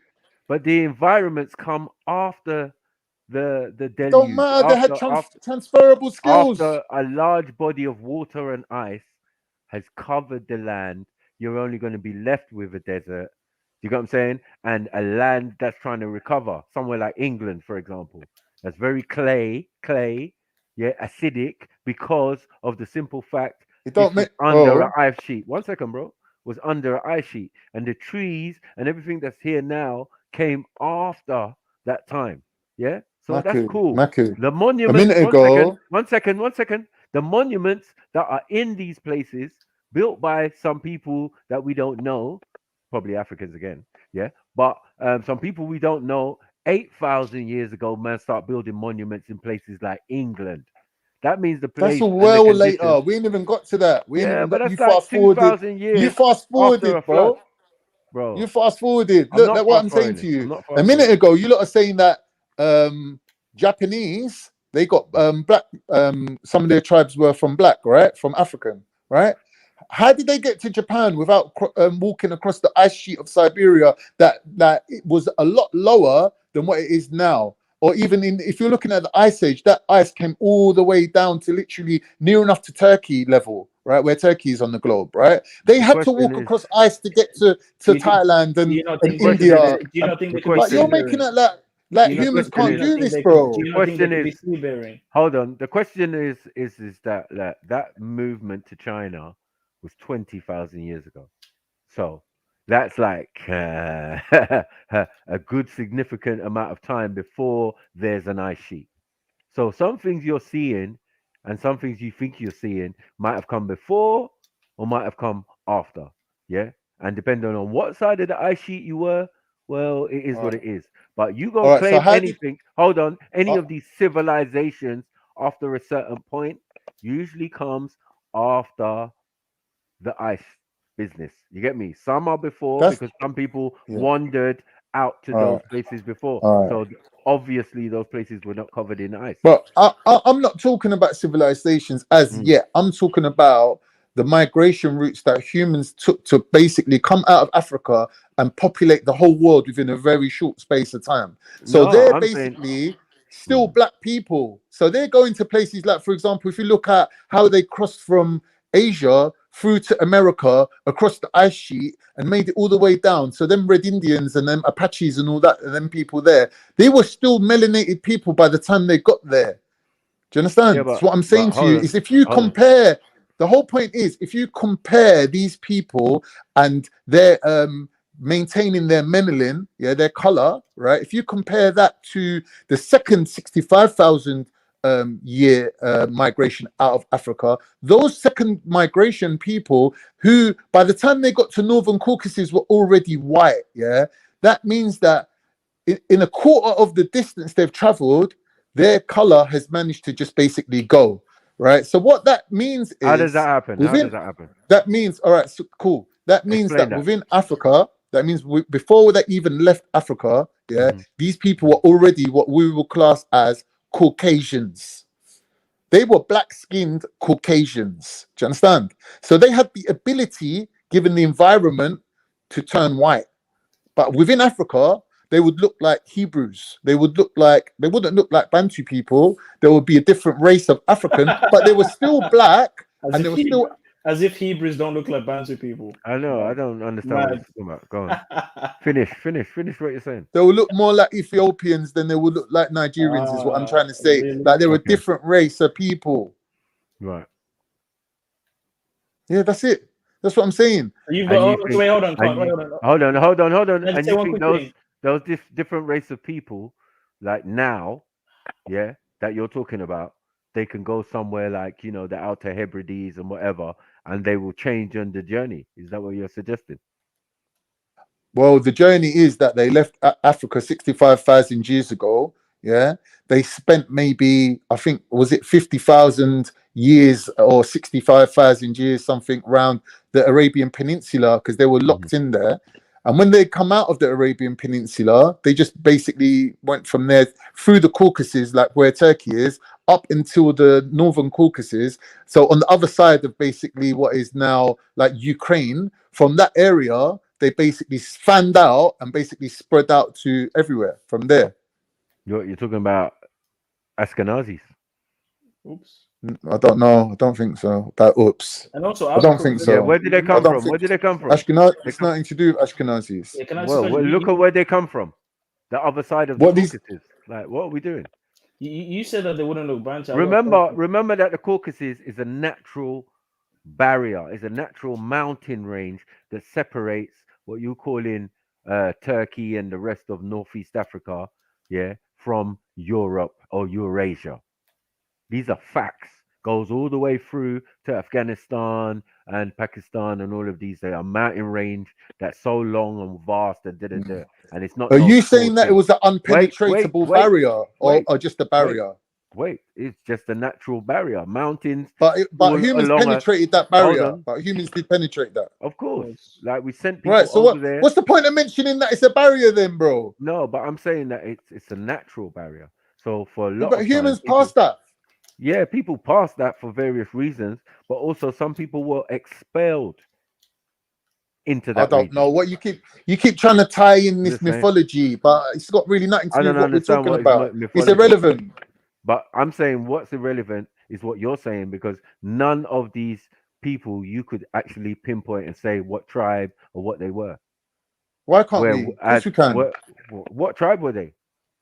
Who? These The people left that out of they're called the Africa Yamnaya. 65. Yamnaya. Yeah. From where? When they From got what to region?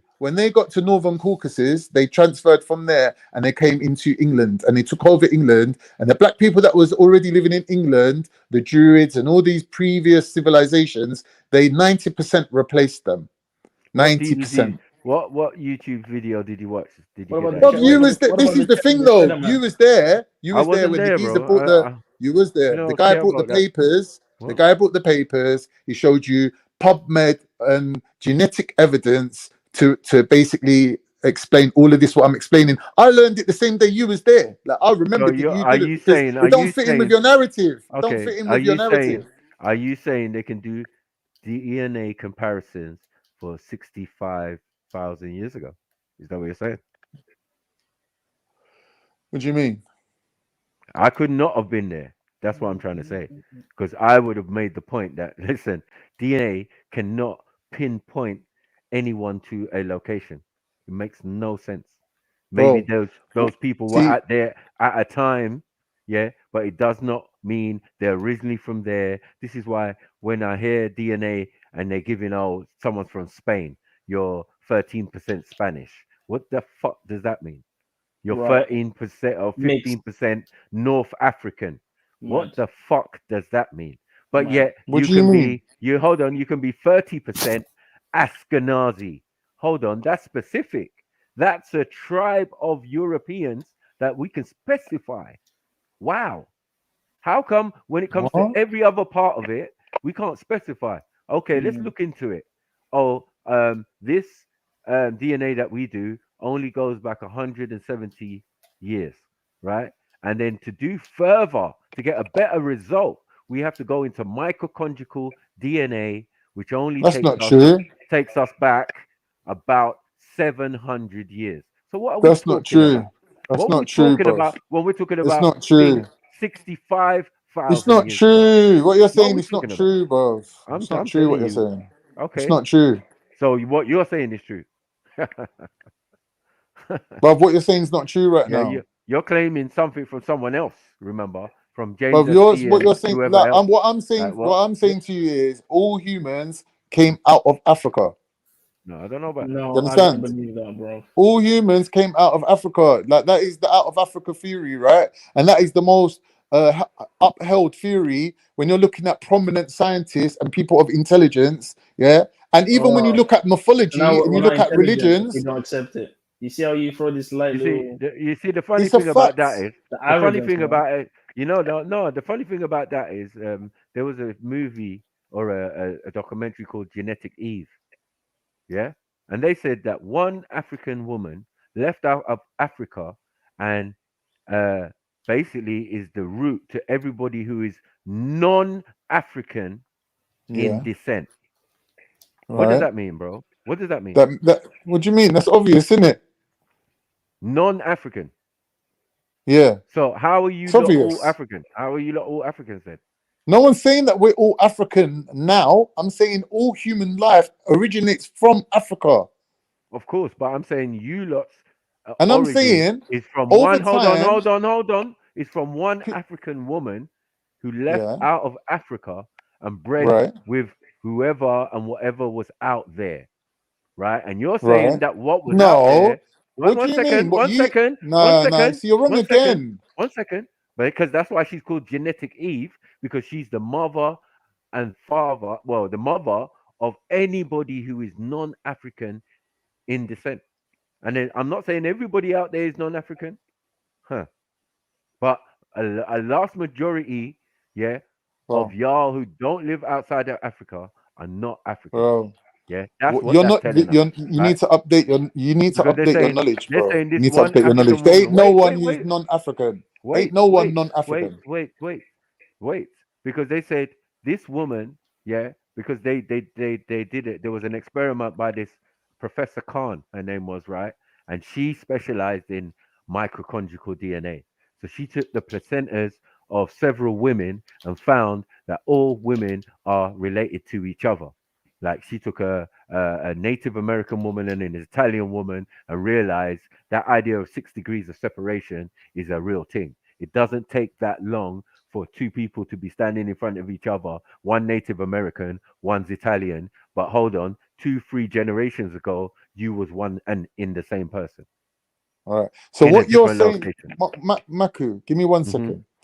What you're saying, 100 or even 1000% backs up what I'm saying and supports the out of Africa idea. I'll tell you how. No, there You're is the saying that out of all Africa women, idea. Sorry, it right, is. right. I'm not Yes. disagreeing. I'm just saying Right. that is Okay, not cool. our Let's story. clarify then. So you're saying every woman. Hold on. That is not our story as Africans.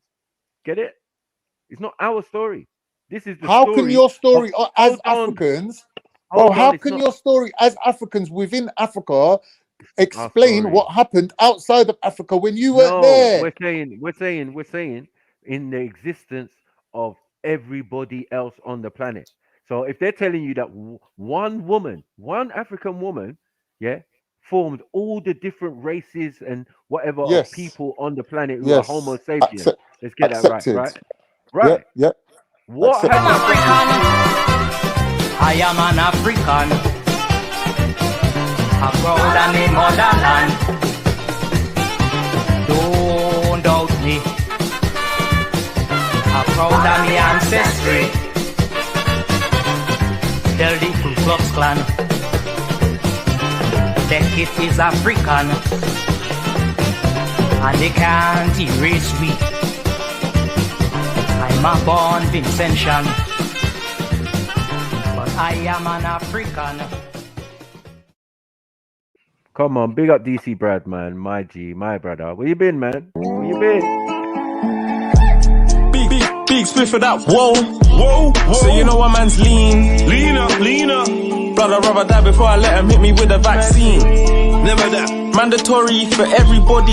You know what that? Leaner. Keep ties with the mob. Stay on job for the peace. MOB. Why would I run? If I bought my machine, when I got that best be ready. Yes. Big up DC Brad. Big up DC Brad. Much love for the love. Big up yourselves. Don't know where Soil escaped to or where Zulu went. Yeah, that was a quick exit. Yeah, quick little disappear. Yeah, thank you so much, DC Brad. Much love for supporting. Come on. Anyone that want to be like DC Brad, show a little bit of love for the 8 hours, 10 minutes of streaming we've been doing, and have that PayPal, hit up that super chat, or hit up the Cash app. You can scan the 2 barcodes, the QR codes that you see on the screen, or just hit up Trill Donate, # Trill Donate is running on the bottom of the screen if you want to know my Cash App name, and PayPal link is in the description. Otherwise, hit that like button. We should be well over 100, but we're not. For some reason, we're giving you the best on online streaming on YouTube, and I just need you lot to work with me, meet me halfway. Get me? I bring you the platform. We bring you the discussions and the entertainment, and all you got to do is support by liking up the show, man. But big ups to everyone in the chat because you've obviously subscribed. You know what I mean? Hit the notification bell so you know when we go live. Big up Khan, big up Snaps, man. I'm here, yeah? I'm in the back. Yeah, man. Cool. So what I'm saying to you is, Khan, is that this idea of genetic what Rebecca Khan did, yeah, with this mitochondrial DNA, because the mitochondrial DNA is the DNA that causes changes, all these little changes, light skin, hair change from, a 9 ether to 3C, 2C or whatever. Do you get what I'm saying? Is contained within women. You have it too, but you're just carrying it. Yeah. But they have the DNA of change, right? They carry that mitochondrial, and their mitochondrial is the same from the beginning, from the first woman to the last woman. This is why they can say that that woman that left out of Africa has a relation to us. To get it, however far back it is, and blah blah blah, in what form we were, one person from one tribe. You know, there's hundreds of tribes or thousands of tribes in Africa. Do you get what I'm saying? So we're saying one of those women left out of Africa and became all the different races of people who are non-African. Right. Okay. I ain't got no problem with that. That is No, out of Africa theory. Yeah, but it says, it's telling you're not Africans. I'm good with that. Because I'm wondering, there's nothing wrong with that. I'm wondering who she bred with. If she's leaving out with Africans, yeah, and she's an African herself, but then she goes somewhere and breeds, and then breeds and breeds and breeds, and they breed and they breed and they breed, giving you the various colors or the various different hues of people on the planet. But who is the people? What is the complexion of the being they are breeding with? Because that's the only way that can happen. I can't say a walking fade.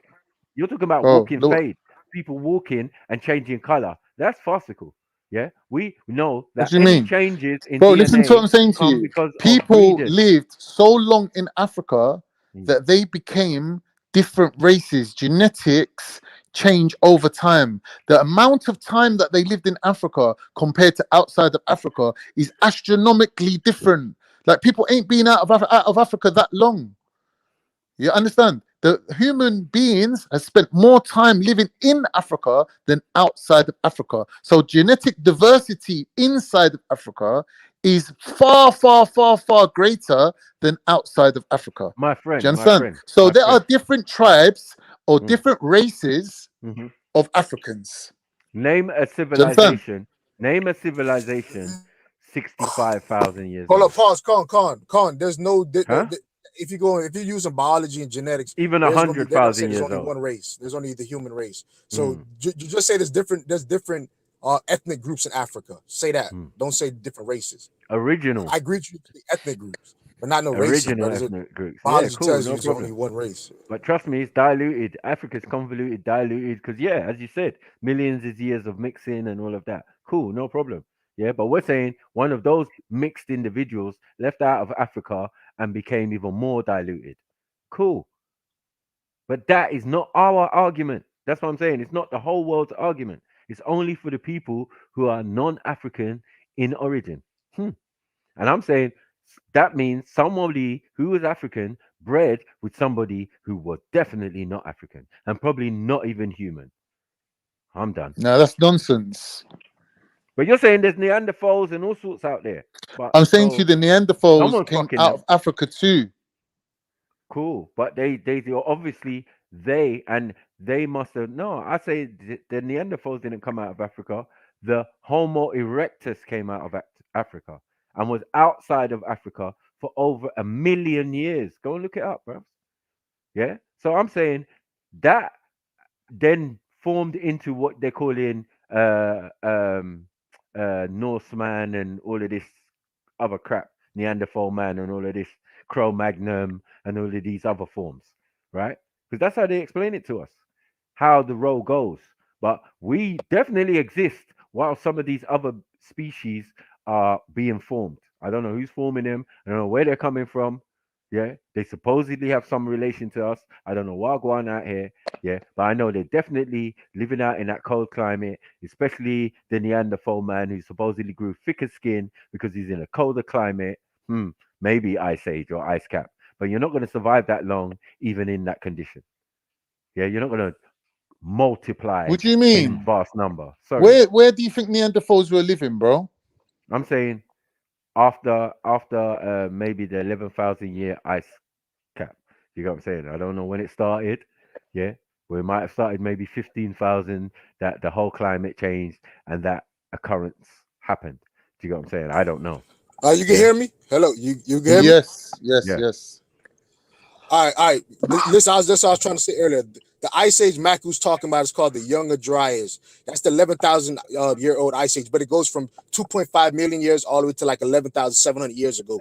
But from 12,000 to like 11,000 or whatever, there was an ice age in Europe and it was actually documented that if you believe in all the science and biology and all that shit.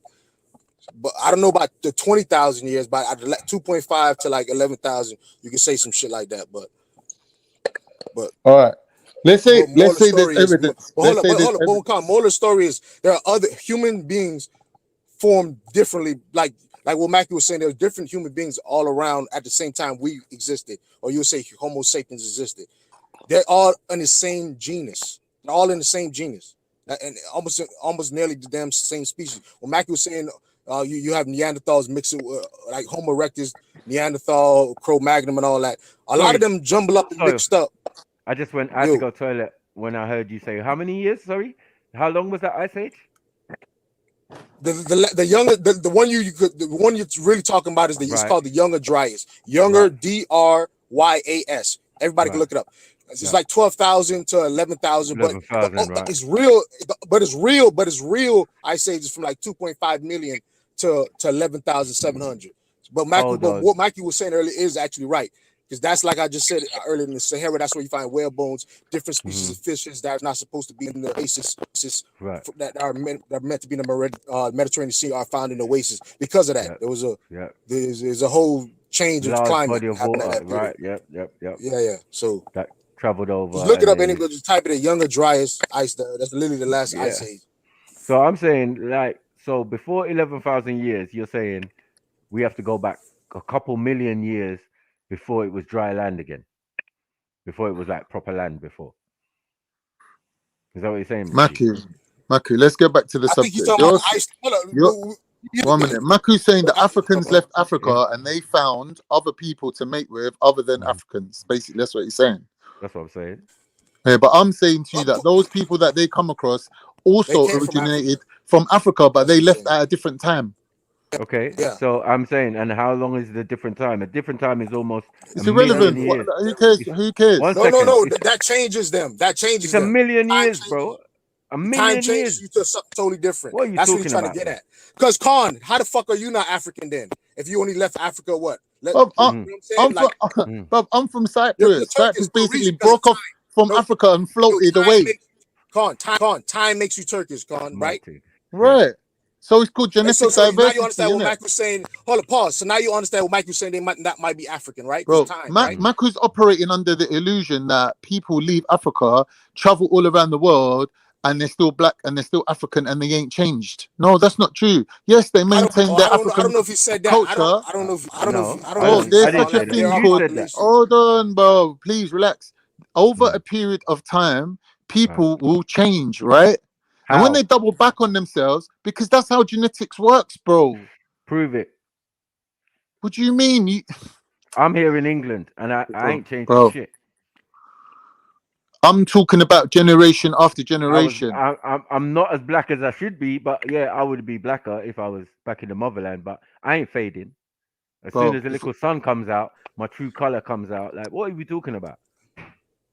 Yeah, but this I'm trying to explain it to you, but you're trying to stick to some kind of like bias towards this like mystical. I don't know what kind of belief you got. But hold on, Michael about to say it. Michael just trying to leave the door open for some weird beliefs that he wants to. Listen to what he's saying. Listen to what he's saying. If I come to, I'm born in this place, right? I'm of my complexion. I haven't changed from my mom's complexion or my dad's complexion. They haven't changed from their parents and grandparents, great. But my dad studied and lived in fucking Russia, in Moscow. You know what I'm saying? Studied in Moscow. Yeah. It didn't change his complexion, fam. It's minus 50 up in that bitch. You know what I'm saying? All it did, nigga grew more hairy. So he grew more hair on his face. You see him with a big beard in young days. You know what I mean? With the Russian thing on his head, trying to keep warm. You know what I'm saying? But what you're talking about... I'm finding it hard. One second. But you're not giving no scientific explanation. Bro, I'm finding it hard to kind of like believe. I'm saying... You're contradicting yourself, bro. I'm not. You're the one who said that the women contain the mitochondrial DNA that's in charge of the changes. Yes. So who? Right. So how are they passed on through generation, through having mating with these women and creating a new generation? So why are you telling me that your dad grew more hairy within his lifetime? No, I'm just saying that people don't change color. That was my main point No, explaining my. your people don't change color. That's why you can go to Mongolia and Thailand and still find melanated people. So then why is it going to be any different for people who Because left out the of Africa? genetic diversity in Africa, which you're not accepting, you're making it like all Africans are one type of African. There's different types of Africans. Yeah, There's but you're Caucasian Africans. And Caucasian looking, as in aquiline features. No, yes. no, And wavy hair and thing. no, but even straight they hair. look. No, don't be bogus. Don't be bogus. Because Ethiopians are the Caucasians and Caucasians like biology. Exactly, Ethiopians. That's what I said. But I don't believe that. Then he That's started bullshit. laughing. No. I just African features. See, that's what I'm saying. That's what I'm saying. You're gonna be slope route there. But it doesn't even make sense what you're saying. He's saying Dravidian. Hold up, Michael. Let me say this. I think concentrate diversity. Like there's genes that they say they have narrowed down to where pigmentation is linked to. So for example, they're saying you can have like genetic changes.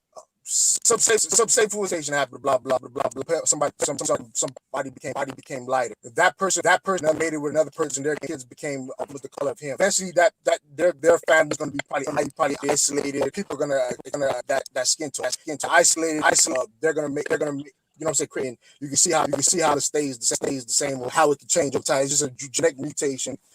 Someone liked, and it became a trait that people featured as in beauty or whatever. You can all that can actually happen. It's genetic shit, but cards slow though. Because at the end of the day, you gotta go back to saying Caucasian, Ethiopians are Caucasians, Asians, and they're the black Caucasians of the world. No, it doesn't even make sense. It doesn't even make sense. What he's saying, it doesn't even make sense. What I'm saying is that at the end of the day, yeah, these I think Searle just made perfect sense out of it, to be honest. I know what you're saying. I know what you're saying, but I'm just saying it's a slippery. Like you literally, if you're Ethiopian, your thing's cutting up, you know. You can identify as white based on this whole logic of no. So you got mad echo. You got mad echo, bro. But like, what I want to say, Searle, I'm just trying to lay it out in terms that we can all agree with. I might not agree with it, but I'm saying I don't make the categories in it. I don't tell people, oh, you changed from point A to point B, so now you're a next set of people. I'm not the one putting that on people, but I'm saying scientifically, that's the categories, isn't it? So when you're talking to someone like, when you're talking to someone like, what's his name? Fucking Ralph. He talks about bins. He puts people in bins. So what it means is like there's little groups or pockets where people kind of like gather in little groups together, and he calls them bins, right?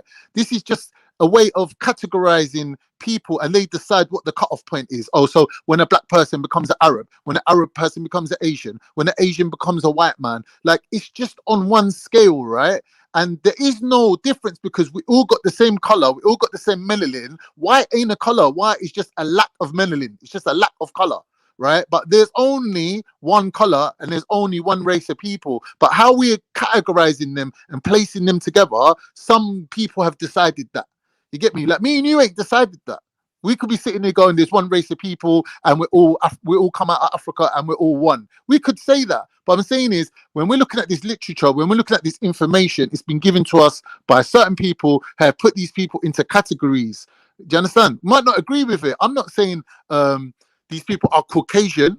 I'm saying but scientifically, they're categorized as Caucasians. They were Caucasian before they left Africa. That is the theory. I'm not saying I agree with it. I'm just laying it out on the table so we can discuss it. Yeah, well, I'm saying that these people who left Africa at a certain amount of time had to have bred with people outside of Africa, yes, to have the changes that we're talking about. Yes, the people were Neanderthals who originally also came out of Africa. Right. They came out of Africa. That's all. But that Neanderthal himself never came out of Africa. It was he did.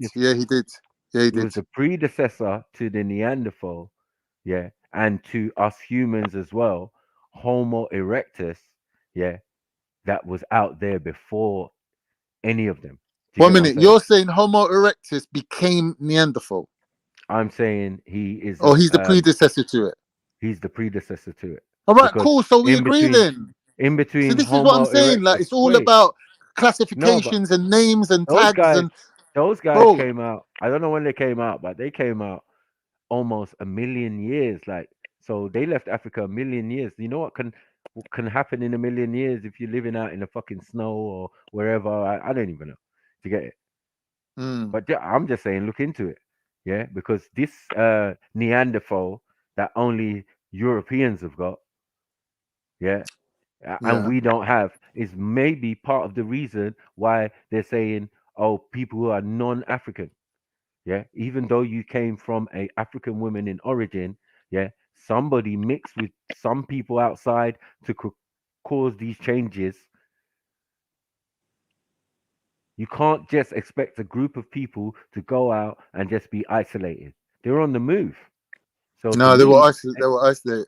Neanderthals basically picked up from South Africa, marched straight through Africa, come out the other side of Africa and settled We're not in. talking about Neanderthal. We're talking about humans 65,000 years or 100,000 years ago. Yeah, them ones there, when they left Africa, they come across Neanderthals in Israel. Hold on. Did they not walk to far distant places? Yeah, they carried the Neanderthal genes with them.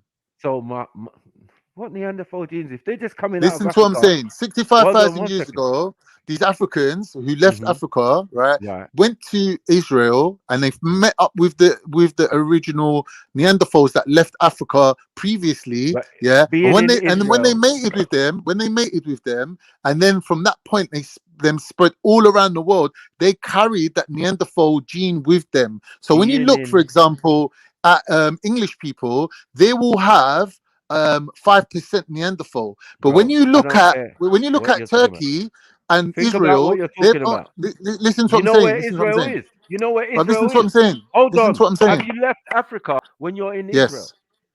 That's irrelevant, right? What I'm saying to you is What are you talking about? Well, let me conclude my point. Are you not allowing me to arrive at a conclusion, bro? Let me tell you something. When you leave Africa is when you cross over, those Caucasus Mountains. That is facts. Yeah. So I don't understand someone that is on the way. That's really interesting. But you're on the coast. One second. But you're switching from DNA to geography. That's a different conversation, bro. No, but I'm just saying geography makes sense. That's geography. Like when you're saying out of Africa and man's only in fucking Jerusalem, no, it doesn't make sense, bro. All right, is the weather is the weather and the climate and the geography the same in Israel as it is in Nigeria? Well, they're not coming from Nigeria, they're not. All right, cool. And where's so let me explain my point. Well, hold on. What's next door to Israel? Bro, can I conclude my point, please? No, hold on, dumbass. What is next door to Israel? Why have you started talking about this now? Because you're not really interested in what I'm talking about. You've got this different story you're trying to push. Bro, it's the Sinai Desert. You're just injecting your pseudo into everything, bro. Why can't we have a normal conversation based on the subject that we're talking about? I'm telling you, it's based on the subject we're talking about. And if you don't have a fucking map, that's your fucking business. Bro, we're going from DNA to geography. How is that fair? I'm just saying. We're talking about football and then I'm talking to you about archery. Let me finish, dummy. Bro, I'm talking. You should wait for me to finish. Man, let me finish. If you're talking about Israel, right, and saying Israel is out of Africa, it's not, fam. Yeah? Look at it doesn't matter. Map. And hold on. It doesn't matter. The conditions, it doesn't matter. Hold on. If they left out of the Sahara, which is just across the way, bro, it's all part of the same strip. Do you get it? So they're not even crossing any major water. Explain this, bro. One second, bro. Let me finish. Yeah, they're not even crossing no major water to go to Israel if you're saying that's where they cross from. Because in other examples, they say some cross from round Yemen, into Yemen and that region. Yeah, and others say they come up, a batch of them went up into what we call the Sinai Desert and across into Israel and up into the Levant. Where is the Levant? I thought we were talking about how people change color. No, well, you're talking about that because you got to explain that and you haven't. No, you the one who made it about that. So now I'm explaining it. Yeah, explain how people change color. Hold on, one second. Explain how an African woman left out of Africa and changed into all the different races of people who are non-African in descent. Okay. Explain that. Okay. So the principle that I've laid out, right, already, which is genetic diversity, happens over time. We've proven that by saying that there's greater genetic diversity inside Africa than outside Africa, right? So when you go outside Africa, that principle still continues to a lesser extent. Now, this woman was from a tribe, yeah, who was 65,000 years ago, left Africa and come across people, i.e. Neanderthals, in the region today known as Israel. These people then mixed with those people, and when they travel to further outreach places and they come across other Africans who previously had left Africa 100,000 years ago, yeah, they carried the Neanderthal gene with them. The reason we know this is because when you go to further places like England, English have got 5% Neanderthal. In places like Turkey and Israel, they've only got 3% Neanderthal. So that happened because they started running out of Neanderthals because they kept breeding with them, and the number of Neanderthals in those regions reduced. So the Neanderthal DNA was being carried out to further places, and the Neanderthal genes in the center of their stronghold, or where they were, their manor, was reducing. So Turkish people on average got 3% Neanderthal, and England, which is further away from Israel than Turkey is, have got 5%. But English weren't always here. England, the people in England traveled here. Like the people in Turkey, they traveled to Turkey. So like, what I'm saying to you that the people that traveled here carried the Neanderthal genes with them. Cool. They're carrying the Neanderthal genes, no problem. Yeah. But what has that got to do with being African? Explain. But if you're born in Africa, you're African, isn't it? Yeah, and I'm saying like we're not going to change. We're not going to change. And remember, that is our border. So in ancient times, that would have been part of Egypt.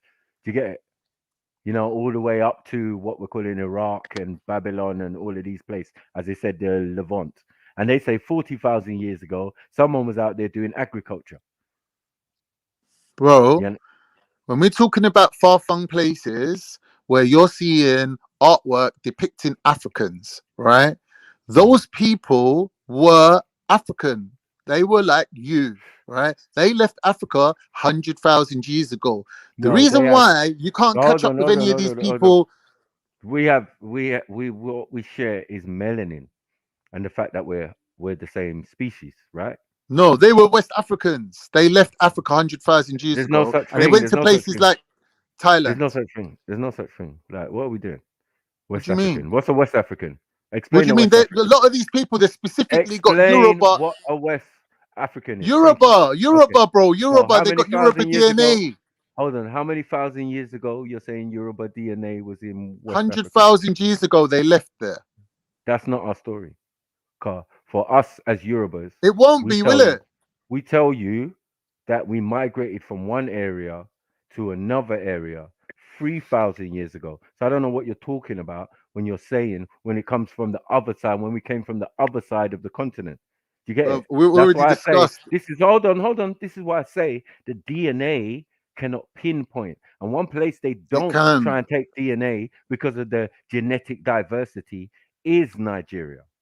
Yeah. Right. But if you know the migration routes and the movement of people, you would know. Let me finish.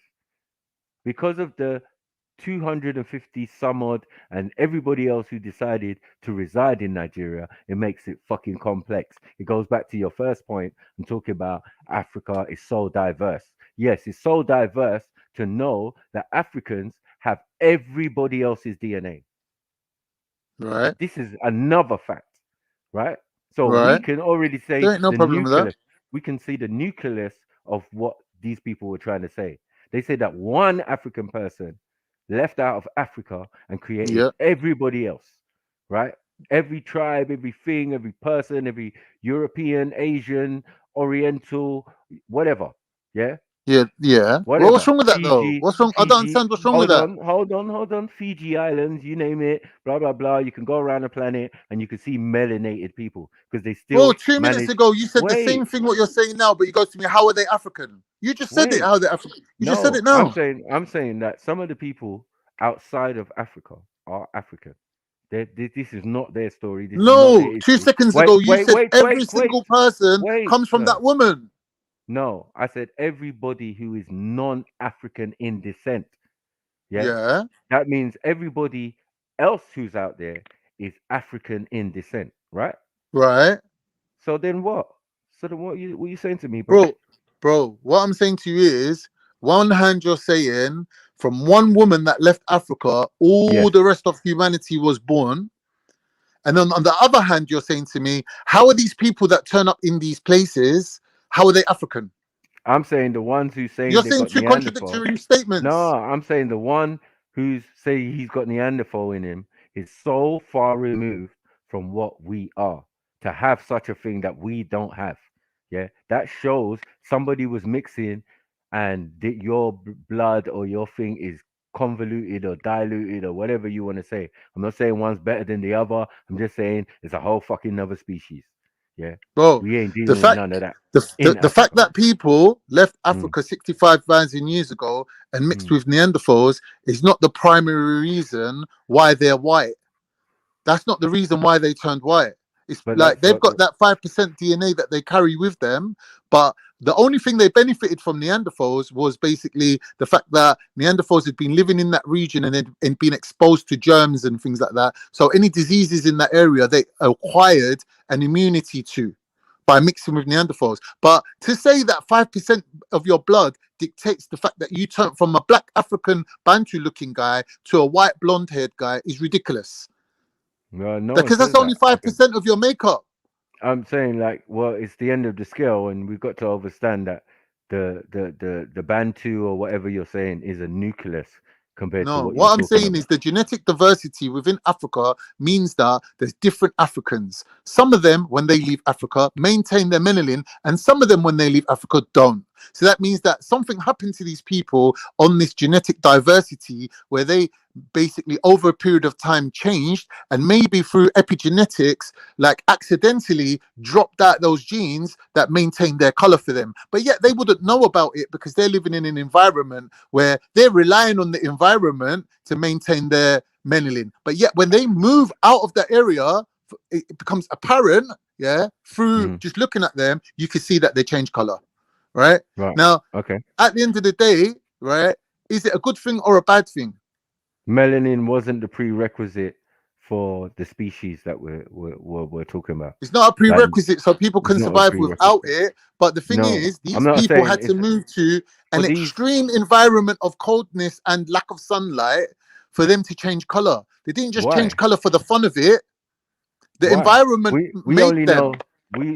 We only know a different specific set of people that we can have as Africans called albinos, who would need to be in a colder climate to live out their life expectancy. So why is there albinos in Africa then? If albinism is caused by environment, why is there it's not why caused is there by African environment. albinos? It's not caused by environment. It's caused because of the lack of melanin, right? Yeah. So obviously the same things are going to happen to albinos, and even worse in some case than thing. They won't live long. They won't live long. This is facts. So what they do, even African albinos move to England and places like this because it's a better climate. They can live longer. These are the facts. It's not because anyone drove them out, but it would make a gradual progression that a successive number. So then, if you're saying that, then you're saying white people can't live in Africa then.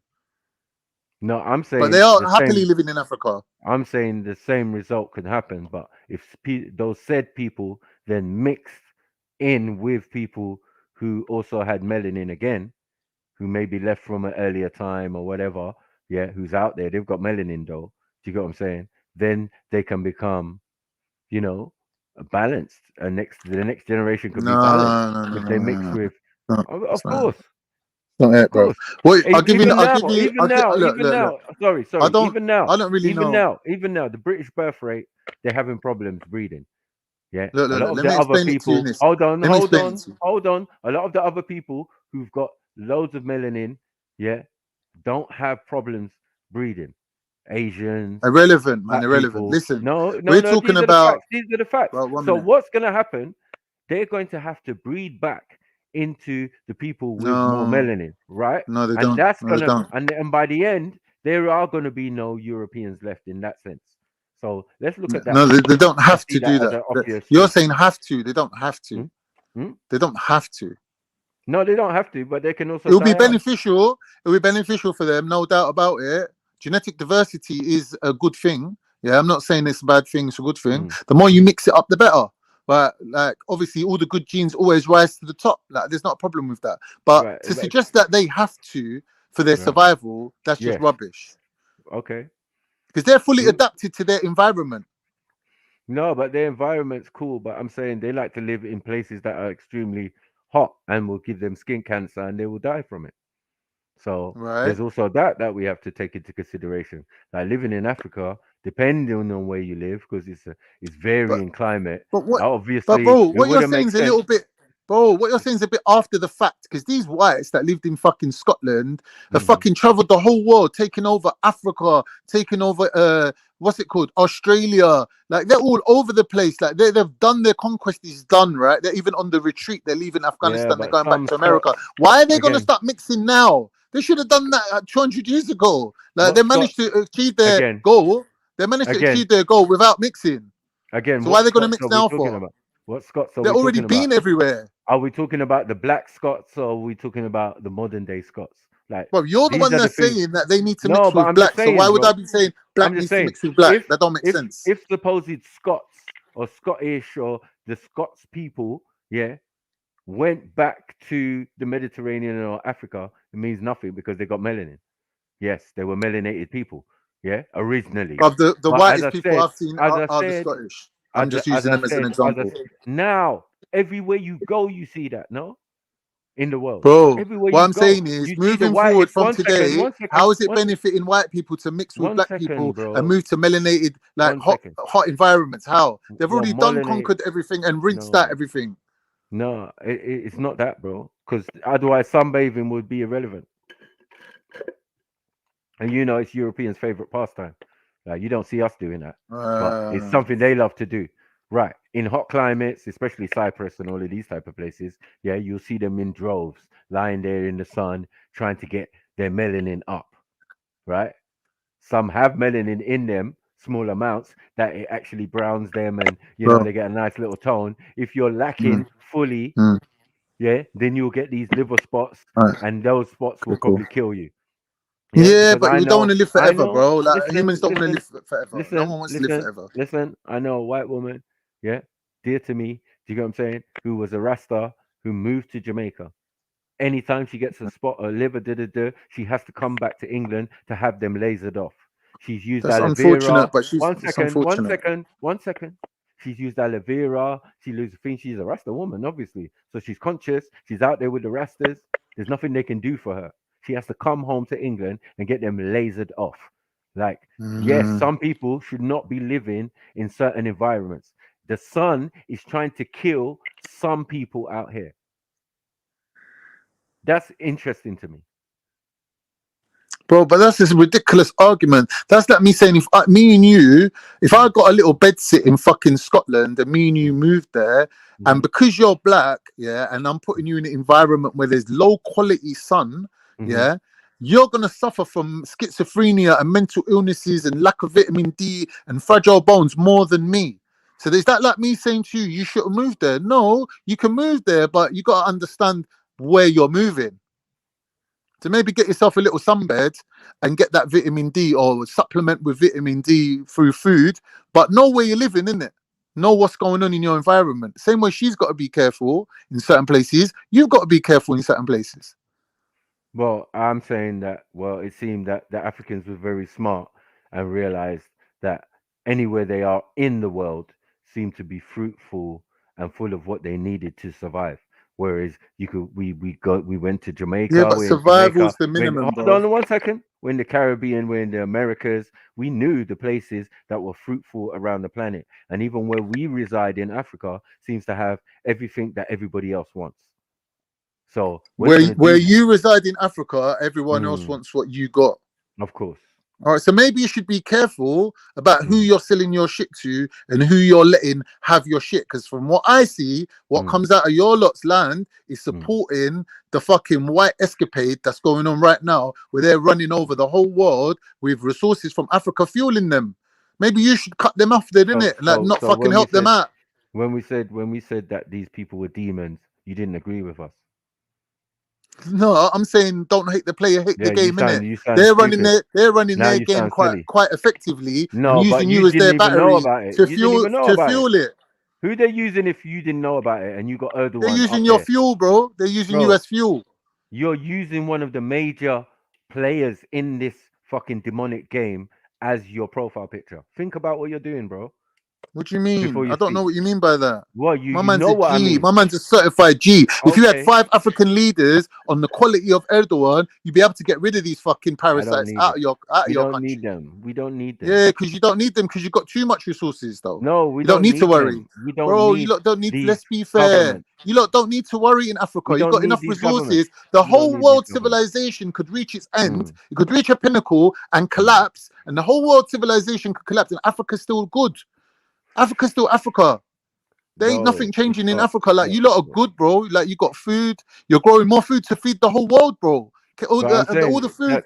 You lot are good, bro. Like, you don't need to worry, innit? But it's not about worry. As I said. Yeah, for you it's not. The Most High has placed us in places where all what we need is around us. It's you lot 100. and everybody else who is trying to usurp that thing there. You think we got a use? Hold on. You think we had a use for oil and petrol? No. Before you guys. Exactly. So you think we I've had got- a use for? Hold on. I've got no argument for that. 1 second. Uranium, tin ore, all of the things that they need to make our lives function and able us to be on this live stream together. Yeah. No, I personally think if Africa literally floated off into the sea away from the rest of the world, Africans would be much better off. Without any outside involvement, without anyone trying to take advantage of the resources, they would be quite happy. Now would be a bias thing, because even an African supposedly wouldn't say that, because of the simple fact we're indigenous to the planet. I stress again. If if there's good resources in the Americas and the Caribbean and South America and China and India and all of these places, don't think that the first people on the planet would have not been at the helm of setting up those places. Don't think that. You get it? Just know that within yourself. So what are you saying that it was yours and you lost it? 1 second. You lost it how though? 1 second. There's nothing between lost, because having a civilization and living naturally, there's still the argument to say who's smarter at the end of the day and who's doing the best thing. Do you get it? Because it seems no matter with all the technology and all the advancements, we still go back to the village to try and work out something so simple as, oh, this virus or this thing. Oh yes, just take this root, take this and take this. We've had these remedies for thousands of years. Yeah. But you don't want to take it, put it in the pharmaceutical industry and make money off it. Now you got a dieting pill that was something man did a standard just to go hunting. You know, like heat up a cactus. Yohimbe. What's it called? Yohimbe or whatever. So yeah, the water from a cactus, they would heat up the cactus, burn off the spines, and chew on that and go on a hunt. Because the hunt might take a couple of days. Do you get it? Man wouldn't actually feel hungry. So they took that concept, they found it out from the local people and used it in the pharmaceutical industry, where they had like 0.00000.1% of that actual cactus juice, basically. Can I just say something? Let me say something. It seems to me your argument is geographically, the whole world at one point was inhabited by black people, and civilization started with Africans, and Africa is the richest place on earth in terms of nutrition and nutrients and quality. All right, all these things, even if we accept them, right, what we have to say is, why is it then that your argument is based on mainly saying that Africans ain't getting the respect that they're due. Basically, you're saying I never like said that. Africa's this, Africa's that, Africans are this, Africans are that, which I agree with you on all of them things, yeah. That you're not lying, yeah. But it seems that what compels you to say these things is some sort of idea that like Africans are getting disrespected and Africans ain't really being given the respect that they're due. You get me? So I think that you should maybe just deal with that as an argument on its own, and Right, maybe we could make some headway. Let me break first. Why Sorry. growing up in in England and being the age that you are now and living through the times that me and you live through, right, our generation, that this kind of like burden to kind of like give some validation to who you are based on where you're from, yeah, is a problem right now. Like, why does this need to be addressed right now? Because I don't know what you're do you talking understand about. what I'm saying? I do understand what you're saying, but this is irrelevant as far as I'm concerned. You get what I'm saying? Because I don't do that. You do that. No, what I'm saying is normal people don't go around. Hold on. You talk about Turkey. You talk about the Ottomans. You talk about things. Yeah, like, but I don't take nothing away from you, though. I give respect where it's due. At the root of everything and every civilization, we keep finding out, that it's black people. That's not my fault. Do you get me? Or should I say melanated people? Because at the end of the day, I'm not fighting on behalf of black. Yeah. And you say black African. That's a full statement. Are you not? No, I'm saying black Africans is a full statement.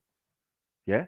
Right. Because we're all colors. Now this is news to me. If you've 1 ever minute. been to Matthew Africa, one second. is not fighting for black. Africa, 1 second. If you've ever been to Africa, you would know what I'm talking about.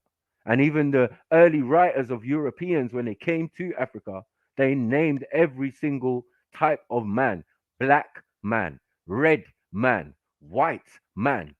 Yeah, from the Africans that they saw. So all of this idea of colorism and black Africans, well, maybe that person just lives above the equator, and that's why he's particular tribe, and that's why he's so dark, because it's really hot where he comes from. Maybe some of us don't even come from a hot environment like that, where it's kind of hot, but it's more humid. We got a lot more trees and plants and all of this, and some of us live near the coast because that usually helps. Sea breeze keeps the place cool and all of that. Right? Yeah. So that's why most of us live coastal anyway. Do you get it? No one's going to live in the hottest part of Africa. No one lives there. Animals live there. Do you get it? And the desert, which is another hot place, it's a hard life. That's what's quoted in all your books. When you're reading the Quran, you're reading about people living in these harsh environments. Yeah, from there to Saudi Arabia to upper into wherever, right? Across to Yemen or wherever. It's all desert life. Living in tents, living in caravans and doing all of that stuff. This is what you're reading in these texts, right? So that's what the texts are concerned with, that strip that goes all the way from Northern Africa all the way up to what do they call it? Turkey. To get it? Anatolia, go on. Right. So I'm saying that the movement of human beings and somehow some species came to be. I'm not saying that's claiming that all white people come from the same root, right? I'm saying there's white people out there. They don't. I'm saying there's white people out there who are definitely descendants of us. That's facts.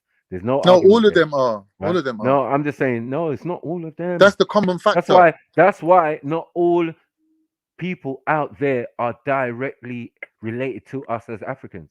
Only certain they are. ones. There ain't no other people on this planet other than Africans. Let me give you an example.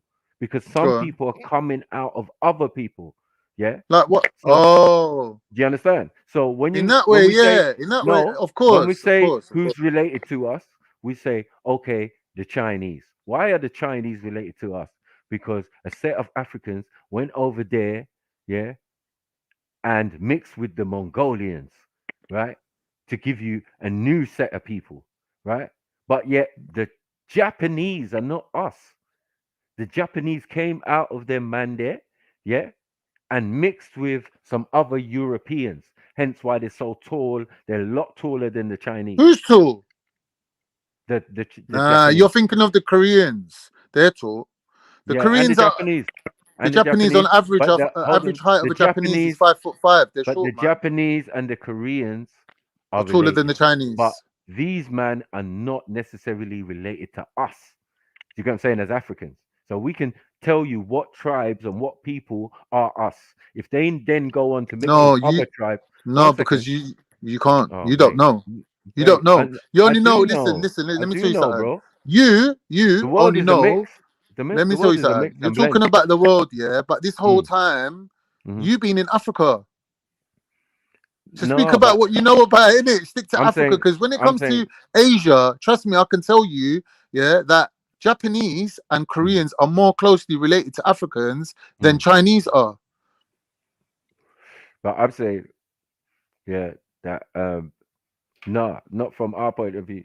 Do you get what I'm saying? But a lot of people. But how can you know from where you are? I just gave you like the physical composition, like Chinese and Japanese. Yeah. Japanese are way taller than Chinese people on average, right?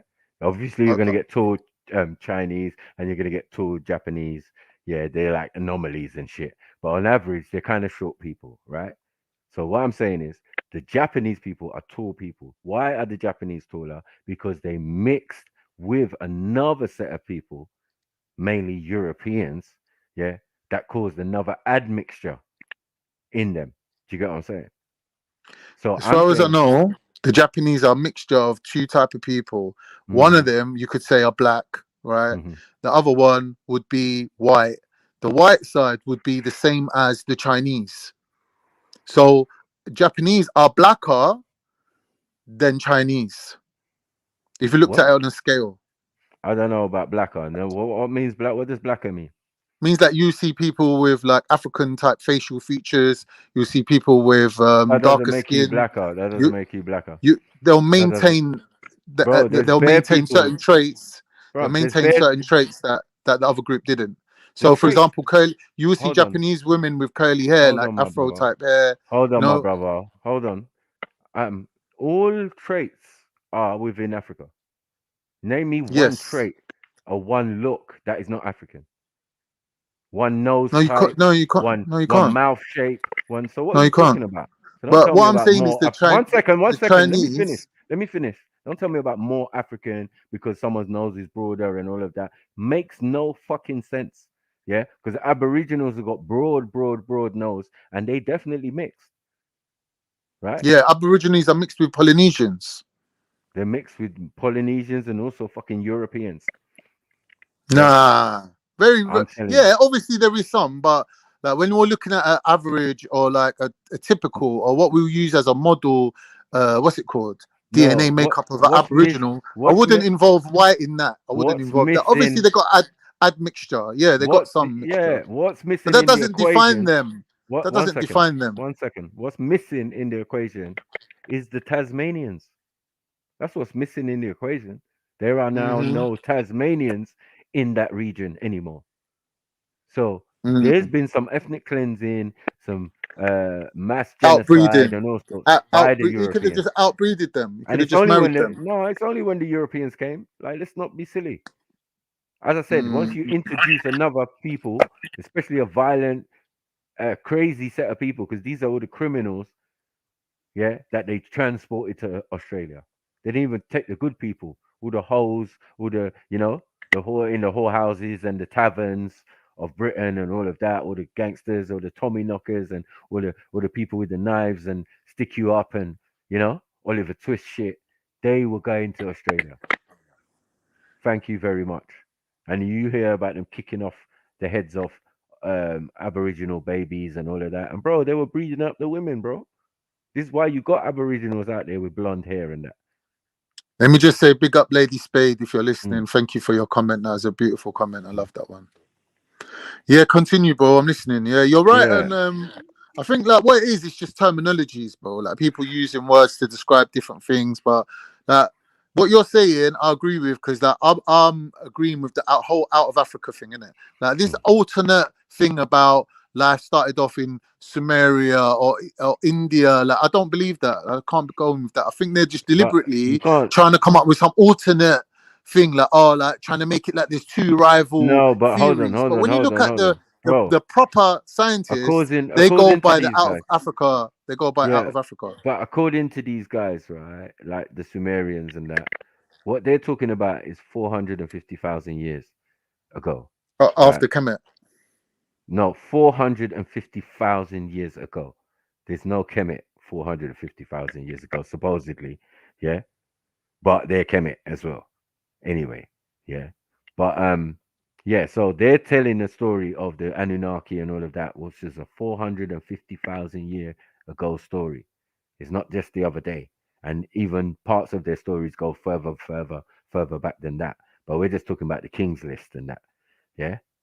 So what I'm saying is, like, look at all these periods of time, and most of these civilizations, they'll tell you, Sumeria 3,000 something years ago, Egypt 5,000 or nearly 10,000 now years ago, they existed. Do you get what I'm saying? The story keeps shifting. Even us, 180,000 years was Homo sapien sapien, and then it moved to 200,000 years. Yeah, so they could come with that 100,000 years expansion story out of Africa, right? Yeah. Then they found a bone that put it to 300,000 years, and now someone just told me yesterday it's 400 and something thousand years. So I maintain my premise that we've been on this planet millions of years, but it seems like science, technology, archaeology, anthropology, and all the other bullshit, yeah, is just catching up. Yeah, because they keep changing and moving the goalposts as far as we're concerned as human beings. You know what I mean? How can we be 180,000 years when they were talking about genetic Eve all the back in the early or mid to late 90s or early 2000s? Sorry, yeah, when that story came out. But when Rebecca Khan did the experiment, this was 1984 in the University of California or something like that. Yeah. She done this paper about this mitochondrial DNA. So look, we're talking over periods of time now. Look where we are with mitochondrial DNA now. It's standard, something you can go and just quickly look up. No argument. You know what I mean? Definitely. But the reasoning behind it was to go with the story of this out of Africa theory. To get it? And starting with this genetic Eve being one African woman left out of Africa and basically created everybody else who is non-African around the world. And this is what I'm trying to say. It's not just non-Africans around the world.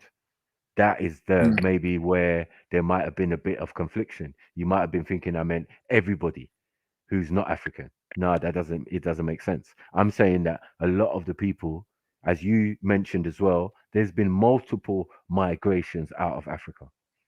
Yes. That has never been an argument.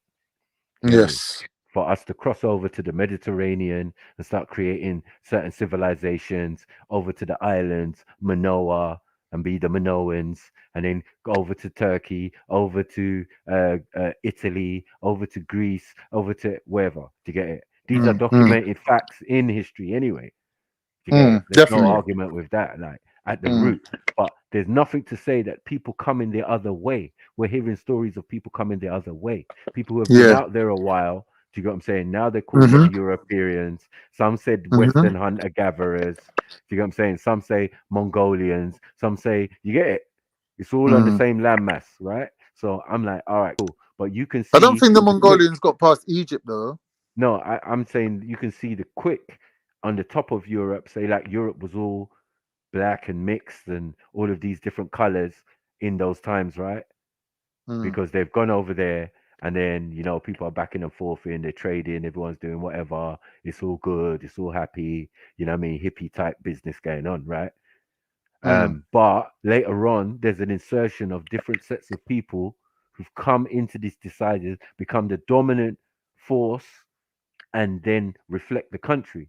So if a set of Ashkenazis, for example, work their way down from Middle Europe into Greece, and then into Rome, and then into Italy, and then, you know what I mean? All of that. So that it would show, like, as we see now in modern history, their story. This is what they want us to learn about when they took over.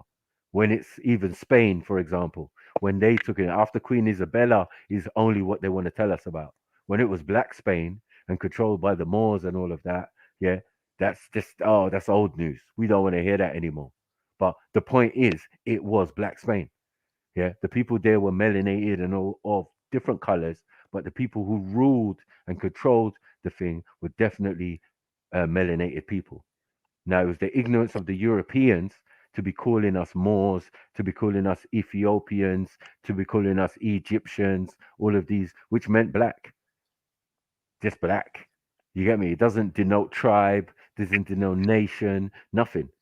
It's kind of demeaning, but we've got to understand they were kind of ignorant also. Do you get what I'm saying? So for them, years, oh, it's the Moors, the Moors. What type of Moors? Were they Muslim Moors? Were they Christian Moors? Were they Israelite Moors? Were they what type of Moors were they? You get it? We don't know. We don't know. Some people call them blackamoors, isn't it? To differentiate them between Moroccans and blackamoors. Yeah, exactly. But again, you know, Moors, home of the Moors was Morocco.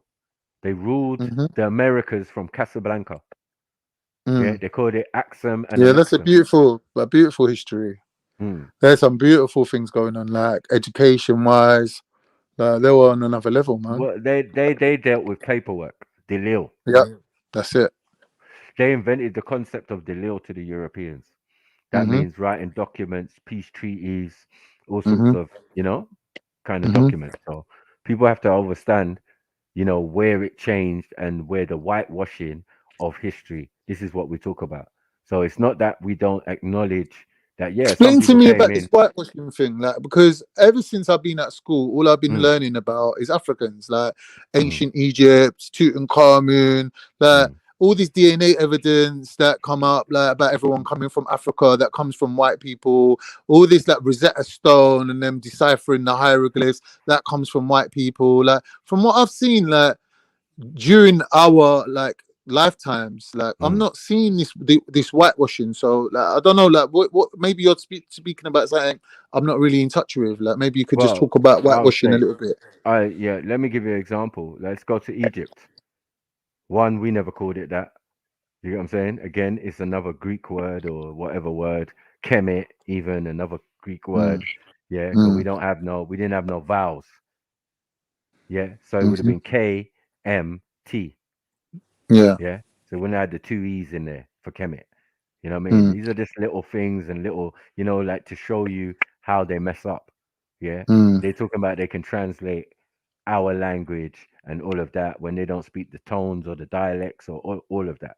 Yeah. But yet our tones and dialect match up with Arabic, Hebrew, all of the Semitic languages. We're all from the same Semitic language group. Do you get it? So like, it's quite easy for us to decipher our own shit.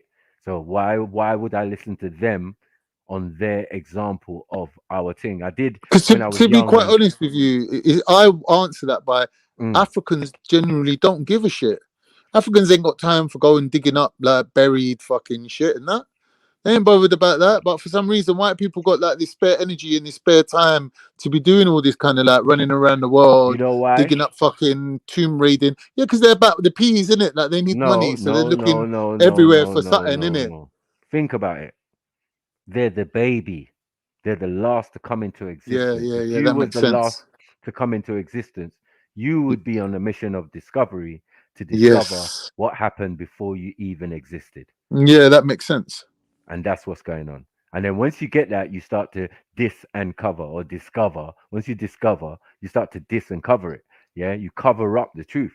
Yeah, that is the whitewashing. Yeah, you go in the Egyptian thing and you start painting the guys lighter tones or even European looking in Egypt. Yeah, really 40, 50 degrees every day, over 100 every day. Really, Israel, the same thing, all the way up the Levant, the same thing. Yeah, these hot places. How could there not be people of color there? It would be most conducive. Do you get it? It would make sense. And even people who weren't used to cover up and travel through. Do you get it? Because from there you could go all the way to India. We had a route, spice route, that we traveled all the way up the Levant and across Iran and then into certain parts of Europe, and then bam, down into India, and then even on into China, where we got silk. Because they're saying, oh, how's these Egyptian pharaohs got silk? Nigga, please. If we invented the spice route or the route to go to other places where our people went, showing you there was a route that our people took to go to those places, to go to India, to go to China. And it's also documented. I forget. I think I see it on. I forget where I see it. Maybe TikTok. They were showing about how the Africans were literally holding the Romans to ransom for goods that was coming in from India because they had the routes all on lock. You get me? So they were bringing in like spices, like cinnamon. Apparently, that was like they were selling it for extortionate prices to the Romans. Listen, all the Islamic literature and all of that. You know, like as I explained before many times, like Arabic is an African language of trade. Like when 100%. when we couldn't communicate in our native tongues, we used Arabic, just like we use Swahili today, Maku. or we use There was Pidgin. a beautiful debate that went on for ages. I wish you was there. There's I think there's a line in the Quran, there's an ayah that says that the Quran has been revealed in perfect Arabic, right? In perfect language, right? So I was saying to the guy who said that, yeah, but there's words in Arabic and even in the Quran that come from Ethiopian, right? And he was like, nah, he was arguing with me, going, nah, when it says perfect Arabic, it means that Arabic is a pure language. I got him, that's impossible. But this argument went on for days, bro. It's so satisfying having those like long debates. Yeah, well, it would have been It was even a good longer if one. I was there because I would. But a lot of these Arabs have this supremacist ideology that somehow their language is pure.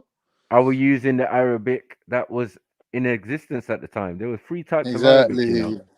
Only one that the Prophet used, and are we using the one that the Prophet used to translate our Qurans and thing now? Hell to the no. What we have is a modern version. Do you know what I'm saying? Which is, bro, it's sketchy at best. Remember, I've talked to linguists, Islamic linguists in the speaker's corner. Like me and the guy had a good long conversation about the textual differences and where it came from and what one's being used at the moment. Do you get it? So, it's quite deep, bro. Like, to find out that the one the Prophet used is not what's being used or being spoken or anything, because it's got to go with his tribe. You get what I'm saying? His tribe. What Arabic did his tribe speak? Weren't there like 7 dialects or something, or different dialects of Arabic at the time? I think there was different dialects of Arabic, weren't there? Right, only 3 major ones. 3 major ones. And they like split them up into 3. But we're saying like the northern Arabians, which is including like Jordan and that type of area, where it's seeming that's where the Prophet's one comes from, and then we've got the one in the middle, which is like that same area, the middle area. They speak a different, and then south, the Yemeni, more towards the Yemeni side, they speak a different type of Arabic as well. So I was like, interesting. But Arabic is not different; it's just different dialects of the same language, same as Hebrew, same as many other languages. You know what I mean? Because they're all going to say they're Semitic, added with Nilotic or whatever when they get to deep Africa, like Congo. You get me? They were like, Congo, Semitic Congo, something languages, you know what I mean? And then they'll put Yoruba and all of these other languages and whatever. But as long as they're Semitic, we can work with that. Yeah. You know what I mean? So, all right then, bro. Language. But yeah, man. It's been a lovely conversation. I've actually learned a lot. I'm surprised Zulu didn't stay in for a bit longer. It would have been good. I need to dip to the Islamophobe. Yeah. I think that was a bit of I did take it back. I think that's a bit of a strong thing to label someone with, given the connotations that go with it. Like even he was mentioning Tommy Robinson, who's like, don't put me in that category. I think the term's a little bit of a I take it back, innit? I'm not going to call him that no more. You get me? But I'm glad that he accepted that he's anti-Islamic, because then that makes his position a little bit more like viable. I can talk to him now because he's owning his shit.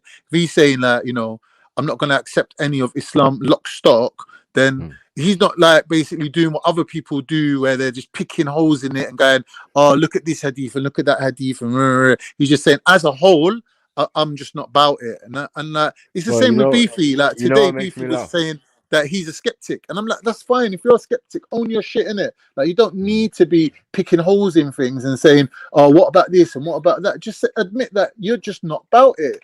It's not for you. That's fine, innit? It's not a problem with that. But unfortunately, a lot of our people are about what we're not about necessarily. Do you get it? So that's how it goes, man. Some people feel that their thing is older than what we're bowing our heads or bowing our, you know what I mean, too. So it's just perspective. You get what I'm saying? I can't wrong them, and you can't wrong them, because when it comes to my culture, if it wasn't that it had Islam in it, you get what I'm saying? Like I'd be maybe steered towards something else, because again, at an early point, Christianity or Catholicism comes into it. Do you get what I'm saying? Where the Augustine monks, I thought the Europeans brought it, but it wasn't. No, it was it wasn't. from an earlier time with my people, because I'm seeing crosses on some people's crowns and that. I'm like, whoa, hold on, you lot never knew about that then. What's going on? You know what I'm saying? But it seems like it was true. You know what I mean? My grandma's built a church, a cathedral, sorry, in Nigeria, and my grandma built a church and a school. Yeah. You get what I'm saying? And they called it after her. She named it after Mother Teresa, and Teresa was her name as well. Wow, that's beautiful. Ain't there no one that can jump on, man? I feel bad like leaving you, because I do got to go and bang up my workout, because get me, man's on a little roll. Like, I need to keep it rolling. Like, there must be someone to jump on though, no? Yeah, man, there'll be people, man. Don't worry, man. Yeah. All right. Cool. Yeah, man. Big up yourself, man. All right, man. Bless up, right, bro. Peace, man. Yes, people. Yeah, that was a deep one, isn't it? I have to make them know, bros. You know what it is? It's fear of a So I said workout. Wow. Yeah. The man is trying to do something, man. That 90 minutes on the cross trainer and that. You know what I mean? Them 170 heart rate and that. Mad team.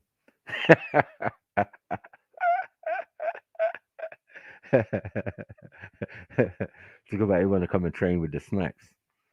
You know what I mean? You don't know Umbrellics now, man. It's peak for them. Them mute there. You know what I mean? Man's all looking like Ryu and that.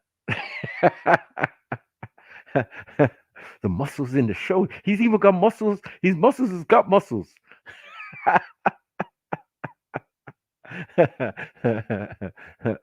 Big up Sarah, man. Come on, man.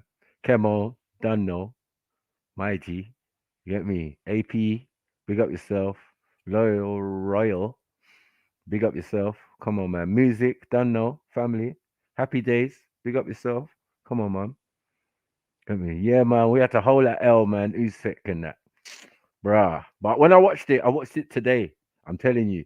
It's funny you said that. It's like 9 o'clock this morning I watched that. You get me? I woke up. I said, let me watch this fight, man. Cause I never seen nothing. Bro, he got licks. Licks, bro. He was confused. Nah, I did say, but I've always maintained that he's a robot. That stiff style, when it was him and Klitschko, two robots, that was a close fight. You get me? And he knocked him down and he knocked the other one down. I was like, no fucking way. Yeah. Then he got wobbled by Ruiz, the Mexican. No black American or British was doing it, Jamaican or otherwise. Yeah. That's facts. Yeah. But a fucking Mexican could come and lick down, man. Yeah. And he didn't look right even in that fight. Then he come into this fight now. Usyk can fight, man. You get me? I've watched a couple of these fights from before. So I'm thinking, yeah, this is gonna be a nice technical fight. You get me? I just saw like a hench shook brother trying to throw these dead jabs, bro, while man was smacking him up left, right, and center. Did you see the flurry in the last round? Nah, bro. Man tried to stick out his tongue and that and throw a quick jab like, yeah, what? You never knocked me out, bro. If there was one more minute added, he would have been finished. Yeah, I didn't see that shit. You ain't seen that shit yet? Nah, go watch it. About AJ. Yeah. I don't even want to watch it. He's a donut. No, but it was a decent fight. It wasn't bodied in the ring. It was a decent fight because my man was just bodying him. He was doing these little gay jabs and he was throwing him 1 or 2 punches. But if he had thrown more, he would have won that fight easy. But I don't know. He was just shook of getting knocked out. Down. Yeah, it was rubbish work rate, bro. He's having Ruiz one flashbacks. Yeah, and my man was moving like a fucking for the whole 12 rounds. My man was moving fast. Yeah, because one thing about Usyk, a cruiserweight or something. Yeah, he was the cruiserweight champion, isn't it? Now he's come up to heavyweight. He's still pro though or amateur? Pro. Okay. He's licked down everyone in that weight, and now he's come for the heavyweights. You get me? And he's unbeaten. And now he's champion, and he's unbeaten still. He snagged all the belts quickly. Yeah, it's peak for a lot of people, but I just think AJ is getting the rematch. 6 months, they're going to rematch. But I don't see any change in the result. Yeah. Unless overnight he grew a super heart. Because sometimes being big, you can be fucking dopey, bro, like a real big pussy. Yeah, and I think if you get hit hard early as well. It was a little bit like Arms. No heart. Yeah, like man was acting hella Ghanaian. I ain't even gonna lie. Man said Ghanaian. Yeah, I ain't seen a lot of AJ fights still, but it just seems like if someone puts the work on him, he just doesn't know what to do. He just kind of loses it.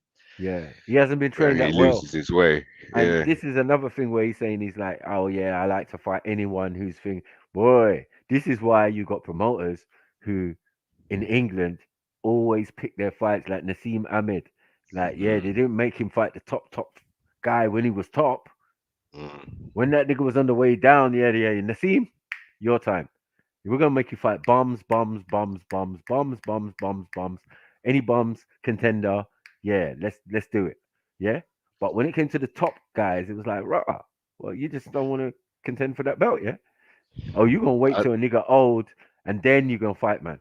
Yeah. So the promoters strategically pick, even for Frank Bruno, for all of these type of fighters, they've always done that. It's the English way. Yeah. Like you don't want to get exposed to the kind of the boxing way still. Yeah, no, you just don't want to get exposed to Cubans. Yeah, Mexicans and all that. Yeah, they don't want to do that to you. Yeah. And then you have to go over to America for your ABAs and that. And then that's going to be peak because the level is tremendous over there. What they have over here that's good is that technically the boxers are good.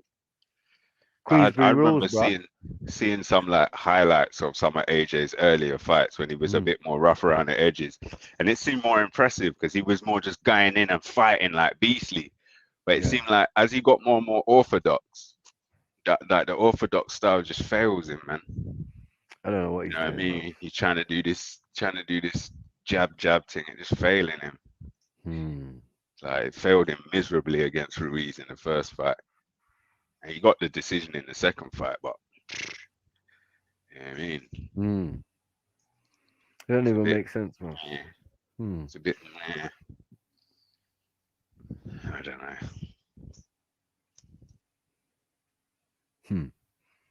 Yeah, no, with this AJ guy, man. Let me down, man. I mean, but yeah, we have to take the L. I'm still sticking to UFC. Fuck that. You get me? MMA. We run things over there. So shut your mouth, anyone out here want to chat shit. That youth's British. And the funny thing is, when he came out, they revealed all these Yoruba names. You get me? They were like, yes, what's it called him? They said Anthony Aledokpo, Alejipo, yeah. Joshua. I was like, nah, they went there with it. That was before the fight. They were in the full name before the fight as he was coming in, like, fully 90, yeah. Shit, you got double barrels. Shit. You get me? But yeah, you could see they were fleeing. They were fleeing from then. When they start talking, they don't call you Anthony Joshua no more. Yeah. Pride of Britain and that. Olympic champion and the British Olympic champ and that.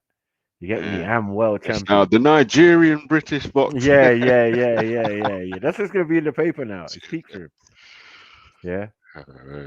I want to see how busy that club is near my house. That's he frequents. Do you get it? What's it called, that one? I think it's called the Heart or something like that. Okay, fuck it all. Yeah, it's That's a an mess. irony, isn't it? Yeah, the Heart. He ain't got one. That's why you have to Just keep jumping going. on, man. I need to eat my dinner. Yeah. Just went out and did a little went for a little run and that, trying to blow the rust off the lungs. Yeah. Little bar training in the park, kick a little ball. Yeah, come on. You know, cold out there though, boy. Yeah. Aching out my ears, or yeah, it's gonna start getting colder soon, man. And I'm out there playing on the Sunday, man. I'm still going, man. Started this thing. You might want to back come on the and join. football. Yeah, man. I'm not even a football guy, you know. I think we just hit the bar and was like, fucking hell, it's been a while. Someone drilled for the ball. Yeah. No, but you don't know how fit you can get when you're just running around. Yeah, with it, exactly. man. Yeah, just Like, kicking the ball about and that. Done a little workout. Yeah, definitely. My legs have got a nice little feel to them, like they did some work. My lungs have got a little burn on them. You get me? Hello. There we go. I was just about to say he's gonna come up, so I can go eat my dinner. Yeah, I'll be back in a minute still. Well, Sash. Hey, Mackie, you alright? We saying, yep. What have you Been got? Why? Day-long debate, boy. What was you going? Why? No, I was quiet for most of it. Still, I was quiet for most of it. But yeah, I did jump in. As soon as I jumped in, yeah, it's been a while still. Day-long debate. Yeah. After coming back from doing some work. Yeah, man. So what you got to say? Why now? Why? Go on. Tell me why. Nah. Do you know what? I figured you wouldn't want to hear all my why. So I thought, let me not.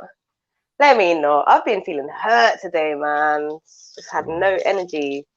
But then for some reason, when the sun goes down, I get better energy. I don't know what the fuck that's about. Vampire. Shut up. Vampire business. Who else is jumping on, man? Where's the rest of you, man? Yeah, calling all ladies. Not saying Sash is not enough, but I'm just saying. Yeah, where's the rest of you, man? That's Where's cool. the rest of them, man? Calling all the ladies. Since Mary Jane got man, boy, she's just treating us harsh, man. What the hell? Yeah, MJ just forgot about us. Shade. Bro, don't rate us anymore. Fuck's sake. So deep, man. You know what I mean? Fuck. Yeah, that's what they do. But girls do that a lot. Do you find? What, that they ghost? Yeah, when they get with someone, you're like, Rob, where's my girlfriend that I used to chat to all the time? You know what I mean? Why she didn't have a man, and then as soon as she gets a man, her phone's locked off.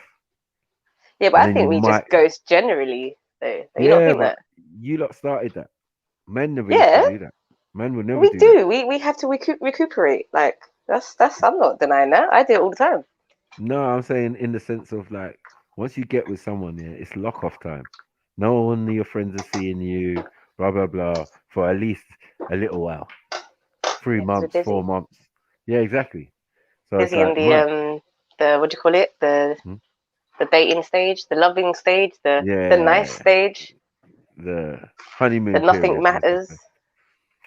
Yeah, honeymoon period, we call it. That's the word I'm looking for. Yes, that stage. Where you lot are lying to each other. Pretending your farts don't smell. Going into another room. God, stop it. You're like, you can't wait. I can't wait to the day I could just fart next to him. What if you went out with a girl and she farted on, like, say, the second date? How would you feel about that? Would you be upset? Second date. Second Depends date. where she farted. In your house. Oh, if she farted in my house, that's cool. But if she farted like next to me, she didn't get up, she didn't go to another room or go to the bathroom or something. Like even me, yeah. If there's a girl in the yard, I just can't do it. I'm just like, oh man, I gotta go bathroom quick. I can't hold this in. Can't hold this in. Get me? I might have to run some water just in case there's an echo. I was gonna say like echo ricochet throughout the whole house anyway. In complete silence. Yeah, have her talk about. Are you alright in there? No, you know. Stop it. It's worse when it's an ensuite as well. It's gonna be super silent. I love it. But honestly, yeah, like, yo, you got. Hope you got another Some bathroom. controlled outlet, boy. Yeah. Like, nah. You know Love what I it. mean? Yeah, that's real fecal matter. Yeah. But why is women's I love fart it. so? Why is women's fart so stinky and silent? Like you lot do the Because silent one. what are you talking about? You not do the same thing. No. No.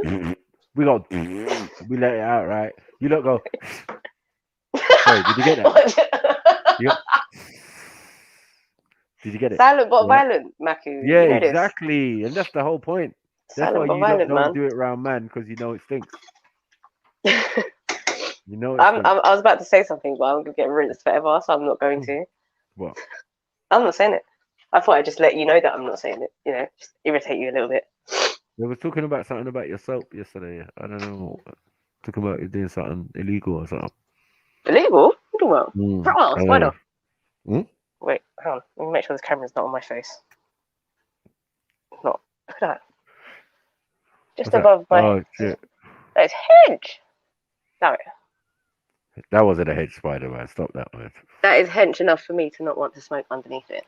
Oh yeah. You're small as well, so a little spider will seem big to you. If you was here, you'd walk straight into that and land in your eye. If you was here, you'd walk straight into it and it's like be in your face. I'm the lighter guy. I start burning corners of the web. Oh, Get me? that's cruel. What? That's cruel. If This it's is small home. enough, it will get burnt. It will get burnt. You'll And burn the spider alive. Yeah, I'll burn the spider, man. I'll burn the spider, but I don't want it to drop on my hand. So I'll be like a little pum pum. But I'll be doing something wicked and cruel. I know. I've been like that since you. My mum made me like that. What, scared of Yeah. spiders? This spider's like itching his No, back. kill everything. Oh, Everything wow. in existence that she doesn't like. Get murdered. I was the executioner. You know what I mean? Oh, Oh, Matthew, that's spider, mean. kill it. Oh, thing, kill it. Oh, rat, kill it. Oh, mouse, kill it. Oh, this, kill it. Oh, this, kill it. Oh, this, So you just like move it to the side. Wait, this No, man. spider. That's to execute something, especially mice. Like we had one house, and my mom don't like mice, and yeah, every time there was a mouse or something, kill it, kill it, kill it. I threw a knife at the mouse. Oh, that's I like trapped- got blood and stuff. That's gross. I trapped a mouse in a cornflakes box, folded it up, took it outside and beat it with the broom to the broom Mackie, broke. that's kind of sadistic, mate. Are you alright? I came very efficient at killing stuff. I'm telling you. Nah, man. Families. Big up. Big up, Freddie. You hearing Mackie's sadistic ways?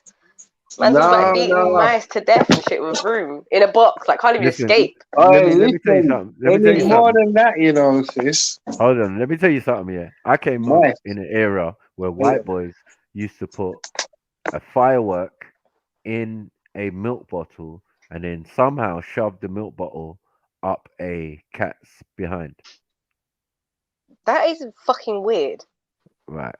That's extremely strange. Ugh. And extremely destructive for the cat. You get So you me? just blow the cat up from the inside. That's And gross. they would do mad stuff, bro. So let's put it into perspective. Like what I was doing was little bit, but what they were doing was madness. Yeah, I have a confession to make. Yeah, that's normal for them. They used to kill frogs and all that in my hood as well. Blow them up with the fireworks, line them up, tie them up into a rocket. No, that's just cruel, man. But I have a confession. You know those flying things with the massive legs? Yeah. I used to pull the legs off and the legs would still twitch. And I'd be like, wow, it's still moving and it's not attached. I learned that from my boy cousins, however. So, oh, one sec.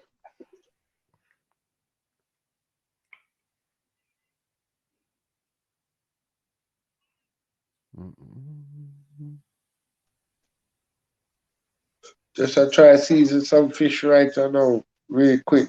For add on to the little rice there. And the rest of the soup there. And the car on my bed. Just me. It's been one of them days today, mate. I tell you. Innit? Have you not played badminton? How long since you not played badminton? Summer. Yeah. Oh, Summer. I went to the park at the front of my yard. Yeah. Oh, And okay. They've got one me over and the there, yeah? missus. No, me and the missus did badminton on the grass. Like, yo, bam, bam, bam, bam, bam. I was like, oh Brother, yeah. I had to bruck her up still. She knows herself. brother, You just get me? had to go not JD's sports director and cop the bats, blood. Oh yeah. Yeah, go I down wouldn't there. mind playing badminton again, you know. I wouldn't mind playing badminton. It was good, man. Well, It's I'm good exercise. fucked. I was good at it. I know your arms. I want to do Bro. badminton. I heard it's really good exercise. Yeah, man. You feel Like, head really good. sharper. For 2 days, you can't move your arms in that, like mad. You get me?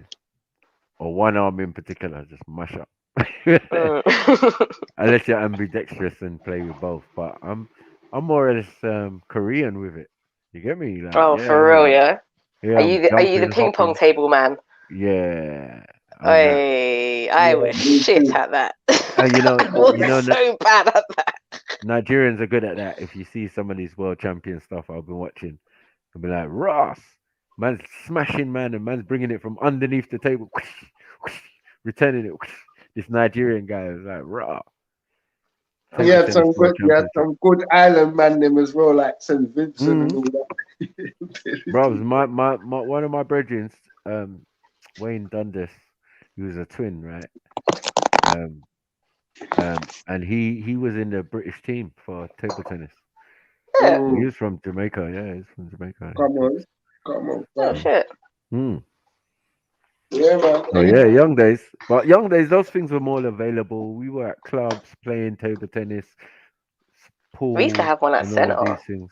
Yeah. We used to have a ping pong table at Centre, and the boys wouldn't let me go on it because I was so shit. Fucking meanies. Nah, we used to play around the world. If you got enough bats, or everyone had a bat, we just all play, like 8 of us around the world. And if you miss the ball, you're out. Remember that one, Matt? And you all got to run around the table, like.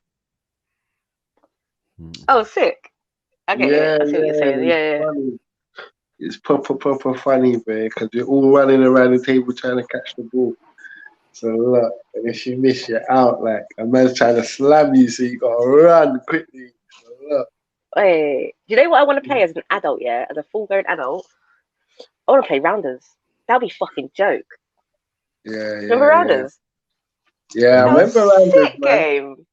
I done that for family dating. Like my foster people that was family that I used to live with back in the day. They like had some big family of like all the kids they fostered and all that shit. And that was sick. fun. Yeah, that was fucking fun still. Got to see a couple men that I ain't seen in a hot minute, and that we was all playing rounders with the big bats. Oh, that was a joke. Oh, that's sick. I want to do that, man. We should do a trill rounders a day. Yes, man. When the sun starts shining, man, it's only because we got bumped for summer, innit? The thing started in July. Fucking whack. The thing started in July, so if you went up and down from there, you never got nothing kind of this year.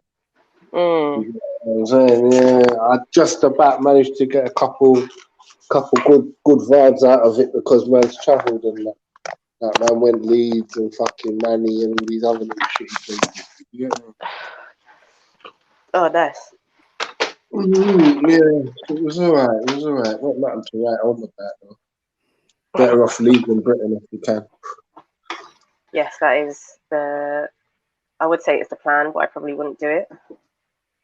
Nah, not at Mo. No, not at Mo, man. No, man. They're trying to rob man now. They're doing everything to discourage man not to fly. You know what I'm saying? Big up, family. Hey, big up, Dubs. Big up. Mohib's asking, are we done talking? Yes, we're done. Hold on, what's your Street Fighter character? Who, me? Yeah. Okay, you're gonna laugh, but fuck it, I'll do it because this is the one I'll fuck you up with this character. That's what I'm saying. Have a guess. Let's see who can correctly answer which one I'll be. What, Tammy or something? No, Chun-Li. I can't. Chev's No, Chun-Li. Tammy. Is it Tammy? Who's The one with Tammy? the Sagat. Yeah, is it No, not Tammy? Sagat. The one with the camouflage and the one plat and the one braid. Whatever. No, see, I'm used to the old school Street Fighter where the only female was Chun-Li. Yeah. Oh, was it? She was the only female in it in the old one. Mm-hmm. Was there one other one? I think so, yeah, I think she was. In the original, no, you don't know about the original. With I Birdie do know and them about man the there. original. What with Birdie and them man there, yeah? Yeah, man, that's the only one I know of. I didn't do the new Street Fighter. Hang on, what's his? No. You probably got some old console. So. Listen, anytime I played consoles, we had a PlayStation 1 and a Nintendo. Was it 64? No, Super Nintendo. We had a Super Nintendo, and then we got the PS1. Yeah. SNES. Yeah, man, that was the one where you had to like blow it when it weren't working. Yeah. Remember the Nintendo 64? Nintendo 64. I come out of the game by then. I was out of the computer game by then. By then, I was out of the game swapping thing. It's only when PlayStation come back in. That's when I was like, right, I need to get my game in left, right again. Yeah. Like, Tekken was my game. No,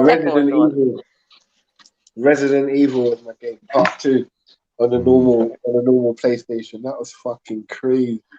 Oh, there's a next one. What's that? It was like I can't remember. Me and my cousin used to I used to watch him playing it all fucking night. Can't remember what it's called. The dinosaur one? Was it the dinosaur one? No, it remember was Zelda.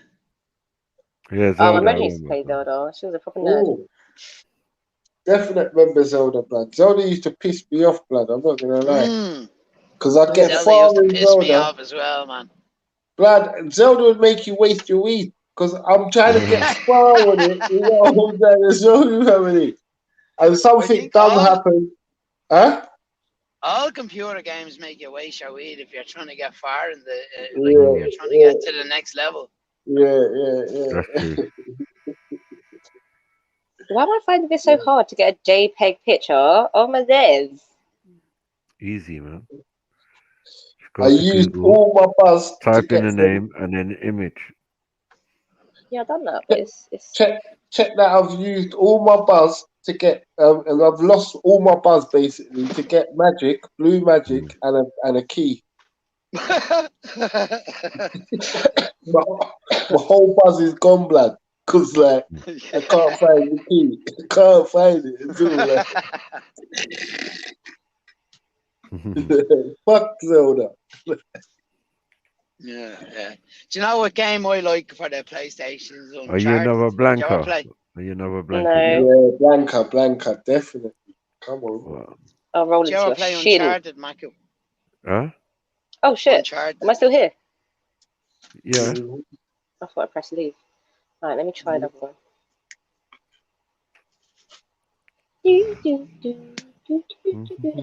Get off, cat. Yeah. I'll mash up your shins with this guy. Beans? Oh, yeah.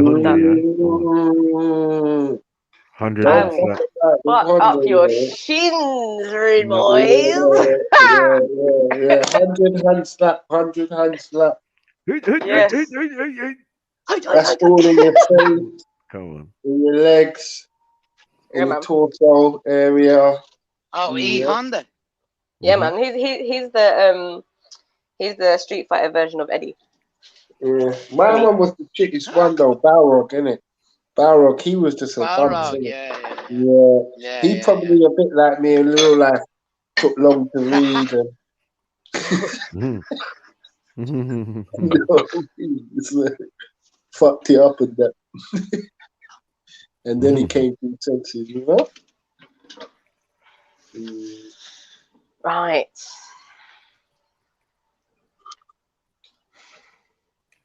I was only playing Street Fighter arcade version there about 2 or 3 weeks ago. My mate has a couple of arcade games in his house. Oh yeah. And man, I was whipping everybody.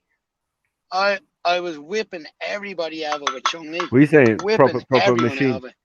Proper machines. Yeah, like the old school. Yeah, the old school arcade machine. Yeah. Wow. I think I put it up in the group. I always wanted to do that, man. But You know, yeah, when it I was get a cool. place We were and playing all night, playing. buy a pool table and have a couple arcade and slot machines. Last one. You know, yeah, your I've men's room. always wanted that. Yeah, you're right. Yeah, in your I had a man brethren room. growing up that used to have a pool. She used to have this shed right at the back of the garden, massive shed, and she had a pool table, and she used to have what do you call them machines? Oh my days, slot machines, not slot machines. Yeah, slot machines. The ones Fruit you machines. that spin around and you have Yeah, to fruit get machines. around. Fruit machines. Yeah, Yeah, fruit she had a fruit machines, machine. She had a pool table. Her house was lit. Yeah, my bedroom's house was lit like that as well. My bedroom, Barry, you get me? His house was lit. Lit. We used to have a massive house in Kingsford. Big house. You get me? We used to go there and fucking hang out and that. That's the one, Yeah, man. man. Back in the days, and his mum converted his garage. The mum converted the whole garage, put pool tables in there, put all hammocks and all that. Must have been a big garage, man. Listen, these people are living, you know, bro. Chingford, like the right side of Chingford, they was at. They were at the hood side, like the estate The right side. Yeah, I think there's two sides, isn't it?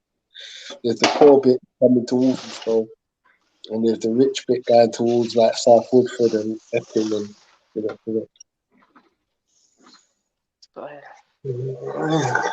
Yeah, man. School friends, blood. Rich school friends. I used to have a good couple Indian rich school friends as well. Proper rich. Yeah. Don't see them no more. Don't see them no more. Yeah. But mind you, I don't go to the school reunion shit no more. Have you ever been to a school reunion thing yet? I didn't go to school, so no. I got no reunions to go to. Yeah. I was fucked out of school, so they never invited me back. Okay. No, I'm talking like just in general, you know, like the class of 90 whatever. You get what I'm saying? Or the class of 2000, whatever. You get me? Ain't you ever met you down the pub or whatever? Yeah, no, I still see a few of my secondary school friends. No, but I'm not, yeah, but a lot of them are I'm not from saying, around the area, you know. No, I'm not saying that, Dubs. I'm saying official, like someone's officially set up a class for Yeah, your year. no, we never done that. No, and it's a pity we didn't actually, you know. Okay. Because it would have been good crack, I'd say, you know. Yeah, definitely. Everyone was there. Yeah, they've had a Moobest couple. just said, sorry, I'm cutting you off, but does anyone remember Trocadero? Yeah, definitely. Definitely, man. Yeah, Moobest mentioned it. My first ventures in the world of criminality. Got Trocadero. Oh, the memories. Yeah. What's Chacadero? It's like this place in central London that all sides of London would gather together and either get along or fight. There was no in between. Or no, you church gang though. If you're really about this thing, you do a move, you do a quick move, and then you use the money to entertain yourself and try and get to the gang. Like the fighting thing was wrong because man was always in money. You know what I'm saying? Man ain't going there to waste time. Yeah, that was like a dating. That was like the old school version of Plenty of Fish.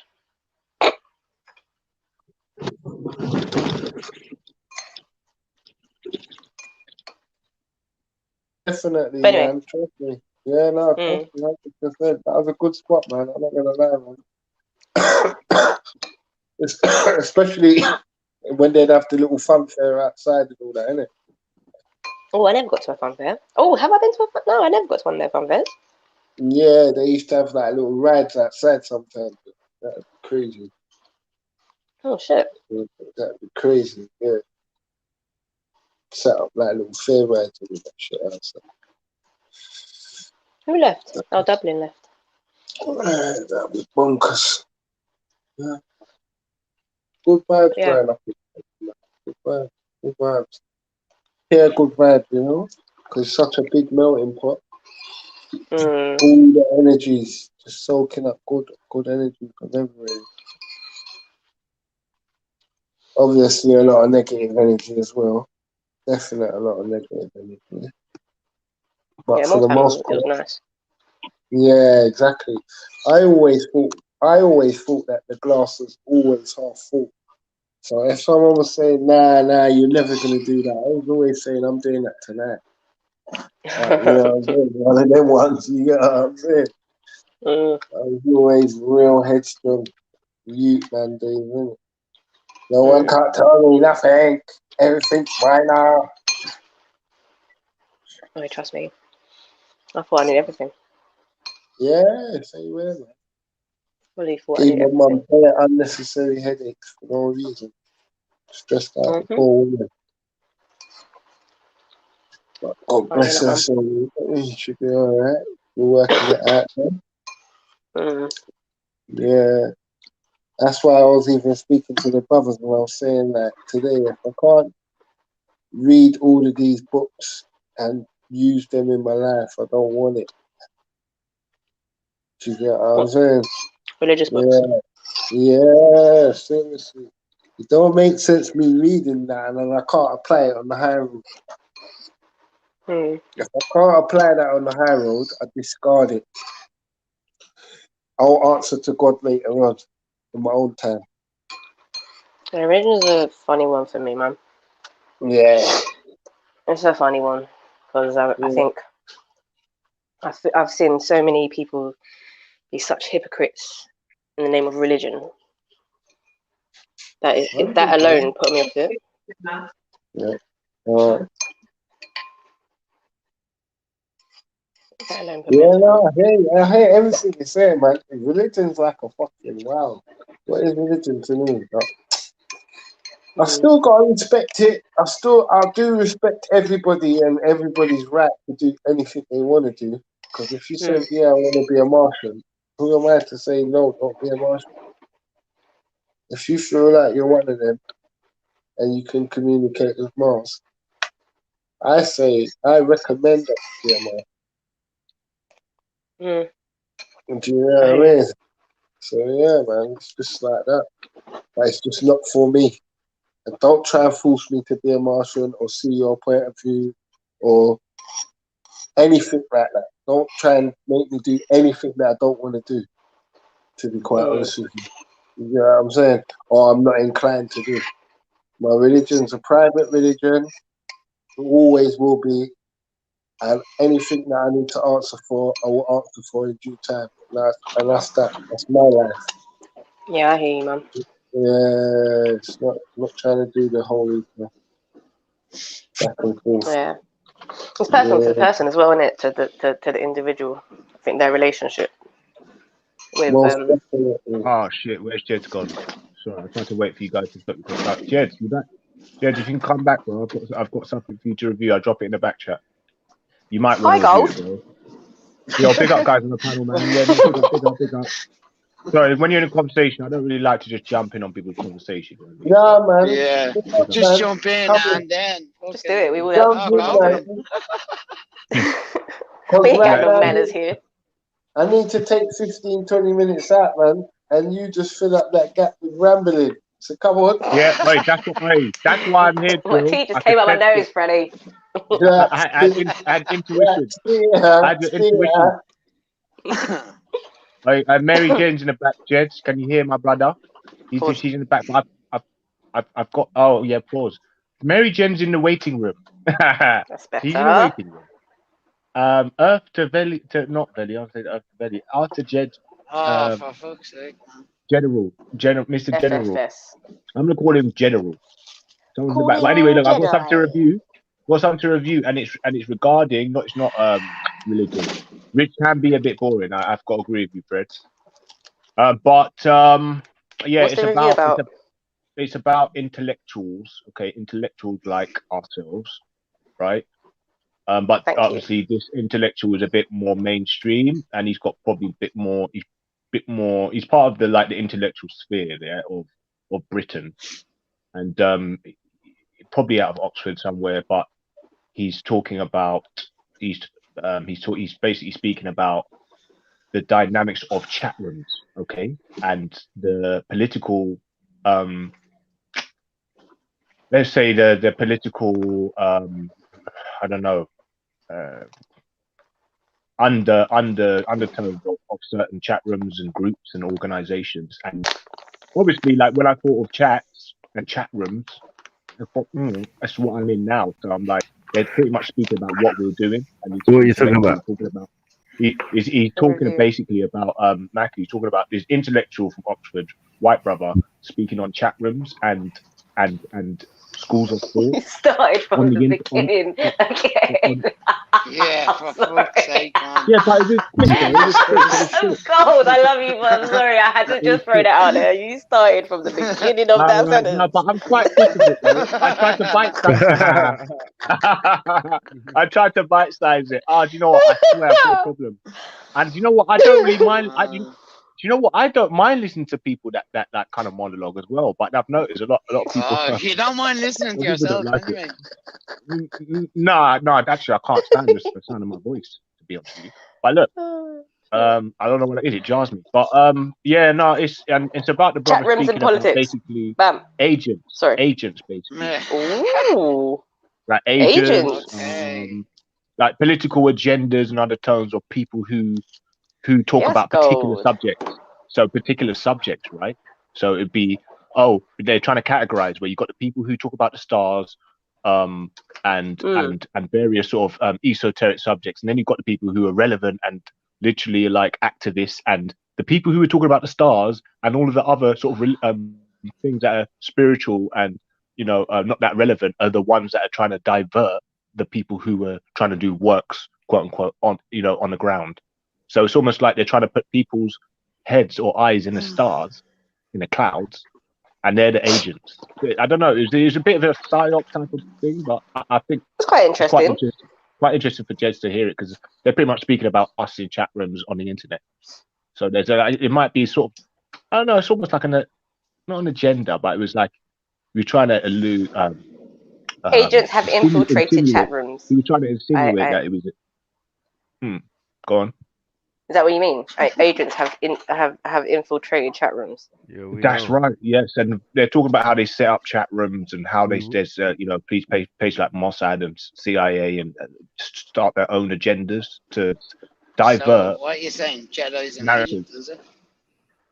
Well, that's what I'm saying. It's all like that. That could be, no, but the thing is that why he's wrong, or why I think we can pick his hypothesis apart. A lot of African thought is based on astrology anyway, right? So that's that's cosmology. That's the study of cosmology, right? And the stars. And so it's almost like he's got an agenda to try and create confusion or uncertainty and doubt. See, this is the whole fun. But interesting, because it's something that I know that is definitely relevant, or they're trying to relate it to people like, I don't know, maybe us, maybe me, not saying you guys, but maybe in certain rooms I go to. So yeah, it's quite interesting how these intellects are trying to speak about us, like they're not getting up all sorts of fuckeries behind closed doors. But yeah, you're a paranoid cunt, Kingo, aren't you? Mm-hmm. Man, you're a paranoid animal. Okay, what have I missed? Why does everyone put 8 in the chat? What did I miss? Because I told them that I said half of them are dumb as shit in the chat anyway. You know what I mean? I don't know. It's either Mood Best or Accent Queen. Mood Best, Accent Queen, or chat shit and get banned. Yeah, what happened with the 8s? Do you not know what the rule of 8 is now? You mean change the subject? They all had a little something to say. Is that the rule of 8? Change. I was telling. Oh yeah, okay, get that. What he was doing? No, Is that what 8 means? Yeah, I like it. Change the goddamn subject, man. What the fuck? Coming here with this space shit. What the fuck is he talking about? Yeah, see, you know what? Yeah, I like intellectuals trying to do psychological analysis of of people or groups, and it's quite And that- interesting because it's like psychological warfare. And isn't it? I hate being analyzed by dumbasses. Oh God. That's what I'm saying. It's quite interesting. Whilst we're studying history and the universe, they're studying the history and universe and the miseducation. What they and it's quite funny because like they don't know anything more than maybe someone like you, Maku, would know. I mean, talking about the intellects, the proper intellects. Because don't forget, they're pushing their narrative, innit? So already they're cutting off the truth in certain parts. Because don't forget that to believe you can actually believe your own lie, and that's what they're actually doing. So the people down below don't question it or have any emotional attachment. How did we get here? And what? Oh, I'm saying that like sorry, I know I'm trying to force an agenda here on the panel, but look, Jed already said move on it. But I'm gonna go and review it, and I think it's good. And it's content, but maybe it's what they want in it for you to start. Man, I don't care what them people say, man. They dance. You get me? They can't do half the things we do. We go to every angle, every topic. Nothing is beyond limit. Like what are they talking about? Yeah, because they're What's talking their about. name? Well, they're basically saying Yeah. so the main crux of the story is it's just what's it called? Oh, I had it in my I just heard so many years in my ear and I just forgot what it is. I don't know. I'm like that, I lose my train of thought so fucking easy. So if you want to shut me up, just go, yeah, my just go, yeah, my ear. Yeah, number 8. Don't shut up, Cole, because it'll go silent. Divergent tactics. I think it's Intellectual divergent. dribble. It's almost like divergent. I don't even know why you're talking about these guys, man. These guys are rubbish. Who are they? What's the name? I'm gonna look. See, that's the thing. What I want to do was review and research at the same time because this brother, he's gone onto a channel where the channel, which I know I pretty much know the channel owner, but he puts people up like he's on a channel. Yeah, he's on a channel. Well, he's not on TV. That's even worse. God, what's their name? But it's on a platform called JJ. Can I say 8? Oh, okay. Can I say 8? It's on a different platform to YouTube. Is it okay to say 8? No, it's on YouTube. It's on YouTube. 8. It's a YouTube thing. Oh, okay. Yeah, 8. All right, 8. Go on, guys. Then go on. Sorry, I'll let you carry on. Wherever you had or you left off. No, cool. Go, keep going. Don't listen to me. I hope you put a pin in it again. I swear it was interesting. Don't tell me that. Just come and bullied it with your Prince Harry rubbish. No, I won't chat shit about anybody in the chat. I was just saying that it could be one of them because I did say some people were dumb as shit. One person was dumb as shit. He thought he was gassed up killing a donkey. Because if you're in the chat and you don't jump on panel, what kind of influence do you have? Like, what is this? What's that? Oh no, but I said to someone in the channel basically said that they've murked a donkey, and I'm like, why would you chat about that? But anyway, I just find that retarded. It's very retarded. They wanted a donkey. They out of the donkey. Oh, yeah. Obviously, they didn't. No one would say they mashed a donkey, but they killed, apparently murked a donkey. I am so confused. Yeah. I mean, it's easily done, to be fair, but like, I'm lost. Why are you not asking him why? Why are you not asking him why? Ask him how why. did you kill a donkey? Wait, Maku. Why is needed? You chop off his head or something? How? You have a chainsaw or something for his head. Well, like, why me? All right, I got 2 8s in a row. Now, come on, man. I think you need. Have you found a song you can sing yet? That's funny. Let's lighten the mood, man. Have you found a song you can sing yet? No. Wait, you know what? Khan actually, he fared well against you, brother. I have to admit, I was starting to, because he was going on a narrative, the media, but he started to bring in other sources, and you got a bit flustered, Uncle. But you know what I mean? When are we talking about? Not today. What are you talking about, man? Yeah, it was today. Today, was what were you listening to? Bracky was getting triggered. He got a little bit triggered. I heard him say "shut up" or something. He's like, "Shush, you're dumb." dumb. Who got triggered by? No, he nearly lost it. He nearly lost the debate. No, man, it's just the way Khan is. Khan's irritating a bit. No sense. He's cool, man. But Khan there's him out a little while ago. I don't know about no farewell and all of this type of shit. Shut up, man. No, I like it when you and him debate, man. It's legendary every time. I don't know why the chat. I know, bro. But look, Khan to me is fucking smart. Yeah, so when I'm in the chat and I'm thinking, nah. That's why. These guys are going on like they're holding aces, but I bet they even fucking read a book in the chat. Come on. You know when Khan wouldn't even say what Tell them, go. Tell them. Yeah. Stop it. Yeah. Khan wouldn't even say what Khan couldn't understand how the leaders of the world's governments are moving devilish. He was acting baffled about that, bro. So if that's what you're calling smart, then I am super baffled. I'm lost now. That wasn't very smart. Welcome to the Love Club. Yeah, he said one or two things. Questionable, but yeah. But this belief that everybody comes from one, or everybody that's non-African comes from Eve. Yeah, that's to me is a little bit questionable. It's a bit strange to think. I don't know what you mean. Exactly, that's what I'm saying. So now,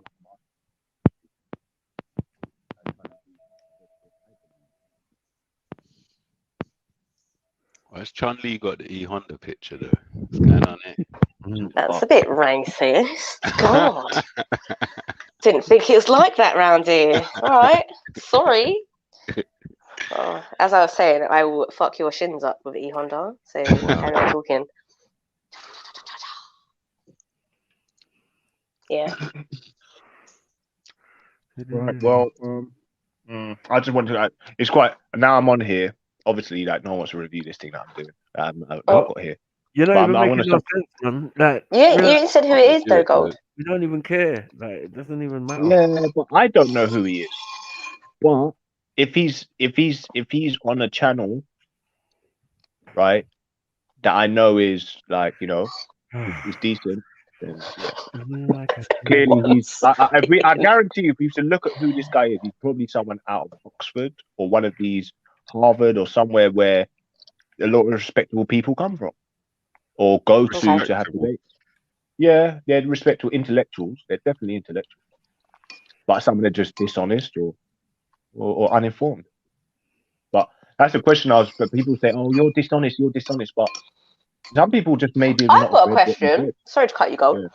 I've got a question. Right, this whole intellectual arc has me wondering. Right.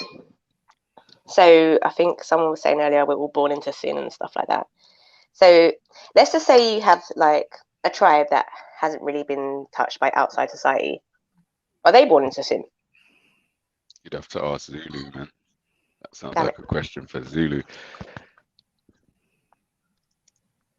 I really don't know. I'm not. Yeah, I don't know. I don't agree with that born into sin. Because the examples that Zulu gave, I don't know if that's sin. It's sin according to his religion. But if you're not religious, it's just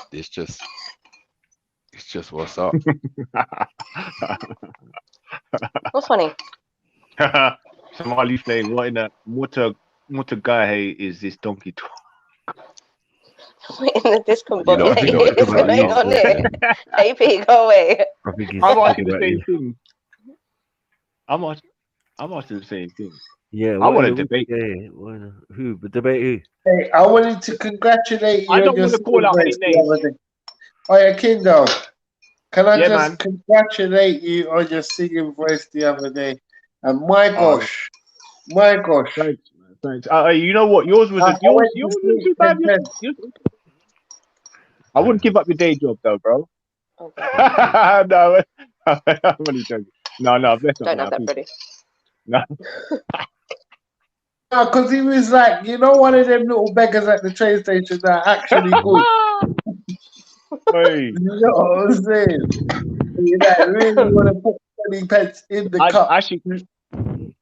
No, do you know what? I'll sing on the thing, man. And anybody want to donate?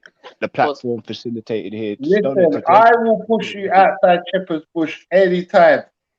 Pause. Any single day of the week. I don't need no donations out there. I'll come and I'll just come and join in, if bro. you bend up your arm, I believe you get a bit more money. You know, like just like kind of social. Make it look crooked. No, you're mugging. No, you're mugging. You know what I mean? It's like pointing your finger out for no reason. Little dribble and that. Yeah. How do you not understand what I'm saying? Alright, oi, listen, oi, family, yeah, oi, you get me? Oi, man's got a thing here, yeah. You get me? Oi, listen, it's high grade, blood. Oi, blood, it's high grade, blood. Oi, listen, there's man them chatting. Why are you being racist, King Gold? Says the man who called me Charlie. I'm trying to impersonate MZ. I'm trying to impersonate MZ. We don't impersonate Jewish guys. We don't do that. We don't do the Seinfeld thing. Huh? That is definitely not cool, bro. Yeah, we don't do the Seinfeld thing. Like, what are you doing? Anything, the way they walk, talk, dance, pray, everything's is foreign. So yeah, it doesn't mesh well with my spirit or my soul. Jedi, we have MJ and Mohib in the back, calling Jedi. Yeah, people need In to the start waiting saying room. backstage, bro.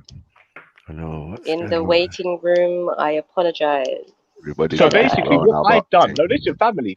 What I've done. Sorry, I know. I'm sorry. I don't want to be hogging that airway. But look, I have pointed out and located, yeah. What? An intellectual version of Tommy Robinson, bro. He's sitting on a chair and he's getting interviewed like one of these intellects, yeah, talking about fucking astronomy or quantum physics. What? What are you talking about? Where you going? Cody, you alright, mate? Yeah, there we go. It's just I'm putting in the back chat. But anyway, I'll let you review it if you want to. But I kind of want just Jedi people in the back, gone out, bro. Because when you see Jedi online, it's usually not you. I'm talking to King Gold. When you see Jedi online, that usually means Jedi's out and about. So yeah, I think he had something to do still. But yeah, man. Kinder, we can always rely on you for a laugh, bro. You are one of the funniest on this thing. You are very amazing. Right? You think he's going to say something that makes sense and then it just goes left.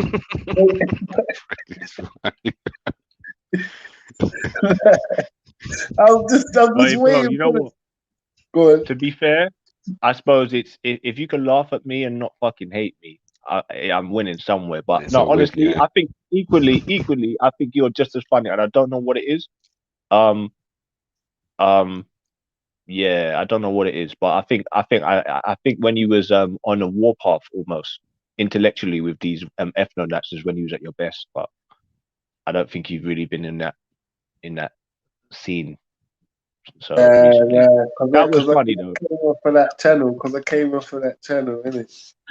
I ain't been back there since whenever. Well, people in the chat were going crazy, bro. That was funny shit though back in the day because they used to kill themselves. They didn't have to do much. I just make little suggestive dishes here and there. Oh man, do you know what? Yeah, I think of the most complex fucking situations, and then I try to explain it, and I explain it perfectly, but people just won't understand it, or I muddle myself up.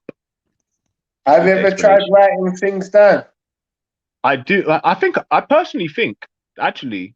What happens is you go to write and then you start drawing.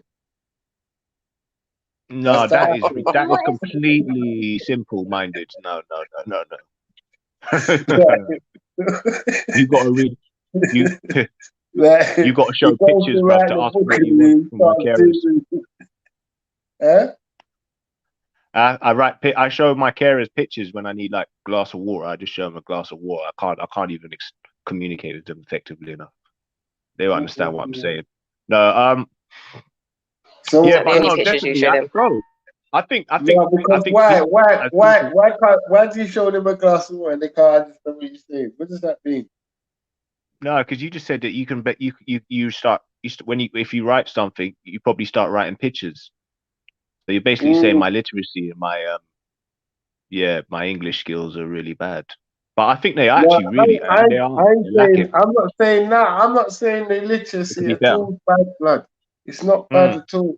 I'm not saying that innit, at all. No, literacy, my literacy. Yeah. I'm not saying nothing to do with your education's poor at all. I'm just saying that sometimes you might need to think about how you're going to structure the sentence. What do you reckon that is? Do you reckon that's just because I'm dumb as shit, or is it because No, that's got fuck all to do with you being dumb. Don't say stupid shit, innit? Because you can read, yeah? Yeah, I can read. Well, that's it then, innit? I class people that are dumb that can't read, innit? And I'm sorry for I couldn't do that. But obviously, I felt dumb when I couldn't read. So when I can read now, it's like I'm thinking, right, why are you not trying to put effort into read? Yeah, everybody knows. There might be some people that ain't got the capabilities. So. Yeah, you know what I'm saying? Yeah. No, they'll learn soon enough. And you can write. You should be able to structure a sentence, bro. And that's the thing. I can, right? I can write. I can read. My punctuation is lacking a little bit. I'm not gonna lie. I need to brush up. But apart from that, my spelling is nearly impeccable. You need to read more. Maybe I do. 100%, bro. Yeah, maybe I do, bro. Maybe I do. That will, because with visual, obviously, you're not catching it visually. Because you might watch something visually and then you can't repeat what the person said verbatim. Maybe. And then when you try and remember, this is where the eggs and waffle come. This is cognitive. No, do you know what it is? Yeah, sometimes when you smoke or take as much medicine that I do, your brain's not functioning as optimally as it should do. Because you can clearly see I've had a history of knowing words, but now I have to admit it's a bit harder for me to string. I might when you hear someone stuttering now and then, it's hard to find their words. And you know when a man ain't drunk, it might be the drugs for real. Can you take smaller doses? Bro, I have been on opium. You know what they do, bro? They lace these drugs, these high-end drugs, the ones that I go on, obviously bigger than paracetamol, like these big drugs out there. They lace them with opium. So now it's like I'm a recovering addict, and the whole nation is, and they're not even mentioning anything about it because what they're using opiates. So they can't complain when now you've been referred to EIE, or you're talking a bit nuts, or you're just on a you're not the same person. They understand what they're doing. But yeah, I don't think I'm too bad at conversating. I mean, you're right. It's just I tell you what, you lot would love what I've just seen, but I don't know. Maybe you might not. I like people's. I like to see psychological warfare. So any of these people on the news, anybody in media trying to give, or any articles, any rhetoric, I can see. I want to know what their agenda is, where it's come from. I like to break it down, and I like to analyze that shit. Me, way more than religion, even African history. This what's relevant now, what's affecting me now. I want to see who's trying to play power games mentally, right? Around us in where we live, because that's what's going to affect us the most. That's why I've kind of left all this other stuff on the burner at the moment.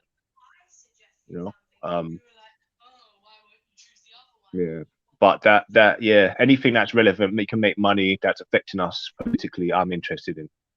But but still, it's always good to have a little a summary of history, like you do. But anyway, guys, look, sometimes I feel like I come into a place, because of the lack of structure in the way of my conversation, I kind of fucking kill panels in it. I feel like I'm killing a panel. Sometimes I do. Sometimes I could be the only one. I agree to that. 1 second. 1 second. 1 second. Because you said something good there, innit? I didn't understand the rest of it, so I have to comment on the good bit, innit? And the one good bit you didn't have is that you're killing the panels, innit? Like sometimes I think on occasion, it's true. All the ladies running off the panels when I'm coming on, you know. Yeah, on occasion. Why do you think that is, sir? Well, it only seems to be on this panel, so yeah, I don't know what that is really. There's no girls on most of our panels, but all the girls are flocked over here. Okay. Understandably, though. There's some smooth-looking brothers here, I can imagine. You know. Do you think it's because you chat too much sometimes, and you don't involve others in what you're saying? Maybe. You know what it is? Maybe it's my bruv. Bruv. I don't get on with people, innit? I'm not gonna lie to you. I'm not to that degree. I've never really got on with people.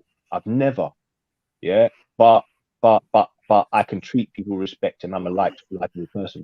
But as far as it goes from me saying hi, bye, acquaintance sort of vibes, you know, it's hard. Yeah, nah, it's hard for me to communicate, bro. You know what I mean? I'm more. Go and check it. So obviously, you know, me coming on here is quite a big thing, maybe. You know what I mean? So I don't think I'm that much of a fucking, you know. But anyway, you know, you guys are always free to, you know, just cut me off and say what you're saying, or you know, whatever, introduce a new topic. I'm totally open to that. But one thing I am is a person who likes to speak about all different things. Yeah, go on, Akindo. What are you saying?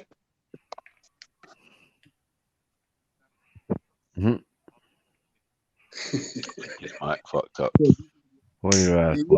Yes, his mic's good. All right, give it. I just let him vent it out. You know what I mean, family tree. Yeah, because sometimes in mid flow you're gonna get some craziness that's gonna give you a smile. You know what I mean? Yeah, so I'm kind of waiting for the punchline at the time.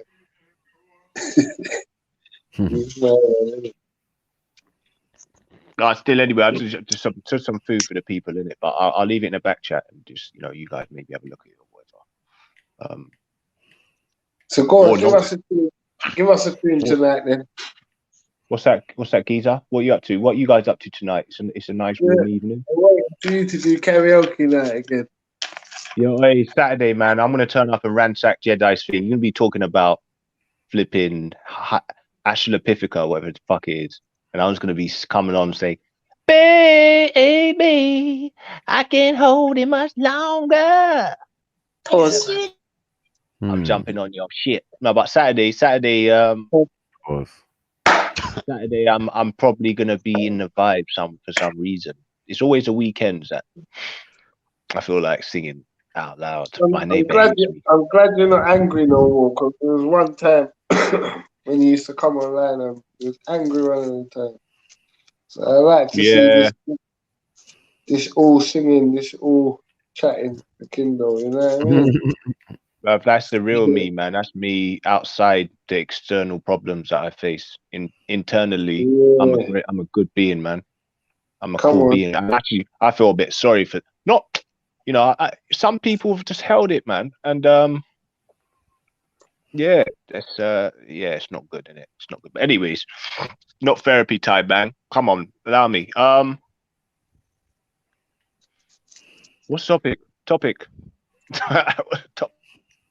And the thing is, one thing I don't like, one thing I've learned, one thing I've learned I hate. I don't know if anybody's like this, but bro, the attention, I like it, like, you know, compliments or whatever, but I don't know, man, the attention. You know, when the spotlight's on you.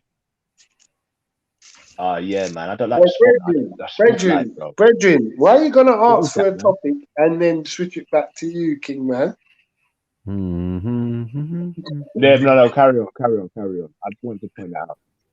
I don't know if anybody else got the same thing. Hello. Good evening. Well, big up, Mary Jane. Good evening, man. What's happening, my ginger? Sister? Happy to you. Let me change the sheet back to what it's supposed to be. Come on, my marmalade, mama. There we go. That's better. What's All everyone right. saying? We're here. I say, woyo. Anyway, peace, people. Woyo, yo. Where you going? Zinni. Yo. Yeah. I thought you was gonna sing for me. Wow. Are you done talking? Yeah, baby, are you done talking? Mm-hmm. Oh, No, that I'm sounds. not Do you know who you Jupiter's sound daughter. like? Why would you say that? Oh, no, follow you. Money Wait, I knew you follow were singing you. that song. I knew you were singing that song. I was like, what? No, All I'm day long, only mate. joking. I know he's like your nemesis, bro. Big up Momo. But anyway, I'm My not involved. nemesis?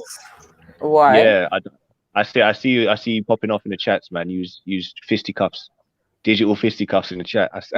Oh, was that even Jupiter though, I or saw was it. that a clone? I saw a company. I saw a company. Might be the clone. Who gives I a see shit? the As I passive told aggressiveness. Jupiter, she's irrelevant in my life anyway. So like, whatever. Too many people focused on haters. And I ain't Yeah, got she's time to be always hating on people. So she's always gonna come around again. She ain't relevant at all. They all come back round, you know. Come on. Yeah, I think if anything, she maybe just sees me as competition. There's another bitch on these YouTube streets. I just think we need to get more thicker skin as well, man. Serious shit. I'm not making A big grown ass woman that can, dance and put her body out there on YouTube for everyone to see, and she's bothered about what people think about her. Allow my life.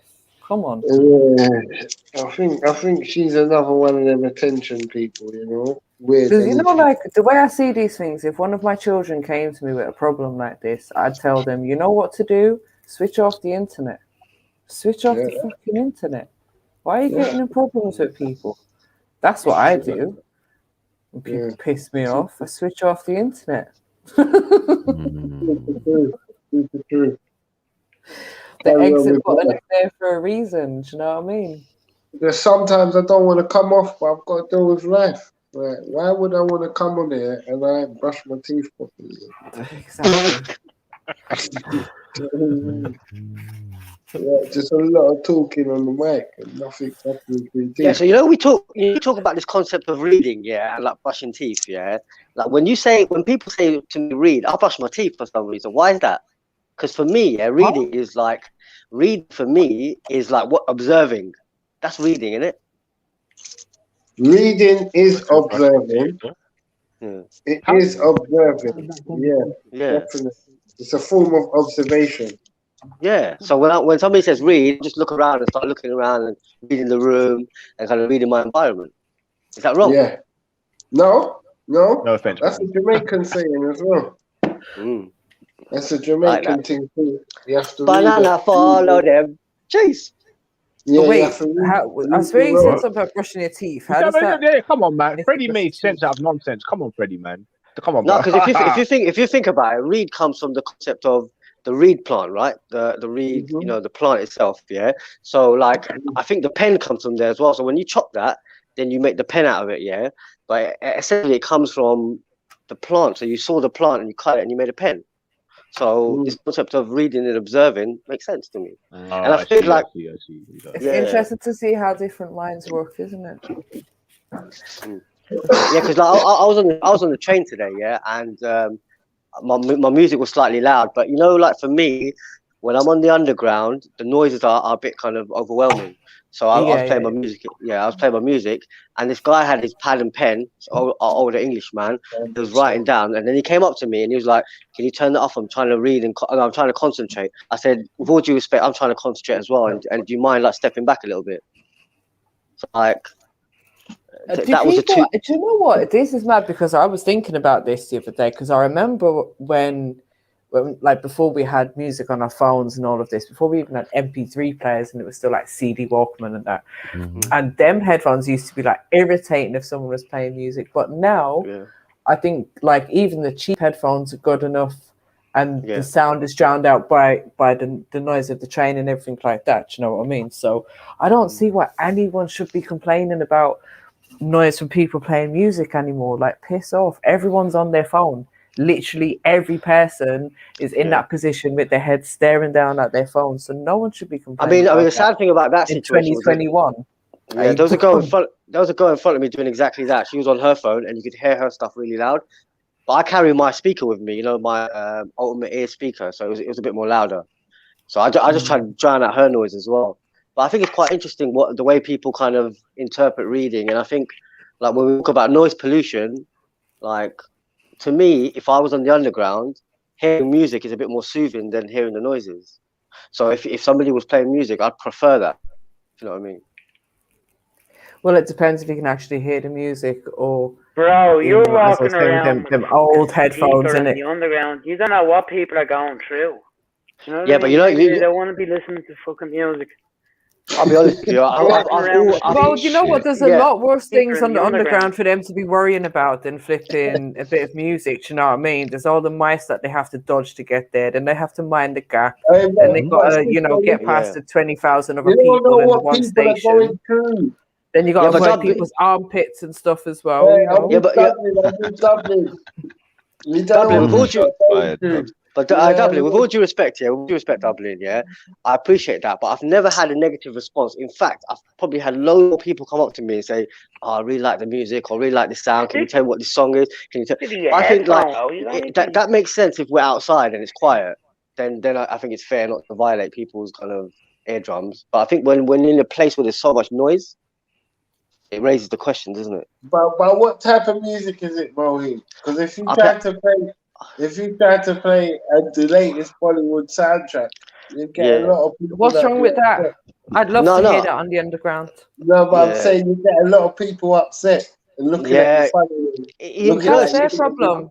I'll be honest with you, it's proper shit. Valid. You get Yeah, but what about when I have to listen to them when they're drunk? Hold on, what about on a Friday night when I have to listen to them idiots drunk and trying to sing on the train? Why should I have to listen to that? You know what? It's so strange with the responses I get. When I played listen to this. When I played the Quran once, I was playing the ayah, and an Irish woman came up to me and she basically made me write down the verse that was playing. One day I was playing reggae, and it looks like this Jewish woman came up to me and she made me write down the song. And like when I play Asian music, it's just strange the way people respond to sounds. Bro, they were just. You're looking for attention, Mohib. Is that it? You're looking for attention. No, I'm not looking for attention. I just don't like to violate my eardrums. That's why I think people smoke, because. Why don't you wear headphones then? Why does everyone? So listen to this. I was watching with my nephew. I was watching. Because headphones are cheap, man. You know what I'm saying? I was watching a documentary with my little nephew about Big Ben. He's obsessed with Big Ben, and they said that when it chimes. They used to be able to hear it for 10 kilometers away. Now you can't even hear it from 5 kilometers away because of the sound pollution. I've never wanted to hear Big Ben in my life. You see when Big Ben strikes it reminds me of murder and genocide. It don't remind me of nothing to do with the church. Who built it? Did you learn who built it? Yeah, it don't remind me of the church. That building's Okay, hold on. Before we get onto that, I just want to say, why are you getting onto me for my little speaker when there's so much pollution out there? That's what I'm saying. No, I hear you, but I'm just saying you're giving fuel to somebody's just fire that's just about to start. You get me? So imagine if someone's got a little fire burning inside of them. And they're looking for fuel, and then you come along with the speaker. But hold on, how do you know it's not going to make someone? How do you know it's not going to make someone feel really good by hearing that music? How do you know someone has a really shit day and that music might lift up their vibrations? I'm saying I have no doubt he does, but he more 9 times out of 10. The way the world's negative nowadays, you get me, and it depends on what type of music. If it's urban and black, you're cool. But if it's like your own culture, I'm going to say, then Mohib, carry on doing what you're you're doing. in Because you know problems. what? You're People getting are all too problems quick with to these. join the rat race and just walk around like a robot, like everyone else, with their headphones in, looking down at their phone screens. You play your music, you carry that speaker, you again, do it with pride. Listen, again, I'll tell you that I've got so much more positive responses, probably like 100 to 1.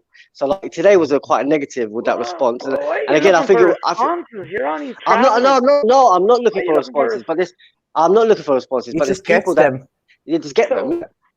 Yeah, I mean, I'm in my own little bubble, mate. I find it alien still because I got talked you're to. not really in your own little bubble if everyone else has to listen to your music. Yeah, well, I get my eyes violated constantly. I get my ears violated constantly. So I don't want to live in this world. No, it's one of the most horrible things over here in London when you get on the train and you pass by literally thousands of people a day and no one will even look and smile, let alone acknowledge or say anything. It's actually depressing when you see it. You know why? We're the most unorganized, overpriced. The train service is bullshit compared to Germany and Holland and all that. Yeah. So when you go on them trains, people are gonna smile because they're paying the right price for the ticket and the fucking thing come on time. You got so obviously they're gonna smile. But in the underground, it's overram and that, and you ain't gonna get a lot of It's people. just people over here are miserable. That's what it. I remember when I got stuck on the train. When I got stuck on the train, for 3 hours, it took a good 2 hours before people actually start opening up and speaking to each other. It took for a pregnant woman to get attacked by a drunk man for people to actually start moving about and fucking acting like human beings. Like, it's just stupid the way people carry on. No, but Mary, trust me, that's not everyone, man. I'm telling you, that ain't everyone. That's mostly because remember But it's the majority. Yeah, remember the trains are mixed bag, you know, so you don't know what's going on. There could be a robbery in progress. Anything could be happening. Like, you don't know what the fuck's happening, is it? I don't know what you. I don't know. Yeah, you could be on your way to court. You know what I mean? Could be anything. Could be anything. You get me? Yeah, well, it's probably going to be the last bit of music you're going to listen to. Then be grateful. Before you face the music, innit? I can understand. No, you want to face depression on your way to court. I don't know. So obviously, it depends. Like, I'm not going to be going to court singing and dancing sometimes. I can understand man wanting to play in the park, chill out in the park, 1, 2 rhythms while man's chatting, whatever. That's calm, innit? Park is like more suitable. But on the train, if I don't want to hear rhythms and you're playing it next to me, I'm not interested in it. I want to tell you to fuck off with that. You know what I'm saying? All right. So are you telling me? Are you telling me from your heart, or hold on? Are you telling me from your heart, or are you telling me because you're conditioned to tell me that? Because now there's rules and regulations that. If I don't want to hear it, I'll either get up and go, or I'll tell man to fuck off away from me. Well, I was just going to say, what if you get onto the train in a bad mood and then... But hold on, what if there's a screaming baby? You can't tell that the mum to switch off the screaming baby. Then you're going to get up and go to the next carriage. Exactly. Yeah, so if it tolerates my brain... Go somewhere else, innit? If it tolerates my brain, yeah, I'll get up and leave, man. I'm not tough. I'll get up and leave, definitely. But if you're right next to me forcing it, and I will have to tell you, fuck off. Why are you standing right next to me? Huh? Why are you standing right next to me? Bro, go over there with the music, bro, please. But I was standing here before you. We're talking about. Maybe I'm playing the music as a full. Maybe I'm playing the music as a form of force field for you to stand over there. No, what will happen is there will be something in progress. I don't know what crime. Not too sure. You know what I'm saying? I don't know. I don't know what depends how many witnesses are there. Yeah, but something's gonna be in progress if you fuck with my mental, innit? Because my mental is all I got. Like, I ain't got my mental. No, I promise. Not even my child's mother will be able to do this to me. So I don't take the train too regularly. But God bless you for taking the train. I love all the train commuters. I used to do things to them and I'm stopped. So I don't want to start back. I like to think listen, I like to think I'm a good music selector, so I'd never play music that I think will violate. So what I'm trying to do really, I'm trying to kind of feel the vibe and then kind of do something. You know what I mean? All right. So if you go, man, you know you ain't gonna start playing no Led Zeppelin, innit? I was just going to say, Mohib, have you ever played a Red Pill Trill song whilst out in public? All the time. All the time. Well, then, listen, the argument is done. Big up yourself. All right, okay, but listen to this, though. So, like, you guys know I'm into 90s pop, yeah? So recently, I've been listening to a lot of Connor Reeves. That guy's a genius, lad. 90s pop. What the fuck? Let that sit there. Yeah, way to kill the combo. That just killed everybody. So what I'm trying to say. What I'm trying to say. What I'm trying to say is. When I think of 90s pop, I think Spice Girls. Listen, what I'm trying to say is that. What I'm trying to say is that I don't think we know what we like really. If we vibe with it, it doesn't matter who it is. You do. Sometimes. No, not really. If I hear something I like. I gravitate towards it. Simple. You like 90s pop? Yeah, what do you like about that? I grew up on 90s pop, didn't I? Connor Reeves. Sing us a Connor Reeves song. I don't know who that is. Heart over mind. Yes, I'm my father's son. My father's son. When you're on a train to live my life. When you're on a train to Rockford, you can play them one. You can play them one. Why? Every time I try, tell you it's goodbye. I can't seem to let go in my heart. I know I want to stay. You're free. I promise. Bingo's got competition. Man's coming to that station and man's showing you the steps to the dance. I promise, man. What I can happened? see my doing that for real. Clicking the heels together, isn't it? Like Dorothy. Yeah, man would be like 90s pop session sash. Man would be like, yeah, that's an easy target, man. Here's Sash about yay. Yay, 90s pop. Another Spice Girls fan. Fuck's sake. Oh, I love Spice Girls. I'm not even going to try and lie. I used to buy Smash Hits magazine. I used to get proper. Oh my god, Smash Hits! Yeah, I used to go home. I used to go to our price, get that. Tell them what time it is, Ez. Please. Anyone tell them what we're reading over here. Full disclosure, when I was about 5, I used to buy Smash Hit. But not yeah, much later. you don't know Smash Hits. When man was 5, so we're talking like yeah, cool. Whatever. Cool. Honda and Megadeth. Ebony Magazine and Hip Hop Connection and that. Right. Source. Other stuff. Double XL. Yeah, you have that as well. I remember the Source. Actually, come on, can I have my street cred back, please? Wrap up. Remember wrap up, fam. Yep. Come on, fam. What's fucking man used to look at what was the other one? Can't even remember, but there's so many of them. But yeah. I felt you killed me today with Ichabod, you know. You killed me today, honestly. You made me laugh. You killed me with Ichabod, you know. Yeah, you know, man's obviously trying to. I was interested in it one time. But then, obviously, the attitude and the behaviors, I thought, nah, it's all the same bollocks. I think Zulu said it best. It's like dawah is your actions, isn't it? So you're only gonna follow a man when you see good in him. It's like the glass being dirty or clean, isn't it? You want your glass to be like, yes, it's simple. But I've noticed there's a lot more kind of people on road now that are a bit more aggravated with this petrol thing, isn't it? And nah, you know what? They're not aggravated because of no pussy clout petrol thing. They're aggravated because they're ungrateful for life, fam. Yeah. I tell these ungrateful motherfuckers all the time. Start giving thanks for something, you fucking cunt. You know, yesterday I saw this woman. I saw this woman in a petrol station yesterday. She got some bottles.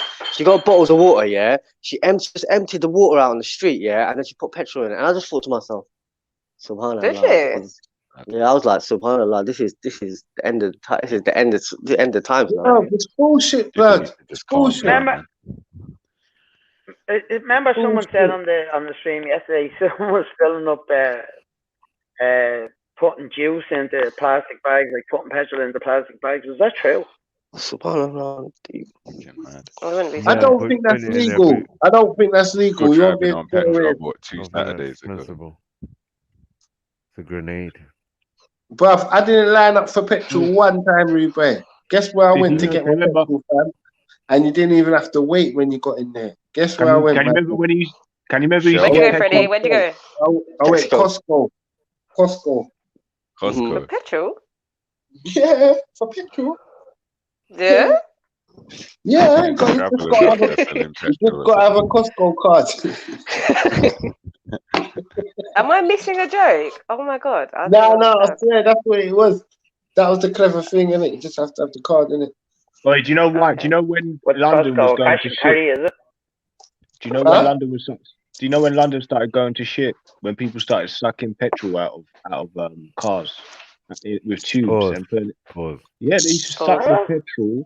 No, they used to. I see some brothers doing it. Anyway. No, they would. They would put the fucking hose in the hole and suck the petrol until it. When did you see this in your dream? Sometimes they go in their mouth. Sometimes they go in their mouth. They get backsplash in their mouth. When did you see this in your dreams? If you're going on like I'm talking about grinders or some fucking batty man shit. I'm not. Come on, man. I'm asking you where you're going, sir. Grind up, batty man. It's just look, one extreme to the next. Fucking petrol.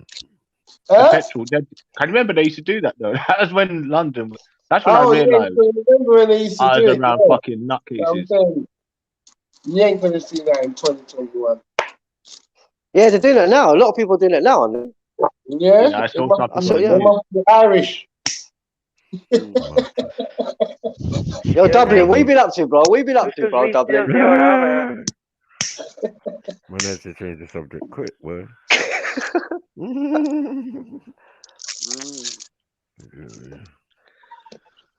What's going on over there in Mohebian Grove? Yeah, so you lot were talking about Alma University in New York. It's basically like Luciferian university services. Yeah, you lot were talking about earlier on. You know Boris Johnson's dad? His name is Stanley Johnson. Yeah, he went to that university in New York, and you know he wrote a book called The Virus. Are you aware of that? No. Really? Yeah. So Boris Johnson's dad wrote a book called The Virus, and his name is Stanley Johnson. Go look it up. What's Stanley Johnson? Yeah, okay. It's called The Virus, and if you look at the cover, yeah, but fam, to me, they ain't got no connection with what's going on now, fam. Yeah, that's what I was thinking. Trust me, it's all bullshit information. Yeah, the virus. So what? Stuff. You know what I mean? So I'm just saying, the man told me about the end of the world in the 80s, and yeah. So what I'm saying is that like it's a bit kind of it's ironic a little bit because when you look at the Sanskrit text, the word corona means mercy. So I think that represents that represents tawakkul, which is true belief in Islam. And I think that we have to always kind of be in this mode of whatever happens for a reason. So I think someone told me. How did you drag it back to that, Mahi? I know. Someone told me that we can sit down and talk about it. Like someone said when you someone said in person or something. When you spell the things backward, it means possession. Yeah. That's kind of what I'm saying. That's what I'm saying. So what I'm saying is nothing ain't surprising, bro. Yeah, 100%. That's why, if you knew before that fuckery was gonna happen, shame on you. Yeah, absolutely. That's what I'm saying. Be firm. Be firm in goodness, innit? Be firm in patience, in pain. Yeah, I ain't gonna look at Spencer Major or whatever the fuck the pussy hole's name is and look on him and take any information in what he says like properly. I ain't gonna process it properly. Because I know it's coming from an evil man. Absolutely, that's what I'm trying to say. I'm saying that look, these mans look at the game that they're playing. They're bringing out books and then they're following it. Do you see? Because they got no religion. Even if he has got something. Them man's got religion. You're mad. They got religion. Yeah, they got religion. Yeah, that is the religion. Tell them about it one day. Yeah. Come on, a religious. The thing about it is where I know I'm gonna I'm gonna try and approach him with an unbiased view, innit? Because it's not good to approach wicked people with a biased view. Absolutely, but that's why I linked it back to that university. In it, it's called Alma University. So check it out. It's the head of the alumni. Quite interesting if you look at it. I It's don't in New even York. want. Trust me. I'm not even interested in Illuminati one little bit, one iota. I promise you. Because I'm on something else. I'm on something else. But you know, during these times, the man them that hard though, but I'm not. Yeah. But I think like during this time, there's a lot of confusion. So that's why you want to cut the confusion and go directly to the source and just cut it. You know when you chop it when it's kind of at its source. So you just want to cut it there and say, it doesn't really affect your life really, but you can make it affect your life fully. For days on end, you can talk about it and live in that kind of, so just chop it. What I normally do is process information that's practical to my life. So if it can help me while I'm on the high road, and where I'm at doing what I need to do, and my daughter and whatnot, and etc. I'm saying if I can't apply it to my life, I'll try and leave it alone. That's why I say, like, get an electrical scooter, mate. Everyone get an electrical scooter. That's the one, man. I'm showing you. What about whips? Whips are bad, you know. Yeah, electrical whips are expensive, though, isn't it? It's fully electric. money for you. I've got an electric scooter and I don't even fucking use it, blood. It's a load of shit. It's too heavy. I got it off the road, innit? So it's way heavy, man. I've done 600 kilometers on my one. 600 kilometers, you know. No, they're good to ride and that. Like, God bless you if you're riding one. But where I got a license, it should be alright.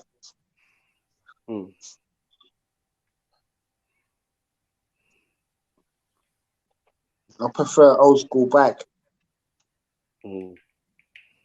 over one of them any day. You know what I mean? Feel more comfortable on the bike. Can do the same speed as one of them. Everything's cool. Yo, King Gold, what were you saying about the psychology experiment that you were going to show us?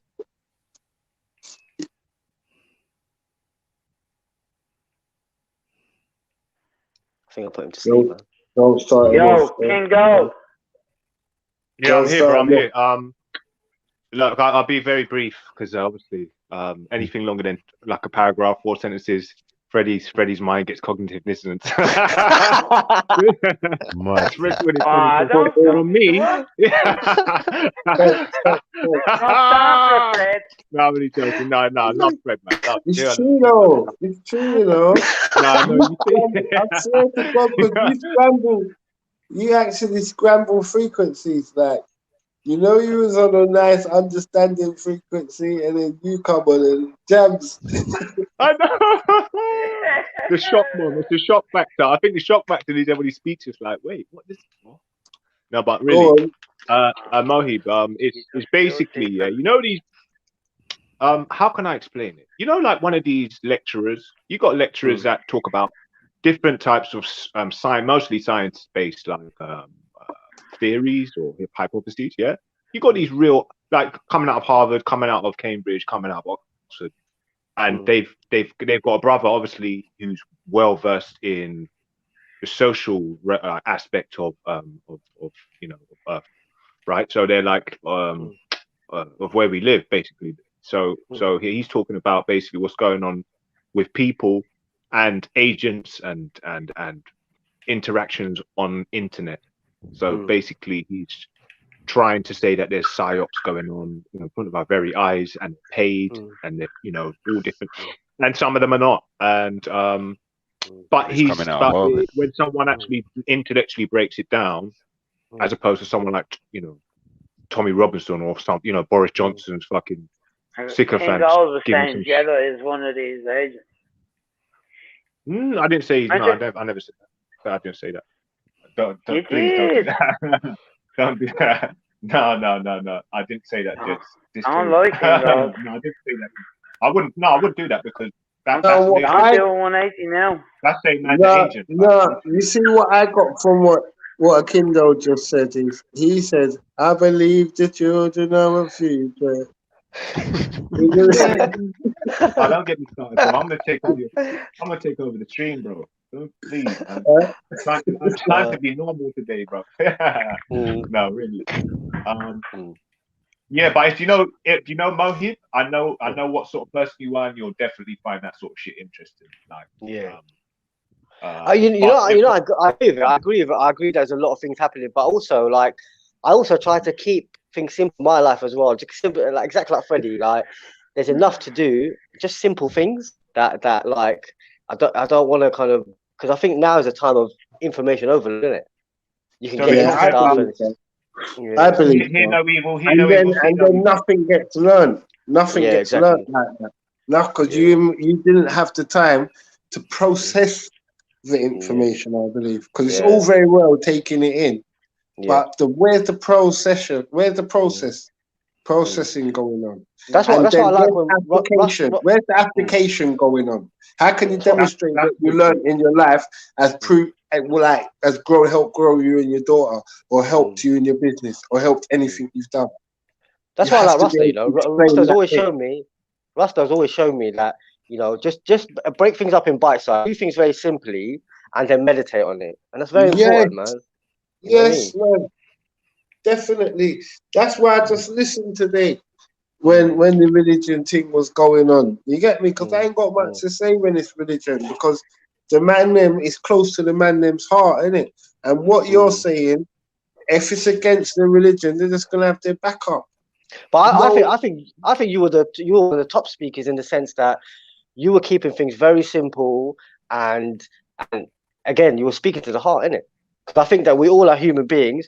We all have an inclination towards wanting to do the right thing, or, you know, we're all scared out here in some sort of way. And I think that like the way you were speaking, it's just simple, bro. You got to keep it simple, man. And that's the art, innit? So.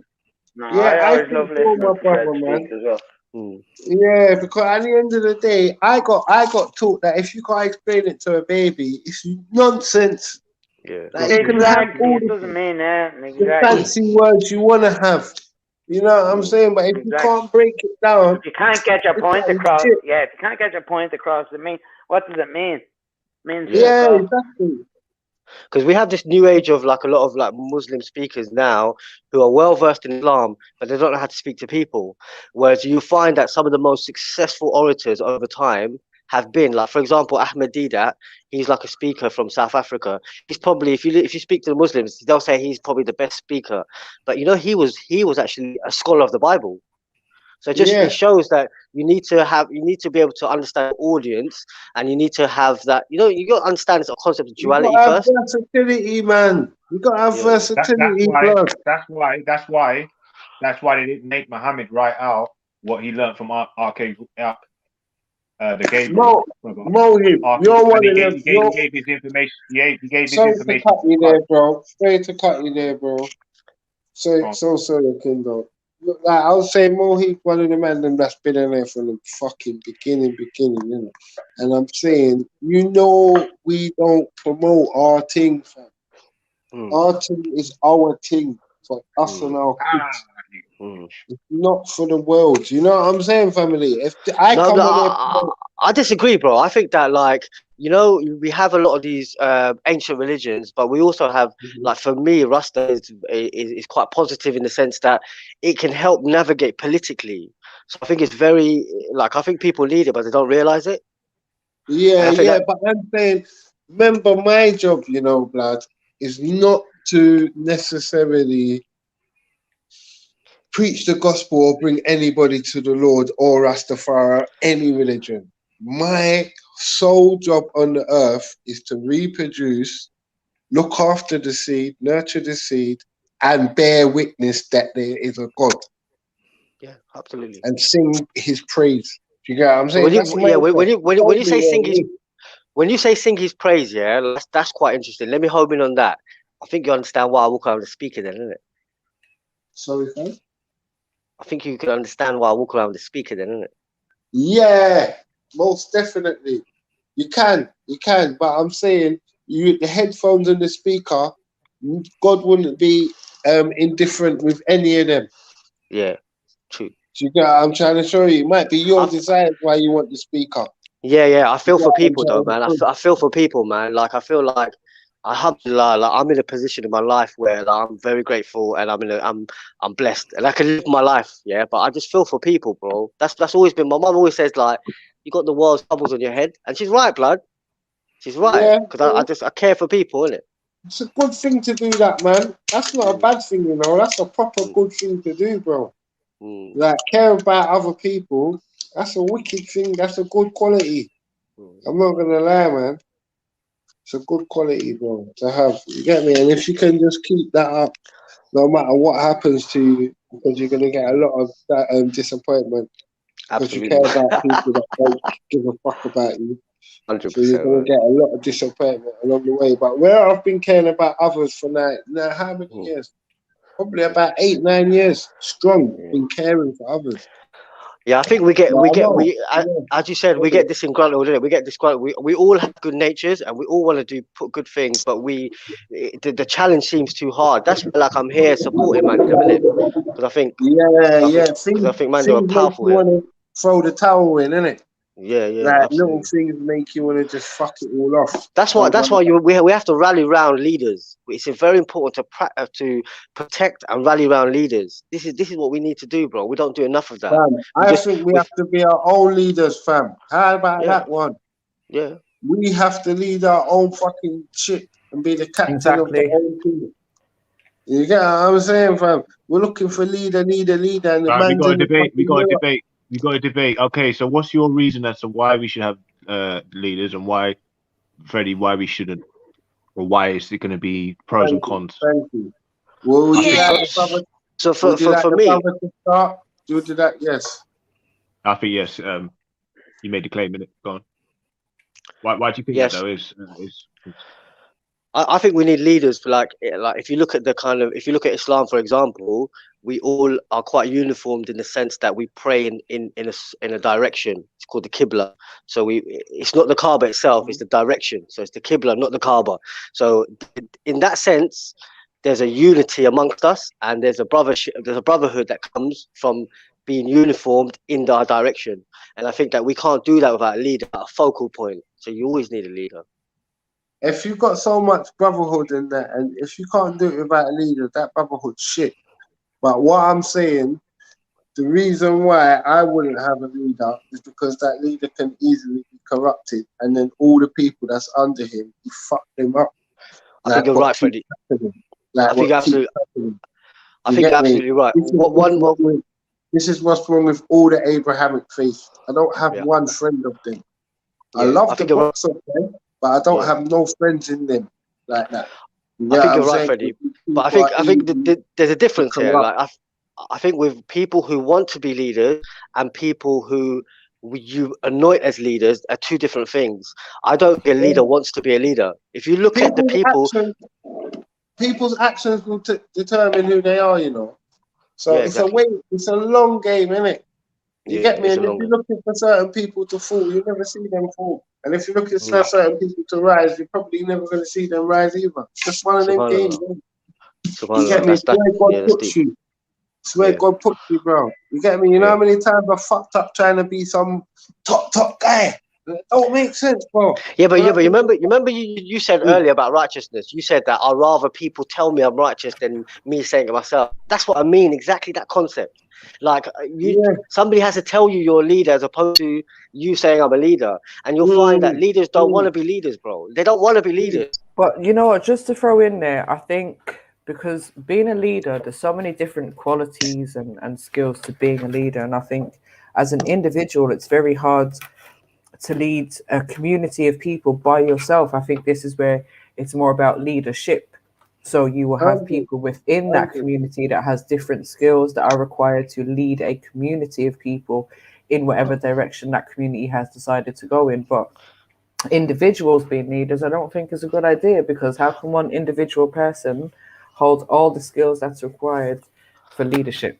Wow. Mary, that's exactly what I was going to say to Mary. You just Sorry, bro. Because all of these people hold all the power, bro. These lead the people hold all the chips.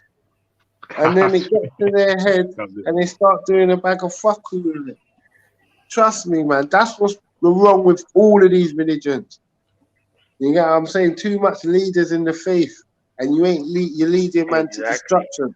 I'll be honest with you, Mary, you just expanded my mind. This concept of leader and Organized leadership. religions. Yeah, it's two Organized different religion. things completely. Sorry, Tubbs, go on.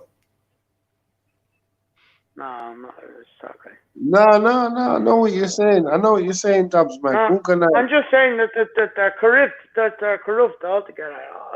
Definitely. Any organized religion, in my view, when they start Right, organizing people around. Oh, family, if I want to be a politician, fresh off of my Caribbean people came fresh off the banana boat, and I'm fresh out of East, and I want to be a politician in Belfast, you know.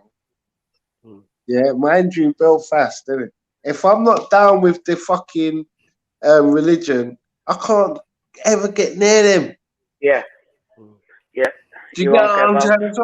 It's the same in Somalia and Afghan and all these other fucking places. You get what I'm trying to say? If you're not down with the politics and you're down with the religion and you're in bed with it all and you're corrupt and that's fair for all of them. That shows how. And religion, look, the way religion, what religion is supposed to be, it shouldn't be intertwined with that bullshit. I think a lot of people have misconceptions about the actual lifestyles of a leader. Like whether you believe it or not, I believe Muhammad maybe 10 times over could have been king of the world, the richest man ever. I genuinely believe that. But every night he'd have no money. He'd sleep on the floor. But he wasn't though. Let that sink in, man. Oh, are we still debating about leaders, whether we should have leaders or not? Yeah. No, Mohammed said Muhammad I'm not down for was the king of the world and it's some other very bullshit. difficult because What do we're you what think, we're used Sash? to. What do you think, Sash? I don't think we should have leaders at all. Yeah. I think we should have respect for one another and learn from one another. But I think that when we have leaders, it just goes all wrong. But Sash, we always had chieftains and we've always had leaders of even families Yeah, but then and leaders of houses. I feel like that's based on a level of respect, though. I feel like leaders is probably based more on fear. But then, so we do need leaders then. Well, I was going to say, what about our parents? regards. What about our parents and our families? Are they In some not regards, our we leaders? do. Aunties, exactly. uncles, cousins, are they not essentially our leaders? Yeah, but leaders, explain leaders then? What that's like. Well, this is what listening, I think we need hanging to on break to their down. every word. No, because it depends. What are you being led to do? Yeah, What so is the Mary, direction and who's in control of it? This is what I'm saying. Leadership in general is not just a straightforward thing. You have to break it down. Mary, I don't think we're on different pages. Like, for example, me believing in the Abrahamic faith is actually me having a desire to re-establish the family home, which is the father and the mother. So I think in that sense, you're right. I think our mother and father are our leaders. Yeah, and empowering them is the most important thing. So your family, your leaders, right? And then if you're within a tribe, That's what if someone grew up with terrible parents in Dubai? When gay nights reach Dubai, then you've had terrible leadership, Sasha. But that's another reason as to why we don't need leadership. But we don't need our parents raising us. There will always be leadership no matter what. But I'm based. I feel like. Yeah, because they're giving you guidance. I feel it's more guidance. Leadership I feel that's more or based guidance. on respect, isn't it? I think that's more based on respect. A lot of people would prefer to be led around by the nose. I mean, look at even people that go to work for the government.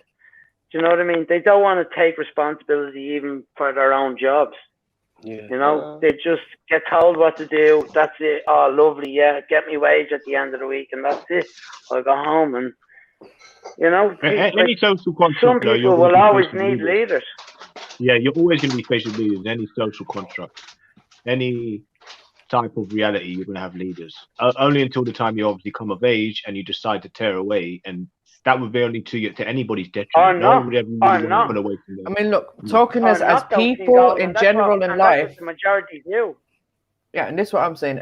In general in life, should we be looking for leaders? No, but in certain aspects of life, like jobs and maybe education and that sort of thing, you're going to have leaders in some way, shape, or form, be that a line manager or something. Do you know what I mean? Or you're going to be led. Or you're going to be led. Look, I agree. Like organized religion is shit. Yeah, it's proper shit. I agree with you 100%. I follow one. However, it's proper shit. But what's shitter than that is disorganization. It's bullshit. No, but and you know what's even worse than the bullshit that you follow organized religion? It's the organization itself. That's what's bullshit. Why is disorganization shit? So I'll tell you why it's shitter, because you're sorry, because you don't choose some form of leadership, you get led. Like with this COVID crisis, people just led like sheep. Like I just look around. But that's if your mind. They're the ones that's being led. Yeah, that's if your mind. I'm a bit confused. Bro. I don't need to have no faith to understand that that's not for me, you know. Do you get what I'm trying to show you? Remember, religion and television and all these things are part of brainwashing. Yeah, listen, your concept and idea of religion is different to mine. Listen to me. But your concept and idea I'm just saying, overall, even if you're not fully, I know you're on the same wave as man, innit? So you're cool. But I'm saying, even if you're not fully overall indoctrinated, you're still going to have sympathy, like preference, like always, all your vibes are going to go towards that because that's what you know, innit? Like, because it's not about religion, it's about self-mastery, innit? So whatever it is you follow, whether if it's some shit's magazine you follow, for example, self-master that. When you self-master that, then you've grabbed all the concepts that you need that a religious person will have. I believe that. It's not about religion at all. So we can sit here and point the finger at religion, but I'm telling you that organized religion teaches us that a form of leadership is better than no leadership. No leadership is like... See your example just there. You've basically just been your own leader. You may have used religion, but you've just become your own leader by doing that. I agree with you, but we need to do that. We need to do that collectively. Again, I'm not... Listen, I'll be honest with you. If it was down to me, I'd probably be... My legs would be up and I'll be under my covers right now. Does that make sense? Yeah. I think what...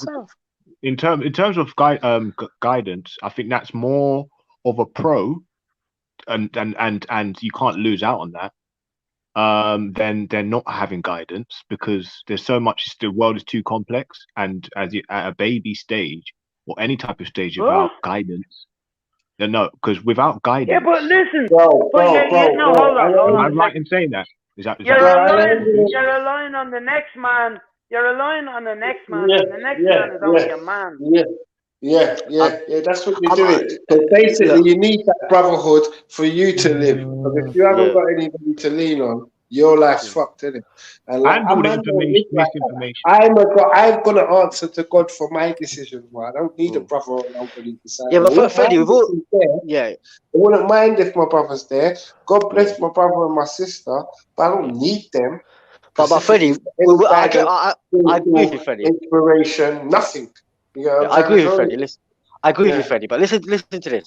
Like we're sitting here. Like I'm really old school. I believe in this whole village concept. I genuinely believe that we should all sit around and that's what we're doing now. Look at the panel. This is that concept there. So like we're here. I'm feeding off you. You're feeding off me. That's brotherhood there. So I'm saying that this is a form of leadership as well, if you think about it. But we need a consistent form of leadership. We need this to be consistent. Okay, but my question is, what direction? But sorry, Mohib, what direction are we looking to be led in? Do we know where we want to go? Because we can get there. We can all just. I can just. It's a simple message or whatever communication that we want to use these days to say, "Yo, family, we're doing this at this time. Let's go." But where are we going? Maybe I think one thing that religion does teach us. Where do we want to be led to? Regardless of what religion you follow, one thing religion teaches us is that nobody knows what tomorrow brings. I hear that. Life can teach you that. Didn't answer my question though of why do you need leadership if you don't know where you're going? I think that this is why I'll refer back to Ruster again. That form of that kind of element of reasoning is very important. It's very important. It's part and parcel of knowledge. It's part and parcel of growing. It's part and parcel of understanding this man. You have to reason things out for yourself, for self. If leaders always come in physical, if the leaders always come in physical form, big up, Jez. Go on. Do you want to? The leaders always Is come that Mag? Big up, Mag. Yeah, that's me, man. Big up, Big bro. Big up, Mike. Big up. You know, and that's Someone the thing, just asked that a question there. Was that you, Kingo? yeah, What was the question? Yeah, when you read a compiled of books or anything like that, that person was a wise man, and he translated his leadership skills, which is what he's trying to do with the people he's teaching, and put that stuff onto scheme. He actually writ that down in the book. So that's a leader, and the leaders don't always have to be someone who's the smartest, the strongest, the quickest, or even a physical form. That's why I say leadership and guidance comes from books, comes from even diaries. But does it, or does it come? Is it innate skills that we have in us? And this is going back to what I was saying. There's different types of leadership. So, for example, because I've done some leadership training before, and I think there's 5 or 6 like basic types of leadership that they talk about. And one of them, for example, is the do as I say type of leader, the person that just say, right, I want this done, and do it straight up. Like, I don't need to give you an explanation or a reason why. And then there's the leader that will sort of like guide you and say, oh, this is how I do things. You know, this is how I'd like it done. You got, you know, leaders that will encourage you. So this is what I'm saying about different types of leadership. Yeah, I think there's nothing more powerful than a leader who embodies a leader. So an actual physical leader. Like one of the things that I say before I go to sleep is, Allah, you're my wali, which is you're my guardian. You like, I seek refuge in you because you're my guardian. And I think that if you look at that concept, like when like in the adoption process, or when people are looking after children, I think that guardianship is so important. But yeah, so look, listen. But that's different from leadership, isn't it? Is it though? Do you not think this is why they've come up with religion and stuff like that? So we need leaders, and this is the position we're in now. This is the position we're in now. Do we need leaders though? I think does anyone actually know what happens? Does anyone know what happened if you just threw yourself into a place that you knew nothing about and you got on with it? Okay, like, we actually have got innate abilities. Quickly. We have innate abilities that we can do things for ourselves. Exactly. I think religion is there to fulfill our need for organization. Because as humans, we don't like chaos, and we crave organization. I feel like religion gives people that sense of organization in their life. Why do we make belonging? Mary, why do we make religion? If you listen carefully, yeah, all the time you guys have made religion a scapegoat. Every single time you've made it a scapegoat. Let me tell you one thing, yeah. I don't want to be a Muslim, you know. You lot probably think, oh yeah, he's protected. Listen, I don't want to be who I am. Like, I don't want to be a Muslim. I don't want to be a Muslim. You can be who you want to be. We don't have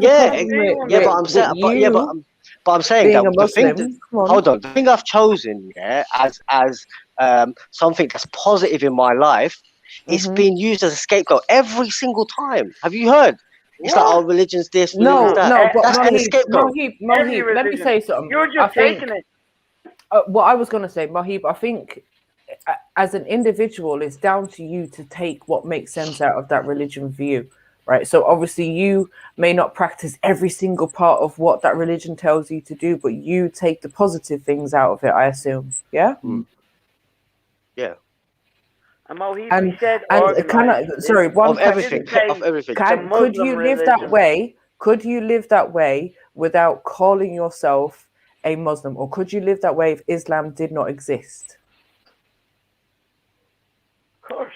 If Islam didn't exist, then it didn't exist. But I'm saying that, like, the truth is undeniable. But you could still. So I've looked at the religions. I've looked at Hinduism. I've looked at Shintoism. I've looked at every single religion. I've looked at it, and I can't deny the truth. So I'm saying that as opposed to using it as so hard to look for someone to No, I'm not. I'm genuinely not. No, listen, I felt like I was drowning in life. I felt like I was, I felt like I was drowning and I was about to die. You I needed genuinely a felt sense that. of belonging. You needed a sense of belonging, and you needed a sense of organization in your life. And you found that what was appropriate to you at that time within need to belong Islam, to and there's anything. nothing wrong with that. I There don't is need to belong nothing to wrong with anything. that. I really don't need to belong to anything, but I can't deny the truth. That's me. So I think that instead of using religion as a scapegoat, I think we should take time to That's the truth for understand. you, bro. My problem is more with the people that made the religion. Come on. Like it seems like from when we're talking about leaders, for example, we're saying, "Oh, look what's going to happen with religion. It's going to happen to us. Oh, look what's happened with religion." Yeah. Okay, I got an idea then. So The that you very don't fact take it that personal. Hang on, Dublin. So that you don't take it personal, Mo. Let's just take religion out of it and let's just talk about our political leaders then, because it's kind of the same kind of concept. Like I don't mean that disrespectfully, but it's kind of the same concept where you have people that will follow and that will, just follow basically. Yeah, because So I thank you very much for that. But I see religion as a positive thing. So whether you follow Sikhism, Rasta, Christianity, I see it as a positive thing. Genuinely. And like again, I mean no disrespect, but some people look at political leaders as a positive thing. Yeah. You see what I'm saying? So it's all about perspective. But So the difference how do you look at people that between don't follow a religion? the difference between religion and it's this organization concept of religion and non-religion is that there's a moral code there as well. With politics, there's no moral code there. However, I'm saying that people who don't follow religion But don't there have is a that moral code. code. There is a moral code with politics. It might not be. No, hang on, but it might not be the actual a good moral code, but they have applied a moral code to it, which is what they do. A lot of their basis, like a lot of their rules, a lot of their laws, they have based it on a moral code, and over time they've twisted it. So there is a moral code there. Rules as well. I think it's also just cultural things that one side does and one side doesn't, and rare. You know what I mean? Like I think there is definitely a lot of a code that comes to any kind of group. So I think I think it's good that we've opened it beyond the religion thing, because that's gonna send us round in circles. Yeah, absolutely. So I think. Yeah, I think homing in on this idea of political morality is very important. Homing in on that, and now I agree that there is a code there, but I think it's about kind of recessing that and making it kind of a bit more open for other people to feel a part of it. And that's where we'll find the solution, because the consequence is that it affects people in a negative way, and they feel alienated from it. So I just missed your point. So I'm saying that I agree with you that in politics there is a moral code there, but homing in on that moral code, adjusting that's where the solution is. Yeah, but okay, strictly based on politics, if everyone went via a moral code, do you know what? No, because it changes all the time with politics. The moral compass will always move. Like no one can keep up. No one will ever be able to keep up with the moral code of politics anyway. But that's a problem then, isn't it? Their moral compass can change depending on what's going on, what circumstances are. But the thing is, if that's not contained and controlled in some sort of way, then what stops Satanism taking over that, or Islam taking over that? Well, remember what politics is born out of. It's born out of countries not wanting to go to war with each other. Now we've raised these people into being gods, basically. Well, not being gods, but I mean being kings. Well, being our leaders, we've allowed them to be our leaders. Yeah, I mean, just because they're not bringing us into war, and that was the whole idea of these idiots at the start. You know, so I don't like. We don't need them. I don't think we do need them, and we certainly don't need organized religion either. And I'm not aiming at one religion or another, Mohit. I'm not aiming at one religion. Dublin, I agree with you. I agree with you that we've made them into some sort of our leaders. Cuts so close to you, right? It's the very fact that it cuts so close to you that you realize it's not just me though. You see it's not it. just me though. You see it. It's not just me though, Dublin. I do it. I like there's people that follow their faith, and I have a duty to kind of say that, you know what, maybe there's goodness in for them. You see, that's why like, I feel like I have to kind of protect that right. But I'm saying that you're right. I agree with you as well that these people have been made leaders, and there's some form of idolization going on there. So that's not too different from religion itself, you know.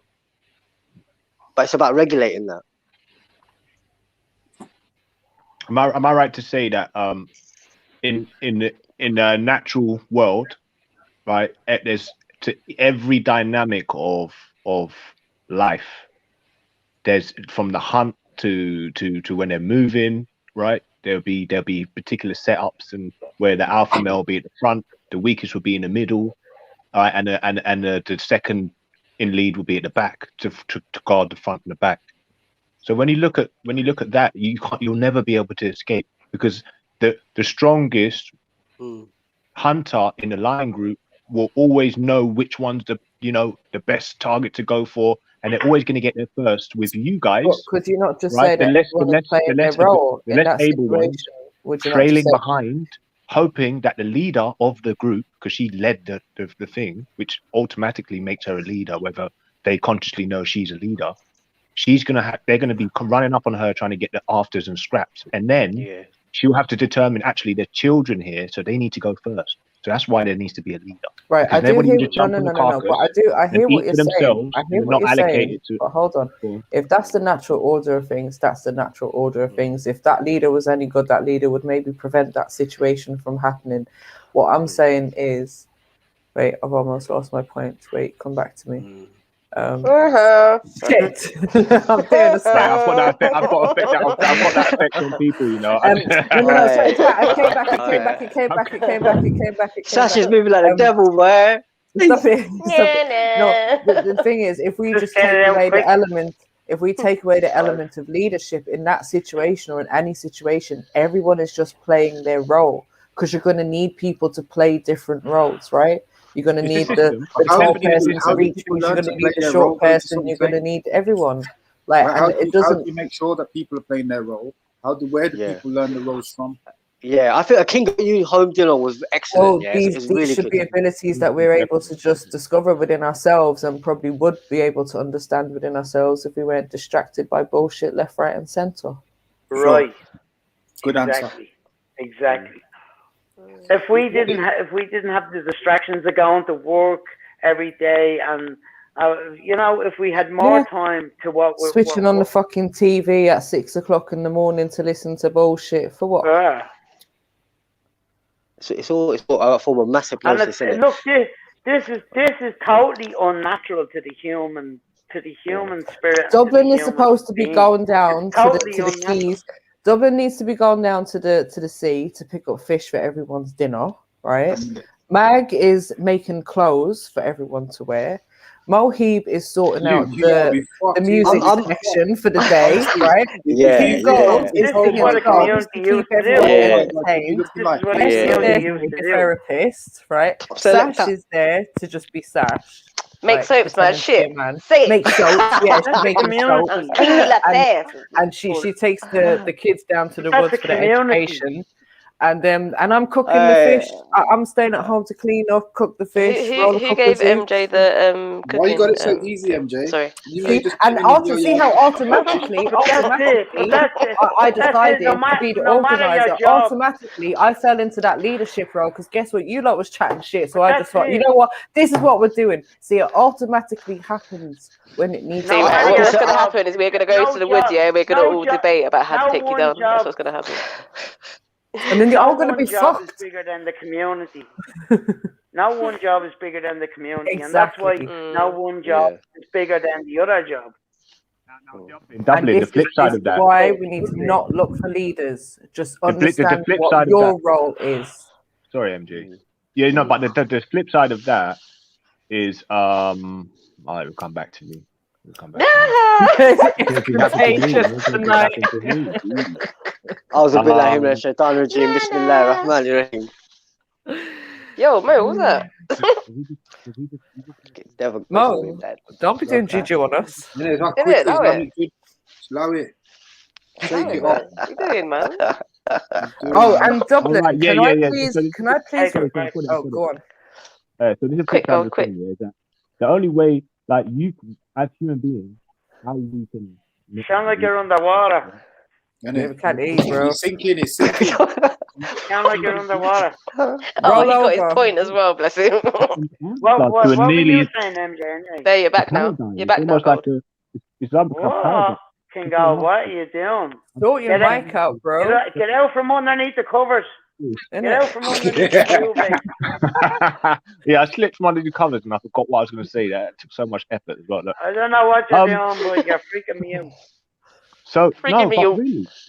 really, the way the paradox is that your mum and dad is your leaders. It's inescapable, right? But what we as human beings, how we like get beyond this is that the leader can be a piece of paper up on the wall with all your errands or your roles or responsibilities, and that's your leader, your eyes and your brain to understand what time. Do you think that's better or worse? Yeah, Sorry. well, Sounds like religion. Sounds like organized religion to me. Hold on. Yeah. Wait. Dr. Gold, do you think the piece of paper on the wall, would you say that's better? I tell you why. It's because it's very structure.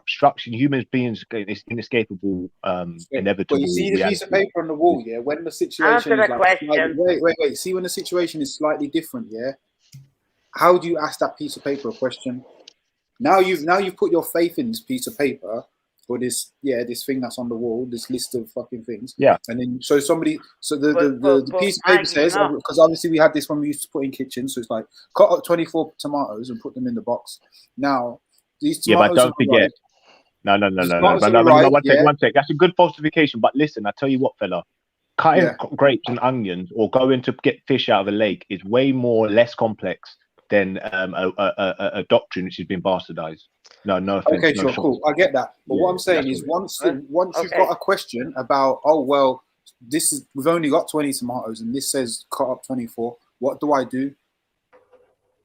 That's the thing now, yeah. Well, you would obviously have to use your innate sort of logic, and you know what I mean, your and intuition calculate. on your own.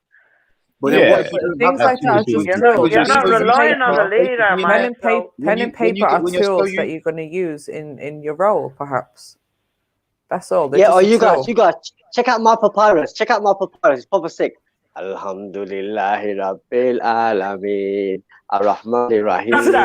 Maliki Yawmiddin. Iyyaka na'budu wa iyyaka nasta'in. Ihdinas siratal mustaqim. Siratal ladzina an'amta alayhim. Ghayril maghdubi alayhim waladdallin. That's all right. Someone hijacked the stream. Just remember, yeah, like papyrus comes from Egypt. Just remember not that. everyone wants your bullshit. Not everyone wants your bullshit. But I'm saying, if we're looking at a piece of paper, yeah, on the wall, and we're wanting to Even down to basically hold on. If we're trying to amend this kind of thing on the wall, why not go to something that I think, as I'm saying that, you should read it for yourself. It's undeniable. Don't be praying over me. Don't be. What are you on about? Don't be praying over me, please. Oh, see. That's where you're using. That's where you're using the language of lies. You're using the language of lies, and you're misconstruing the word, or you're replacing the word praying, aren't you? That's what you're doing. However, what I was doing is actually for myself. It was actually for myself. Dublin's feeling halal. Okay, well then do it in your own time. Yeah, Dublin's feeling hella halal tonight. You know, if you wanted to sit here and swear and whatever, I'll let you do that. That's your right to do that. I'm not swearing. But I wouldn't be here saying, "Oh, don't do that in your own time." I wouldn't do that. Oh shit! You're swearing to some bloody god that I don't do it, Dublin. Dublin. No, I wasn't. You think you're safe in Ireland from these fatwas and that? You need to allow it. Oh, this is gonna be Gaddafi part 2. Fucking hell. No, but I mean, the sensible thing to do, yeah, the humane thing to do is to ask, what is it that you're saying? Why are you saying it? What's the purpose? The same way, like, my original mother tongue is called Jungly. You know that. I'm a Jungly who's become fully civilized in the English language to understand you, and you're sitting there going, drink. It's not fair, blow. So you got to meet me halfway at least. You never said drink. That's a bit. I know. That was a bit. That was a little bit like biased. I know. You know what I'm saying, though, isn't it? I'm telling all that. Yeah, that was a bit like, you know, thrown in the stereotype. Father No, but hold on. Yeah. If we're making caricatures, then I'm allowed to do that too, right? No. I'm allowed to throw in the caricature as well, right? Or is it just what caricature? Yeah, that's what I mean. What caricature did I throw in? We throw in this caricature of me. You said I was praying on you or something. Well, you recited something. Right? Yeah, and I said that there's a right way around, and I'm trying to understand that. Some people could call that a prayer, right? It's actually the actual prayer itself means the opening. So it's actually a prayer song, right? It's not a prayer; it's a surah. It's a prayer sound. song. It's a sound. It's a sound. You make the sound. Why do you make that sound? Gibberish. Because, like, you know, we were talking about earlier on about reading. For me, reading is more of a. It's like using your other senses as opposed to just reading a book. Because I think, like, a lot of people, when they're like just reading books, you'll find in the West that most of it is spells, isn't it? So why did you make that sound? Back chat. Because it's sound. It's not reading from a book. Okay. Sorry. What was that? Surah Fatiha, yeah? Yeah. That sounded pretty long, not say long-winded. Yeah. Very long. Yeah, I've started getting slower at doing it. But I think I get a lot more kind of out of it when I do it, like take my time with it. So what you had? So when you was doing that, was you reading at the same time? No, it's from my head. I read it many times a day. Oh. What does Arbi Allah Shaitan mean? A'udhu billahi minash shaitani rajim means I seek refuge from the accursed eternal outcast, which is Shaitan. So it's basically saying, God, protect me from this eternal outcast, which is the Shaitan. Would you say that the reaction from a lot of religious people when they're faced with a question which they're not too comfortable with is dramatic? Yeah, I think it brings out sometimes. Yeah, it brings out a lot of different emotions, and I guess the biggest injustice is to not say that you don't know. Like sometimes saying that you don't know, or I'm going to do an injustice by answering it wrong, is sometimes better. It's better to do that than to do the other thing, which is, as you said, it could get emotional, it could get angry, it could be a lot of different things. Yeah, no, to be fair, anybody who kind of mocks my ideology or what I know of it, I haven't had it really done too much.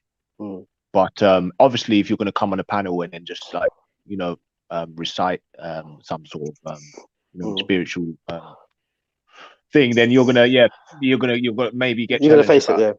Yeah. But you said earlier on that you had no friends and you don't get on with people. I get on with you, bro. I get on with you. I've got friends. I do have friends in my circle. I like you, Gold. No, thank you. I like this panel, man. Otherwise, I wouldn't be in there. I've always got on with you, bro. I've always got on with you. Froman. No. I know you're blessed. You're blessed, man. But why you have to throw that in? That was totally uncalled for.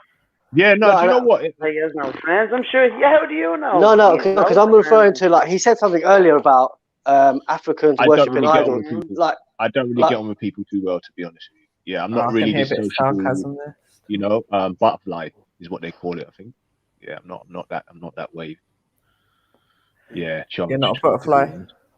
Yeah, I'm not that really way charged. I don't know. I don't know what it is, mate. I think it's because I've got such a family unit around me that we're so in contact nearly every day. So I think that's where my loyalties in terms of acknowledging people as someone I care for lies, you know. And I find friends are very wishy-washy at times, and you know, one time you could be someone's friend, especially when it's in not really in you know. Can you stop eating the mic? Friends, what a bunch of bastards. Can go melt underneath the blanket. Saving ASAP. Yo, Gold, have you fallen off the bed? What's up? Yeah. You know Yeah, what? drowning, he drowned. Quick. Should we send help? Should we send help? Yeah, Is it better? Is it better now? Just what happened? Did it Better go cut Just- off or? I think you need I to have think- a do code. you know what it so if is? anything No, do you know happens, what it like is? we know to send help. No, it's I think your phone or whatever, your laptop or whatever knows when you start waffling, it starts just dimming down the volume a little bit. I think. Do you know what I think it is? I think that the fucking government are doing it to make people think that I'm waffling because then they can't catch it. Oh I reckon it's maybe that's paranoia. It's you know who it is, Dublin. It's Ari. I'm the It's master of Ari. paranoia, bro. Yeah, It's fucking Ari. Harry. And then he was getting Harry all wrong in that first. No, That that's not- first that's not episode of King Gold I went through, he was getting Harry all wrong. Like, who is Harry? Who is Prince Harry King Gold? Yeah, that's funny, but you're young Kathy, Prince Harry.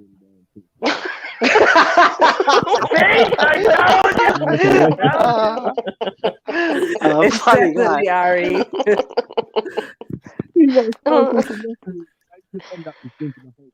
Oh my god. God, we can't hear Oh nothing, man. man, forget about it. Yo, W, what were you saying about Crouch End? You were talking about Crouch End because I'm in Crouch End, innit? So, did you come down here or something? Yeah. All my family's up there. Muslim, No way. all Smashed up it, around bro. there, yeah. Smashed it, Seven G. sisters, all up around there. Yeah. Yeah, good area, man. And I was in the kebab shop today in Crouch End. They call it Best Kebab, and I had a kebab, and it put me straight to sleep, boy. Knocked me straight out, bro. That doesn't sound like a good kebab shop to me, man. Meanwhile, No, they got sleeping pills in there. That sounds like kebab and bees or something. Like, I don't know. Have you never eaten something like had a good meal and just gone straight to sleep? Yes. Yeah. Yeah, exactly. That's it. Many times. Although I don't like going to sleep straight after I eat, so I have to fight it, and that fighting feeling is so horrible. It's just like your eyes are just like, no, go to sleep, and I'm like, no, I need the food to digest. Leave me alone. I bought a That's one of kebab the today reasons why I for. can't eat big meals. Yeah, I bought Sorry. a kebab today because you know what dollar means in Turkish? What? It means thunder. Did you know that? No, I didn't actually. Means what? No. Yeah. It means Thunder. thunder. Might as well order a down Means what? Thunder. Thunder. And- Thunder. Yeah, thunder. Like lightning and thunder. Yeah, thunder. Yeah. And where we're from, our part of the world, it actually means cold. What? Yeah. What? How does that So you make ordered a sense? cold kebab? Yeah. That's gonna strike thunder and lightning on certain man. You know what I mean? Yeah. Brimstone. Lava. Lightning. I don't understand. Neither do I, to be fair. That was just a fun fact, guys. Fuck's sake. So next month Get the there's gonna be program. I'm not sure what day. I think it's the 23rd of February. Next month, February. This is September. Yeah, Soon I think it was- October. Yeah, listen, I'm just trying to think of something. I'm not thinking out loud anymore. Yeah, I'm not thinking out loud. But anyway, like, there's a day where we preserve where Bengalis preserve their mother tongue and they promote everyone to learn their mother tongue. And Where you skip it 10 months ahead. so I was always looking for that connection with Africa, because obviously, like, I know my roots are in Africa somewhere. But basically, a few years ago, in the late 1980s, early 90s, there was a war in Sierra Leone, and the Bengali sent some peacekeepers and like. What's the month got to do with it, though? I'm gonna explain the date. The date's very important. Right. Yeah, and I should remember it, to be honest. But anyway, like, as a sign of solidarity, what the Sierra Leoneans did is that the actual national language of Sierra Leone is Bengali. So my mother tongue is actually in Africa now. What did you do? Alhamdulillah. What did you do? So Mohib, we have but let me tell you.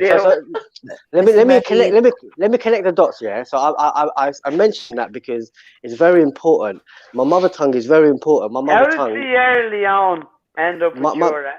My mother tongue is pre-Proto-Indo languages. So basically, with my mother, Proto-European, Proto-Indo-European languages. So if you look at Proto-Indo-European languages, it makes up all Bengali the languages.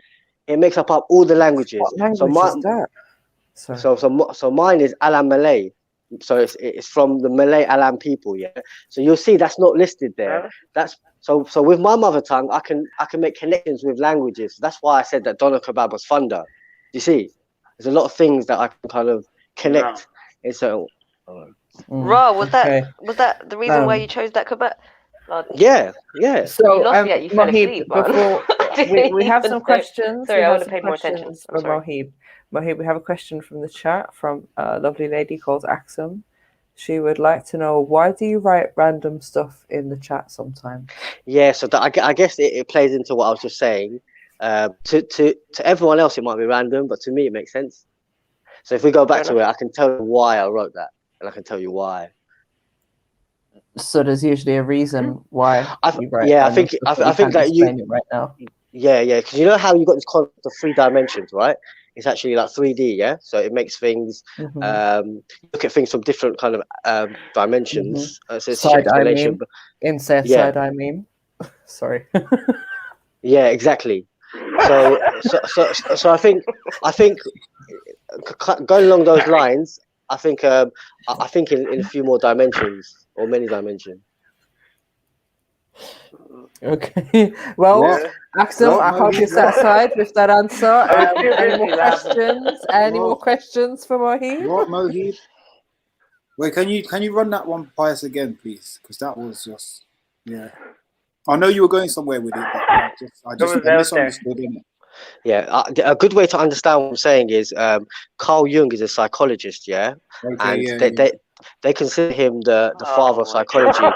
He basically wrote about a personality type which is INTJ. Look it up. That's my personality type. One of the archetypes, isn't it? Did you do the test for that, Mo? I've done it about 10 times. Did it always come up with the same one? Yeah. That's mad, isn't it? Yeah. I've done it too. Yeah.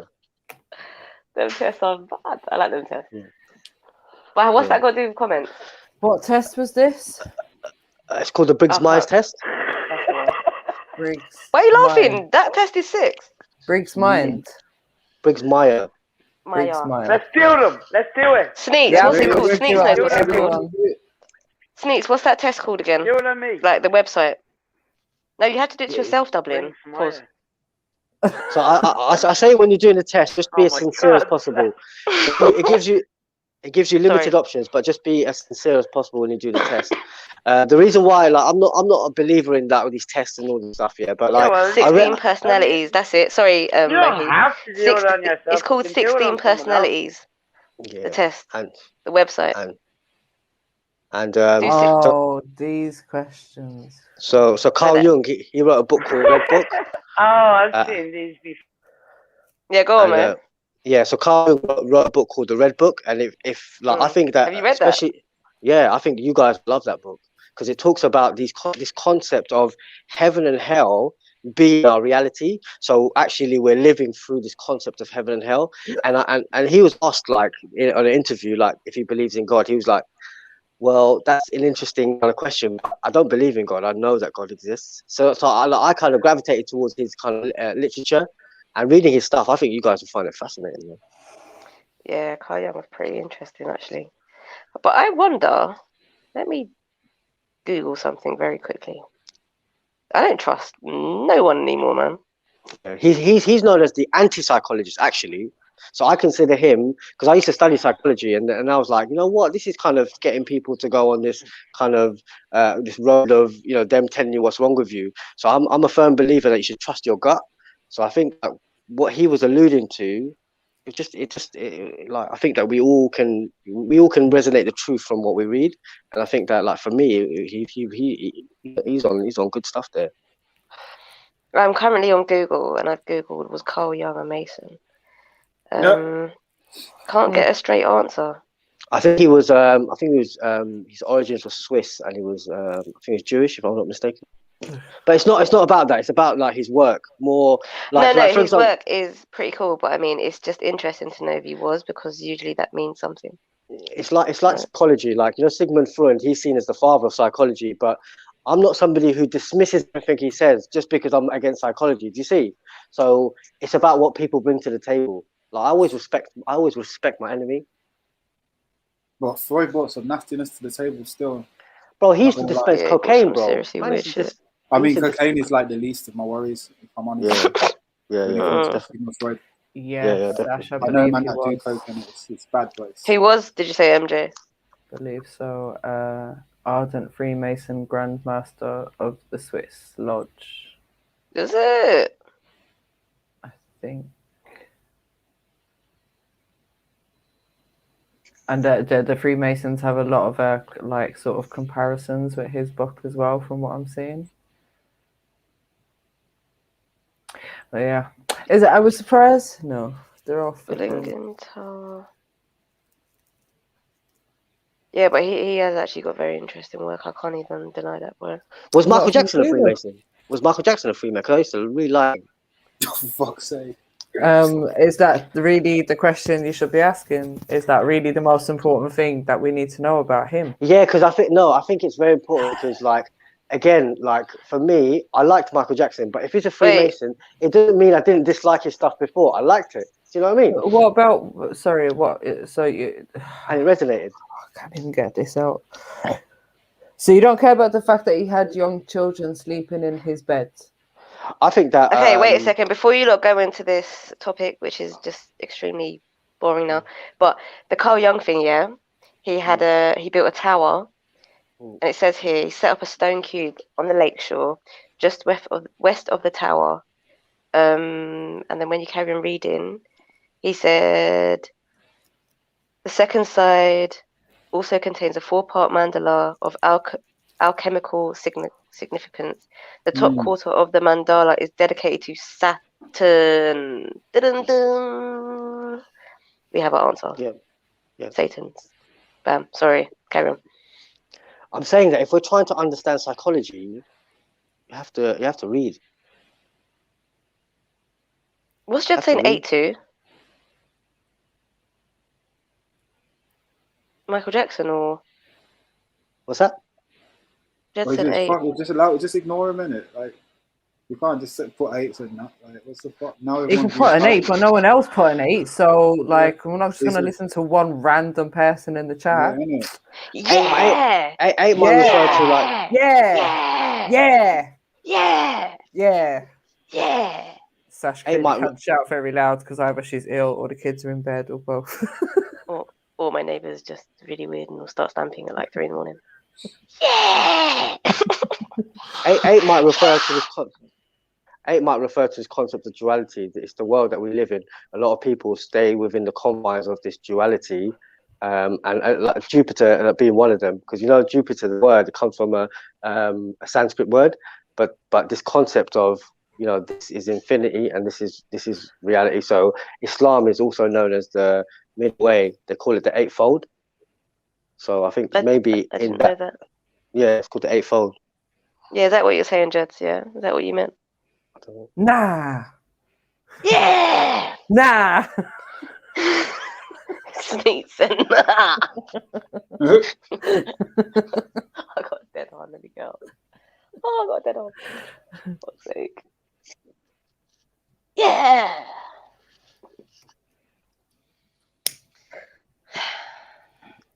Interesting. So it seems every super duper intellectual is a motherfucking Mason. Well, no, not necessarily. I think it's just the ones that are brought to your attention that are globally famous. Like, I think it's similar to the celebrity thing that you don't really get into. I hear that. It sets the bar, innit? Into all the record books without kind of taking an oath and getting involved in weird thing. But it sets the bar for what intellectual is, though. If you know about that type of stuff, it's something that operates in these degrees, isn't it? So there's a lot of fucking low-level people that are just milling around in the ranks. It doesn't mean that they're out here really doing the most and the worst, but obviously they're contributing to the system, aren't they? But that's just how that thing works. If you know that it's literally a pyramid scheme, innit? So So there's also this concept of